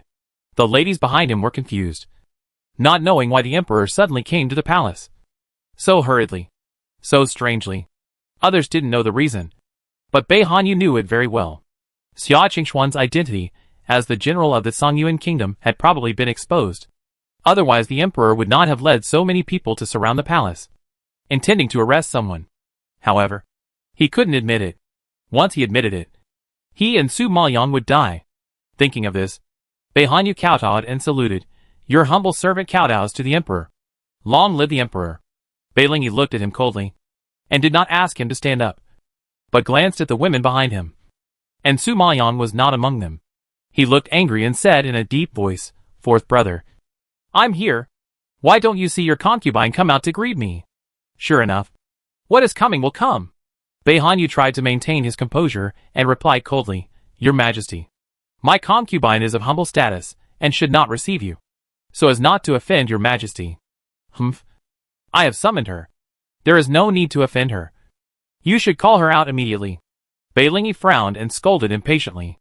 Bei Hanyu's face became a little ugly when he saw this, and he stubbornly retorted, Your Majesty, you have summoned my concubine one after another, which seems to be against etiquette.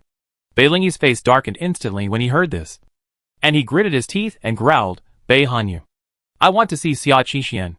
Don't let me say it for the third time. Beilingi was so angry that he even said the word I. Everyone present was so frightened that their faces changed, and they were shocked as never before.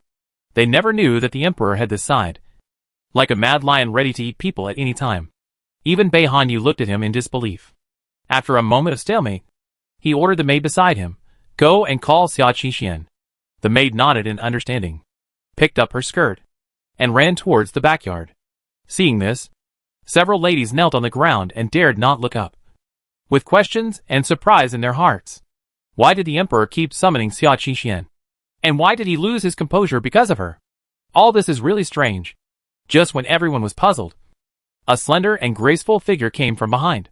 She walked up lightly, facing the sharp and scorching eyes of the emperor, and knelt down in fear. Your Majesty, I pay my respects to you. Beilingi stared at the woman in front of him, looking at the similar but completely different black eyes. The rage that he had suppressed in his heart finally erupted, and he rushed forward, grabbed Bei Hanyu's collar, and roared, Bei Hanyu, I want to see Su Maoyong. Don't you understand? You keep deceiving me with a substitute. Do you really think I dare not kill you? The roar exploded like thunder, and everyone was frightened and stunned. Chapter 397 I asked you for her. Bei Hanyu looked at his brother, who was furious and out of control. His eyes widened in shock, his expression stiff and twitching slightly. Is this still the brother who is so cold that he doesn't care about anything? Is this still the brother who is so deep that people can't figure out his emotions? When he lost the battle and lost so many troops, Beilingi only gave him a cold warning and never lost his temper like this. But now, because of a woman, he seems to have changed into a different person. Bei Hanyu was quite frightened, but Beilingi was furious. He grabbed his collar and kept exerting force, with a tendency to pull him up. His handsome eyes were filled with hysterical anger, which made everyone terrified and kowtowed for mercy. Your Majesty, spare me. Your Majesty, spare me. The women didn't understand the situation at all, nor did they understand why the emperor was angry. Seeing that the emperor and the prince were on the verge of a fight, everyone was frightened and panicked, and they only knew to beg for mercy. Yue was trembling with fear when she saw the emperor's anger. From his tone, it was obvious that he had seen through her trick of pretending to be Xia Qixian. The crime of deceiving the emperor is a capital crime. Realizing this, Yue was shaking with fear, crying and kowtowed heavily, with faint blood marks on her forehead. Your Majesty, spare my life. I know I was wrong, and I will never dare to do it again. She thought that Xia Qixian wore a veil every day, and no one knew her true appearance. So when the prince asked her to pretend to be her, she took the risk and agreed to the prince's request. hoping to regain his favor through this opportunity. But unexpectedly, she was still seen through by the emperor. But Xia Qingxian was a slave of Song Yuan state, and the emperor didn't know her. How could he see through her impersonation? This was too unbelievable. Yin Jiyue was shocked, and Bei Hanyu was also shocked. Xia Qingxian wore a veil, and never showed her true face. Even if the emperor found out what Su Maoyang looked like, how could he be so sure that Xia Qingxian was Su Maoyang? Bei Hanyu, I'll ask you one last time. Where is Su Maoyang? Bei Lingyi no longer had the patience to play hide-and-seek with him. He just wanted to know the whereabouts of Su Maoyang. However, at this moment, before Bei Hanyu could answer, he heard a crisp and cold voice from behind him. Don't look for me. I'm here. A light-colored figure was seen walking in the distance. Her skin was as white as cream. Her breath was as fragrant as orchids. And her delicate face was not made up, but fresh and pleasant, like a newly blooming white flower. Gorgeous and charming. Those obsidian eyes, shining in the sunlight, radiate a cool luster, rippling with an intoxicating charm. Her black hair was scattered down, and she walked over with big strides, blowing in the wind, vaguely brushing her fair and tender face, outlining a stunning arc, which made everyone gasp. Who is this fairy-like jade-colored woman in front of him? When did the palace have such an outstanding beauty? Just when everyone was shocked, Su Maoyang had already arrived in front of them. Looking coldly at Bei Lingyi in front of him, the two looked at each other, and Bei Lingyi couldn't help but tighten his breath, dilate his pupils, and his angry expression solidified little by little. It's her. It's really her. It's the woman who made him miss and hate for 2 years. He thought he would never see her again. But he did. Very excited, and very hateful. Xia Qingxian, what are you doing here? Get back here. Bei Hanyu didn't expect Su Maoyang to fall into the trap, and he was so scared that he roared in panic. Xia Qingxian? Everyone was shocked when they heard this name. The beautiful and extraordinary woman in front of them was Xia Qingxian? Oh my god! The concubine who wore a veil all day and didn't show her true face actually had such a face. They thought she was ugly and inconvenient to see people. But they didn't expect that. How could she be called ugly? She was clearly stunning. Even Yin Jiyue couldn't compare to her 1/10. The ladies present stared at the bright and beautiful face with their eyes wide open, and the shock in their hearts was beyond words. And Yin Jiyue was so shocked that her face turned pale. No wonder the prince likes her so much. That's why. Bei Lingyi looked at the face he had been thinking about day and night, and his blood quickened. His heart, which had been calm for 2 years, began to beat again. Su is indeed you. Bei Lingyi's lips opened into a sad arc, and his beautiful pupils fluctuated with emotions that others could not understand. His eyes suddenly became red, whether because of anger or sadness. He stared at Su Maoyang, projecting the turbulent and complex emotions in his heart. When the people around heard Su Maoyang's name, they all showed puzzled expressions. Only Yin Jiyue knew the truth, opened her mouth in horror, shook her head in disbelief, and said to herself, No. No. How could Xia Qingxian be Su Maoyang? This is not true. Su Maoyang was a great general of Song Yuan Kingdom. How could she become a lowly slave? And even more ridiculously became the prince's concubine.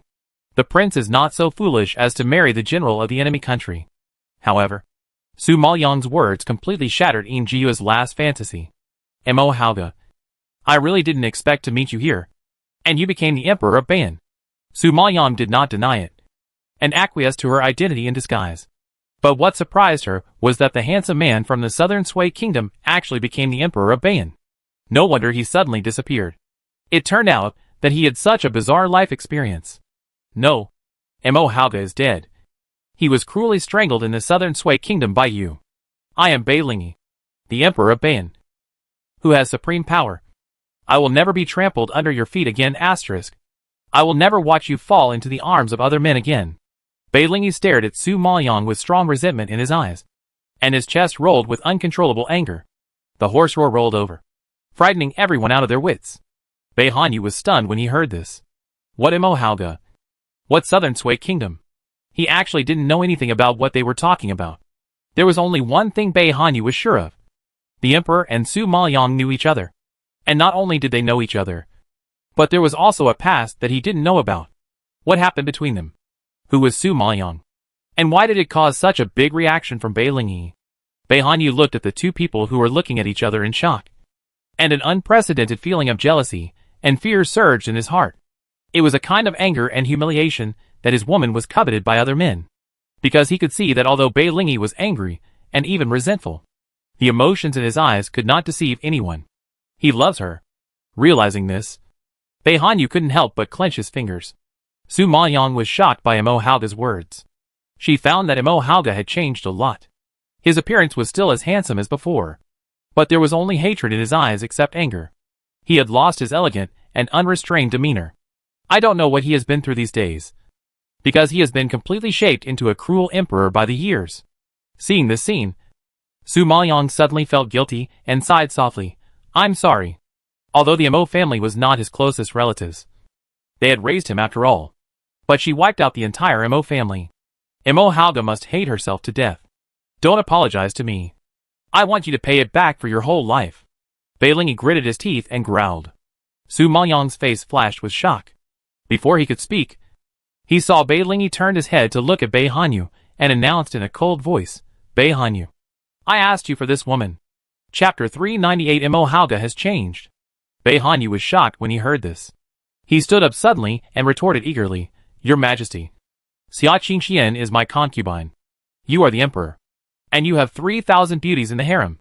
Why do you want to compete with me for women? Looking at his tough attitude, Bei Lingyi's face darkened.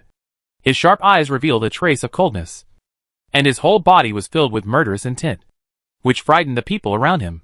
Bei Hanyu, I am giving you a chance. I believe you know better than me what it is to secretly hide a general of an enemy country. Now I am going to turn a blind eye and spare you. But you don't know how to respect me. Bei Lingyi was warning him and threatening him. Bei Hanyu heard this, took a deep breath, and looked at Su Maoyang deeply. His heart felt as uncomfortable as if it was bitten by a bug.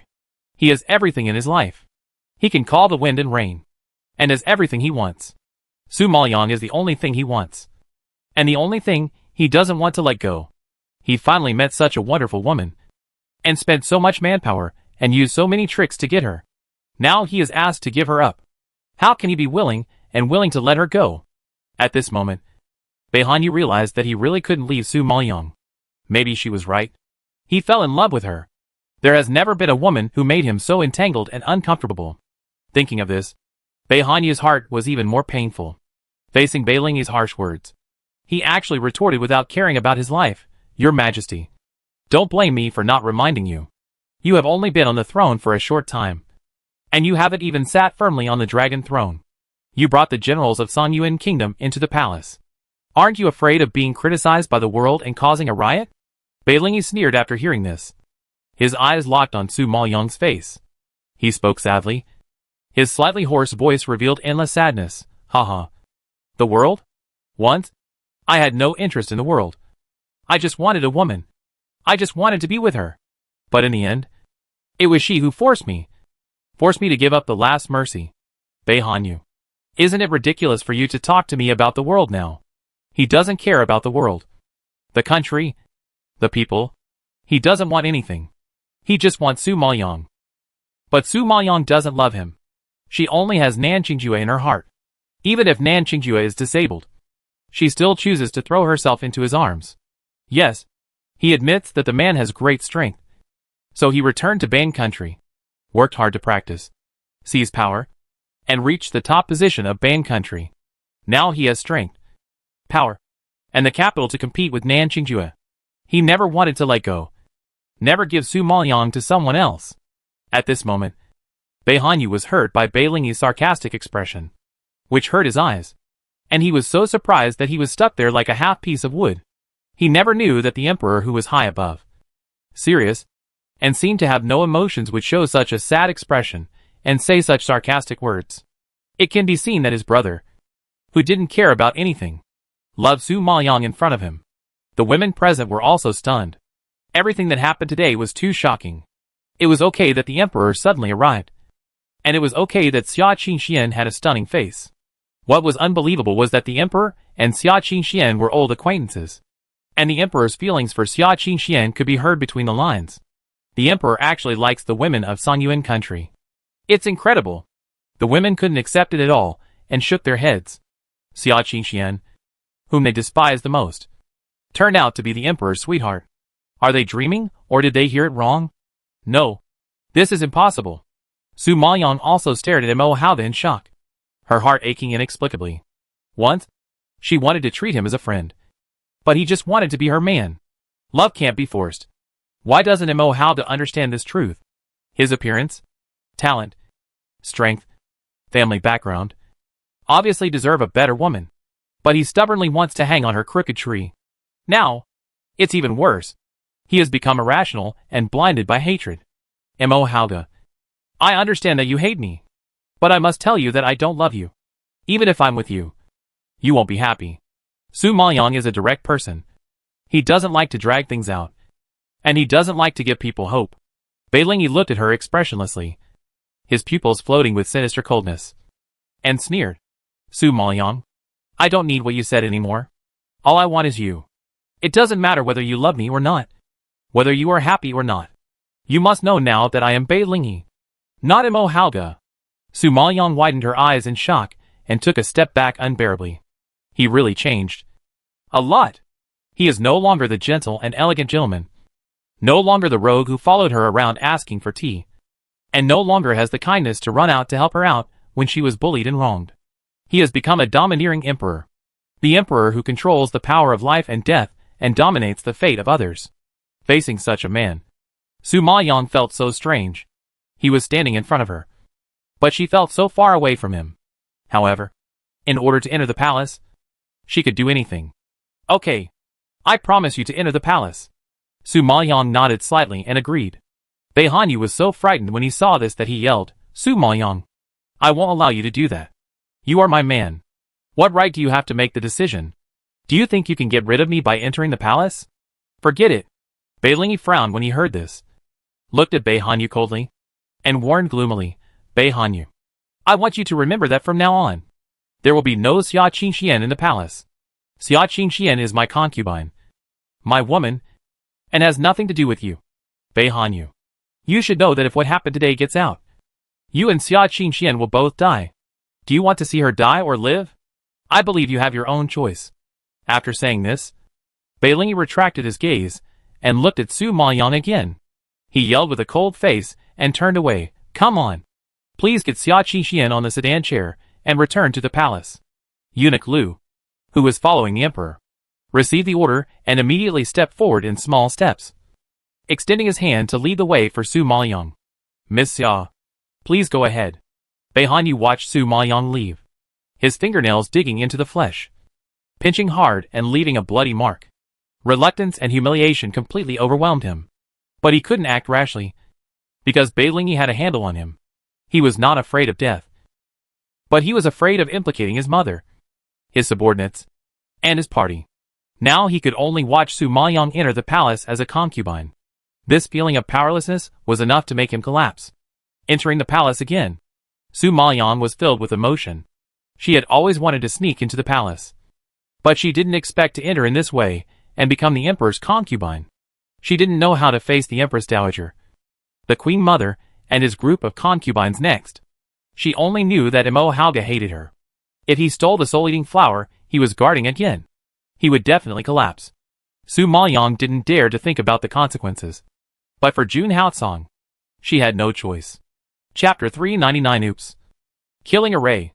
Su Maoyang was named a concubine as soon as she entered the palace. Her appearance instantly caused an uproar in the palace, and even the entire Baiyan kingdom. The emperor ignored the secular eyes, and his crazy behavior of snatching his brother's woman was like a snowball rolling over the mouths of the people of Baiyan kingdom, getting bigger and bigger, and it was out of control. Su Maoyang didn't need to guess that Bai Lingyi had become a tyrant despised by everyone. When the Empress Dowager learned that she had entered the palace and was named a concubine, she fell ill on the spot. The entire palace was busy and had no time to summon Su Maoyang for a while. Su Maoyang knew that her identity would cause public outrage, so all she had to do was to get the soul-devouring flower in the shortest time and leave this place of trouble as soon as possible. Fortunately, because of the illness of the Empress Dowager, no one bothered her in the past 2 days, so she took advantage of this gap to find out the terrain in the palace and inquire about the news of the soul-devouring flower. Only then did she learn that the place she sneaked into last time was Yonghua Palace. which had been designated as a forbidden area of the imperial palace many years ago. Except for the emperor.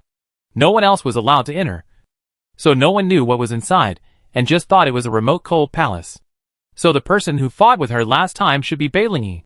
She didn't expect that in just 2 years. Beilingi had already been promoted from a heavenly spiritual master to a zone spiritual master. I really don't know what he has experienced these days to have such a big transformation. But Su Maoyang didn't dare to think about it, because she knew it must be related to herself. When she thought of Beilingi, she couldn't help feeling guilty. She killed his adoptive father's family and his beloved sister. Now, if she wanted to ask for the soul-devouring flower based on their friendship, he would definitely not give it to her based on his hatred for her now. Besides, the soul-eating flower is the national flower of Baian, which indicates that Baian will have good weather and good harvests. As the emperor of Baian and the guardian of the soul-eating flower, how could Beilingi give such an important treasure to her? What's more, it was to save the enemy who killed his adoptive father's family, which was indeed a bit difficult. Su Maoyang knew that he would not agree, so he had to take the risk to steal again. At night, the moonlight was hazy, the stars were blurred, and the whole palace was immersed in a deep dream, quietly brewing an uneasy night. Su Maoyang disappeared into the night and quickly approached Huaqing Palace. Huaqing Palace was still dark, without a trace of light. Su Maoyang evaded the patrolling guards with a nimble figure and came to the place where the Xianyan silver snake stayed last time. In the dark space, she couldn't figure out the direction, and only the spiritual power surged to illuminate the surroundings. This time, she really saw clearly that this was an empty hall. Empty, with nothing in it, and a bit strange. Although she didn't see the shadow of the soul-devouring flower, she was sure that the soul-devouring flower must be here, because the Xianyan silver snake never makes mistakes. Su Maoyang frowned slightly, carefully observing the surroundings, standing there for a long time, but didn't find any clues. Since the soul-devouring flower is here, there shouldn't be nothing. Su Maoyang was puzzled and couldn't help taking out a crystal stone and throwing it on the ground, intending to throw it to ask for directions. But who knew that the crystal stone that rolled not far ahead was instantly swallowed by a white light, and the brightness was more dazzling than the spiritual power in her hand. What's even more weird is that after the crystal stone disappeared, it quickly returned to calm, as if nothing had happened, shocking Su Maoyang. Frightened by this shocking scene, she froze for a moment before she came back to her senses and exhaled with lingering fear. Fortunately, she did not go up impulsively. Otherwise, not to mention not getting the soul-devouring flower, she would have completely disappeared from this world. Could it be that this is the rumored space formation? If it is really a space formation, then she is really helpless. At this time, the old man Jinjuan in the body kindly reminded, "Young master, look at the pattern on the floor in front." Su Maoyang heard this and felt a sense of relief. He looked over and found that there was a chessboard in front of him, which was full of square black and white chess squares. But these chess squares were intricate and chaotic, making it difficult to figure out the rules. Could it be that the secret lies in these black and white chess squares? With a clue, Su Maoyang immediately observed the squares on the ground carefully. She found that these squares were freely combined. Some were one square, some were two white squares put together, and some were four black squares put together. Su Maoyang was dazzled by the various patterns. However, there was one thing she was sure of. That is, she had to crack these messy squares in order to find the soul-devouring flower. But what do these patterns mean? Young master, there seems to be a pattern of soul-devouring flower on the opposite wall. It seems that you have to walk over these chess squares. Walk over? What a joke. The crystal stone she just threw away was swallowed up in the blink of an eye. If she walked over, she would be turned into slag in seconds. Thinking of this, she shuddered uncontrollably. Hey, I'm really not good at formations, and I can't help you. But since it is a formation, there must be a way to break it. Old Jinjuan knew the danger of breaking the formation, and sighed helplessly. Su Maoyang nodded slightly after hearing this, agreeing with him. Yes, since it is a formation, there must be a way to break it. And the way to break it is on these black and white chess squares. Thinking of this, Su Maoyang couldn't help but calm down, carefully observing the pattern on the ground, his mind working at high speed. The soul-devouring flower has a total of 3 petals. Does that mean that as long as the pattern is 3 identical squares put together, it can move? Thinking of this, Su Maoyang's pupils dilated, and she looked closely at the place where the crystal stone rolled just now, which happened to be a pattern connected by 5 black squares. Finding some clues, she was happy in her heart, and couldn't help throwing a crystal stone towards the pattern connected by 3 identical white squares. At this time, a white light suddenly appeared, which made Su Maoyang squint her eyes. When she looked closely, when she saw the crystal stone, she was surprised to find that it was still in place and had not been swallowed. Sure enough, her guess was correct. After getting the correct answer, Su Maoyang walked forward, stepped on the pattern composed of 3 identical grids, avoided other patterns, and slowly moved towards the opposite wall. It took her a lot of time to walk along the way, and finally she came to the front of the pattern. However, before she could be happy, the ground suddenly shook and collapsed downwards quickly. Su Maoyang fell into it before she could react. At this moment, she suddenly realized that this was simply a formation within a formation. Even if she walked the right pattern, she would fall into the next formation. Just as she was surprised, a strange rhythm of piano music suddenly came from the darkness, and then 7 white figures appeared in front of Su Maoyang. Flickering. Illusion. There are so many phantoms here. Su Maoyang took a deep breath in shock and sighed. At this time, the sound of the piano was like the collision of swords and spears, bursting out with sharp and high-pitched sounds, and fluctuating the spiritual power of the sect spirit master. Su Maoyang was so scared that his face turned pale, and he roared in horror, "Oh no! This is a killing array!" Chapter 400. Do you know what pain is? Su Maoyang never expected that she would encounter a killing array and a group of Zonling masters. With such a lineup, she, a Xianling master, had no power to fight back. At this time, the phantom was getting closer and closer, and the sound of the piano was getting louder and louder. The pressure from the strong instantly made Su Maoyang breathless. Facing death, her mood dropped to the freezing point. She had promised Jun Haotsong to go to Jiuyo continent to find him before, but now it seems that she will break her promise. Thinking of this, Su Maoyang slowly clenched her fingers, facing the overwhelming powerful spiritual power. Thinking of Jun Haotsong's face, her heart was torn in pain, and tears gradually appeared in her scarlet eyes. Reborn, she has few relatives and friends. It can be said that she is not afraid of death at all. But Jun Haotsong has given her boring life a new meaning. But now, when Su Maoyang thought about being separated from him, she was terrified. No, she couldn't die.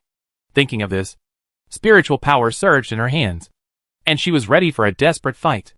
However, at this moment, a black shadow flashed by, and pulled her into his arms with force, his sleeves flying, and he suddenly raised his arms to meet the tyrannical force. There was a loud bang, and the whole space was shaken. Su Maoyang didn't expect such a change. She looked up in surprise, and saw a familiar handsome face. Mo Hauge, she murmured in shock. She really didn't expect Mo Hauge to appear here. She killed his adoptive father's family, and cruelly rejected his love. Shouldn't he hate her? Why did he risk his life to save her? Su Maoyang couldn't figure it out, staring at him blankly, and couldn't recover for a long time. Beilingi looked down at her, and breathed a sigh of relief when he saw that she was safe and sound. His pleasant voice seemed a little low in this dark and confined space. "Don't be afraid. I'm here." These few words shocked Su Maoyang, and made her feel mixed emotions. Such reassuring words seemed like a warm current flowing into her heart, instantly calming her nervousness. Beilingi hugged her tightly, and focused on resisting the phantom attack. He didn't know how long it had been. His forehead was sweating like rain, but he still held him, without a single slack, and fought off wave after wave of attacks. Su Maoyang was shocked beyond words, and her feelings for Mo Hauge became more complicated. She owed him too much. Beilingi, who was concentrating on fighting the enemy, didn't know what Su Maoyang was thinking. He stared at the phantom in front of him, but said to her, "If you don't want to die, hold me tight." Beilingi finished speaking, without waiting for Su Maoyang to reply. He hugged her and quickly ran away in another direction. It can be seen that he is quite familiar with this formation, and he found the exit in 2 or 3 times. After escaping from the formation, the two were already out of breath, and Beilingi looked a little pale, and I don't know if he was injured. Su Maoyang felt nervous when she saw this, and couldn't help but ask with concern, "Mo Hauge, are you okay?" Beilingi looked at her coldly when he heard this, and there was no longer the tenderness in his eyes just now in the formation. But only the indifference of rejecting people thousands of miles away, I said. I am Beilingi, not Imo Hauga. This alienated attitude shocked Su Maoyong, and his face darkened. He still hated her. Just seeing that his face was not very good, Su Maoyong didn't want to bother with him, and asked worriedly, "Are you hurt?" Beilingi suddenly laughed. His laughter was somewhat desolate, and his eyes were full of sarcasm. "Su Maoyong, do you still pretend to care about me at this point? Do you know that you are disgusting?" Su Maoyong frowned when he heard this, and wanted to explain. "Beilingi, I don't mean anything else. You just resisted the attacks of so many spiritual masters. I was afraid." "Okay. Don't say anything more. Seeing your hypocritical face makes me feel sick and want to vomit. I naively thought that you came to the palace sincerely. Even if you don't love me, you still feel guilty about me. But I didn't expect that you came for the soul-devouring flower. When you stole the soul-devouring flower, have you ever thought about my feelings? Have you ever really worried about me once?" Once? He only asked for that once. Why was Su Maoyong so cruel that he didn't even give him a chance? Looking at Beilingi's face full of anger, his eyes were wide open. Scarlet. Su Maoyong's heart tightened inexplicably. "I didn't have the heart to eat the soul flower. But this time I was really desperate. If you want to cure Jun Haotsong's cold, the soul-eating flower is indispensable." Beilingi saw that she rarely showed such a helpless expression, and his heart was a little bit clear, and a sad arc appeared at the corner of his lips. Is it for Jun Haotsong? Who else could make her so desperate and close to the person she hated at all costs except Jun Haotsong? Su Maoyong's eyes flashed with surprise, and finally fell silent. At this moment, Beilingi wanted her to explain, refute, or even deny it. Even if she lied to him, why did she choose to be silent? Looking at the woman in front of him who threw his sincerity aside and turned a blind eye, he was so heartbroken that he couldn't breathe. For 2 years, he had been thinking about it day and night. What was he looking forward to? A thief who coveted his treasure. He really wanted to dig open her chest to see if there was a heart inside. Why would there be such a cruel person who hurt him again and again? "Since I came here to steal the soul-eating flower, why did you save me?" Su Maoyong was silent for a moment, but finally couldn't resist the doubts in his heart and looked at him with a complicated expression. Beilingi snorted coldly. His mouth curled up into an evil arc, and the cold light in his pupils seemed to freeze people. "If I let you die like this, wouldn't it be too easy for you?" He hadn't tortured her properly, hadn't seen her pain, and let her die like this. What meaning and fun would the rest of his life have? Looking at the hatred projected in his pupils, Su Maoyong felt uncomfortable and couldn't help explaining. "Beilingi, I admit that I'm sorry for you, but I really don't want to become enemies who hurt each other. You also know what happened back then. I didn't intend to provoke the Mo family. It was your adoptive father who trapped and killed me first. As for your feelings, I really can't respond. I just hope you can get out of this relationship and forgive me. Because seeing you like this, it's also painful." Beilingi frowned when he heard this, stared at Su Maoyong, approached her step by step, gritted his teeth and growled, "Pain? Do you know pain? Let me tell you what pain is. Thanks to you, I know that I can also feel heartache in dreams. And it can hurt so much that when I wake up, when I open my eyes, there is only a huge void that can't catch your smile. It penetrates into the bone marrow and rages in places you can't see. 2 years. 2 years of pain day and night. At that time, I realized that there is a kind of pain called a dead heart. You say you are in pain. Have you really experienced what pain is?" Su Maoyong was forced back step by him. Her face was shocked, staring at the bloodshot eyes because of grief and anger. Her heart seemed to be tightened and uncomfortable. Yes, she couldn't understand his pain, and she had no right to say pain in front of him. She never even thought that they would meet again one day, and she didn't expect that after the reunion, they would not even have the affection to say long time no see. Chapter 401 Threatening to die. Beilingi saw that she was frightened by him and turned pale. He took 2 steps back in resistance. The pain in his heart was about to drown his reason. "This is a forbidden place. Go out." Beilingi finally suppressed all his emotions, withdrew his gaze lightly, passed by her, and walked towards the exit. He was so excited just now, but now he was so indifferent. Su Maoyong couldn't understand him more and more. At this moment, Su Maoyong had to admit that he was Beilingi now, not Imo Hauga.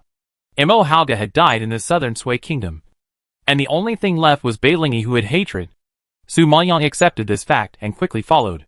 She had no hope for the soul-devouring flower. There were 7 Zhongling masters sitting there. Even if she used the power of the old man Jinjuan to summon the Golden Lion King and the heavenly demon Martin, there was no possibility of survival. At the moment, she had to get out quickly and think of other ways. However, when she and Beilingi just walked to the door, they saw the guards guarding the forbidden area being slapped away by a middle-aged old man. Sir Song, Sir Gua, you can't go in. This is a forbidden area. Another guard who tried to stop them was slapped away by Song Jichen as soon as he finished speaking. Humph. I sensed that the formation was activated, and someone must want to steal the soul-devouring flower. If something happens to the soul-devouring flower, I will not be satisfied even if I kill you 10,000 times. Get out of here. Song Jichen was about to lead the other 5 clan leaders into the forbidden area. Beilingi didn't expect the old guys to rush over so quickly. Surprise flashed in his eyes, and he said coldly, "My dear ministers, you are overthinking. I activated the formation, and no one wants to steal the soul-devouring flower." Seeing Beilingi coming, everyone stopped what they were doing and looked at him in shock. For so many years, no one has activated the formation. Why did the emperor suddenly activate the killing formation? The speaker was Guo Weihao, the father of Prime Minister Song's wife Guo Rong. Beilingi was thinking about how to explain, but Prime Minister Song suddenly found Su Maoyang behind him and shouted in shock, "You! Aren't you the concubine of the 4th prince, Xia Qingxian?" Although Su Maoyang was wearing a veil and did not reveal her face last time, Prime Minister Song was very impressed by her pair of black eyes that were as bright as stars. In addition, she cleared her suspicion through her intelligence and caught the murderer. Naturally, he paid more attention to such a powerful person. Now he recognized her at a glance. When everyone heard this, they all looked in the direction he pointed. When they saw Su Maoyang, everyone's face became extremely ugly. What? Xia Qingxian? Is it the concubine that the prince brought back from Song Yuan Kingdom? Guo Weihao roared in disbelief. Song Jichen nodded, yes. She came to my house last time, and I was very impressed by her. Hearing what Prime Minister Song said, everyone was full of anger, except for the emperor. Even the 6 clan leaders of the soul-devouring flower are not qualified to enter. But Xia Qingxian is inside. What can this mean? Your Majesty, how do you explain this matter? People from Song Yuan Kingdom actually appeared in the forbidden area, which is clearly a spy. You actually took a spy as your concubine, which is really stupid. General Lu Ruiliang frowned and rebuked. Yes, Your Majesty. Let's not talk about whether she has the intention to steal the soul-devouring flower, since she knows the location of the soul-devouring flower. She can't stay. Song Qingji was also indignant. The other ministers nodded in agreement. Since the location of the soul-eating flower has been exposed, Xia Qingxian will definitely die. Hearing this, Beilingi frowned and looked extremely ugly. He really didn't expect Su Maoyang to be caught by these old immortals. My dear ministers, she is my concubine, not a concubine of Song Yuan Kingdom, let alone a spy. Are you making a fuss like this? Are you deliberately looking for trouble? Beilingi asked angrily with a gloomy face. This old minister did not intend to embarrass the emperor. But this matter is related to the country and the destiny of Bayan Kingdom. This old minister has to be cautious. I hope the emperor will execute this woman immediately to prevent future troubles. General Lu clasped his fists solemnly, and his tough attitude forced Beilingi speechless. Your Majesty, please execute this person immediately. The other ministers followed suit and clasped their fists, obviously forcing him. Seeing this, Su Maoyang was secretly shocked. She didn't expect that she escaped the formation. But she couldn't escape the aggressiveness of these ministers. The formation was inexplicably activated. And she, a person from Song Yuan country, appeared in the forbidden area. Everyone knew it. However, Beilingi was still in a stalemate. Your Majesty, please make a decision as soon as possible. Song Jichen reminded again. Su Maoyang clearly saw that Beilingi's hand had been clenched into a fist, and the blue veins on his wrist were faintly bulging. I can't agree to your request. Beilingi may have struggled for a long time, and finally said a result. Hearing this, General Lu frowned, and a burst of anger could not help but rush up from his ribs. Since the emperor insists on this old minister has no choice but to be rude. After speaking, General Lu suddenly burst out with the power of a late-stage Zhongling master and stretched out his claws towards Su Maoyang. Seeing this, other ministers also burst out with their strength, wanting to kill Su Maoyang. Su Maoyang was so shocked that her face turned pale, and her brain worked quickly, thinking of a countermeasure. However, before she could come up with a result, Bai Lingyi took her behind him, waved his long sleeves, and instantly met General Lu's slap. General Lu never expected that the emperor would risk his life to fight him for a woman. With a loud bang, General Lu was shocked back a few steps, and Bai Lingyi directly spit out a mouthful of blood. Seeing this, everyone was so frightened that they all stopped their feet and stopped their actions. Bai Lingyi stared at them sinisterly, and the floating spiritual power in his hand instantly turned into a sharp knife, which was inserted into his chest fiercely, as if he wanted to dig out his heart, and warned fiercely, "If anyone dares to touch her hair, I will die in front of you today, and you will never think about the soul-eating flower." Seeing this scene, several ministers were terrified and stepped back, not daring to act rashly. Su Maoyang was shocked by this and stared at him in disbelief, watching the blood on his chest gushing out like a spring, and soon it wet his clothes. "Bai Lingyi, you are crazy." Su Maoyang was so scared that he was incoherent. Bai Lingyi did not look at her, but looked at the ministers opposite him coldly, with a shocking firmness and stubbornness in his pupils. Su Maoyang was shocked by his actions, and shook his head unacceptably. She hurt him so much. He hated her so much. But he firmly held her behind him, and threatened to die. This Bai Lingyi is really... Su Maoyang can no longer find words to describe him. Several ministers were also shocked when they saw this. But Bai Lingyi could not die. If he died, the soul-eating flower would wither, and the consequences would be disastrous. Thinking of this, Song Jichen panicked and advised, "Your Majesty, why are you doing this? You must take care of yourself. I will not kill her." "Yes, Your Majesty. You are a precious body. You must not make any mistakes. If you die, Baiyan will be ruined." Chapter 402 I am not worthy. "Your Majesty, even if you don't care about yourself, you should also care about the people of the world. If you have any misfortune, the prosperous world created by the previous emperor will be destroyed." Seeing the sharp knife in Bai Lingyi's hand sinking into his heart bit by bit, several ministers all advised him with fear. Bai Lingyi seemed to be unaware of the pain, and the strength in his hand did not decrease. Blood gushed out, and he roared with a ferocious face, "If you don't want the soul-eating flower to get into trouble, get out of here." Several ministers heard this, and looked very tangled. They wanted to kill Xia Qingxian, but Bai Lingyi stood in front of them, and threatened to die. It was really difficult for them to do it. However, compared with killing Xia Qingxian, Bai Lingyi's life was more important. Thinking of this, several ministers were forced to compromise. "Okay, I'll go out now. I'll go out now." After the words fell, several old men comforted Bai Lingyi's emotions, and turned around and left quickly. Seeing that several ministers had completely faded out of sight, Bai Lingyi could no longer support himself, and was about to fall backwards. Seeing this, Su Maoyang was so frightened that his eyes widened. He immediately supported him, and looked at the blood at the corners of his mouth and chest. His heart seemed to be hit hard by a drum hammer, and he felt a dull pain. At this time, Lu Gonggong, who had been looking for Bai Lingyi all the way, rushed over. Seeing that the emperor was actually falling in Xia Qingxuan's arms with blood all over his body, he was so frightened that his eyes were broken, and he shouted in horror, "My God! Emperor! Emperor! What's wrong with you? What's wrong with you?" Xia Qingxian saw Lu Gonggong coming and anxiously ordered, "I gave him the elixir, and his life was saved. Please call the imperial physician to check his wounds." The knife had cut deep into his heart. She could still heal him, but she was a layman in treating his wounds. When Eunuch Lu saw this, he turned pale and trembled all over. He shouted in a shrill voice, "Come here! Call the imperial physician! Call the imperial physician!" Back at Huaqing Palace, all the imperial physicians of Baiyan Kingdom were invited. Looking at the bedroom full of people, everyone was busy trying to stop the bleeding and bandage him. Su Maoyang knew that he could not help, so he withdrew. This was Su Maoyang's first time in Bai Lingyi's bedroom. At this moment, looking around the bedroom and the environment where Bai Lingyi lived all year round, he felt a little complicated. Although this place was magnificent and luxurious, it seemed a little deserted.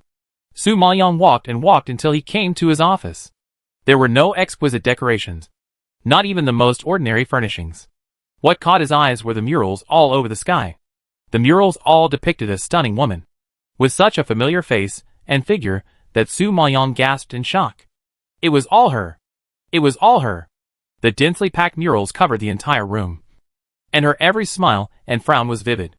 In the southern Sui Palace, she was confident and skilled when sitting behind the drum stand. In the Nanjing Academy, she stood on the ring and dueled with elegance.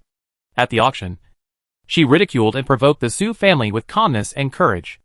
At the gate of the Su mansion, when he asked her for tea, she was indifferent and kept him at a distance. There were too many, and when Su Maoyang saw these portraits, it was like a movie playing in his mind, recalling everything that happened back then. When everyone bullied her, he stood up to help her out like a friend. When everyone was against her, he stood by her side without hesitation, silently supporting her. Su Maoyang walked in slowly and saw the drawing papers on the dragon table, all of which were hers. There was also a piece of paper that was stained with ink for some unknown reason, and after it spread, it smudged the face on the painting. Su Maoyang felt a slight pain in her heart and frowned. She never thought about how he had been through these years, and never knew what kind of harm she had caused him. She thought time could heal a person's wounds, but she didn't expect that for some people. Time would only corrode their wounds and even make them fester. My queen, in addition to handling political affairs, the emperor has been relying on painting to make a living these years. At this time, Eunuch Lu suddenly came to the door. Su Maoyang was slightly stunned and put down the drawing paper. It's quite lonely. Yes, very lonely. Although the emperor never said it. I know that the emperor kept drawing the queen's appearance because he missed her. Eunuch Lu sighed softly. Su Maoyang shook his head slightly. No. I hurt his heart. He hates me. Eunuch Lu retorted anxiously. Queen, why don't you understand? How can there be hatred without love? The current emperor is indifferent to anyone and anything. Only when facing the queen does he have the emotions that a person should have. If he didn't love the queen, why would the emperor do this? Hearing these words, Su Maoyang's heart ached and made her breathless. She knew Bai Lingyi's feelings for her, but she couldn't respond, so she could only pretend not to know. He did so many unexpected things for her, and she was touched. But Su Maoyang knew clearly that being touched was not love. In a way, she was not worthy of Bai Lingyi. Only a woman who loved him deeply and was willing to give everything for him was worthy of him who risked his life for love. Perhaps her appearance was a mistake, which caused him to rekindle hope and hurt him for her. Having made a decision in her heart, Su Maoyang retracted her gaze from the drawing paper and looked at Eunuch Lu. How is the emperor? Is he feeling better? Eunuch Lu nodded. The imperial physician has treated the emperor's wound. He is fine, but the chest injury is a bit serious. It is estimated that he will need to recuperate for a while. After hearing this, Su Maoyang nodded with relief. I'll go see him. Seeing this, Eunuch Lu's face jumped up a little, and he immediately led the way. In the bedroom, the imperial physician had already left, and the air was filled with a faint smell of blood. The tall figure that had just stood firmly in front of her now lay weakly on the dragon bed. Leonor suddenly. He called out in fear, wanting to reach out and grab. Leonor, don't go. Su Maoyang saw this and immediately walked over in fear and grabbed his hand. I'm here. Holding her hand, Bai Lingyi immediately felt relieved and relaxed. Su Maoyang looked at his weak appearance, frowned uncomfortably, and said lightly, Bai Lingyi, I'm sorry. I have been hurting you from beginning to end. I had no choice but to steal the soul-devouring flower. I don't ask for your forgiveness, but only ask you to forgive me and live well. You are such an excellent, warm, kind woman who deserves a better woman. I don't deserve it. After saying that, Su Maoyang put down his hand, slowly got up, and walked out of Huaqing Palace. Bai Lingyi, who was sleeping on the dragon bed, had tears slowly falling from his eyes. She once again abandoned him. Chapter 403. Su Maoyang died of poisoning. Su Maoyang returned to her bedroom and used the soul tablet to find Wang Feng. Wang Feng didn't know what she wanted to tell him to do, so he stood aside and watched her nervously. It was obvious that the master was in a bad mood today, with a gloomy face, as if he had something on his mind. Wang Feng, I want to leave the palace. She raised her eyes slightly and looked at him indifferently, with indescribable sorrow in her eyes. Wang Feng's eyes widened in shock, and he asked in confusion, Master, didn't you try every possible means to enter the palace? Could it be that the soul-devouring flower has been obtained? The soul-devouring flower is the national flower. Is it so easy to obtain? Su Maoyong shook his head. No. There is a killing array around the soul-devouring flower. And people below the level of a spiritual master can't break the array at all. Today, because the killing array was activated, the patriarchs of the 6 major families were alarmed. If it weren't for Bai Lingyi's death, I would have become a dead soul under their knives. What? Master, are you injured? Hearing that Su Maoyong had walked through the gates of hell, Wang Feng changed his face in fear and asked immediately. I'm not injured. It's Bai Lingyi who is injured. In order to save me, he almost dug out his heart and is now lying in Huaqing Palace. Wang Feng was stunned by surprise when he heard this, showing an expression that he couldn't grasp the key points. Master, did I hear wrongly? The Emperor of Ban Kingdom is so crazy for you. Wang Feng didn't know Bai Lingyi's true identity yet, and couldn't understand his behavior at all. Su Maoyong glanced at him and explained. He is the eldest son of the Mo family of Southern Sui Kingdom. You should have heard of him. What? Mo Halga? No way. It's not such a coincidence. Wang Feng accepted his incompetence, and his mouth twitched. Su Maoyong didn't bother about his identity anymore, and directly ordered seriously, my current identity is too dangerous. The 6 major families will find out that I stole the soul-devouring flower, and they will try every means to get rid of me. The women in the harem are also ready to move. If I don't get out as soon as possible, I'm afraid it will be dangerous. Furthermore, I heard that Bayan has 3 very outstanding academies that have trained many strong people. Even the patriarchs of the 6 major families graduated from these 3 academies. So I want to change my identity and go in.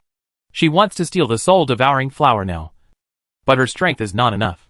If she relies on pills to forcibly improve, it will not be good for her body and talent. Although entering the academy to practice will take some time, it is the best way. Wang Feng heard her concerns and nodded slightly, as if he had seen through her thoughts. Master, in fact, your main concern is that you don't want to see Bai Lingyi embarrassed and hurt because of you. She will only become a burden to Bai Lingyi by his side, making him despised by the people, questioned by civil and military officials, and even risking his life for her. She owes him too much, and there is really no way to hide under his wings and enjoy his protection with peace of mind. Maybe leaving and letting Su Maoyong disappear completely is the best reward for him. Looking at Su Maoyong's silence, Wang Feng sighed softly. He doesn't understand the affairs between men and women. Since the master has decided, he will do it. It's just that leaving the palace is a big deal. She is now a concubine, so it's not easy to leave the palace. Master, you have been named a noble concubine now. Your every move is under the eyes of others. It is not easy to leave the palace. Don't worry. All the women in the palace hate me. Now that the emperor is injured and unconscious, there will always be people who want to take this opportunity to frame me. There are many opportunities to leave the palace. Su Maoyong raised his eyebrows and glanced at the green vines outside the window. His cold eyes seemed a little far-reaching. After listening, Wang Feng suddenly realized and nodded. Okay. I will take the brothers of the blood battle group to meet you outside the palace. Don't worry. After getting his guarantee, Su Maoyong nodded with relief. Maybe. It's time to leave. Sure enough, on the 3rd day after Wang Feng left, someone couldn't wait to come to the door. After hearing the announcement, Su Maoyong tidied himself up and came out of the side hall and came to the main hall. The person who came was named Song Xuerao, the sister of Song Yue, the legitimate daughter of Prime Minister Song, and the beloved daughter of Guo Rong. She sat down on the main seat without waiting for Su Maoyong to greet her, and looked down at her with a condescending gaze.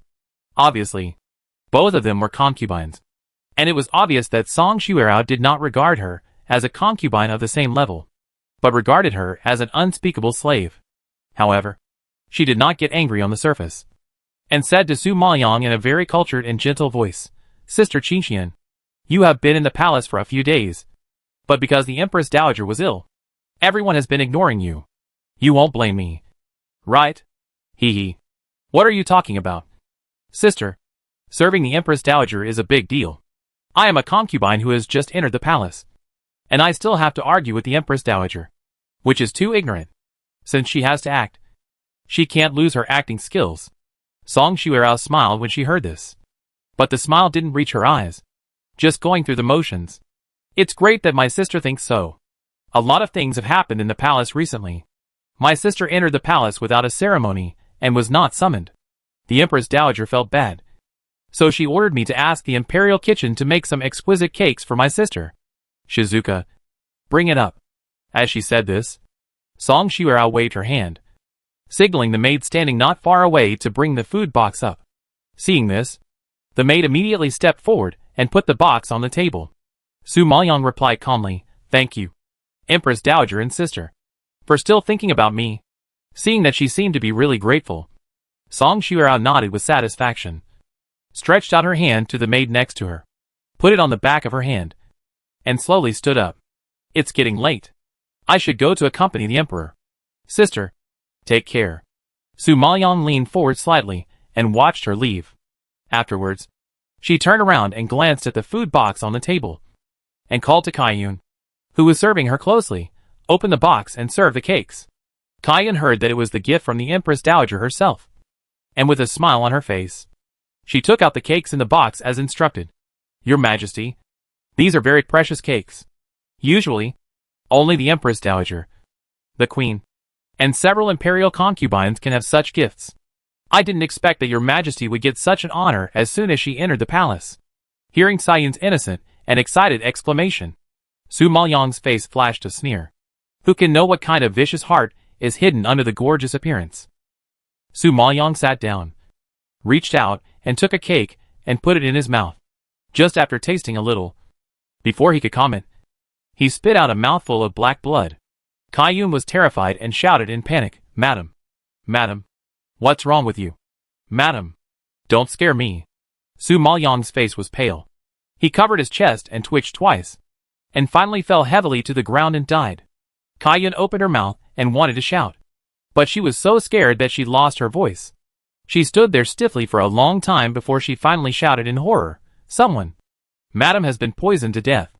Chapter 404, Opening the Coffin for Autopsy. On the upper floor of Mingyu Tower, a woman in white sat by the window in a private room. She glanced at the funeral procession on the street, then lowered her eyelids, raised her teacup and took a sip. Perhaps it was a little bitter, so her brows slightly frowned. The man standing next to her had a solemn expression, looking at the street outside, wondering what he was thinking. The funeral procession was very long, because it was the funeral of the emperor's concubine, representing the status of the royal family. The Queen Mother specially ordered a grand funeral. It was not known whether it was to comfort the dead or the emperor. In any case, the momentum of the procession was indeed very spectacular. A large group of guards in mourning clothes, 8 of whom carried the coffin, walked slowly, surrounded by countless palace maids in front and behind. They scattered paper money all over the sky, falling like snowflakes, covering the entire street with white paper. At this time, a sharp roar suddenly broke out from the back of the team, and a bright yellow figure stumbled over. "Stop! Stop for me!" After the roar, Beilingi supported his weak body and threw himself on the coffin, forcing the funeral procession to stop. The maids and guards who were attending the funeral were all shocked by him. The emperor actually chased the procession and ran out of the palace. Oh my God! Did they see it wrong? "Open the coffin! Open the coffin for me! I don't believe it! I don't believe it!" Beilingi took a few breaths with difficulty, because he ran too fast. His chest, which had not yet healed, split again, causing pain and causing a layer of cold sweat on his pale face. But even so, he still roared loudly, and his expression was a little distorted with excitement. Getting such an incredible order, not only were the maids and guards stunned, but even the people standing on both sides of the road whispering were also scared. The body has been buried. If the coffin is opened again, it would be disrespectful to the dead. Moreover, it is the emperor who requested to open the coffin for autopsy. This is unprecedented. Your Majesty, the body has been buried. The coffin cannot be opened. The maid standing in the front shook her head in embarrassment. Beilingi didn't care about that. He yelled madly, "Open the coffin for me! Open!" His pale face turned purple because of anger. His handsome features were twisted because of grief. He looked hideous and scary, like a man-eating monster. His beautiful eyes were so bloodshot that they were about to fall out. He stared at the guards carrying the coffin. The guards were so scared that their hands trembled and they all put them down. The emperor was too scary at this moment. They absolutely believed that if they went against his wishes, they would be the ones lying in the coffin. I don't believe it. I don't believe it. Su Maoyang is so strong, so smart, and so powerful. How could he die of poisoning? You lied to me. I don't believe it. The roar was deafening, echoing in the dead silent street, causing a great shock to everyone. At this time, Lu Gonggong, who was running out of breath, finally caught up, and hurriedly stepped forward to support Bai Lingyi. With a bitter face and crying, he advised, Your Majesty, the dead cannot be resurrected. So you are so seriously injured. Take care of yourself. Bai Lingyi didn't need anyone to support him. He pushed Lu Gonggong away and lay on the coffin, unable to accept such a blow. He murmured in grief, You are all lying to me. And she is also lying to me. I don't believe it. I don't believe it. As he said, Bai Lingyi pushed the coffin lid open by himself. With a bang, the coffin lid fell to the ground, splashing dust all over the ground, scaring everyone to gasp. He really opened the coffin. At this time, the guards and maids around him all stepped back and avoided their sight. Only Bai Lingyi lowered his head and carefully checked the woman in the coffin. It turned out to be the face that he had depicted countless times in his mind. And it had not changed at all. But now she was dead, lying coldly in the coffin, without blood, breath, or any expression. Not even the expression of disgust and rejection of him. She died like this, and left like this. No! She can't die like this. Su Maoyang, get up. I may kill you. Why do you die? Do you think you can get rid of me like this? No way. Bai Lingyi screamed wildly, tears gushing out. And in a moment, he was in tears. He reached out and grabbed her body, shaking it hard, and the whole person seemed to collapse. No, I don't believe it. You are lying to me. Right? You must be lying to me. Right? Looking at that lifeless face, touching her cold and stiff body, the strong grief hit Bai Lingyi like a mountain pressing down on his head. His hands and feet also became cold and numb. His blood was about to solidify, and his heart was about to suffocate. It seemed that countless sharp knives stabbed into his heart, and his internal organs were about to break. Su Maoyang, wake up! Wake up! Bai Lingyi shook her frantically, looking at the motionless body. The whole person had collapsed. Leon, I am Imo Hauge. Open your eyes and look at me. I don't want to be Bai Lingyi. I don't want to be the Emperor of Baian. I just want to be your friend. You can't love me. I won't force you. As long as I see you alive, living in my sight, no matter who you love, as long as I love you, it's enough. Leon, you can't be so cruel to me. If you die, what will Imo Hauge do? Whoa, Leon, you can't do this to me. What should I do if you die? Bai Lingyi cried like a child, and his heart-wrenching cry echoed throughout the street. Everyone was shocked. Is this the emperor in front of them who was vigorous, ruthless and iron-blooded in their impression? This person in front of them is clearly a poor man who has lost everything. Bai Hanyu, who was also sad in the distance, was also shocked to look at Bai Lingyi. He was also very sad and distressed when he learned of Su Maoyang's death. He thought he loved that woman deeply, but he didn't expect that his feelings were not worth mentioning in front of Bai Lingyi. In his impression, this emperor brother was emotionless. But when he saw this scene in front of him, he realized that when a person's heart fell on another person, he looked at other people numbly and cold. Because it's not that he has no heart, but his heart has been taken away by Su Maoyang. Bai Hanyu has never felt such strong emotions. So strong that he can do anything. I have to admit that he lost. However, it is not terrible that he lost. But the terrible thing is that Bai Lingyi's world has collapsed. In the past 2 years, the only belief that supported Bai Lingyi to live was Su Maoyang. Now that this belief is dead, his heart is naturally dead. On the top floor of Mingyu Tower, Wang Feng saw this shocking scene, and his heart was inevitably aching. He looked at the woman in white beside him reluctantly. Master, do you really have to do this? Even he couldn't bear to watch it. He didn't know what kind of heart Su Maoyang had, and he could actually watch all this calmly.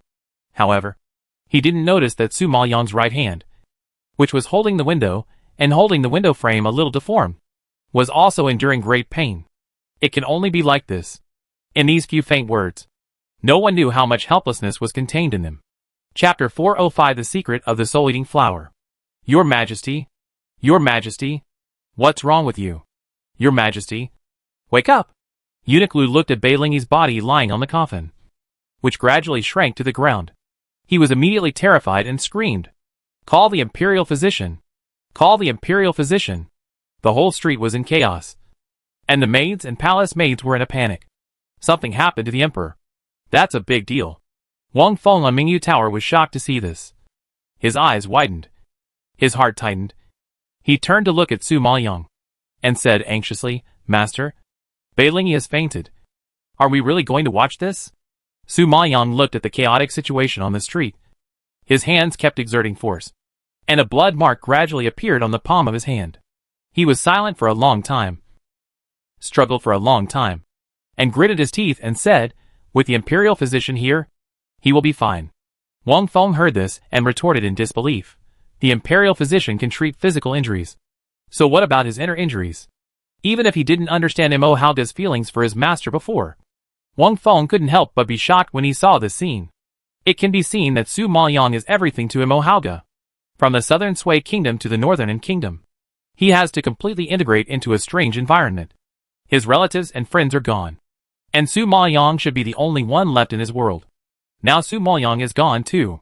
The physical wound can be healed, but the mental wound can only be healed by Su Maoyang.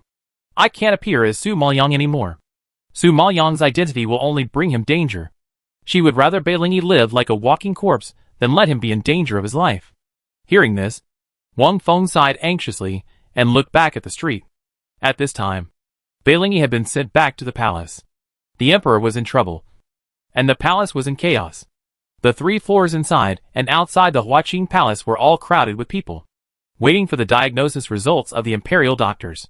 The imperial doctors were busy in the bedroom, while the Empress Dowager, the Empress, and a group of concubines were all waiting in the main hall, each with a worried look and anxious expression.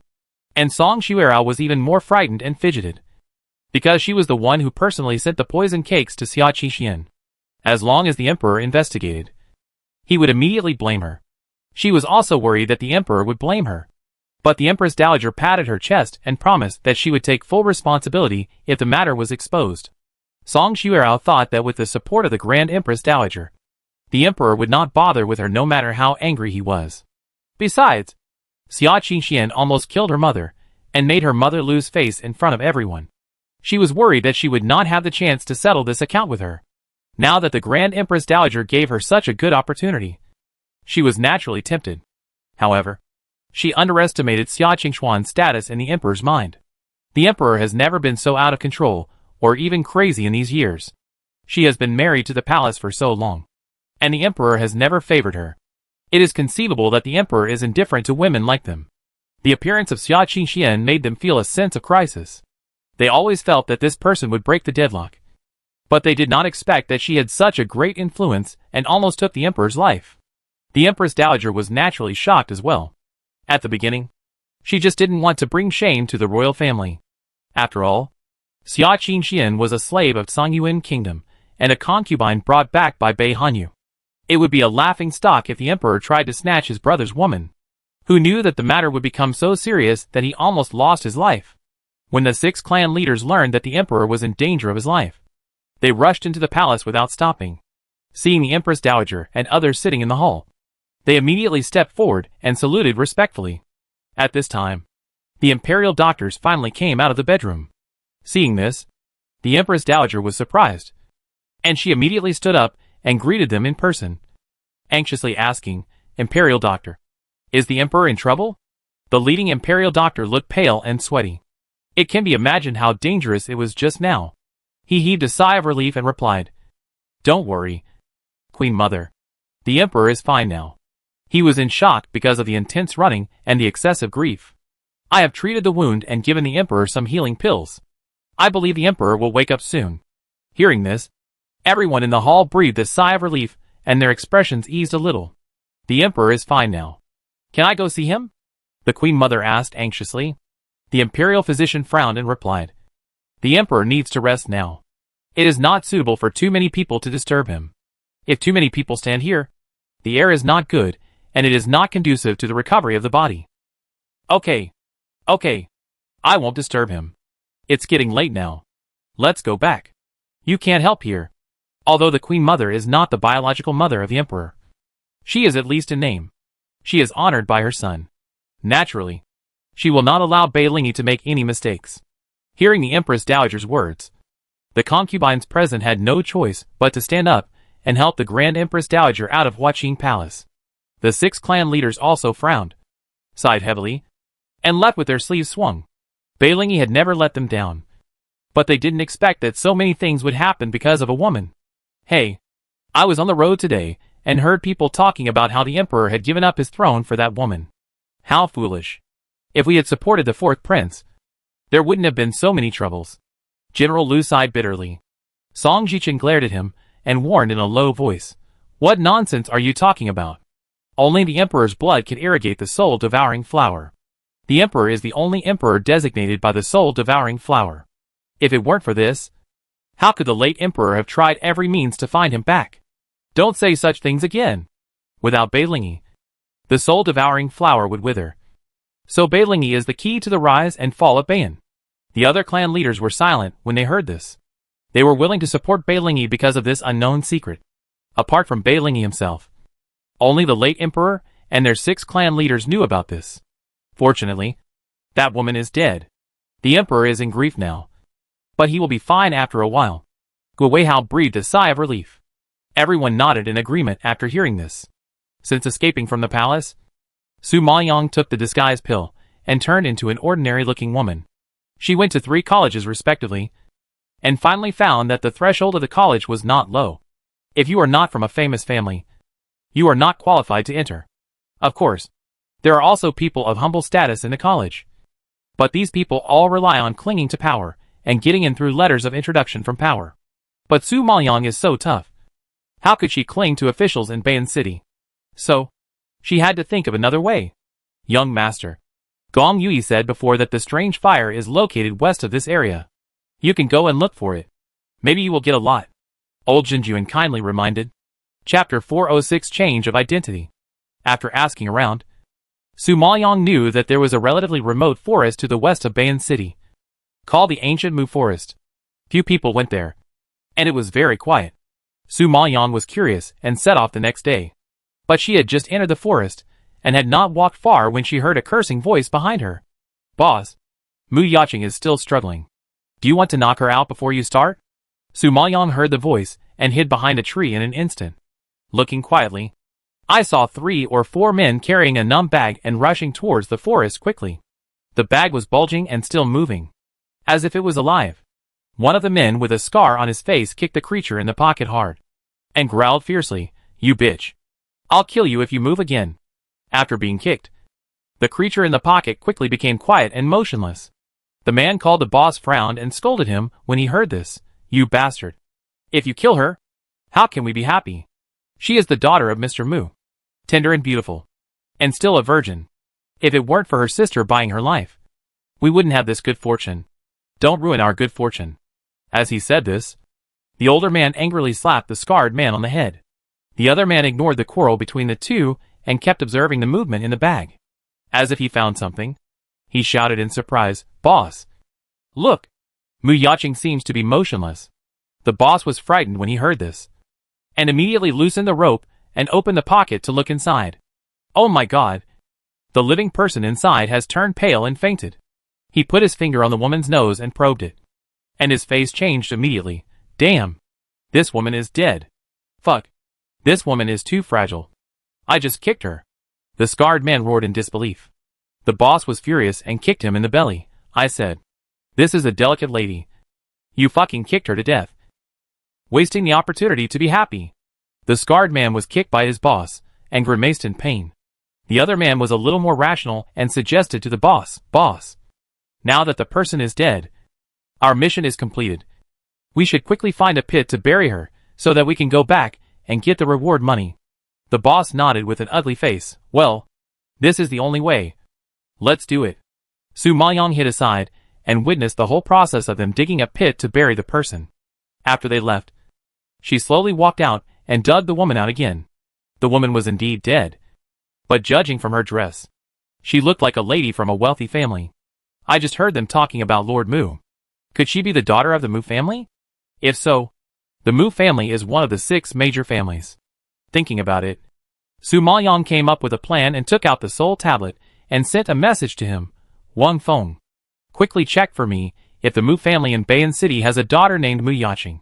If so, I want all her information. Sure enough, within an hour, Wang Feng sent all the news about Mu Yaqing. It turned out that she was the concubine of the Mu family, the least favored one. She was usually low-key and rarely appeared in front of everyone. Su Maoyang had heard from the robber that it was her sister who wanted to buy her life, and she was probably killed by her own sisters, since she had encountered such a thing. If she didn't take advantage of it, it seemed that she would be sorry for such an opportunity. Thinking of this, Su Maoyang had an idea. Took out a dagger, cut a small hole on Mu Yaqing's finger, squeezed out some blood, blended it into the disguise pill, and then swallowed it in one gulp. In just half a cup of tea, Su Maoyang's appearance quickly changed to that of Mu Yaqing. This was the method taught by the old man Jinjuan. As long as the other party's blood was blended into the disguise pill, she could disguise herself as the other party without any flaws. The female corpse in the coffin ate the disguise pill mixed with Su Maoyang's blood, and then turned into her appearance, and got away with it. Even Bai Lingyi was deceived. After the disguise, Su Maoyang buried Mu Yaqing properly and sighed softly. Sorry, I borrowed your identity. In return, I will avenge you. Go on your way with peace of mind. After saying that, Su Maoyang turned around and quickly left the ancient Mu forest. As the daughter of the Mu family, Mu Yaqing represents the face of the Mu family. She is also a virgin, now that she has been abducted by the villain. Even if she returns, people will question her innocence. If she is sentenced to death by Lord Mu to preserve her reputation, her plan will be ruined. So now the most urgent thing is to return to the Mu family and resolve this crisis. After all, she still wants to enter the academy with such an identity, and she must not let Mu Yaqing make any mistakes. However, before that, she must go to the palace, where her old acquaintances are. Thinking of this, Su Maoyang curled the corners of her lips and walked towards Bai Hanyu's mansion. Walking to the gate of the palace, Su Maoyang felt like she was revisiting an old place. In fact, it had not been long, but too many things had happened, which made her feel a little confused. She raised her hand and knocked on the gate of the palace. The old housekeeper of the palace opened the door. He looked at Su Maoyang in confusion and asked, Miss, who are you? Su Maoyang answered gently, I am Mu Shurin's sister, Mu Yaqing. I came to visit my sister today. The housekeeper opened his eyes wide in surprise when he heard this, and then nodded in understanding. He said why she looked familiar. It turned out to be Mu Shurin's sister. He couldn't afford to offend the daughter of the Mu family, so he immediately put on a smile and led the way for her. When Su Maoyang passed by the garden, she heard a crisp sound suddenly erupted in the pavilion not far away, which startled her and raised her eyebrows involuntarily. There was a man in white clothes sitting in the pavilion, with a familiar outline and handsome appearance. Su Maoyang recognized his identity at once. The housekeeper beside her saw her stop and look in the direction of the pavilion, thinking that she didn't know, and hurriedly reminded her in a low voice, Miss Mu, the prince has been in a bad mood these days, often drinking and getting drunk, and he gets angry when he is drunk. I don't know how many wine glasses and plates have been broken. Miss, you should leave quickly with me. What will happen if the prince gets drunk and offends the young lady of the Mu family? Su Maoyang heard this, and his eyes flashed with surprise, and he was slightly stunned. The dignified war god of Ban country, who is full of vigor and vitality, will also be so depressed and depressed? It's really strange. Su Maoyang sneered in his heart, then retracted his gaze and turned away with the housekeeper. Unexpectedly, before they took 2 steps, a low roar suddenly rose from behind them. Stop! Who's that over there? The housekeeper was shocked by the roar, turned around stiffly, and replied with a smile, My lord, this is the third wife's sister, Mu Yaqing. Bai Hanyu's fair cheeks were slightly red because of the wine. He propped himself up and staggered out, squinting his eyes and carefully looking at Su Maoyang. Slowly frowning, Mu Yaqing? Why does this prince feel so familiar? Su Maoyang couldn't help but take 2 steps back when he saw him getting closer and closer. Could it be that he recognized her? Chapter 407. Want to destroy her innocence. The housekeeper saw that he seemed to be quite drunk, and his face was full of black lines. Prince? Of course you are familiar with her. This is the youngest daughter of Lord Mu. When you went to the Mu family to propose marriage, she accidentally spilled tea on you and was severely punished by Lord Mu. Su Maoyang was relieved when she heard this, but her mouth twitched slightly. Although she was very grateful to the housekeeper for resolving the danger of being recognized. Did he introduce someone like this? This is clearly to attract hatred. Sure enough, Bei Hanyu frowned even more tightly after hearing this, and threw the wine pot he was holding to the ground. You actually dared to spill tea on me. You are so bold. Seeing the prince angry, the housekeeper immediately stepped forward to block Su Maoyang, and timidly advised, Prince, don't do it. This is the daughter of the Mu family. You must not do it. The Mu family is one of the 6 major families, with high power and influence, and is a tough character that cannot be provoked. Even though the prince is of noble status, he will be in trouble if he hurts the daughter of the Mu family. Bei Hanyu was drunk and had no reason. He tried to push the housekeeper away and teach Su Maoyang a lesson. Seeing this, Su Maoyang picked up a stone and flicked his finger quietly, hitting his knee. Bei Hanyu was drunk and had no defense. He felt pain in his knee. His legs and feet softened, and he fell down instantly. The housekeeper was frightened and changed his face. He immediately supported him. Prince? Are you okay? Housekeeper, I think the prince is very drunk. You should help him go back to the room to rest. I can go find my sister by myself. Su Maoyang attacked others by surprise, pretending to be a good person and giving considerate suggestions. Seeing her understanding, the housekeeper nodded gratefully. Okay. Then Miss Mu, please do as you please. I will help the prince go back first. As he said this, he had already helped Bei Hanyu, whose legs were weak, and walked away in the opposite direction. Panting. Su Maoyang had lived in the palace for a while, so he was naturally very familiar with the environment here, and soon came to Mu Shirin's yard. Mu Shirin didn't expect her to come, and was shocked on the spot. Mu Yaqing, why are you here? Hearing this and seeing this expression, Su Maoyang knew that Mu Shirin and Mu Yaqing had a bad relationship at all. It's just that Mu Shirin is an important step for her to return to the Mu family, and she has to please her. Of course I miss my sister, so I came to see her. I happened to come across a clothing store on the way, and the clothes inside are pretty good, so I brought a few pieces for my sister. Su Maoyang showed the fabric in his hand to Mu Shirin, and said with a smile. Mu Shirin felt that the sun had risen from the west today, and Mu Yaqing would actually try to get close to her. Is she dreaming? It's just that Mu Yaqing is a concubine's daughter, and her status in the Mu family is very low. She is always the target of bullying, even if she is out of character and makes people unable to guess her thoughts. Mu Shirin can't expect her to play any tricks. Okay. Put down your clothes and leave. The palace is not a place you can just come to casually.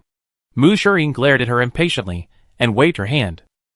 Seeing that her goal was achieved, Su Maoyang was not angry, and the smile on her lips became softer. Then I won't disturb you to rest. I'll leave first. As he said that, Su Maoyang left the palace in Mu Shirin's suspicious eyes. At this time, the Mu family was in chaos because Mu Yaqing's personal maid came to report that she saw Mu Yaqing being kidnapped by 3 strong men. Once this news spread, the Mu family was immediately in a state of panic. The head of the Mu family was angry and anxious, and sent many guards to track down Mu Yaqing's whereabouts. As a result, there was still no news at night, which was really anxious. Everyone in the Mu family thought that Mu Yaqing was in danger. But unexpectedly, just when everyone was about to give up, Mu Yaqing came back. The third lady is back. Master, the third lady is back. Steward's son opened the door and saw Su Maoyang's figure, and shouted in surprise. He quickly led her to the hall, and appeared in everyone's sight. There were many people sitting in the hall. The head of the Mu family and the 3 wives were all there, and Mu Yaqing's 3 brothers and 1 sister were also present. Everyone stared at Su Maoyang in astonishment, and they couldn't believe their eyes, especially Mu Xuan. It was like a thunder exploded on her head, and she was burnt on the outside and tender on the inside. She clearly sent a few thugs to kidnap Mu Yaqing, and asked them to find a remote place, rape her, and make her never return to the Mu family.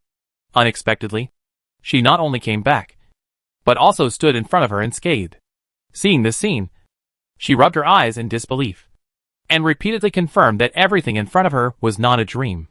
Everyone maintained a high degree of tacit understanding about Su Maoyang's appearance, because everyone's face was not happy at all after being shocked, but more disappointed.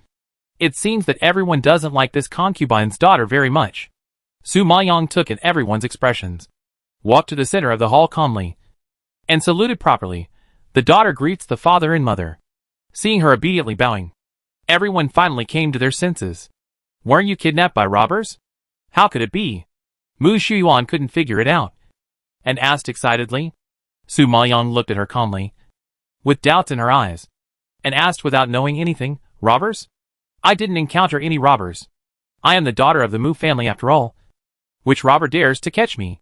Sister, you are joking. Hearing this, there was an uproar in the hall. Her maid ran back from the street in a hurry to report that she was kidnapped, and the head of the Mu family sent so many guards to look for her. But there was no trace of her whereabouts. But she said she didn't encounter any robbers, which was really weird. Thinking of this, Mu Rong, the head of the Mu family, was also full of questions. He frowned and asked, since you didn't encounter robbers, what did you do today? Why did you come back so late? Don't you know that a large group of people in the Mu family are looking for you? Su Maoyang heard this, and a look of surprise flashed across her face. She explained innocently, my daughter went out shopping today, and suddenly found that she hadn't visited her second sister in the palace for a long time. So she went to the palace to sit for a while. This sitting was a little late, and she didn't come back until now. It's really unfilial to make my father worry. Mu Shuyuan heard this, and her face changed in surprise, and her pupils were full of disbelief. You lied? You and your second sister have a bad relationship. How could you go to visit her? Third sister, don't hide the truth. If you are bullied by the bad guys, we will make the decision for you and help you get justice. Mu Shuyuan bluntly exposed her, and pretended to help her righteously. Su Maoyang just smiled and didn't get angry. What are you talking about? Elder sister? We are sisters, and there is no deep hatred. Why can't I visit my sister? I have already said that I didn't encounter robbers. I really went to the palace. If elder sister doesn't believe it, you can send someone to the palace to ask if I visited my second sister today. She has no shortage of witnesses. So many people in the palace saw her walk into Mu Shurin's yard. Even Bei Hanyu said a few words to her. This matter can't be erased. It's not that easy to frame her and destroy her innocence. Chapter 408, putting the blame on someone else.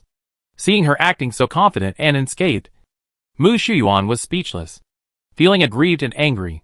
She spent a lot of gold coins to buy Mu Yaqing's life, but in the end, it was all in vain, which was really hateful. However, her father and several ladies were present, so she couldn't get angry easily. She could only hold back her anger and try to maintain the image of a dignified and decent young lady.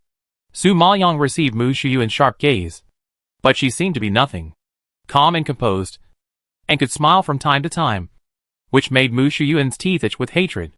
Although the other two ladies pretended to be very happy, the anger in their eyes could not deceive Su Maoyang. Only one lady was truly relieved, wiping the tears from her eyes, nodding her head. It's good that she's back. It's good that she's back. Su Maoyang couldn't help but look at her, and found that this person looked 70% similar to Mu Yaqing, so she should be her biological mother. But this third lady was the concubine of the head of the Mu family, and her mother's family had no background, so she was also the target of oppression in the Mu family. Even when her daughter came back safely, she didn't dare to lose her composure, for fear of angering the other two ladies. When Mu Rong heard this, he frowned and shouted at the maid kneeling on the ground, Chun Yin, you are so bold that you dare to make rumors about the young lady. If this spreads out and destroys the young lady's innocence, can you bear the consequences? The maid kneeling on the ground and trembling with fear at the shouting of the head of the Mu family is Chun Yin, Mu Yaqing's personal maid. Although she follows Mu Yaqing to serve her, she is Mu Shuyuan's person in private. This morning, she accompanied Mu Yaqing out shopping and deliberately took her to a remote alley, which gave the criminals an opportunity to take advantage of her. She pretended to be panicked and ran back to the Mu mansion to report. To be honest, she did see Mu Yaqing being kidnapped with her own eyes.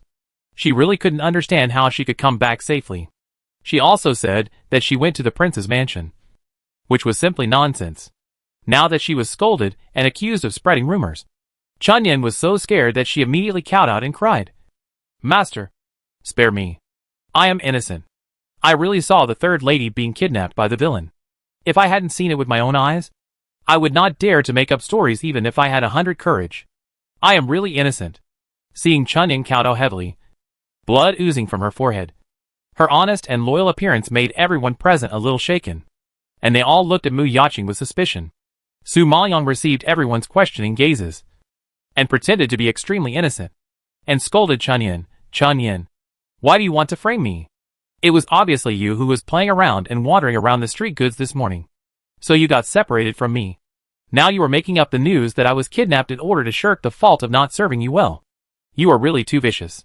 Everyone looked at each other when they heard this, not knowing who was true and who was false, because Mu Yaqing's words made sense. Chun-Yin was afraid of being punished by the master because she lost her master, so she made up the robbery in a hurry. But she thought of the consequences of being exposed, which was understandable. When Chun-Yin heard this, she didn't expect that she would lose more than she gained, and now she was blamed by Mu Yaqing and became the sinner who deliberately spread rumors to shirk responsibility. "Miss, why do you want to frame me? I definitely didn't spread rumors, let alone frame you. I saw you being kidnapped by robbers with my own eyes. If you tell a lie, I will be struck by lightning and die a miserable death." Chun-Yin was smart. She cried and swore. She looked very serious. At this time, Mu Shuyuan's biological mother, Lu Biki, the eldest lady of the Mu family, suddenly spoke. "Master, this matter is a bit strange. I see that this girl dare not lie. I am afraid that someone is behind the scenes and deliberately framed our Mu family. So, master, you'd better investigate it clearly." Mu Rong nodded seriously and frowned when he heard it. He told the housekeeper's son, who was standing beside him, "Housekeeper's son, take the gifts to the prince's mansion to check and see if it is true." Butler's son nodded and turned to leave the hall.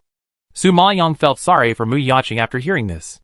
Mu Yaqing was his biological daughter. Instead of being happy that his daughter came back safely, he was suspicious. He seemed to be worried that Mu Yaqing was really caught by the bad guys and lost her innocence, which would bring shame to the Mu family. Such a father is really chilling. The palace was quiet at this time, and the knocking sound outside Bei Hanyu's room was particularly abrupt and loud. Bei Hanyu had slept for several hours and was almost sober. He woke up in a daze when he heard the sound, and his first voice was hoarse after a hangover. "Come in." At this time, Butler Chen of the palace quickly pushed the door open, carefully observing the prince's expression, and whispered, "Prince, Butler's son of the Mu family is here, saying that he has something to ask you to see." Bei Hanyu frowned, his face full of doubts. Why did the Mu family's housekeeper come to see him? It was just that his head hurt so much that he had no energy to think. He just waved his hand, "Let him in." After saying this, Bei Hanyu got up from the bed. But who knew that as soon as his right foot touched the ground, he suddenly felt a sharp pain. He was startled and immediately lifted his trouser legs. He suddenly found a bruise on his right knee, which was obviously caused by a hidden weapon. He drank well during the day, so how could he suddenly have a scar? Just as Bei Hanyu was shocked, Butler Chen had already brought Butler's son in. Butler's son was terrified to see that the prince had gone to bed so early, and hurriedly saluted, "I deserve to die for disturbing the prince's rest." Bei Hanyu was not feeling well, and his mood was even more irritable. He frowned impatiently. "If you have anything to say, please tell me." Butler's son saw that he was angry, and asked in a trembling voice, "Prince, I wonder if you have seen my third lady, Mu Yaqing, today?" Bei Hanyu frowned even deeper, as if he was trying hard to recall something. After a long silence, he finally had some impression. "Yes, I saw you in the garden." What does it mean that the Mu family suddenly came to ask this question? Bei Hanyu was confused by Butler's son. Hearing this, Butler's son immediately smiled and waved his hands. "No other meaning. I just heard that the young lady came to the palace today, and I was afraid that the young lady might be rude. So the master sent me to apologize." As he said this, the head of the Sun family handed the gift that had been prepared to Butler Chen. The more gifts, the less blame, and Bei Hanyu didn't want to embarrass him, so he could only nod half-believingly. "Master Mu is polite. Since the prince still needs to rest, I won't bother you anymore, and I'll take my leave first." Butler's son asked Butler Chen just now, and now he heard the prince admit it himself. So this matter must be true. Bei Hanyu looked at Butler's son's back as he left, as if he thought of something, and immediately looked down at the bruise on his knee. He vaguely remembered that he saw Mu Yaching and said a few words. But he didn't know why. And then he felt a pain and fell down. Now seeing the bruises, Bei Hanyu's tangled face suddenly opened up, and his pupils instantly jumped into shock. Chapter 409 helped her instead. Bei Hanyu really didn't expect that the culprit of the bruises was Mu Yaching. He had heard that Mu Yaching was a mediocre person. Apart from her outstanding appearance, her personality and strength were not up to par. But now it seems that her strength and technique are quite sharp. Not like a mediocre person. What's more, daring to attack the prince is not ordinary boldness.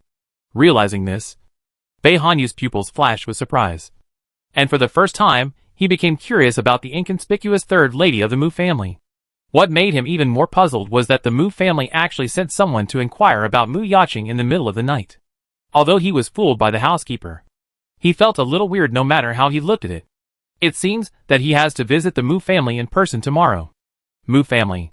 After hearing Butler Sun's report of Mu Yaching's visit to Mu Shirin at the palace, with Butler Qin and the prince testifying in person, everyone looked at Su Maoyang in surprise. And Mu Shuyuan clenched her fingers unwillingly, and her teeth itched in anger. Unexpectedly, she really went to the palace. Mu Rong got the exact news from Butler Sun. And then, he was relieved. He didn't care about Mu Yaching, who had been standing in the hall for half a day. His first reaction was to pursue responsibility. Chunyan, what else do you have to say now? Mu Rong had a gloomy face and scolded in a low voice, which frightened Chunyan to tremble all over. Master, I am wronged. I really saw the third lady being kidnapped by the gangsters with my own eyes. I dare not tell a lie. Chunyan cowed out continuously, and the whole hall was filled with bangs. But now the truth is out. No matter what she said, Mu Rong would not listen. Mu Yaching had the testimony of the people in the palace to prove her innocence, and no one dared to spread rumors at will. So his third daughter was saved. And now, he naturally could not tolerate Chunyan, the rumor-monger. He did not allow anyone to slander Mu Yaching's innocence, because he still wanted to send this daughter to the palace. If she was ruined, their Mu family would be inferior to other families. Looking at the other 5 families, more or less, they sent a daughter to the emperor. But their Mu family's daughter was not competitive. Originally, he wanted to send the noble daughter Mu Shuyuan to the palace. But at that time Mu Shuyuan disliked the emperor for being too old, and was unwilling to marry. Asterisk all of it was on the 4th prince, which made him angry. In order to cut off her thoughts, Mu Rong let his second daughter Mu Shirin marry Bei Hanyu, who knew that Mu Shuyuan would still refuse to give up after so long. Now the new emperor has ascended the throne, and he is also a beautiful young man. But she is infatuated with Bei Hanyu, which makes him anxious and don't know what to do. As time went by, he gradually gave up on his eldest daughter and set his sights on his youngest daughter. It was dangerous to enter the palace. If you wanted to be a concubine or even sit on the throne of the queen, you had to be a legitimate daughter. But Mu Shuyuan was disobedient, so he had no choice but to choose Mu Yaching. You bastard. It's obviously because you were too playful that you lost your master. Now you dare to quibble. Come on. Drag this slut out and beat her to death. I want to see who dares to spread rumors about the innocence of the third lady. Mu Rong roared suddenly, scaring the people present. Soon, 2 guards rushed in from outside the door, picked up Chunyan and dragged her out. Chunyan was terrified and shouted to Mu Shuyuan, Miss, save me. Miss, save me. Everyone looked at Mu Shuyuan strangely after hearing this. Why did this maid not call anyone but Mu Shuyuan? Su Maoyang looked at everyone surprised, and pretended to look at Mu Shuyuan curiously. She asked casually, I never knew that my elder sister was so close to my maid. She called me elder sister even when she was dying. Mu Shuyuan was frightened by her faint words, and her face turned pale. Cold sweat instantly covered her back. Mu Rong also cast a sharp look at Mu Shuyuan and examined her. At this time, it was the eldest lady who smiled and helped her out. Haha. Yuan'er is kind-hearted and soft-hearted. She is very close to the servants, so the servants are naturally closer to Yuan'er. Yaching, it's you who should reflect on whether you are too extreme in your behavior and actions. Look, the maid is probably disappointed by you. This eldest lady is cunning. She made up for Mu Shuyuan with 2 or 3 sentences, and accused Su Maoyang of abusing the servants. Her own maid did not ask for help from herself, but asked others for help. Under the guidance of the eldest lady, everyone thought that Su Maoyang abused Chunyan. Mother taught me that I really dare not get close to such vicious servants, who do not serve well, and falsely accuse the master. Isn't there a saying that those who are close to Zhu will be red, and those who are close to ink will be black? Su Maoyang smiled and replied, mocking the eldest lady and Mu Shuyuan with a hidden needle. Everyone understood the meaning of the words. Mu Yaqing was hinting at the fact that the madam and Mu Shuyuan were so close to such a vicious servant. It was probably because people are like birds of a feather. Upon hearing this, the madam's face froze, and a look of surprise flashed across her pupils. She really didn't expect Mu Yaqing to be such a sharp-tongued person. She hadn't noticed it all these years. Mu Rong didn't expect that his little daughter, who was usually inconspicuous, would have such a tough side. Could it be that he had misjudged her all these years? It seems that he has to observe her more now. The three brothers sitting there also looked at her with a strange look, and seemed to be very shocked by her current behavior. Receiving everyone's gaze, Su Maoyang remained calm and bowed to Mu Rong. Father, although it was a false alarm today, I am not seriously injured. But this incident also reminded me, if the maid was really not around, I really encountered robbers, I probably wouldn't be so lucky to stand in front of you. So, my daughter still wants to go to the academy and learn some kung fu so that she won't be kidnapped by the criminals. Mu Rong didn't expect that she would take the initiative to mention going to the academy, and suddenly widened his eyes in surprise. At first, he also wanted her to study, but she was timid and a little reluctant, and the first lady obstructed it, which made him upset and thought she was a useless person who didn't want to make progress. In a fit of anger, he didn't mention it again. Now that she took the initiative to bring it up, Mu Rong was naturally happy, and said 3 good things in a row. Okay. If you want to go to the academy to practice, it's naturally good. You should prepare well in the next 2 days. When I arrange it properly, you can go to the academy directly to report. Su Maoyang immediately bowed in gratitude when he heard it, while the first lady, the second lady and others were so angry that they vomited blood. Originally, Mu Yaqing had a pretty face. If she learned some skills and came back, wouldn't it threaten the status of the first lady and Mu Shuyuan? Thinking about it, the first lady couldn't help but say, Master, Yaqing has a weak and docile personality, and her health is not very good. I heard that the training in the academy is hard and tiring. I am afraid she can't bear it. Mu Rong frowned and glared at her impatiently. Your daughter. You don't worry about her hardship and fatigue, but you care about other people's daughters. Don't you think you are stretching your hands too far? Chapter 410 Take Direct Action. The eldest lady was scolded by Mu Rong, and she shut up. It looked like the master was serious, and it was too late to stop him. Seeing this, Mu Shuyuan seemed to be burning with anger, and her fists under her sleeves were clenched and creaked, hating Mu Yaqing to the core. She really didn't expect that not only did he not kill her, but he also let her come back unscathed. She became a stepping stone for her to enter the academy, and pushed her instead, which was really infuriating. Okay, this matter is settled. Biki, you prepare a few more clothes for Yaqing to go out, so that she won't be laughed at when she goes to the academy. Mu Rong gave the eldest lady a cold order, then stood up and walked out of the hall. After a day of tossing, he was also tired. Hearing this, the eldest lady pretended to agree obediently, but in fact she was furious. After glaring at Su Maoyang, she also followed him out of the hall. Seeing that the master and the lady had left, the rest of the people also dispersed. Only Mu Yaqing's biological mother and her biological brother were left. Mu Yaqing's biological mother was named Jiang Qianlan, although there was a faint fishtail mark at the corner of her eye. She had a beautiful face and delicate features. It can be seen that she was also a great beauty when she was young. It was just that she was of humble status, and had always lived a miserable life in the Mu mansion. However, she was the person who loved Mu Yaqing the most in the whole mansion. At this time, Jiang Qianlan saw that everyone had left, so she quickly came to Su Maoyang, took her hand, looked at her with tears in her eyes, and said with a sob, Daughter, you are finally back. Mother was worried about you. What would Mother do if you had any problems? Mother has no aspirations in this life. I just hope that you and your sister can be safe. If anything happens to you, Mother will not live. As she said this, she began to cry softly, and it seemed that she was really scared. Her brother Mu Yuanhang beside her also looked at her with a worried face, and gently blamed her, Sister, you are really, since you have lost the maid, you should have come back earlier. You are alone. And you are a girl. What will happen if something happens to you? My mother and I are so worried about you. Su Maoyang heard this and glanced at her legendary brother. He was tall and straight, inherited the bravery of Mu Rong and the delicacy of Jiang Qianlan, and was a handsome man. At this time, he looked embarrassed, frowned, and his eyes were full of genuine concern. Although Su Maoyang was not Mu Yaqing, she felt warm in her heart. I think few people can resist such family affection. Not to mention that she has never felt family affection. I'm sorry to have worried my mother and brother. I will pay attention in the future.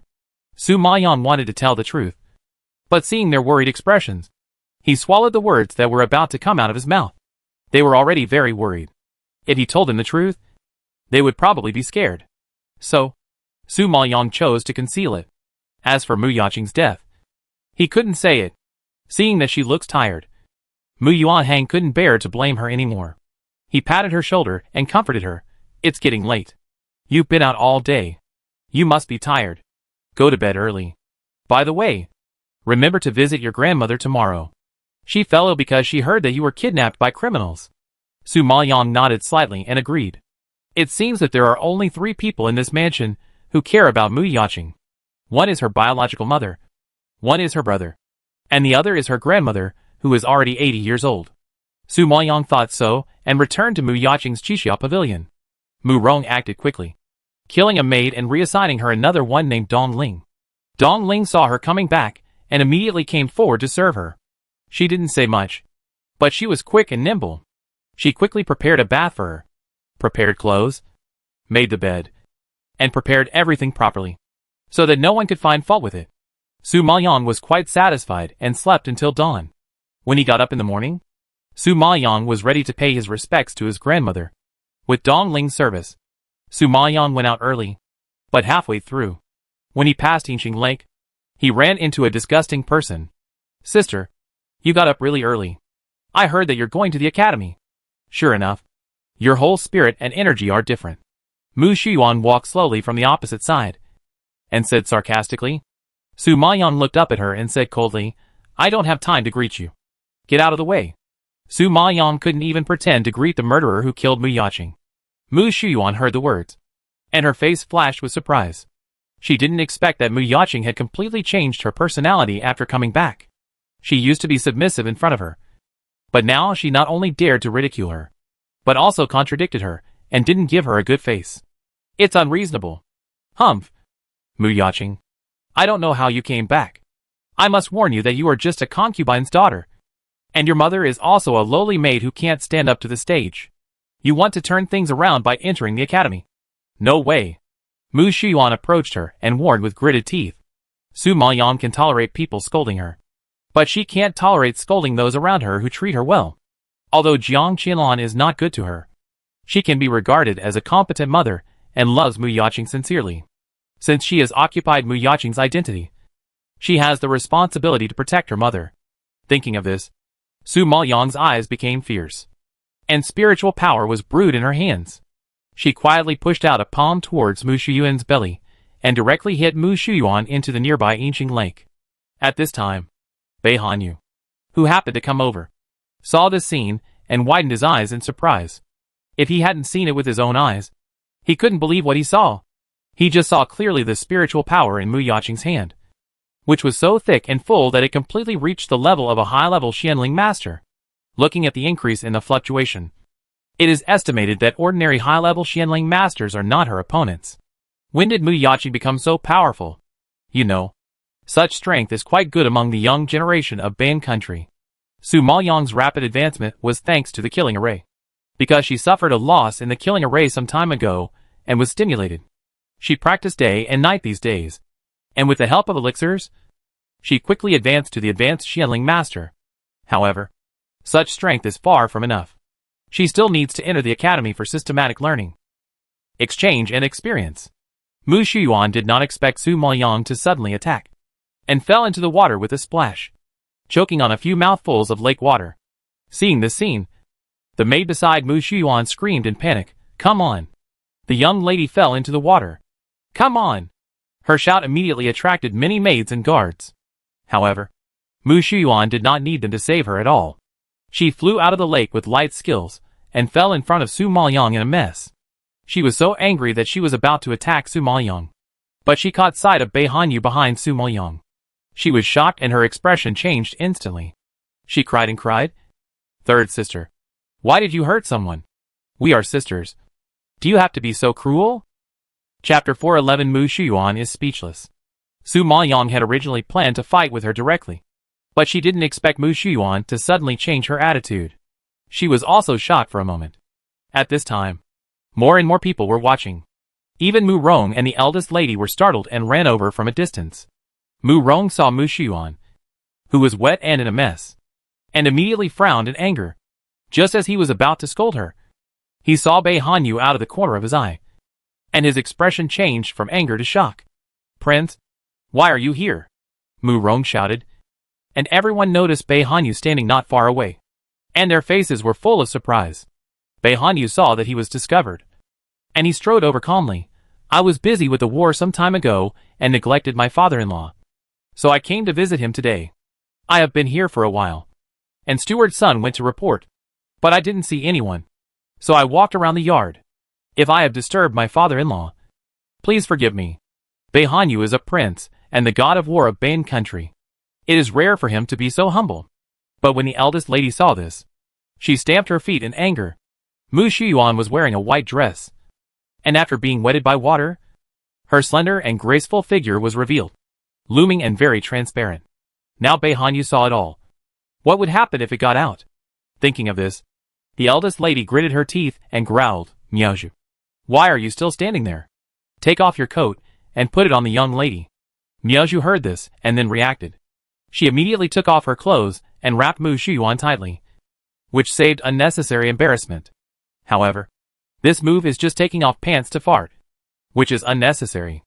Everyone has seen what should be seen, and it is useless to cover it now. Perhaps it is precisely because of this that the eldest lady is furious at this moment. Without waiting for the master to ask, she shouted at Su Maoyang, "Mu Yaqing, you little bitch. I didn't expect you to dare to kill your sister. What is your intention?" Mu Rong did not refute Lu Biqi's words this time. He also stared at Su Maoyang with a sharp gaze, waiting for her explanation. Bei Hanyu frowned frivolously and stood aside curiously. This Mu Yaqing in front of him seems to have a lot of secrets. Not only did she dare to attack her own sister, but she also dared to use spiritual power. He was very curious about how she would get away from the harsh words of the Mu family master and the eldest lady. Sure enough, Su Maoyang did not disappoint him. She calmly glanced at the eldest lady, not afraid of her majesty at all, and calmly replied, "Mother, I didn't do it at all. It's obvious that my eldest sister deliberately framed me. You bastard. Your eldest sister has fallen into the water and is in a mess, and you dare to quibble." The eldest lady pointed at Su Maoyang. Her cheeks flushed with anger. Su Maoyang frowned slightly and retorted coldly, "Mother, you didn't see me push my eldest sister into the water with your own eyes. Why do you subjectively assume that I did it? Besides, this place is a distance away from the lake. If it weren't for the spiritual power, it wouldn't be pushed down at all. Everyone knows that in terms of strength, I am not as good as my eldest sister. If I attack my eldest sister, wouldn't it be courting death?" When the eldest lady heard this, she was immediately speechless. Indeed, Mu Yaqing's strength is not as good as Mu Shuyuan's. Rather than saying that she is not as good as her, it is better to say that one is in heaven and the other is underground. If Mu Yaqing wanted to use her spiritual power to push Mu Shuyuan into the water, it was indeed unlikely. Seeing that even her mother cast a suspicious look at her, Mu Shuyuan felt so wrong that she almost jumped up in anxiety. "Mu Yaqing, you are talking nonsense. It was you who pushed me into the water just now. You are the one who framed me. Miaozhu, you were with me just now. Tell me, did you see her do it with your own eyes?" Hearing this, Miaozhu nodded like pounding garlic and immediately replied, "Yes. I saw the third lady beat the eldest lady into the Silver Star Lake with my own eyes." Su Maoyang sneered and shook his head. "Let's not talk about whether I have the strength to beat your master into the Silver Star Lake. Even if you are the eldest sister's personal maid, your confession will have no effect. You are her person. Of course you have to help her against your conscience." I didn't. Miaozhu was not as eloquent as Su Maoyang. After a few words from her, she didn't know how to reply and only knew to deny and panic. Seeing this, Mu Rong snorted angrily and growled at Mu Shuyuan. Give me an explanation. How come nothing happened? I want to hear the truth. Mu Shuyuan simply couldn't clear herself from the blame even if she jumped into the Yellow River. This was the first time she encountered such an aggrieved thing. She had framed Mu Yaqing so many times. But she didn't expect that this time she would be framed by her. She became the victim. This was too absurd. Dad, you have to believe me. I was really pushed into the water by her. She used her spiritual power. It's true. If it wasn't so, why would I fall into the water and make myself so embarrassed? Mu Shuyuan tried her best to explain. But few people present believed it. Su Maoyang sneered after hearing this. Why did you fall into the water and make yourself so embarrassed? Isn't it obvious? I heard that my eldest sister loves the fourth prince and all her thoughts are on him. Now that the fourth prince is here, you pretend to fall into the water to make him feel sorry for you. On the one hand, you framed me. And on the other hand, the fourth prince saw your body and had to marry you. You can just marry into the palace. Killing two birds with one stone. Isn't that great? Everyone was shocked when they heard this. It was no secret that Mu Shuyuan liked the fourth prince. But she never dared to bring it to the table. One reason was related to the master's plan. And the other was related to the reputation of her daughter's family. Unexpectedly, it was revealed by Mu Yaqing now. And everyone was frightened and changed their faces. The eldest lady was even more terrified and trembling all over. She wanted to marry her daughter into the palace with all her heart. Now that Mu Yaqing made such a fuss, her daughter's reputation would be ruined. I'm afraid she won't be able to enter the palace in this life. Mu Rong was also shocked and angry. He looked at Mu Yaqing, who was so confident and righteous. But he didn't know how to respond. However, he had to admit that Mu Yaqing saw it very clearly. He hadn't figured out why Mu Shuyuan fell into the water and made himself so embarrassed. It seemed that it was indeed related to Bei Hanyu. It was just that Mu Yaqing brought this shameful thing to the table. Which was really too much. Mu Yaqing, shut up. How can you say that about your sister? After being scolded, Su Maoyang immediately shut up and stopped talking. Anyway, she had misled them. The purpose was achieved and she could get away. The rest of the reputation issues and Mu Rong's plan were none of her business. Although Mu Yaqing revealed the truth of the matter and made Mu Rong angry, he was even more angry at Mu Shuyuan. In order to marry into the palace, she even didn't want the face of a girl. Such a daughter was simply a shame. Chapter 412, Bei Hanyu's perjury. Thinking of this, Mu Rong couldn't control his anger and shouted angrily, Mu Shuyuan, you are already a senior Xianling master. And you still have the nerve to say that you were tricked by your sister who is a Jiangling master. You are not afraid of being laughed at by others if you tell others. It's really embarrassing. From today on, deduct your monthly salary. Except for going to the academy to practice. You should stay in the house to copy scriptures and cultivate your body and mind. Mu Shuyuan was yelled at by him and turned pale. She really cried out of grievance. She hoarsely retorted sadly, Father, how can you wrongly accuse me without knowing the truth? I obviously didn't do it. Why should I be punished? It was obviously Mu Yaqing who was wrong. Why should I be punished? I don't accept it. I don't accept it. You evil creature. You still dare to quibble. Seeing that she was stubborn, Mu Rong gritted his teeth and was about to hit her. She has been embarrassed enough today. And she still doesn't repent. Mu Shuyuan was shocked when she saw this. And hurriedly asked Bei Hanyu for help, fourth prince. You were here just now and saw the truth. Please tell my father and expose the true face of this woman. The eldest lady looked at Bei Hanyu expectantly after hearing this. Since he was here just now, he should have witnessed the whole process. His testimony as a witness is enough to prove Mu Yaqing. Su Maoyang also turned slightly to look at him, and suddenly bumped into those handsome but sharp eyes. And his heart was shocked for no reason. Bei Hanyu took her expression into his eyes, raised his eyebrows slightly, glanced at Mu Shuyuan who was eager for him, was silent for a moment, and nodded slightly, yes. This prince witnessed the whole process. Mu Shuyuan was immediately excited when she heard this. Dad, the prince knows the truth. He saw it all. Mu Rong frowned slightly and asked in confusion, since the prince knows, who did it? Su Maoyang's heart tightened when she heard this. And she stared at Bei Hanyu with a sharp gaze. And her mind quickly searched for a way to deal with him after he confessed her. Bei Hanyu just looked at Su Maoyang deeply, with a trace of imperceptible teasing in his eyes. And then replied to Mu Rong, Mu Shuyuan fell into the water herself and framed Mu Yaqing.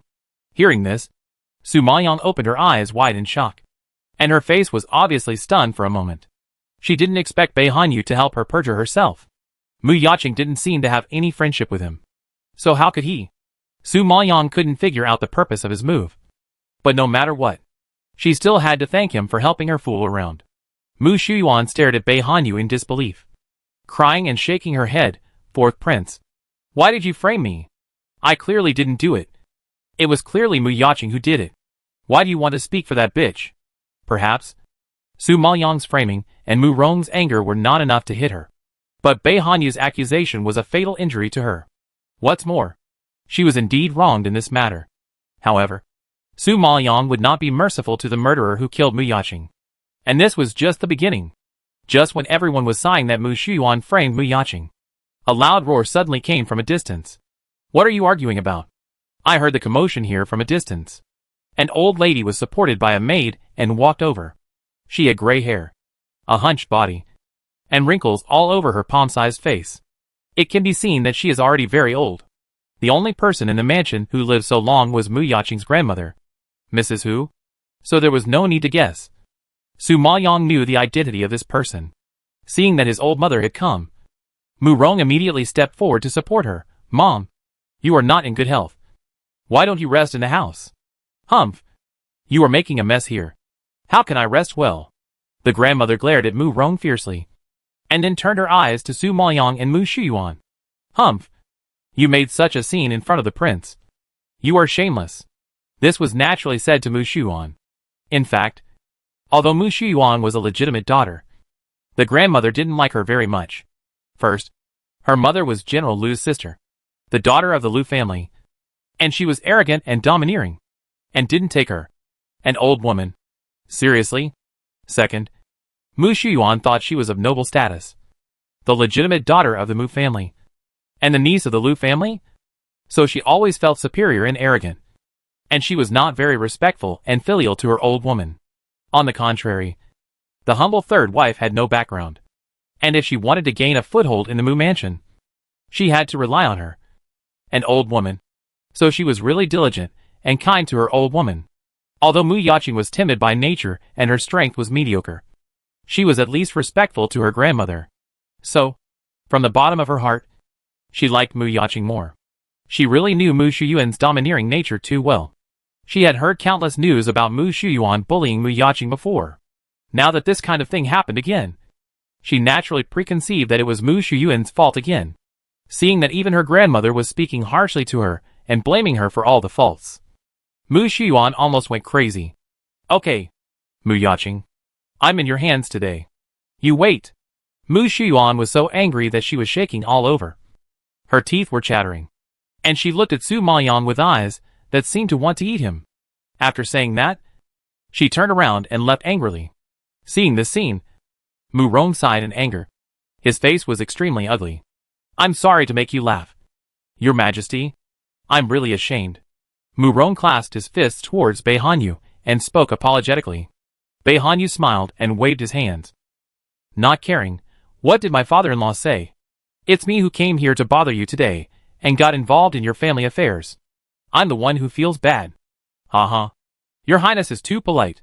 Your Highness is a guest. Please come to the hall and let's sit down and talk. Bei Hanyu is a prince after all, and there is no reason to neglect him." Mu Rong quickly extended his hand to lead the way. Bei Hanyu nodded slightly, just gave Su Maoyang a meaningful look, then turned around and followed Mu Rong to the hall. Su Maoyang didn't know what he meant by that look, but he always felt that there was something else behind it. However, the matter had been resolved, and she didn't care what others thought. Instead, she stepped forward and bowed respectfully to her grandmother. Granddaughter pays respects to grandma. Seeing her so well behaved, her grandmother quickly helped her up. "Good girl. You have suffered." Su Maoyang shook her head gently. "No. It's grandma who is worried. I heard that grandma fell ill because of her granddaughter's matter. It's really unfilial of granddaughter. Haha. It's none of your business. It's grandma's health that is not good. I don't know how long I can live. And I don't know how long I can protect you and your mother. Grandmother is in good health and will live a long life. It's still early." Hearing this, Mrs. Hu laughed deeply, after the winter, it will be the annual selection ceremony. At that time, your father will definitely send you to the palace. The palace is dangerous, and you have no background. Now you can enter the academy to practice. You have to work hard, and everything will depend on you at that time. Chapter 413 Mu Yaching's Sweetheart. Su Maoyang was stunned for a moment. When she heard about entering the palace, Bai Lingyi's crying in front of the coffin flashed in her mind. I don't know how he is now. Whether he has passed the critical period, and whether he has come out of the grief. Hu saw her lower her head, and fell into deep thought. She thought she was afraid. So she patted her shoulder gently. Don't be afraid. Your grandmother is here. And your grandmother will support you. Su Maoyang was surprised to hear such words. And her heart tightened inexplicably. Except for Jun Haotsong, who protected her. No one has ever said that they would support her. Let alone an old man of such an old age. Although Su Maoyang didn't think she had much ability, she still smiled with gratitude. And a warm current passed through her heart. Mu Rong did not break his promise. 2 days later, the good news of admission came. Bayan Country has a total of 3 colleges, namely Lane College, Tianluo College, and Lingyi College. The 3 colleges are on par with each other. Mu Rong was in charge of Lingyi College, which was said to have a beautiful environment and a relatively simple school spirit compared to other colleges, which was more suitable for the docile Mu Yaching. Su Maoyang didn't care which college she went to. As long as it could help her practice, it would be fine. So, she took the letter of introduction to Lingyi College early in the morning to register. Lingyi College is located in the east of Bayan City, covering a vast area, so it was chosen in a remote place.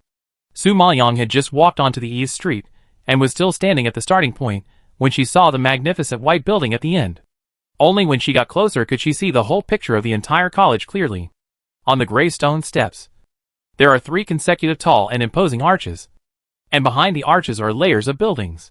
Next to the arches are 2 huge white cranes, and in the center of the cranes, there is a circular fountain, with water splashing everywhere, and a layer of mist floating at the arch.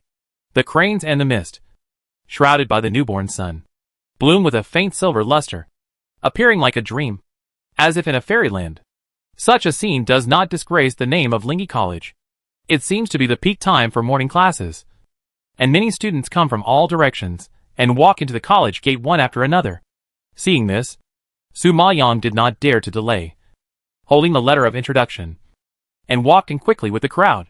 But who knew that she was stopped by the tutor of the admissions office at the college gate before she took 2 steps. The disciple over there. Which class are you from? And which tutor are you studying under? Su Maoyang looked sideways, and saw a middle-aged man with gray hair sitting next to the gate. There was a sign on his desk that said admissions office. He seemed to have never seen Su Maoyang before, and was frowning and looking at her in confusion. Seeing this, Su Maoyang walked through the crowd, came to him, took out the letter of introduction and said, "Teacher, I am a new disciple, and I haven't been assigned a class or tutor yet." The tutor unfolded the letter of introduction and took a look. Unexpectedly, it turned out to be someone from the Mu family. However, there were many people from the 6 major families in the academy, and even the patriarchs of the 6 major families graduated from the academy, which was nothing unusual.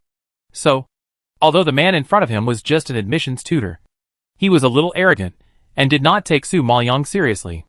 In his opinion, giving face to the 6 major families, and taking in their children is already a great gift from heaven. What's more, the letter said that the woman in front of him was just a famous general spiritual master. Such strength is simply the garbage of the academy. Thinking of this, the instructor looked at her with contempt and waved his hand perfunctorily. "Go to the intermediate class to report." Su Maoyang was stunned for a moment, frowned unhappily, and retorted, "Instructor, I don't want to go to the intermediate class. Can you arrange me to the advanced class? The teaching of the intermediate class is definitely different from that of the advanced class. She urgently needs to improve her strength now." When the instructor heard this, perhaps because he had never seen a disciple with poor strength who dared to bargain with him, he immediately frowned and shouted loudly, "Huh? With you? You still want to go to the advanced class? It's too self-important. Arrange you to the intermediate class. Or Instructor Cui for your father's face. Don't be ungrateful." The instructor's roar caused a lot of noise, and immediately attracted the surprised eyes of the surrounding students. Su Maoyang suddenly became the focus of everyone's attention. At this moment, a clear and playful voice, Like a silver bell suddenly rose from behind her. Oh! I was wondering who it was. But it turned out to be the concubine of the Mu family. Mu Yaching. The word concubine was emphasized. And the irony was self-evident. Hearing this, Su Maoyang was shocked and turned around to see a woman in a goose-yellow dress coming from a distance behind her. Like a blooming chrysanthemum. Bright and eye-catching. Her skin was whiter than snow. Her facial features were exquisite. Her black eyes were transparent and bright. Her eyes were rolling, projecting a charming charm. A strand of black hair like a spring was entangled between her two snow-white jade fingers. A pair of red lips. And a sweet smile, which made people feel playful and cute. Yet beautiful. Su Maoyang was not Mu Yaching. And she didn't know the woman in front of her at all. She was confused by her appearance. Before she could speak, the woman smiled and spoke to the man beside her. Her charming appearance made the men around her feel excited. Brother Han. Look! Your suitors have come to the college. However, with her little ability, she dared to dream of the advanced class. Which is really funny. What? Suitors? What suitors? Are they discussing her? Su Maoyang's head was full of question marks. And she couldn't help but turn her eyes to the man beside her. This man was wearing a black and white inkwash clothes, with a long white silk tassel tied around his waist, and a piece of mutton fat white jade tied on it. He was like a jade tree, with long eyebrows like willows, and a kind of careless and romantic charm on his handsome face. At first glance, he was a pampered son of a big family. The man glanced at Su Maoyang with contempt, and the corner of his lips raised a sarcastic arc. Sneering, Ning Xian. Don't talk nonsense. I don't have such a rubbish suitor. The yellow-clothed woman called Ning Xian covered her mouth and chuckled, looking at Su Maoyang with even more contempt. Mu Yaching. You heard it. You are not even qualified to be a suitor for Brother Han. You'd better get out of here, and don't embarrass yourself here. Su Maoyang was completely stunned by this scene, frowned slightly, and asked coldly, I want to say, do I know you? Guiningshin's smile froze. Surprise flashed in her eyes, and suddenly filled with anger, staring at Mu Yaching angrily and said, Oh, it's been so long since we last met, and you pretended to have lost your memory. You are so capable. Sorry, I really don't know you. Who are you? Su Maoyang raised his eyebrows, looked at her calmly, and his low tone was even more provocative. The students watching around gasped in fear. They had heard of the name Mu Yaching to some extent, but they only knew that she was an inconspicuous concubine's daughter. When did she dare to talk back to the eldest daughter of the Gua family? Chapter 414. It turns out that spring fever has no season. Guiningshin never expected that Mu Yaching would dare to humiliate her. She was so angry that her face turned red, and she gritted her teeth and growled, Mu Yaching. Are you crazy? I am Guiningshin, the eldest sister of the Gua family. How dare you talk back to me? Oh, it turns out to be Miss Gua. Su Maoyang nodded, as if he suddenly realized something. Seeing this, Guiningshin snorted coldly, and her face was filled with pride. But before she could speak, she was blocked by Su Maoyang's next words. Sorry, I don't know her. Su Maoyang rolled his eyes at her coldly, and wanted to turn around and leave. The young lady of the Gua family has nothing to do with her. Does she need to know her? Guiningshin widened her eyes in disbelief, and immediately shouted at her, Mu Yaching. Stop right there. Su Maoyang was too lazy to pay attention to her, and walked straight in. But Guiningshin was obviously unwilling to let her go easily. She ran up and blocked her way. Mu Yaching. Open your dog eyes, and see clearly. You can ignore me, but that's Song Zihan, the man you admire. We all know that you like him privately. Why are you pretending now? Guiningshin yelled angrily. Hearing the three words Song Zihan, Su Maoyang raised her eyebrows slightly, and had some impression in her mind. If she guessed correctly, this man should be the legitimate son of Prime Minister Song Jichen and his wife Guorong. It is said that this man is well educated and talented. He is known as the first romantic talent in Bayan State. He is like his father. He entered the court as an official, and now holds the position of Grand Secretary of the Palace. He has achieved remarkable political achievements at a young age, and is the object of pursuit by many women. She had a confrontation with his parents before, so she knew a little about the Song family, but she didn't expect to meet their son at the gate of the college today. However, what surprised her was that Mu Yaching actually liked this romantic talent. Thinking of this, Su Maoyang couldn't help but turn her head to look at Song Zihan, only to see him slowly walking towards her. with indifference and disdain on his handsome face. Mu Yaching, what are you doing today? You can't attract my attention. So you plan to play hard to get? Song Zihan sneered, looking down at her condescendingly. Su Maoyang didn't like the man in front of her. At this time, it seemed like she heard a big joke. And she chuckled, spring is over. And Mr. Song is still in heat. I just know that heat is not seasonal. As soon as she said the sarcastic words, everyone around her covered their mouths and laughed. They never knew that Mu Yaching had such a powerful mouth. Song Zihan was shocked when he heard the words, and his face froze. After a moment of silence, he was furious and stared at Su Maoyang fiercely. Although Mu Yaching was reserved and introverted before, and never said that she liked him, she would shyly run away every time she saw him. And sometimes she would peek at him on the street. Song Zihan had long seen these little thoughts of girls, and knew them well, but he always looked down on Mu Yaching, a useless concubine, so he rarely paid attention to her. Unexpectedly, she was out of character today, not only pretending not to know him, but also daring to ridicule him. Did she have the courage to be ambitious? Receiving the mocking eyes of everyone. Song Zihan was furious, raised his hand, and was about to slap her. Mu Yaching, you are looking for death. Seeing this, Su Maoyang gently turned sideways, and happened to avoid his attack, and sneered sarcastically, Mr. Song, you are also a palace scholar, an important official of the court, and you indiscriminately attack the people, and even a weak woman. If this gets to the ears of the emperor, aren't you afraid that he will dismiss you and punish you?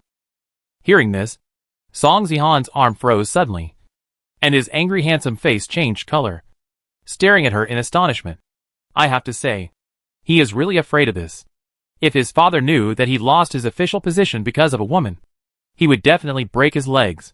Guanixin, who was standing by, also knew the seriousness of the matter, and immediately persuaded him, Brother Han, I will do this kind of bitch. Don't dirty your hands. Guanixin gave Song Zihan a way out, and the latter naturally accepted it and stood aside, handing it to Guanixin. Mu Yaching, as long as you kneel down and apologize to Brother Han, I will let you go today. Otherwise don't blame me for not having eyes for my fist and punching a hole in your delicate body. Guanixin rubbed her fist, and the spiritual power surging at her fingertips made a hissing sound due to the friction. Seeing this, everyone turned pale with fear. Guanixin was a student in the advanced class, and had reached the level of an early imperial spiritual master. Mu Yaching, a general spiritual master, could not withstand her fist. She was afraid that she would be bleeding on the spot before she could fight back. Everyone could not bear to avoid looking at her, as if they had expected Mu Yaching's tragic death. In contrast to the horror of others, Mu Yaching herself was quite calm. She raised her eyebrows and said coldly, I guess I will disappoint you.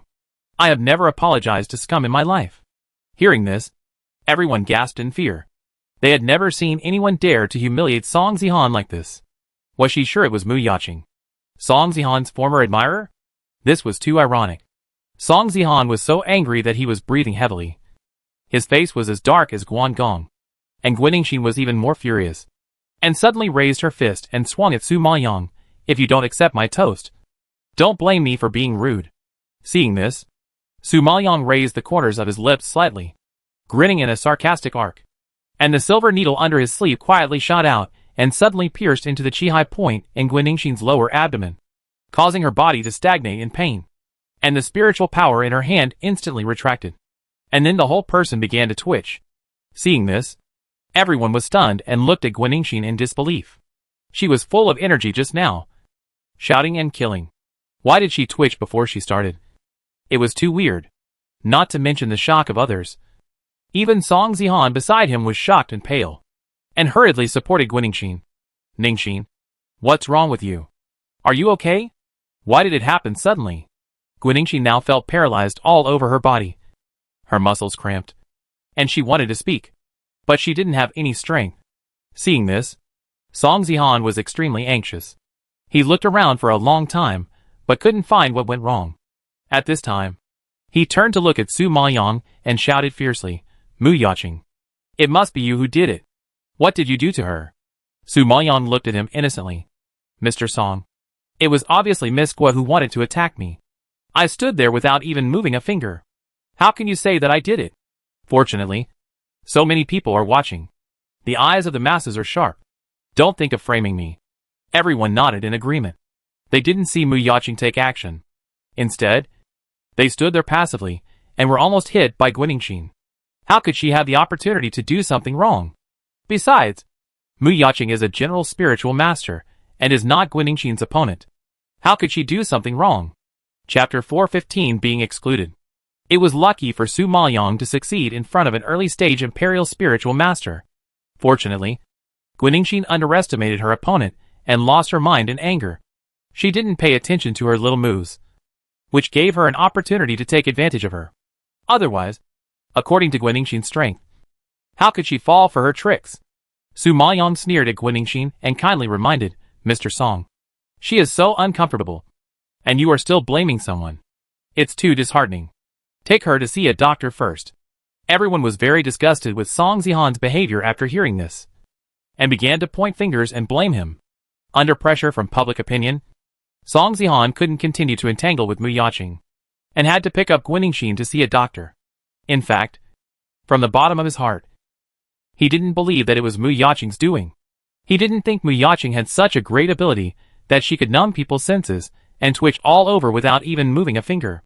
Guanxin must have offended a student, so he took advantage of the chaos to attack her, and succeeded. Seeing the two annoying people leave, Su Maoyang raised a hidden sneer. The cold light in his eyes flashed, and then he turned and walked into the college. However, before she reached the classroom, she was blocked by a figure in front of her when she passed by a secluded tree-lined path. Mu Yaqing, who are you? The deep voice was like a thunderclap in the plain, which startled Su Maoyang to stop. The familiar tone shocked her, and she looked up suddenly, only to see a blue figure standing in front of her like a benchmark. That sculptured handsome face was still as handsome and charming as usual, eye-catching, but facing him like this, Su Maoyang couldn't calm down and appreciate his beauty. Fourth prince? What do you mean? She frowned and asked nervously. Bei Hanyu curled his lips and sneered, looking at her with a weird look. You know best what I mean. I advise you to tell the truth. Otherwise I can't guarantee that your sneak attack on Guanxin will not be spread. Su Maoyang was shocked. She didn't expect that her little action was actually seen by Bei Hanyu. But what if he saw it? As long as she refused to admit it, he couldn't do anything to her. Fourth prince? You really think highly of me?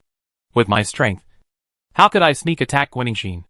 Bei Hanyu sneered and approached her, his sharp eyes fixed on her pretty face, trying to find some clues. The cold tone gave Su Maoyang goosebumps. How is it impossible? You can sneak attack me when I am drunk.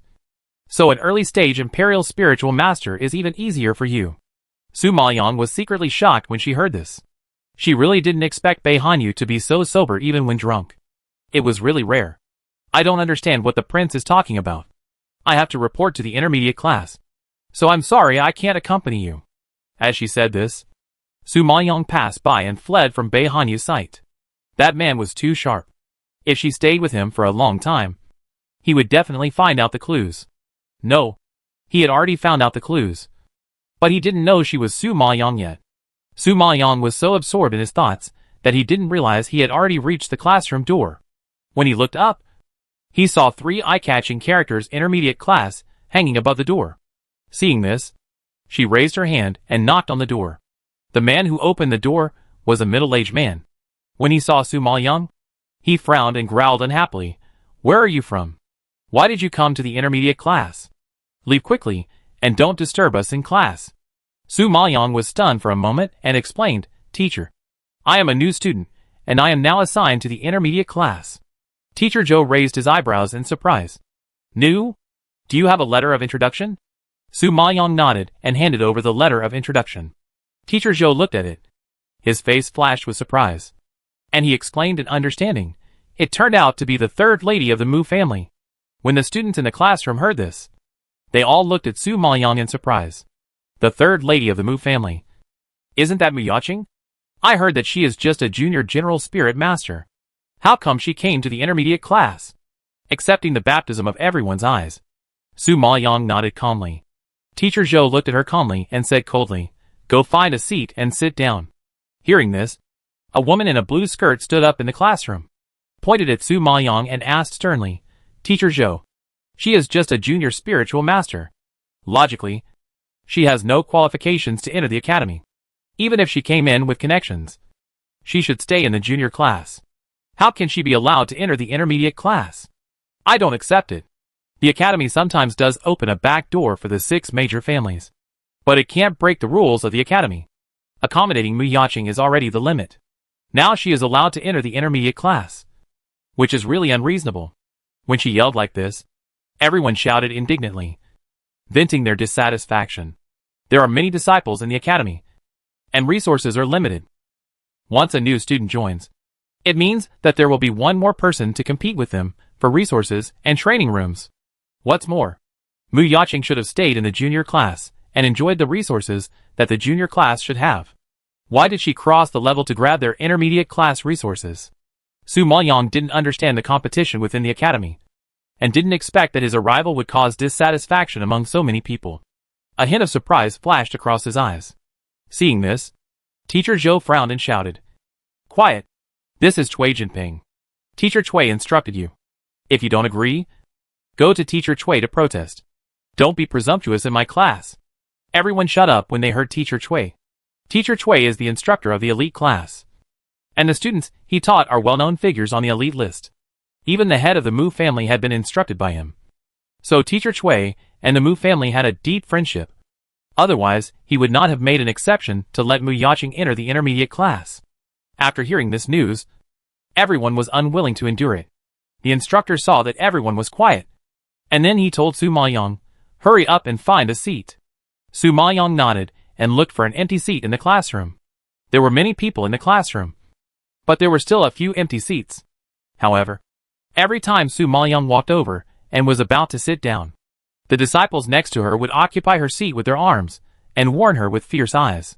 Just when Su Maoyang was so stiff that she was about to take action, a girl in a green dress in the last row waved to her enthusiastically, "Miss Mu, sit here. I have an empty seat." Su Maoyang heard this and immediately looked at the last row, only to see that there were 2 empty seats next to the green-dressed woman, and she was far away from other students. It can be seen that she was also isolated. Thinking of this, she restrained the spiritual power that was faintly surging at her fingertips, accepted the invitation of the green-dressed woman, and sat next to her. "Miss Mu, don't bother with him. The blue-dressed woman just now is called Gu Jinglin. Her father is just a Shaoqing. She squeezed into the academy because she can flatter Guanixin." The green-dressed woman was afraid that she would think too much, so she comforted her enthusiastically. Chapter 416 Rules in the Academy. Su Maoyang nodded solemnly upon hearing this, and felt that the relationships in this academy were complicated. He couldn't help but ask the woman in green beside him, "What's your name? Can you tell me about the academy?" The woman in green smiled awkwardly. "I forgot to introduce myself. My name is Xian. My father is a royal doctor serving the emperor. Compared with your Mu family, our An family is really not worth mentioning.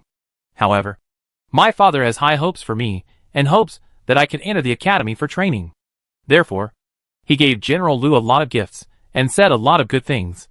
Strictly speaking, I am actually a relative, but I disdain to associate with people from the Lu family, so they isolate me. So I am used to scenes like today. You have to adapt to it in the future." Perhaps because she felt that Mu Yacheng had the same experience as herself. And Xian was particularly warm. Su Maoyang's eyes flashed with surprise. He didn't expect that the power of the 6 major families was so intertwined. Are there no other serious disciples besides those with connections? Haha. Of course there are. But these disciples are generally in the advanced and elite classes. They are geniuses recruited by mentors from all over the country. They are people with real strength. Although they don't have the support of the family, they have the support of mentors and the academy.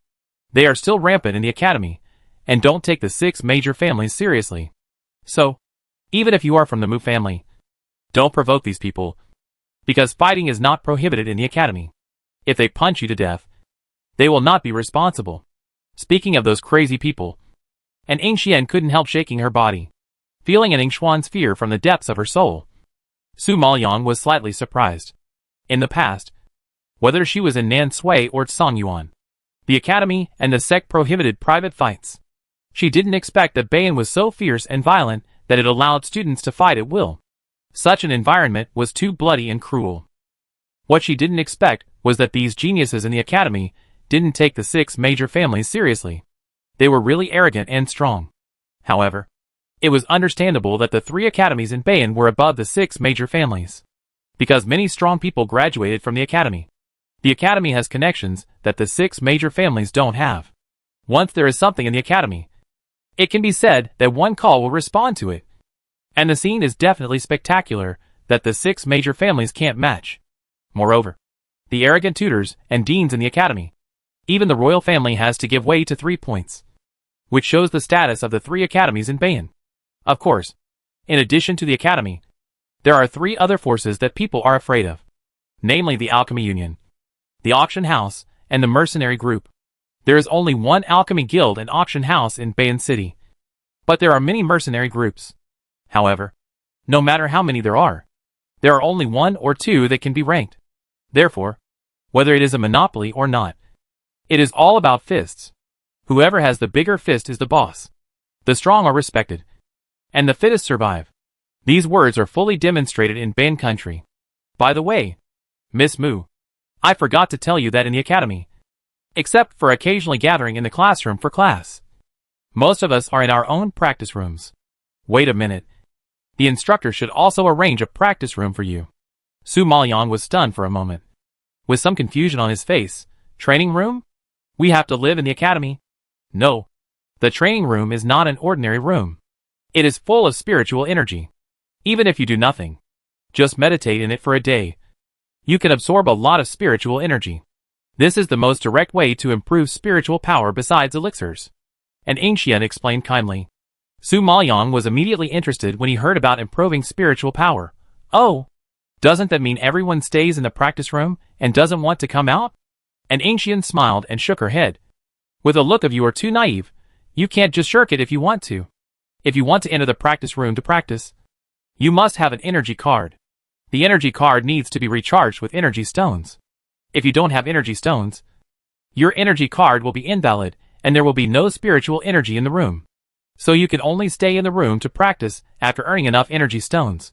Of course, the higher the level of the practice room, the more energy stones are needed. For example, I am now living in a 3rd grade practice room. If I want to stay there for a day, I have to spend 3,000 energy stones. You can imagine how huge the energy stones spent in a high-level room are. Su Maoyang widened his eyes in surprise when he heard this. He didn't expect that there were so many requirements and restrictions for practicing in the practice room. So the practice room is also divided into levels? Su Maoyang smacked his lips in shock, feeling a lot of emotion in his heart. After listening to this introduction, she suddenly felt that she had lived too comfortably before. On the other hand, the cultivation of Songyuan and Nansui is just like playing house compared to Bayan. It is not cultivation at all. At this moment, she realized that there was a reason why Bayan could become a powerful country in Huanxi continent. Because people who grow up in such a harsh competitive environment will not be too bad. Which also leads to the fact that the starting point of Bayan disciples is generally higher than that of Songyuan disciples. Maybe a spiritual master is already a good strength in Songyuan, but he is a waste in Bayan. Su Maoyang has already understood this very well, seeing that she had questions about the level of the training room. And Ancient explained enthusiastically again, well, the training room is divided into 10 levels in total. The higher the level, the more spiritual power you have, and the faster you can advance. The disciples of the primary class are in the 1st to 2nd grade training room, and the disciples of the intermediate class are in the 3rd to 5th grade training room. I live in the 3rd grade training room, which is the lowest level room in the intermediate class, and the disciples of the advanced class are in the 6th to 8th grade training room. The 9th to 10th grade is the territory of the elite class, and ordinary people can't even think about it. Hearing this explanation, Su Maoyang nodded in sudden enlightenment. It turns out that not only the class divides people into different levels, but also divides resources into different levels. No wonder everyone was so dissatisfied with her just now. It turned out to be this reason. People who originally went to the elementary class, but ran to the intermediate class to compete with them for resources, which was indeed unwelcome. Then how to get this energy stone? This is the issue that Su Maoyang is most concerned about. Hearing this, and Ancient shook her head dejectedly. Hey, in fact, there are many ways to get it. You can become an alchemist and take the elixir to the auction house for auction. If you have strong combat power, you can rob other disciples of their energy stones. Participate in competitions. go to the forest to hunt monsters, and take mercenary tasks, etc. There are many ways, but none of them can be accomplished with our strength. Hearing that it can be exchanged with elixirs, Su Maoyang was relieved immediately. What she lacks the least is elixirs. Okay, Mu Yaqing, come up and get your energy card. Just as Su Maoyang and an Yingxian were whispering, the instructor above suddenly shouted. Chapter 417, Sarcasm. Su Maoyang stood up immediately after hearing this, walked up, and took a golden energy card. This is your room card. Keep it well. Don't let anyone snatch it away. The instructor reminded her meaningfully, and before she could figure out what he meant, he announced the meeting loudly. As soon as the voice fell, everyone dispersed and rushed back to the practice room. And Yingxian came to Su Maoyang's side, excitedly shouting, "Quick! Let me see what level of practice room you have been assigned to." Su Maoyang did not reject this kind-hearted woman, and readily showed her the gold card. And Yingxian looked at the words 4th grade engraved on the gold card, covered her mouth in surprise, and sighed softly, "Oh my god! You are actually in the 4th grade training room. Teacher Zhou is too considerate of you." Su Maoyang looked at her in confusion. Is the 4th grade good? And Yingxian stared at her speechlessly, and explained excitedly, not hiding the envy on her face, "Of course it's good. The 4th grade spiritual energy helps the intermediate Xianling master to advance to the advanced Xianling master. Just now, Gu Jinglin was in the 4th grade training room. She was an intermediate Xianling master, and had the qualification. You, a general spiritual master, have this honor, which is already very rare. I guess you don't have to worry about changing the training room in the next few months." Su Maoyang heard this. Not only was he not happy, but he frowned in depression. She is now a high-level Xianling master, and an ancient spiritual body. If she wants to upgrade to an early-stage Huangling master, she needs several times more spiritual energy than others. Right now, this 4th grade training room cannot meet her needs at all. Is there no other way to enter the 8th grade training room? Su Maoyang pondered for a moment, and suddenly looked up to ask. Since the 9th and 10th grades are the training rooms for the elite class, she dare not covet them with her current strength. But she can always strive for the 8th grade training room for the advanced class. Su Maoyang's voice was loud, and was heard by Gu Jinglin, who was passing by. Oh! Did I hear it wrong? A waste actually dreamed of the 8th grade training room. My god! How can there be such a shameless person in this world? I don't know who gave her the face to be so shameless. Gu Jinglin deliberately scratched her ears, with exaggerated shock on her face. And the sarcastic voice immediately caused everyone to laugh. A purple-clothed teenager next to him explained to Gu Jinglin flatteringly, "Who let them be related? The Mu family is one of the 6 major families. They are probably used to being domineering in Bayan City, and their eyes are up to the sky." Gu Jinglin heard this, and her smile disappeared, and she snorted coldly, "Humph. So what if they are from the 6 major families? In the academy, strength speaks. Among the geniuses on the elite list, only 3 belong to the 6 major families. Aren't they suppressed by other perverts? So, it's a good thing to have a background.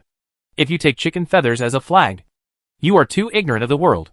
The dozen or so students following Gu Jinglin all laughed in agreement, and despised Su Maoyang's ignorant behavior to the extreme. And Yingxian heard this, and received everyone's contemptuous eyes. She was immediately furious and retorted in injustice, "Gu Jinglin, why don't you look in the mirror? Aren't you also a dog next to Guanixin? You still have the face to say others." Gu Jinglin's face suddenly changed after hearing this, and it turned red like the setting sun, and her face was full of anger. And Yingxian, "You bitch. You are looking for death." As she said this, she stretched out her hand to greet her, and Yingxuan's strength was not as good as hers, so she shrank her head in fear, and prepared to take the palm. However, Su Maoyang was quick and grabbed Gu Jinglin's wrist. His face was calm, and there was a faint smile on the corner of his lips. But this smile made people feel a little cold. The clear voice was filled with a hint of cold sarcasm. "Miss Gu, an Yingxian hit you in the sore spot. Are you angry?" Gu Jinglin didn't expect Mu Yaqing to be so strong. She struggled a few times, but couldn't get away. She yelled, "Who is angry? I'm not. You bitch. I order you to let me go immediately." Su Maoyang didn't seem to take her ferocious warning seriously. Instead, he sneered, "Bitch? I'm afraid I'm not as lowly as you." As the male dog next to you said, "I was at least born in the Mu family, one of the 6 major families. I was born in a noble family, and can enjoy the help of the Mu family with confidence. You were born in a small family that you can't even name. And now you have to be a running dog of the Gua family to get to the top. Aren't you much more lowly than me? Similarly, I have never seen such a shameless person like you. This sharp cleansing immediately shocked everyone. They never knew Mu Yaqing was so eloquent. And they never expected that she would dare to provoke Gu Jinglin, the bully of their intermediate class. As soon as she entered the academy, this was simply courting death. Gu Jinglin was already panting with anger when she heard these words. Her face flushed purple, and her whole body instantly surged with spiritual power, wanting to fight her to the death. The more rational student next to her suddenly stopped her. Boss, she is the daughter of the Mu family. If you touch her privately, you may cause unnecessary trouble. Hearing this sudden advice and the word Mu family, Gu Jinglin finally endured it. The unvented anger rolled in her body, almost burning her internal organs. Humph. Mu Yaqing. And Axian. You wait for me. Gu Jinglin took a deep breath and snorted heavily before leading her small gang away in a mighty manner.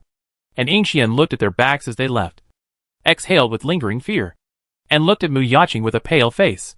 I didn't expect you to be so bold as to offend Gu Jinglin. She is a well-known bully in the intermediate class. No one dares to provoke her because of Guiningxin's support.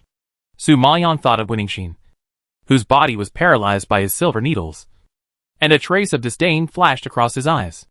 Then he restrained his emotions and looked at an Axian with a faint smile. Aren't you also very brave?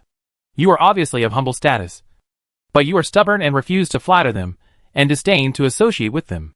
Now you are provoking the bully you mentioned for a stranger you just met for one day. In my opinion, you are braver than me. And Axian scratched her head awkwardly, with a silly smile on her cute face. Do you think I'm stupid? They all think I'm stupid. Even my dad thinks so. Su Maoyong shook his head, patted her shoulder and comforted her. No, you're not stupid. You're just different. Believe that your persistence will be rewarded one day. The old man Jinjuan in the medicine cauldron space sighed softly. This girl is probably a fool with good luck. She can catch the young master's eye. She will have a bright future in the future. Speaking of which, an Axian never liked to flatter. But she didn't know that this time she accidentally flattered a Dan 1 level alchemist, which is more effective than flattering anyone. Okay? Chapter 418 Humiliated. Also, I don't think of you as a stranger. You are my first friend in the academy. And Axian has always been isolated. No one wants to be friends with her. There were new students in the intermediate class before, but in less than half a day, they became people around Gu Jinglin. She despised these unprincipled people. Only Mu Yaqing did not bow to the evil forces and dared to speak out against Gu Jinglin. She was determined to make friends with such people. Su Maoyong was slightly stunned when he heard this. And then he chuckled. Okay, friend, can you tell me now how to enter the 8th grade training room? And Axian saw that she was still unwilling to be selfish, and looked at her with a firm face, and shook her head with a sigh. I really admire you. You are already a 4th grade training room, but you are still not satisfied.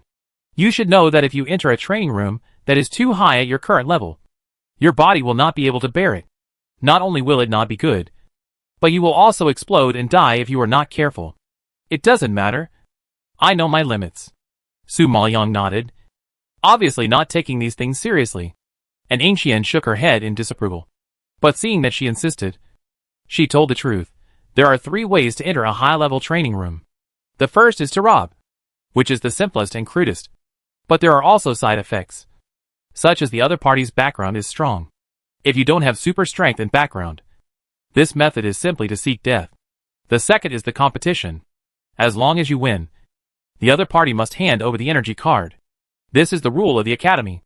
Everyone must abide by it, which can avoid unnecessary trouble.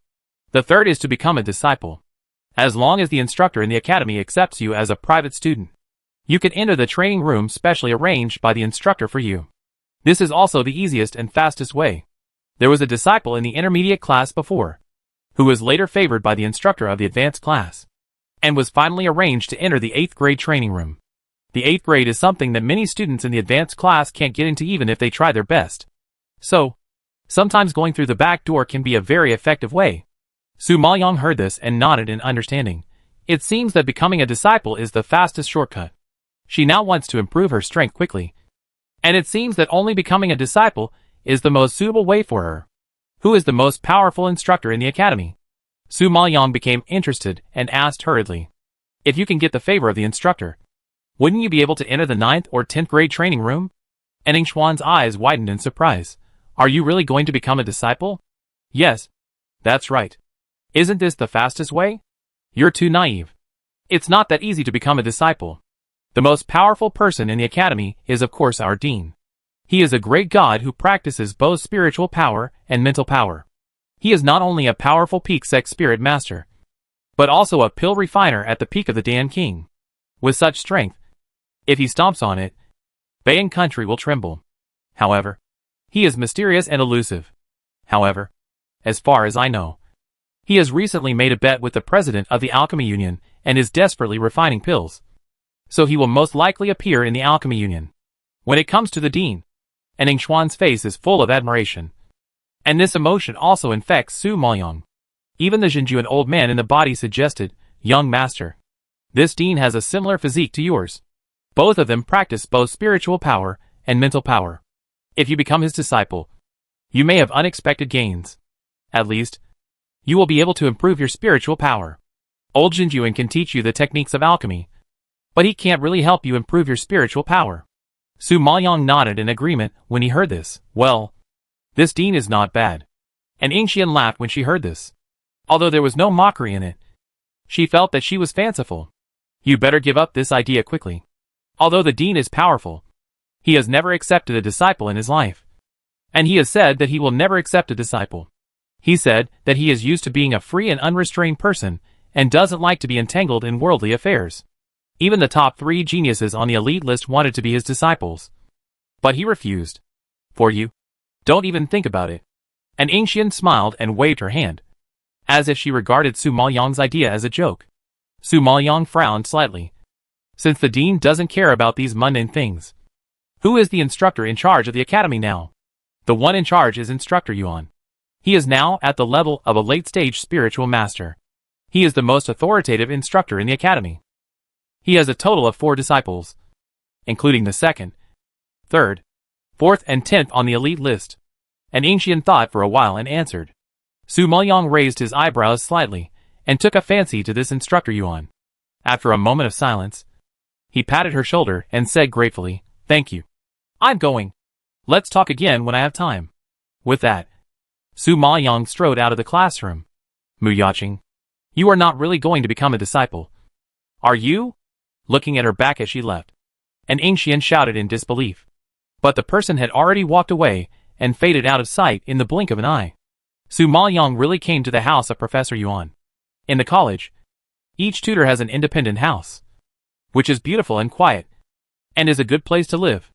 Su Maoyang looked around, and finally raised his hand and knocked on the closed door. The one who opened the door was a maid. Seeing Su Maoyang, she frowned and asked coldly, "Who are you?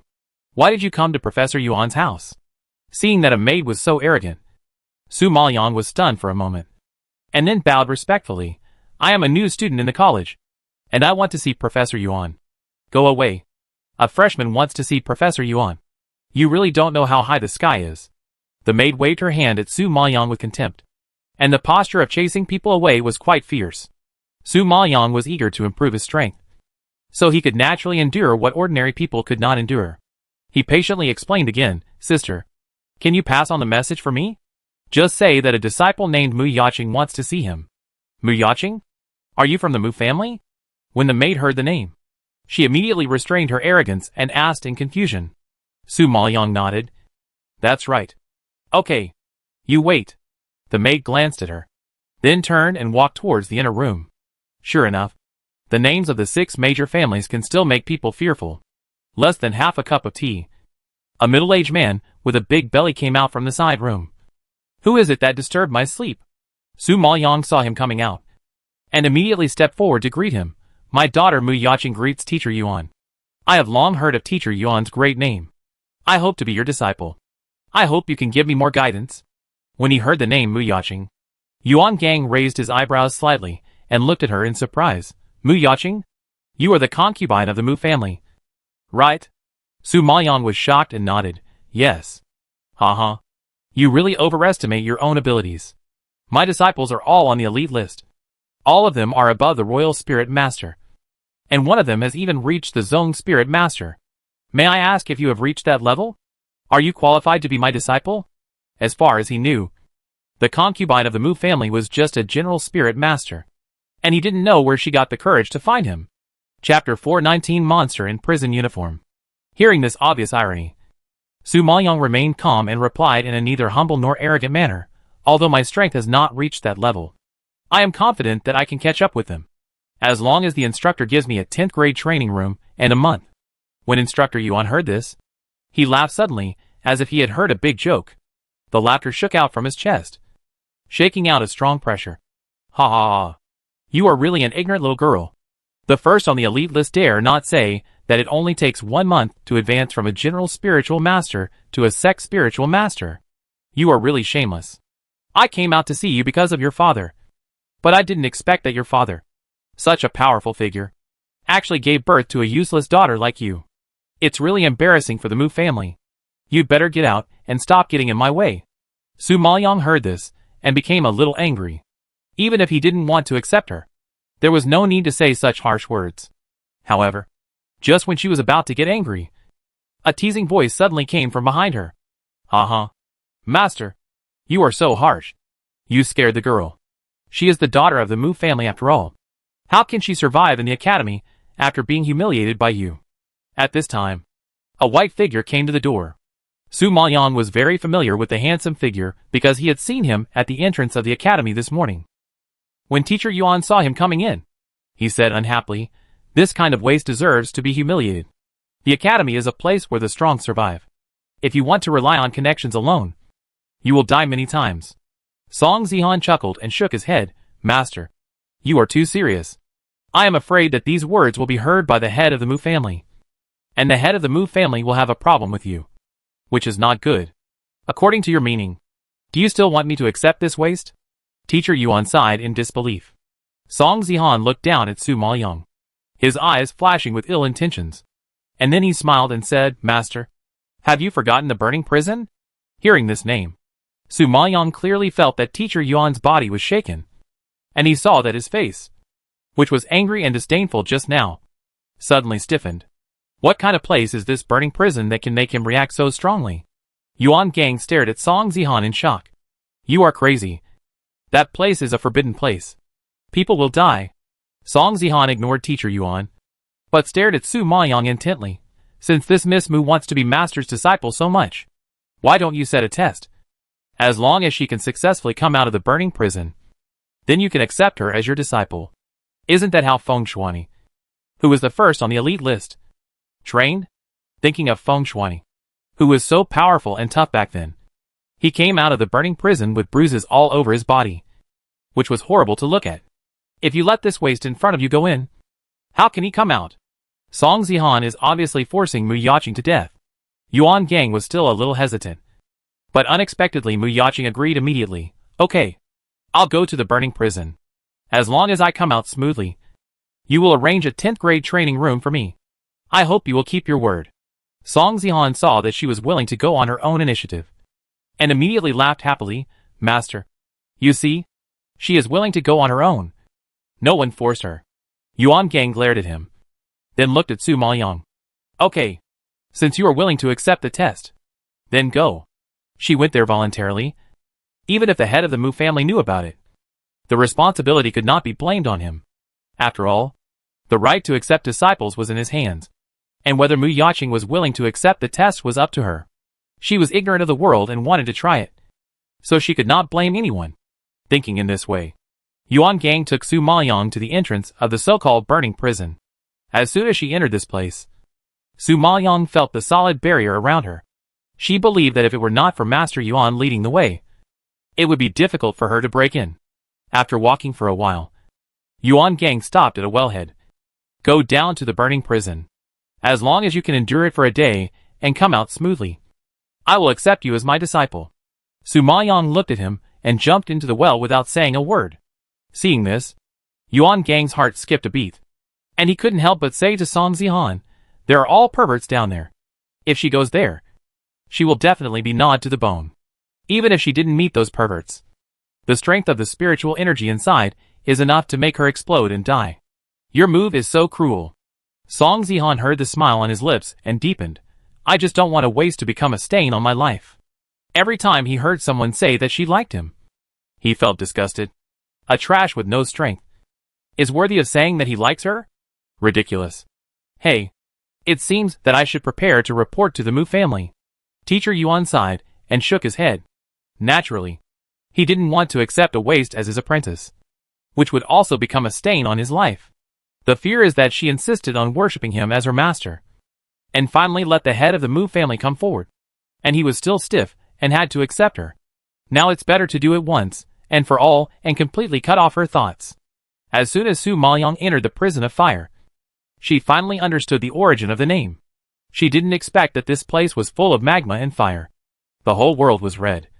There was no sky or earth, only a piece of red.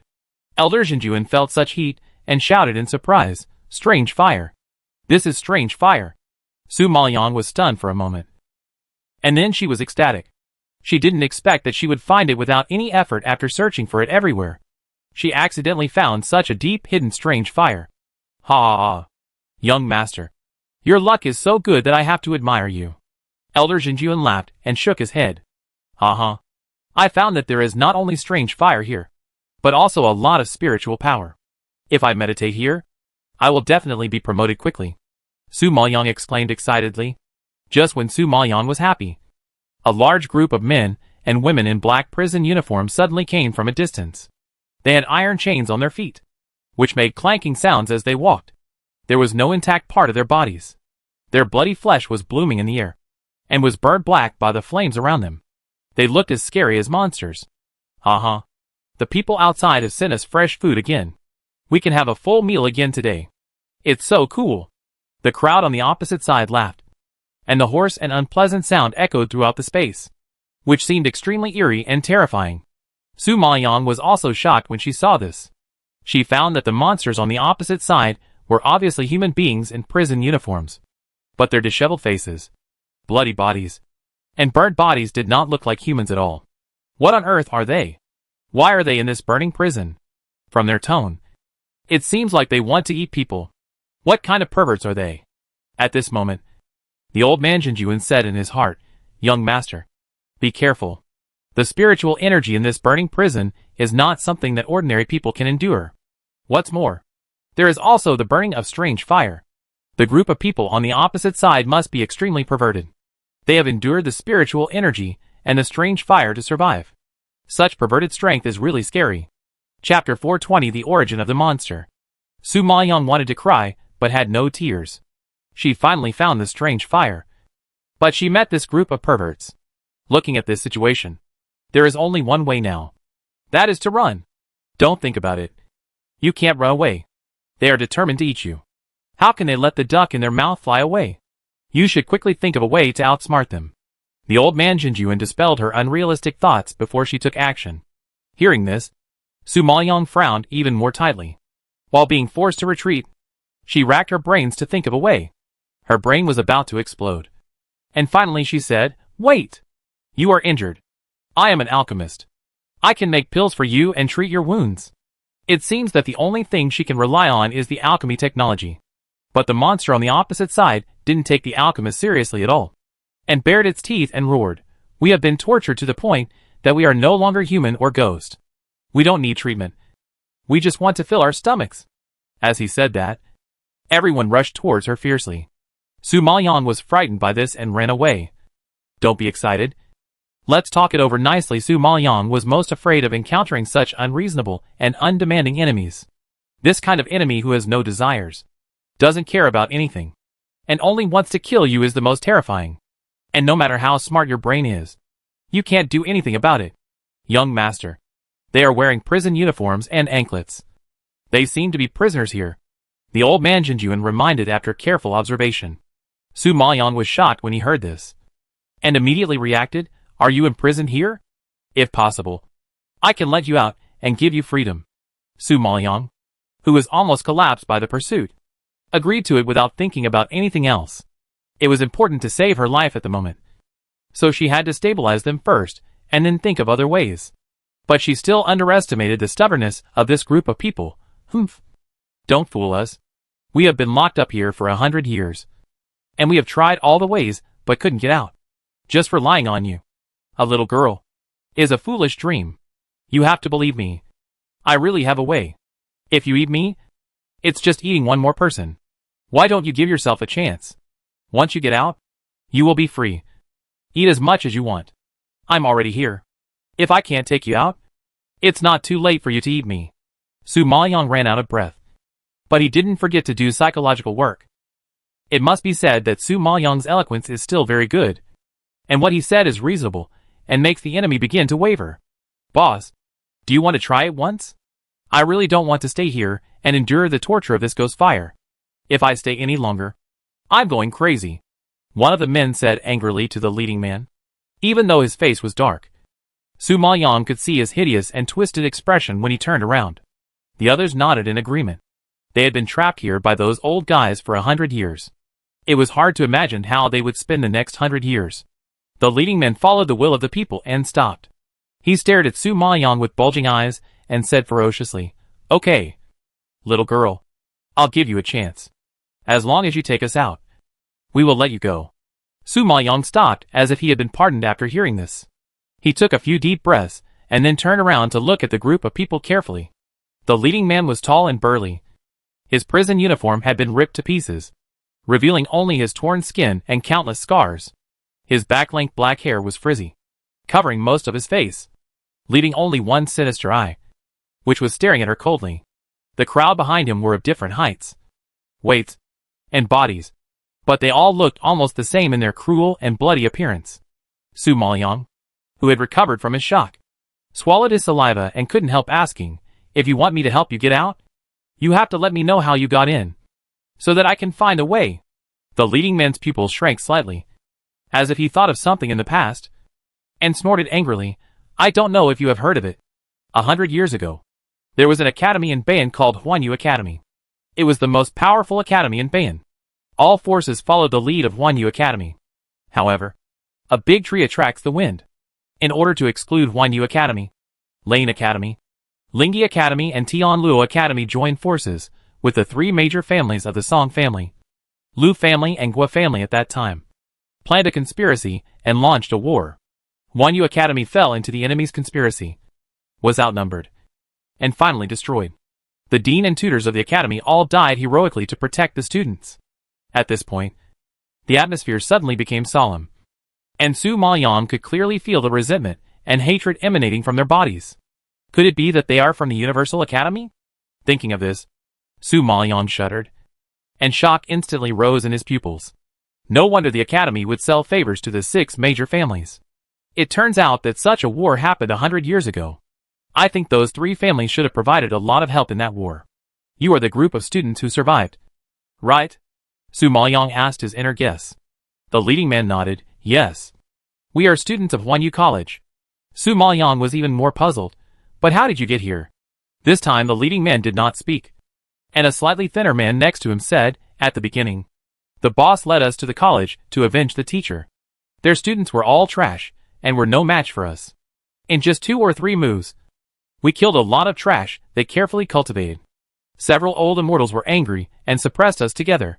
They locked us in this burning prison. We can't die or live, and we have to endure the torture of burning fire all day long." Su Maoyong heard this and sighed, and smacked his lips. It was such a cruel punishment. "Little girl, you also understand the cause and effect clearly. Tell us, what is the solution? We don't have time to waste with you." The leading man obviously had no patience, and just wanted to hear a result. But Su Maoyong had no idea at all, and saying that there was a way was just a stopgap measure. Fortunately, the knowledgeable old Jinjuan played a role at the critical moment. "Young master, this strange fire is called Fantasy Cold Flame, which is the 7th flame on the strange fire list. It has the attribute of earth, and is known as the mother of the earth. These people should be suppressed by the strange fire, and cannot get out. I think as long as you subdue the strange fire, there is hope to break this formation and take them out. To subdue the strange fire, you must find the fire of the strange fire. I believe the fire is in the sea of fire below." Su Maoyong heard this, and looked down with sudden realization. The transparent surface, under which was a surging sea of fire. Such heat is 100 times more terrifying than the flames floating in the air. Could it be that the old Jinju had meant for her to jump into the sea of fire?